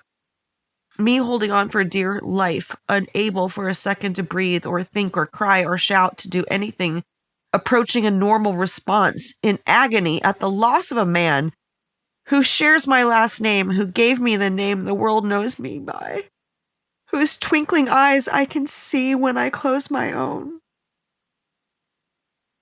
At Riverview Cemetery, we discovered that Lavina didn't even have a headstone, but she had left something so much more tangible, so powerful it took my breath away. She had asked that her son be buried with her. A few months later, my father and I were able to erect a stone. It reads, Delilah Shaw, November 25th, 1925, September 29, 1953. Lavina Shaw, October 9, 1921, March 31st, 1955. Ovid Shaw, September 26, 1878, February 13th, 1950. Mom, I found you. Despite everything Lavina had been through, she had thought to keep a space for her son for eternity, a fact that moved my dad immensely. In the end, even though my father had been given so little to work with, he still managed to create so much. My dad was nothing short of a miracle. The key to life is forgiveness. My father had to learn to forgive his parents, just as I had learned to forgive mine, just as I pray Sadie will one day forgive me for my failings. It's all we've got. After my father's death in 2025, I had to come to terms with the fact that he didn't leave me. He didn't even leave my mom. He left a business, the music business, which might have been killing him, for something simpler, something in nature, something beautiful and focused instead on simplicity and gardening and mountains and beaches. That's what Big Sur and eventually up in the north of California was for him. This I can understand. So I love you, Dad. And I'm glad I got to have you for as long as I did. 17, dead to me. In 2015, I shot Bad Moms with Mila Kunis, Kristen Bell, Katherine Hahn, Annie Mumulu, and Jada Pinkett Smith. Originally, I had wanted the role of Carla, eventually played by Katherine Hahn. When I asked the directors why they hadn't given me the part, they told me I was the only one who had scared everyone. I was given the role of Gwendolyn James, who's the worst mom until she isn't. During post-production, after the movie was filmed, I went into a studio to record some lines. I watched myself on the screen, matching my words to what was already taped. At one point, they paused the film. You know that moment when you pause Love Island or Real Housewives on your Apple TV to go to the bathroom and the person's face is contorted in such a way that makes them look absolutely awful? Now imagine it's your face. I look so old, I thought. Trying not to freak out, I made a comment about it, and to my horror, one of the directors admitted that the studio had already asked post-production to fix my face. We had to spend $30,000 to make you look younger, he said. This business is brutal. Until it's magic. My job as an actor opened so many wonderful doors for me. I know how lucky I was, and I have so many incredible memories of the movies I made, the TV shows I starred in, and the ancillary work, the talk shows, the appearances on red carpets, hosting SNL. The list is long, and these days, sitting alone in my bedroom, I do my best not to turn these memories into statues of myself. I got to host SNL twice. The first time way back in 1993, at the height of Married with Children, I was lucky enough to be in a sketch during which the incredible Chris Farley debuted perhaps his most famous character, the motivational speaker Matt Foley, who lived in his van down by the river. The character has long since passed into the folklore of the show, not to mention into American comedy history, and it was an extraordinary privilege to be brought so close to pure comic genius as Matt Foley debuted in the world. The way Chris planted his legs wide, continually twisting his not inconsiderable weight from side to side and forward and backward, played with a belt he could barely find, and delivered his lines with an almost manic verbal energy. It was everything a very young David Spade and I could do not to completely lose it. If you watch closely, Spade starts to crack almost immediately, and I try to hide my laughter behind my hair, which was conveniently falling across my face. Even my hair couldn't save me when Matt Foley says, "I'm 35 years old, I'm divorced, and I live in a van down by the river." That was it. I brought my left hand up to my face in a vain attempt to stifle my giggles. By the time Chris is telling Phil Hartman he wishes he could shut his big yapper, followed by further unsuccessful attempts to pull his pants up higher, David and I were done. I think David had given up trying to not laugh out loud. I was still playing with my hair and trying to hide my face, and though I was supposed to be scowling the way Kelly Bundy might, it was impossible. Chris was now towering over me, and I was proud that I was able to tell him without entirely breaking that I, too, wanted to live in a van down by the river. I thought I'd gotten away with it. But then Farley started to swing those big arms, and once again, David and I were toast. It didn't help that we hadn't been told that Chris was about to dive full length into the coffee table, smashing it to pieces. The sketch aired on May 8, 1993. My second time hosting was nearly a decade later on October 13th, 2012. This time, I was delighted to be part of the Californians, taking the role of Fred Armisen's fiancée, Brie, after his first wife, Karina, played by Kristen Wiig, had died. Kristen had left SNL the previous season. I don't suppose mastering that Californian accent was much of a stretch for a woman who'd grown up east of the 405. I was also invited to create a sketch based on my former dance teacher, Madeline Clark. Madeline, who sadly died in 2023, was very fussy. And when she taught us, even when we were little kids, just starting out, she would eschew using counts in favor of a kind of scat jazz. We called the fake studio Jillian Chiz Dance Studio because chiz was the kind of thing Madeline would say. I got to both honor and parody Miss Clark with my kadunks, and zazaz. That is Fosse, as Jillian Chiz tells the bemused wannabe dancers. At the start of the show, I'd sung my monologue, which was both nerve-wracking and great fun, and the show ended with me shouting, "Sadie Grace, you are the light of my life." During the good nights, she was approaching 2 years old then. In between my SNL duties, I'd made 2 appearances a year apart on Friends. the one with Rachel's other sister, which aired in 2002 during the show's penultimate season, and the one where Rachel's sister babysits, which aired in October the following year. Feel like a total schmuck saying this, but I'd never watched Friends before appearing on the show. I really didn't know much about it. I wasn't trying to be cool by avoiding it. Back then, before DVRs and TiVos, Friends was the ultimate in appointment TV, meaning if you were working in the evenings, as I often was, you missed it. Now, in the age of streaming, I've watched every single episode. I played the dreadful Amy Green, Rachel's sister. I already knew Jen and Courtney and Lisa a bit socially, as well as David Schwimmer and Matt LeBlanc, and I had worked together on Married with Children. He had played one of my boyfriends, from which he'd scored a brief spinoff, Top of the Heap, playing a very early version of Joey Tribbiani. And then there was Maddie. Matthew Perry always maintained that working on Friends was like being part of a lovely and loving family, and I saw firsthand how genuine that love was. I felt safe on that set, and I think that showed in what I was able to bring to the ensemble.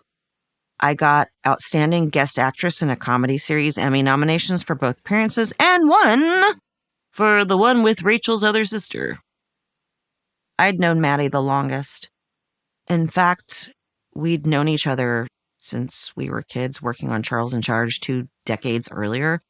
Much later, we also made a terrible TV movie together called Dance Till Dawn. Later still, we performed together at a fundraiser, raising money to bring Shakespeare to children in Los Angeles. Poor Maddie was so freaked out beforehand. I have to be good, he kept saying. I took him outside the theater for a pep talk, or as close to one as this snarky blonde gets. Maddie, I said, Shakespeare rolls over in his grave every time we do this, so don't stress. Seriously. Sure, you're doing Shakespeare with some of the most famous, lauded, award-winning superstars to ever live.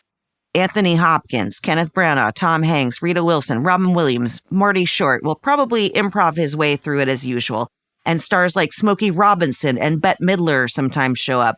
I realize it can be as intimidating as fuck to walk into that kind of crowd, but everyone's going to screw up. The audience loves it when we do, so don't worry. I don't think my little pep talk, filled as it was with bold-faced names, helped him all that much. A bunch of us had been doing this fundraiser for years. I was asked back every year, becoming part of what I suppose was kind of a little repertory group, comprising me, Marty, Tom, Rita, Jason Alexander, and William Shatner.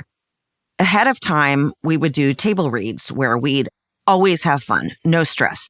And then we'd stage an entire play, usually a comedy with scenery and costumes, all while carrying sides. We were expected to know at least some of the lines, but it always went off the rails in the most delightful of ways. At various breaks during the Shakespeare performances, we'd have a musician sing something, which was very true to the original staging of the plays when troubadours would serenade theatergoers in England. We were lucky to have had Natalie Cole, Smokey Robinson, Faith Hill, and Tim McGraw. Then one year, Sir Paul McCartney showed up to provide the musical interludes. During the rehearsal that week, when Sir Paul stepped forward to do his part, we all videotaped him.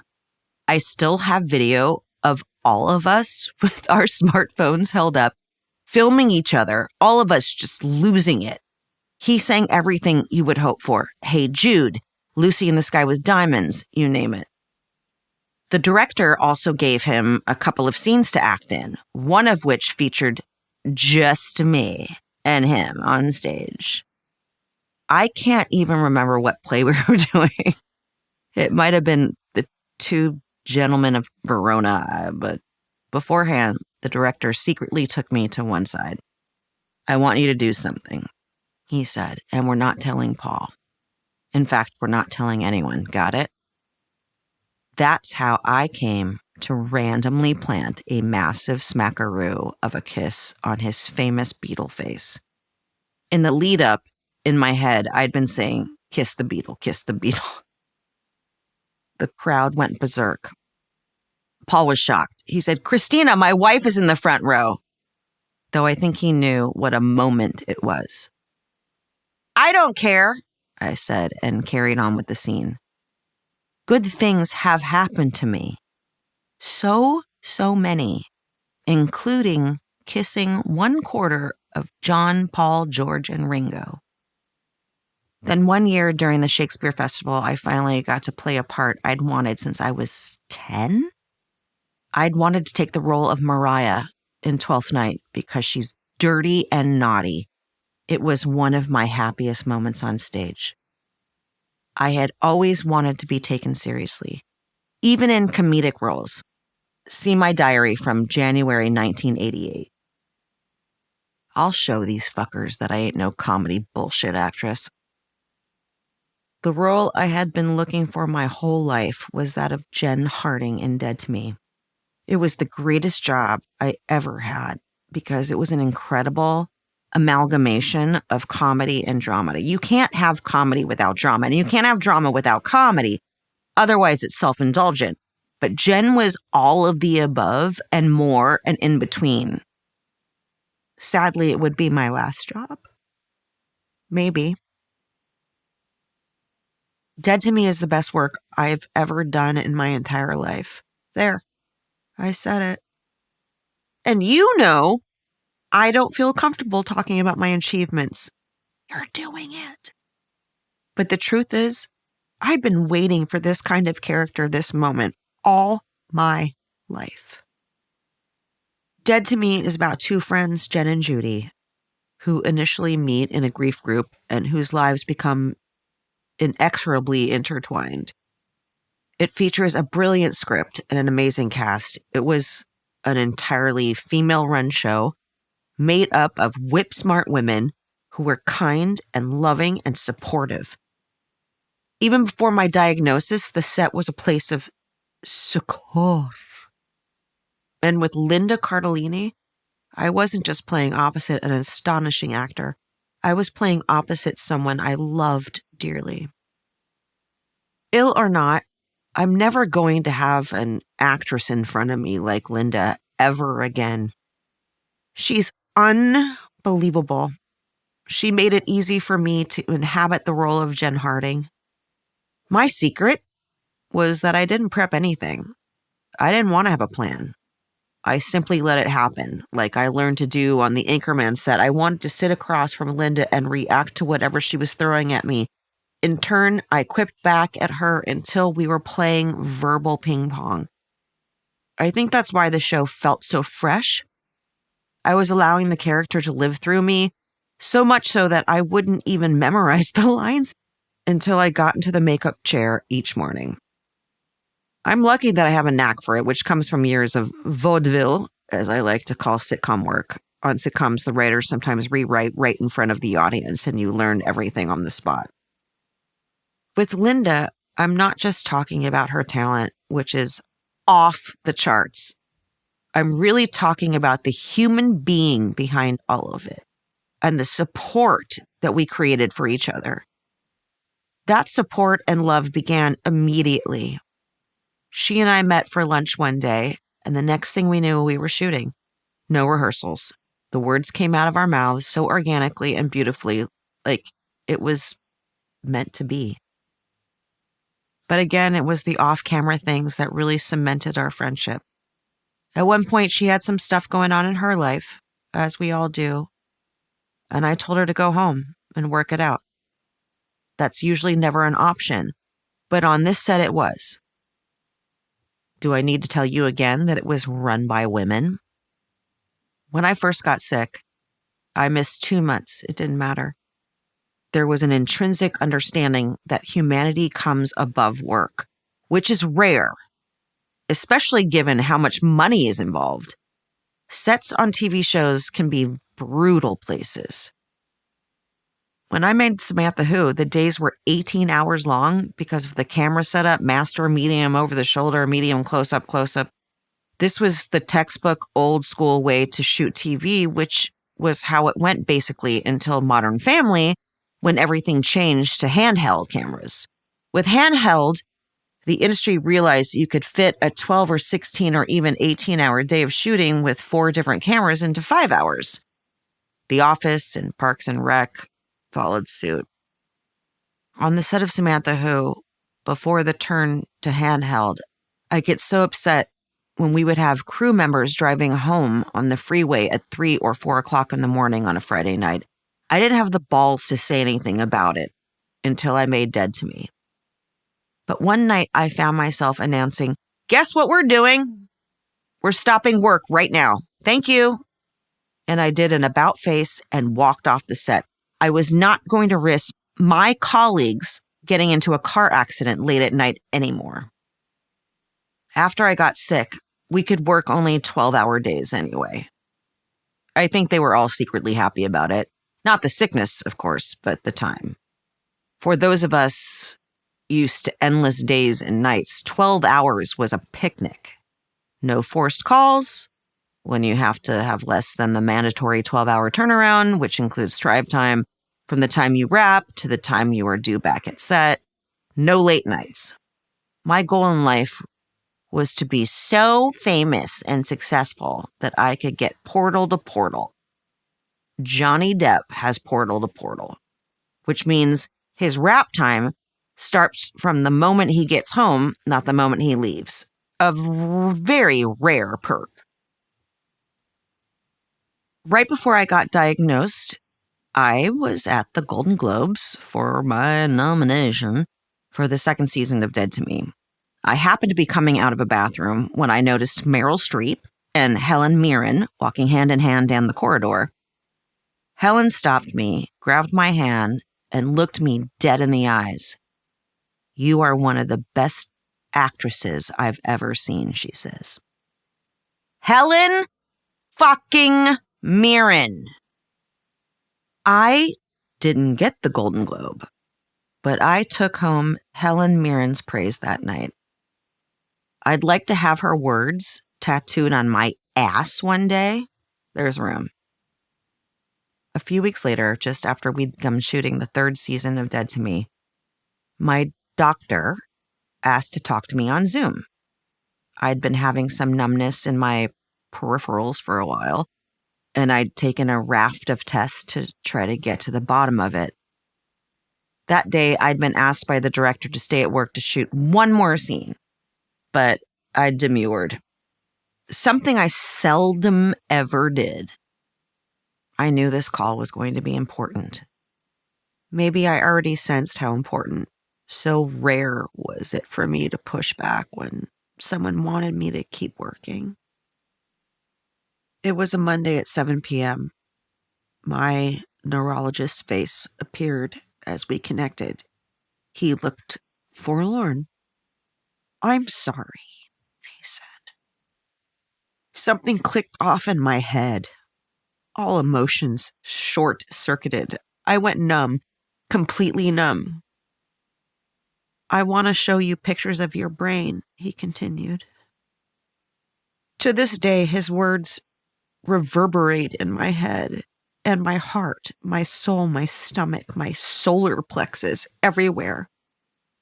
"Here are the lesions," he said. There were about 30. Most people will have maybe a couple on their spine. I have none on my spine, but more than 30 on my brain. "What are you saying to me?" I said. "You have multiple sclerosis." I didn't cry. Instead, in shock, I said, "Okay, thank you very much." I closed the laptop. I've said elsewhere that dread things follow dream things in my life. I should have called this chapter From Helen Mirren to 30 Lesions. I texted the creator of the show, Liz Feldman, our unit production manager, and the producers. "Guys," I typed, "we have an answer to why I have been having trouble on set. It's MS."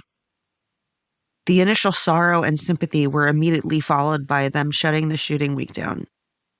That was so hard for me to hear. I had always prided myself on being a workhorse. "No, we keep going. We keep working." I texted. Absolutely fucking not, someone wrote. You're not coming to work tomorrow, if ever again, if you don't need it. Everyone was ordered to take a month off so that I could figure out what the fuck was going on with my life. I don't think any other set of TV professionals would have done that. It was the most incredible group of humans. They realized it was just a TV show. Something many of us might say, but which so few of us in the business ever truly believe. But they believed it. And it made all the difference. I'd been told that my numbness was probably just peripheral neuropathy, which is a manageable condition. The real signpost of trouble had been a nerve test I'd passed. I mistakenly thought this was good news, but passing the nerve test is not a good thing. It means that there's no damage to the nerves. Duh. And that the numbness is coming from somewhere else. After that nerve test, I think my neurosurgeon knew, but he hadn't said anything except that he wanted to run some more tests to rule some things out. Hence the MRI results he shared with me on Zoom. Looking back, I know he knew. Even my chiropractor, Dr. John, knew. I remember asking Dr. John, why are my toes twitching like that? I'll never forget the look he gave me. My mom has that, he said before quickly changing the subject. Let's work on some other stuff. We were about a month into shooting the third and final season of Dead to Me when I got the diagnosis. For the next few months, we all learned together how much I could do, how much I could take emotionally, spiritually, physically, all the things. My neurosurgeon wrote a letter to the producers saying that I could work only 12 hours per day, which was less than I'd ever worked in my whole life. If she says she needs time, you have to give her 15 minutes, the letter said. Sometimes I would take those 15 minutes to go to my trailer and put my feet up, take some pain meds, cry, scream. Not always in that order. The pain I felt initially was not like it is these days back then. It was more of a I have no strength kind of pain rather than the often excruciating agony I'm in now. I had always danced through pain and was able to do so on Dead to Me to complete the season. The filming schedule for the last season was supposed to be only 10 weeks. Shooting about an episode a week. If you've seen the show, you might imagine that the scripts for that season were changed because of my diagnosis. But the truth is, those scripts were written a year before I got sick. Not a word was changed. The only thing that was changed was the blocking to lessen how much I had to walk in each scene. We started in the summer of 2021 because James Marsden, the movie star that he is, was needed on a different project. We had to shoot the fugly twat scenes first for a month. I adore this man. He knows he's hot. I know he's hot. Everyone knows he's hot. Accordingly, we were shooting totally out of order, and in the end, the final season took just shy of a full year to complete. There were some days I simply couldn't make it to set. I remember trying to get down the stairs of my house at 6 o'clock in the morning, and I could make it to only the 9th stair. I know exactly how many stairs there are, 6 and then 9 and then 2 more. And I couldn't make it any further. I fell to the floor, dropped my bags, and waited. I sat on that 9th stair for a while, my driver outside, but eventually I called Joe Hardesty, one of our co-executive producers and one of the loveliest people I've ever known. I can't come, I said to Joe. It broke me. Me, the good kid who never missed a day of work in her entire life, the good girl who listened, kind to everyone, never complained, on time, who didn't bring her shit to work. So much so that one day, years earlier, while working on Married with Children, I called my then agent and told her I was suffering from crippling menstrual cramps. She, in turn, call my manager to say, and I quote, "I don't think Christina's fit to work right now because of her mental state."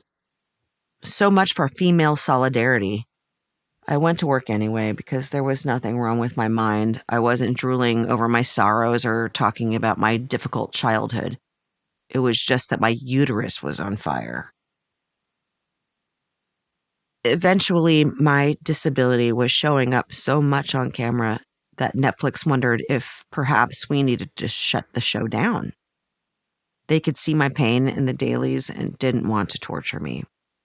Even Liz Feldman suggested we end early, so understanding was she, as were the rest of the crew and cast. "We can wrap up what we've done already," she said, trying to save me from further agonies. "No, fuck no," I said. "We have a story to tell. We have an obligation to these two characters." I meant it. To me, Judy Hale and Jed Harding, the two people Linda and I embodied, were very much alive. I believed we had an obligation to finish their story. So that's what we did. By the end of Making Dead to Me, I had to have 3 people help me down the stairs of my trailer, to get to my wheelchair, to even get to set. I was completely stripped of my independence, my autonomy.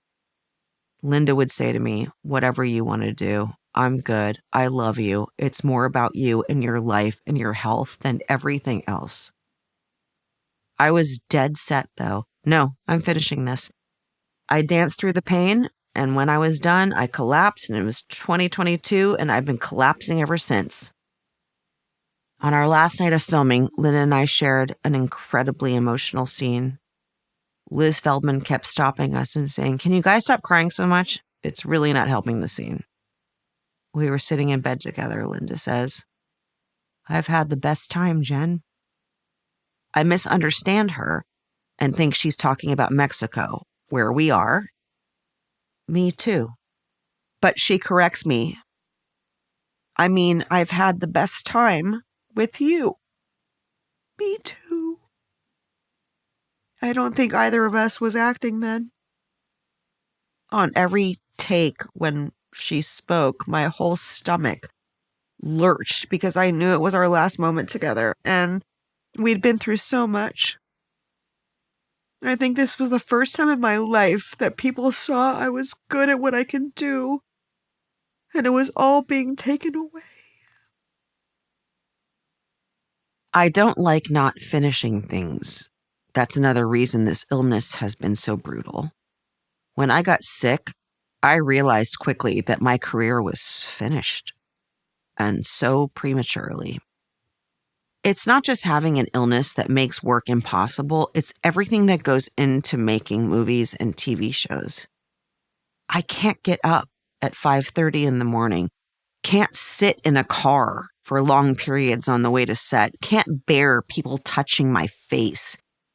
I just can't do it anymore.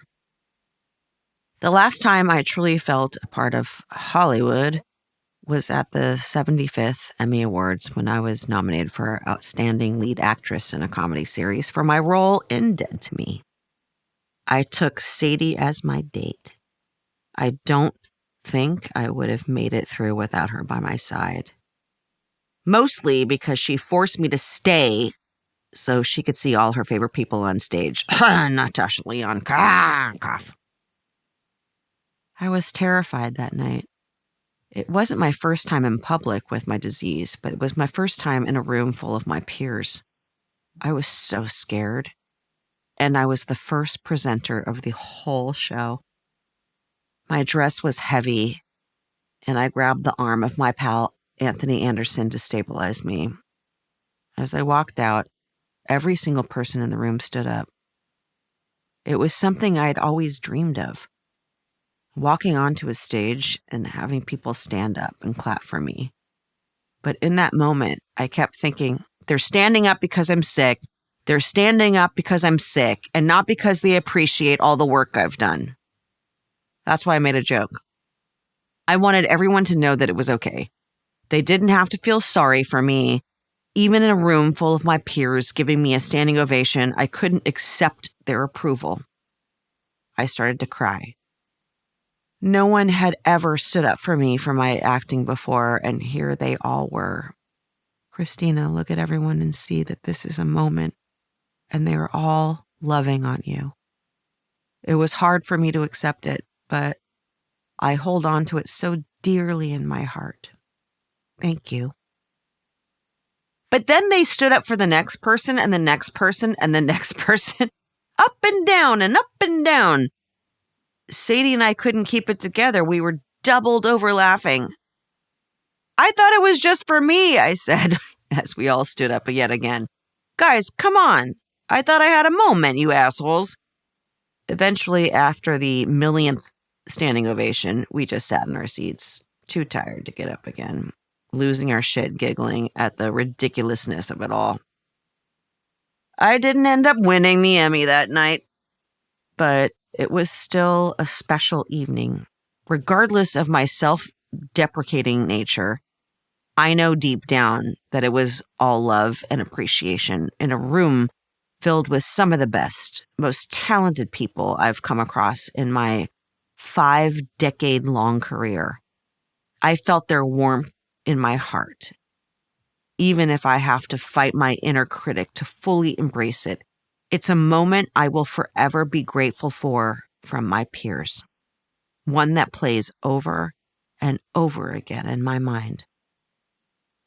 Sometimes my daughter's friends tell her, "Oh my God, your mom," fills me with that familiar shame. I still hear those words, "You're doing it," echoing endlessly. But then recently my daughter said, "You're the best actress I've ever seen." She's the person I love most in this world. And I think maybe, just maybe, her voice echoes the loudest. 18. The lady in the bathtub from The Shining. What's my Hawaiian name? I was in Hawaii with my friend Shani Boy. Kikalina, he said. Kiki for short. To this day, no one on Hawaii calls me Christina. I'm Kiki. Kiki is my real name. Kiki is who I really am. She's fierce and free, and she doesn't have MS or trauma or low self-esteem or a history of bad decisions. She's a simple, sweet, sharp, smart-mouthed dancer. Kiki is both who I could have been and who I really am. When I first visited Maui, I met a woman who had just had her first child, Pua. Back then, I felt a kinship with Pua, and as I watched her grow, I was so happy that she had no inkling that I was a TV star back in the States. August 6, 1996, Maui. Pua is the closest thing to perfection that there is. She is the most extraordinary child. I am lifted when I am with her. I am blown away by her magnetism and wisdom. She is a beacon of exuberant light and love. I am so grateful. When Pua was about 3 years old, I arrived on the island and rushed to see her. I was so excited as ever. But as soon as Pua laid eyes on me, she glared at me with such disappointment and anger, all haughty and pouty face. "Hey, Christina Applegate," she said. Auntie Kiki had been lying to her all this time.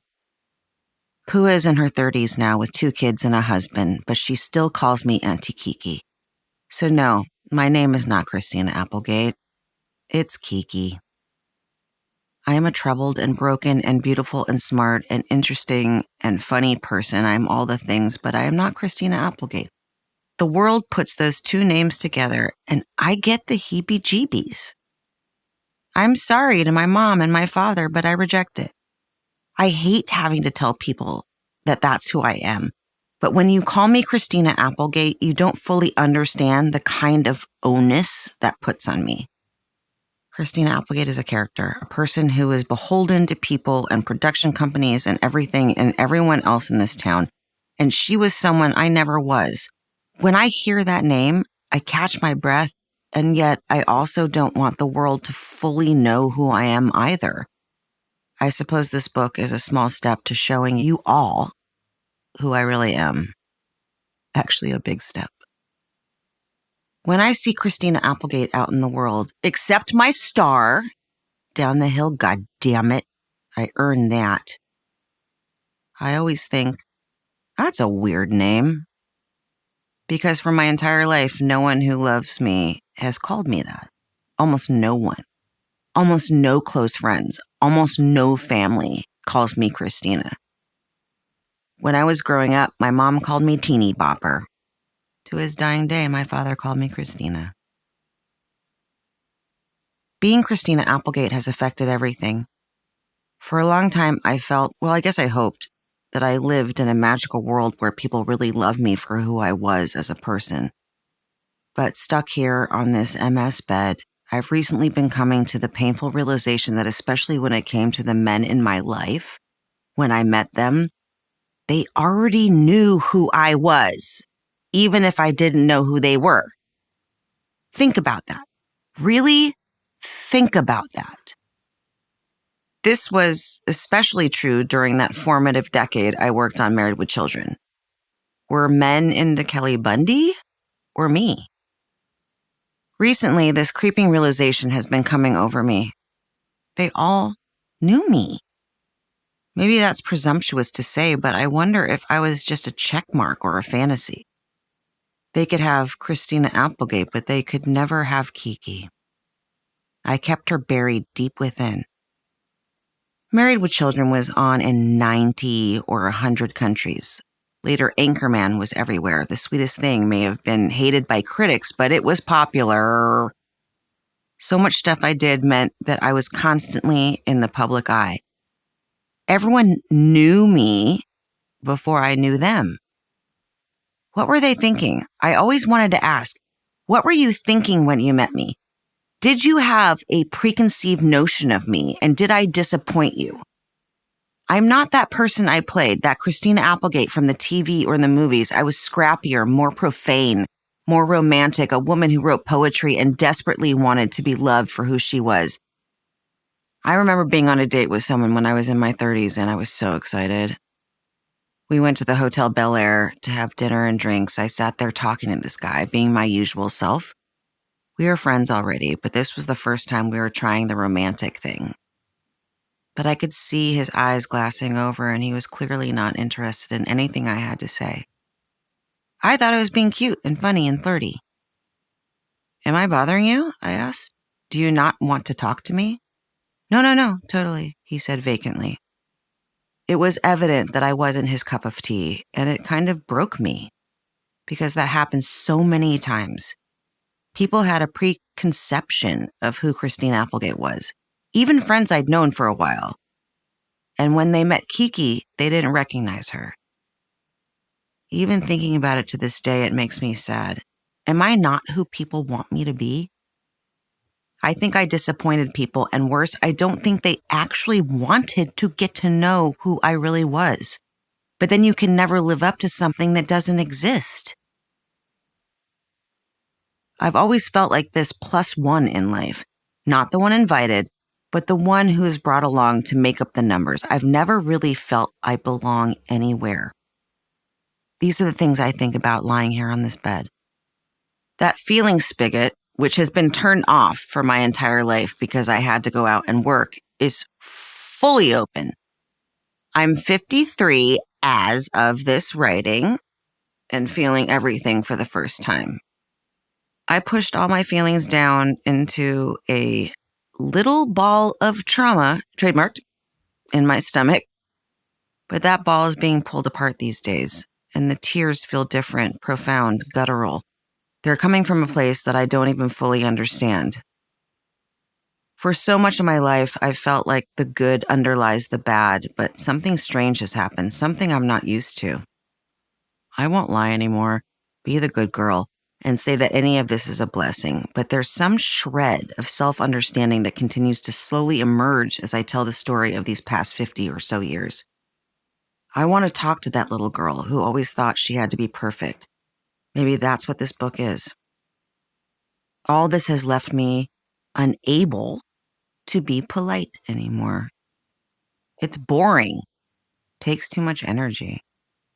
Being kind and loving and nurturing is beautiful, but to be polite is almost a lie. To be respectful is important, but there's something about that sweet politeness demanded of women that stinks of faking our true feelings. I have done the superwoman thing once before after my double mastectomy. I thought I should tell everyone that it was a blessing, when in reality my body looked like Lorraine Massey, the once beautiful then grotesque ghost in room 237 at the Overlook Hotel in The Shining. I was determined to never do that again. I was going to be honest this time. I hoped I'd never have to face the choice, but here we are. Actually, I'm sadder about the mastectomies now when I look down at my body than I was immediately afterward. With my broken metatarsal, well, a broken bone heals. With the cancer, it was taken out of my body and I was able to move on. But MS is my constant companion. In fact, I will probably go away because of it. It scares me to death. I don't want to dance with this pain anymore, and I don't want to be in the predicament I'm in. Everything about it sucks. My knees feel like I have bricks attached to them, heavy and painful. My skin feels like it's got 3rd degree, 4th degree, 5th degree burns. Something is constantly stabbing at my ankles. When I put my feet down on the ground when I wake up, it feels as if the floor is made of needles. Yet I can't feel them because my feet are completely numb. Somehow it manages to be both things at once. All my nerve endings are on fire, sending the wrong signals back to my 30-lesioned brain.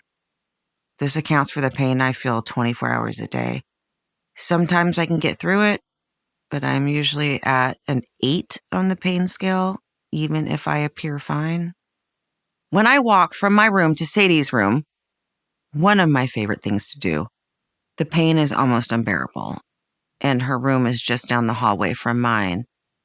And then when her room isn't picked up, I don't have the balance to get around the things on the floor. I wish I could say that I'm a miracle. 30 lesions and still kicking.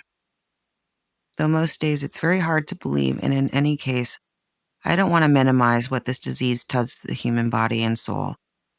MS is a disease of progression, but it's also a disease of roller coasters. Some days I can bear to dance, others I fear the wheelchair. That's why Messy, the podcast I host with my dear friend Jamie Lynn Sigler, avoids any kind of sugarcoating when it comes to the terrible disease we share. To me, this is part of showing my real self to the world. We've created a sort of MS family through this radical honesty that has led to genuine bright spots, not thoughts and prayers and platitudes. I even met Doug the pug through the larger MS circle. MS sucks, but the MS community rocks. It took me a long time to lean into that, though. While we were making season 3 of Dead to Me, some putrid paparazzo snapped a picture of me in a wheelchair. From there, it was assumed that my character had gotten in an accident, so I had no choice but to announce on social media that I had been diagnosed with multiple sclerosis. I was heartbroken. The upside is, I think you become a fully human being when people realize you're going through something. I never leave home without my cane. I use it both as a way of not falling and as a barrier. When I carry it, I'm saying, nope, don't fuck with me. Don't knock me over. Step back. Sometimes when a person is in agony, it's best to leave them be. My best girlfriend recently went through a horrible tragedy in her life.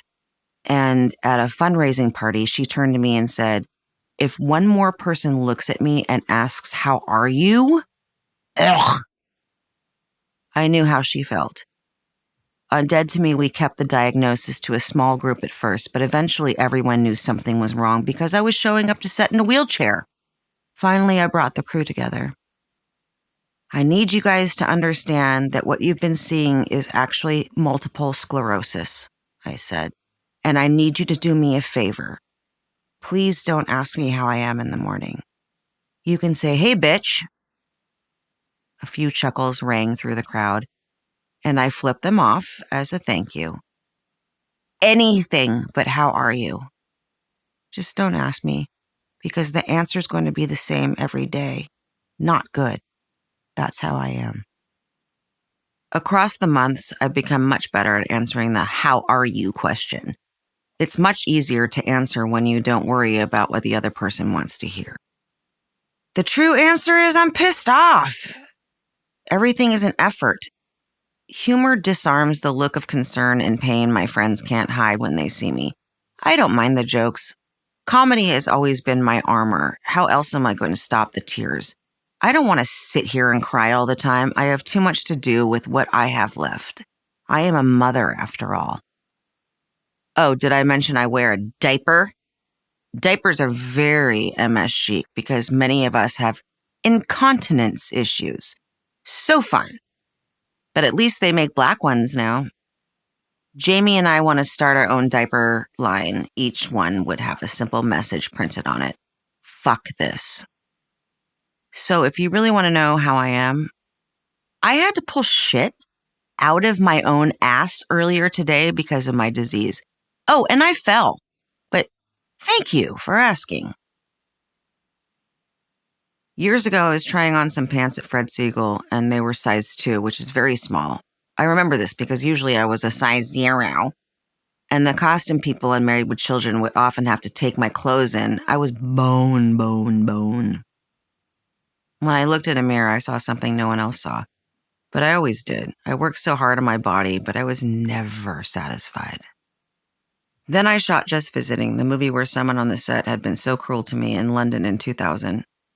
When we finally wrapped and I had made it to the airport to go home, I felt like a kidnapped victim who had finally been released and was now running toward their family members. I heard later that my friend Jean Reno, who was also in the movie, went into the office of my aggressor and flipped a table on him. In his beautiful French accent, Jean reportedly said, "If I ever see you treat someone like that again, I'll fucking kill you." When I got back from London, I got a lot of help for my dysmorphia, even though it would linger. One night, my friends were at my house and we ordered from Pace, the famous Italian restaurant in the canyon. They serve a delicious salad called the insalata vegetale, filled with zucchini, squash, green beans, tomato, garbanzo beans, and olives.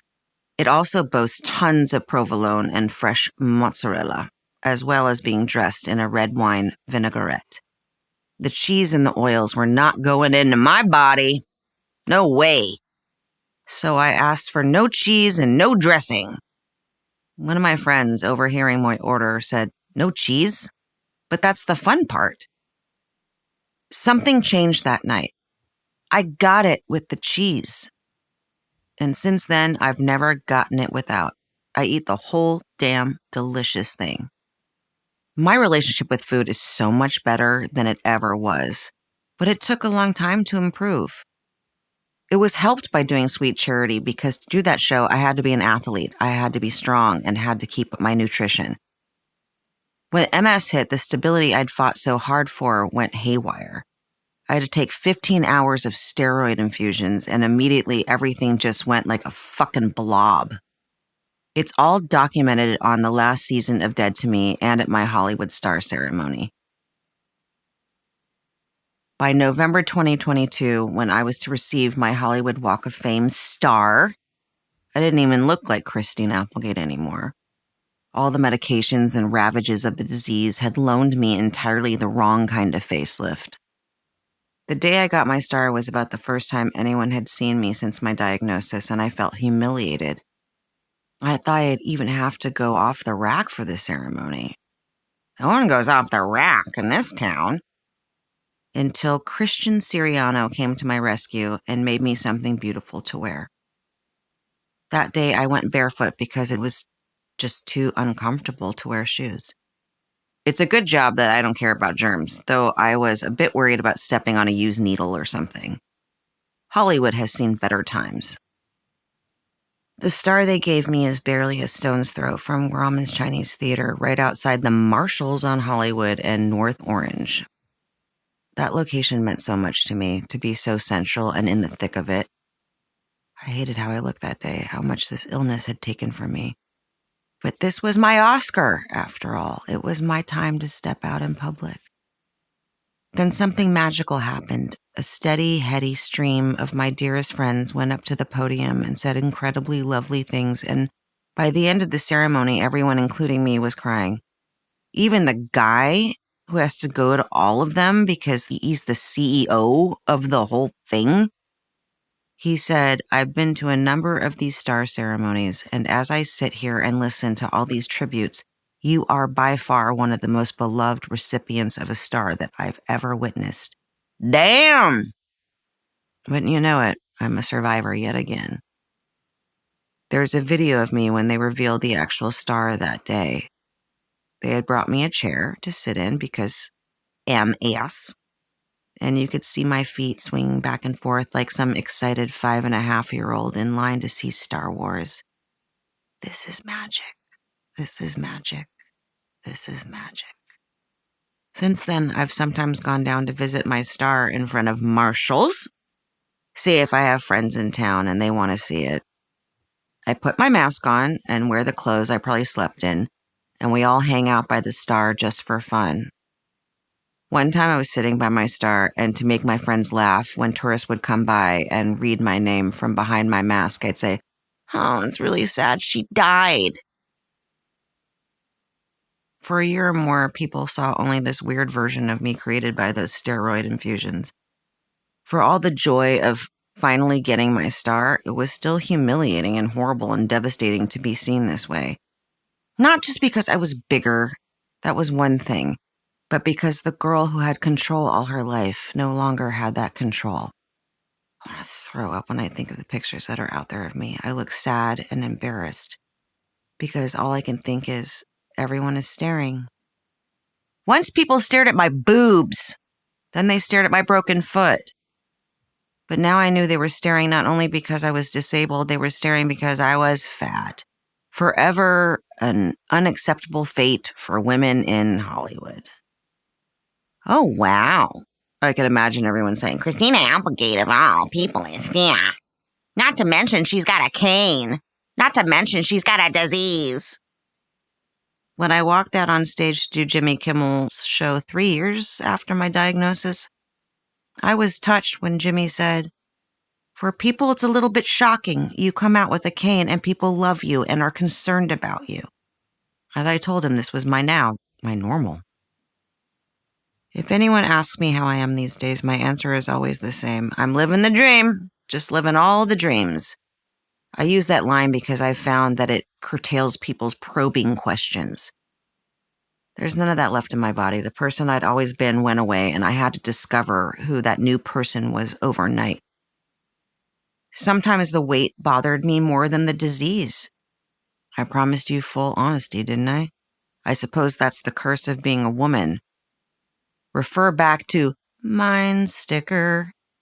Not much has changed. I didn't look in the mirror for a year. Then I was put on a clear liquid diet because of my stomach issues, and all of a sudden everything just dropped off of me. Within 7 months, all of it was gone, and I was down by 50 pounds or more.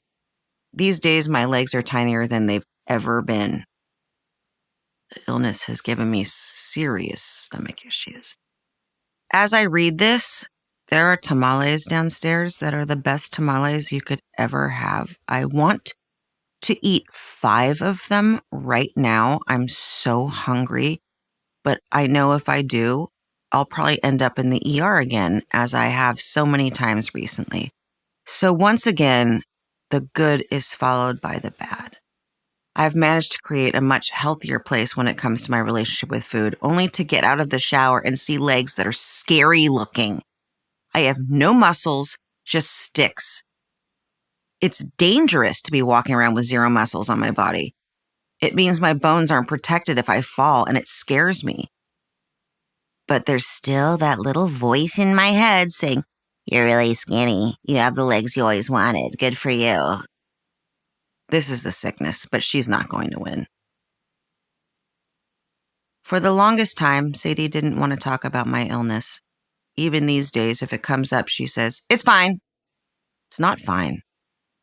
It has devastated her life. When she was younger, we had a little pre-bed routine. She'd eat, then we'd dance, then it was bath time, and then I'd read to her. We danced every single night. We called it dance party. We danced to "I Know What Boys Like" by the waitresses, or "Back in the USSR" by that guy I kissed that one time. Sadie has always had a penchant for good music. When she was only 5 years old, I was in New Orleans shooting Bad Moms, and we went down to Bourbon Street to take in the scene. That day we came upon a band busking, bluegrass, Delta jazz, bluesy stuff with the washboard and everything. And Sadie couldn't believe what she was seeing. The next thing we knew, she was in the middle of the street dancing with her crazy hair that she never wanted brushed. She was really feeling it, so much so that a small crowd formed to watch her. One of the shopkeepers came out with a coffee can, and the crowd started putting money in it. She made about $30, which she then gave to the band. I fear the Applegate has not fallen far from the tree. I was a super shy girl. I could never have done what Sadie did that day in New Orleans. But then my mom would remind me that I was on tour with CSNY for years because of Stephen Stills, and then later with Manassas because Joe Lala played with them. With Manassas, when they sang "Find the Cost of Freedom," someone in the band would hoist me, then still a baby, like Simba, in front of the audiences. One time we were at a CSN show and Ringo Starr was there backstage. He asked my mom if he could hold me. But Stephen Stills was my guy. So I punched Ringo a few times and said, "No, I want my Uncle Stephen. I want my Uncle Stephen." "Does she not know I'm a fucking Beatle?" Starr reportedly said. But what I really remember about being on the road was Andy Gibb. Joe Lala played with him, and I was a bit older than in my Simba days, and I can still see the crazy crowds and Andy Gibb taking his shirt off. My babysitter once said, "Christina, why don't you tell Andy what your favorite part of the show is?" "When you take your shirt off," I said. He just laughed in my face, and even as a little girl, I knew he didn't love me, didn't want to marry me. Some days my life hurts so bad that I just sit here and cry. Except if Sadie needs me, and I will push through all of it. I'll go to the ends of the earth. Mamas can lift a car. So for her, I'm not giving up. Sometimes I want to. Thoughts rush through my head once in a while. Bad thoughts. I'm lucky they just pass through. They are thoughts without an object. It's not contemplative in any sense. There's no heaviness to it. They speed away like a douchebag in a Tesla truck. I've had fun in life, but I'm not sure it was ever happiness, not ever a zephyr that lasted. You can have fun and then everyone leaves and you're left with yourself and your thoughts and your feelings of loneliness and failure in the world and that overriding fear. Does anyone really love me? Or will I ever love someone? Will I ever love myself? And why doesn't anyone really know me? All those questions you have when it's quiet. That's why I always have the TV on, to drown out the noise inside my head. And that's why I'm writing to you now, to tell you who I am, so that at least someone knows before it's too late. The house in the canyon, the hit TV shows, those are outside things. I never learned how to deal with the inside parts. I lacked a teacher and couldn't find the truth for myself, but then I remember how often that voice inside my head skews dark. And I remember mornings with my mom, discovering dance, slip and sliding with uproarious friends, lying in bed next to my rock god, and of course having my brilliant Sadie. Even all the meditation I did, the time at Agape, those moments of abandon and those moments of freedom, they had all been taken away by someone hurting me, leaving me here with this huge ball of trauma. Sylvia, Barbara, Stanley, Meghan Markle, Tootie, Gail, Olivia, Calliope, Stacy, fucking bitch. All these body parts letting me down. Though I do talk to them most days, and they listen. Teamwork. All I ever wanted to do was dance and be a mother. As I sit still for the first time in my life, the traumas I buried deep inside rush to the surface and light up like a fireworks display. It's still so beautiful, isn't it? I know Sadie's heart is broken at what has become of me. One of the ways she deals with it is by making sure that I still mother her. I want nachos, but I want them the way Mommy makes them, she'll say. It's her way of getting me to go downstairs, make the snack, and bring it upstairs to her on a tray, like my mom used to do for me. All so she can say to herself, she's still here, she's still my mom, and she's still taking care of me. Yesterday, Sadie came and got into my bed and fell asleep on my chest. We had talked a few days earlier about how, just like her mother, she hates being touched, but there she was, asleep on me, holding my hand. I asked her about it later during one of our lanai talks out on the balcony, our sacred Sadie and Mama only time. You're my mom. I feel safe there, she said. Sometimes she just reaches over and takes my hand when we're sitting on the bed watching TV, and then if I'm lucky, she'll let her eyelids droop. In fact, she's here right now. My hand is tight in hers as she sleeps. I am Sadie's mother. I am Kiki, and that's where I leave you. Acknowledgements. Thank you. To Mom, despite it all, you have always been my hero. To my daily angels, Rachel, Carolyn, Cheryl. To my work angels, as you are so much more to me than that, thank you for protecting me and loving me, Eric, Rick, Amy, Steve, we.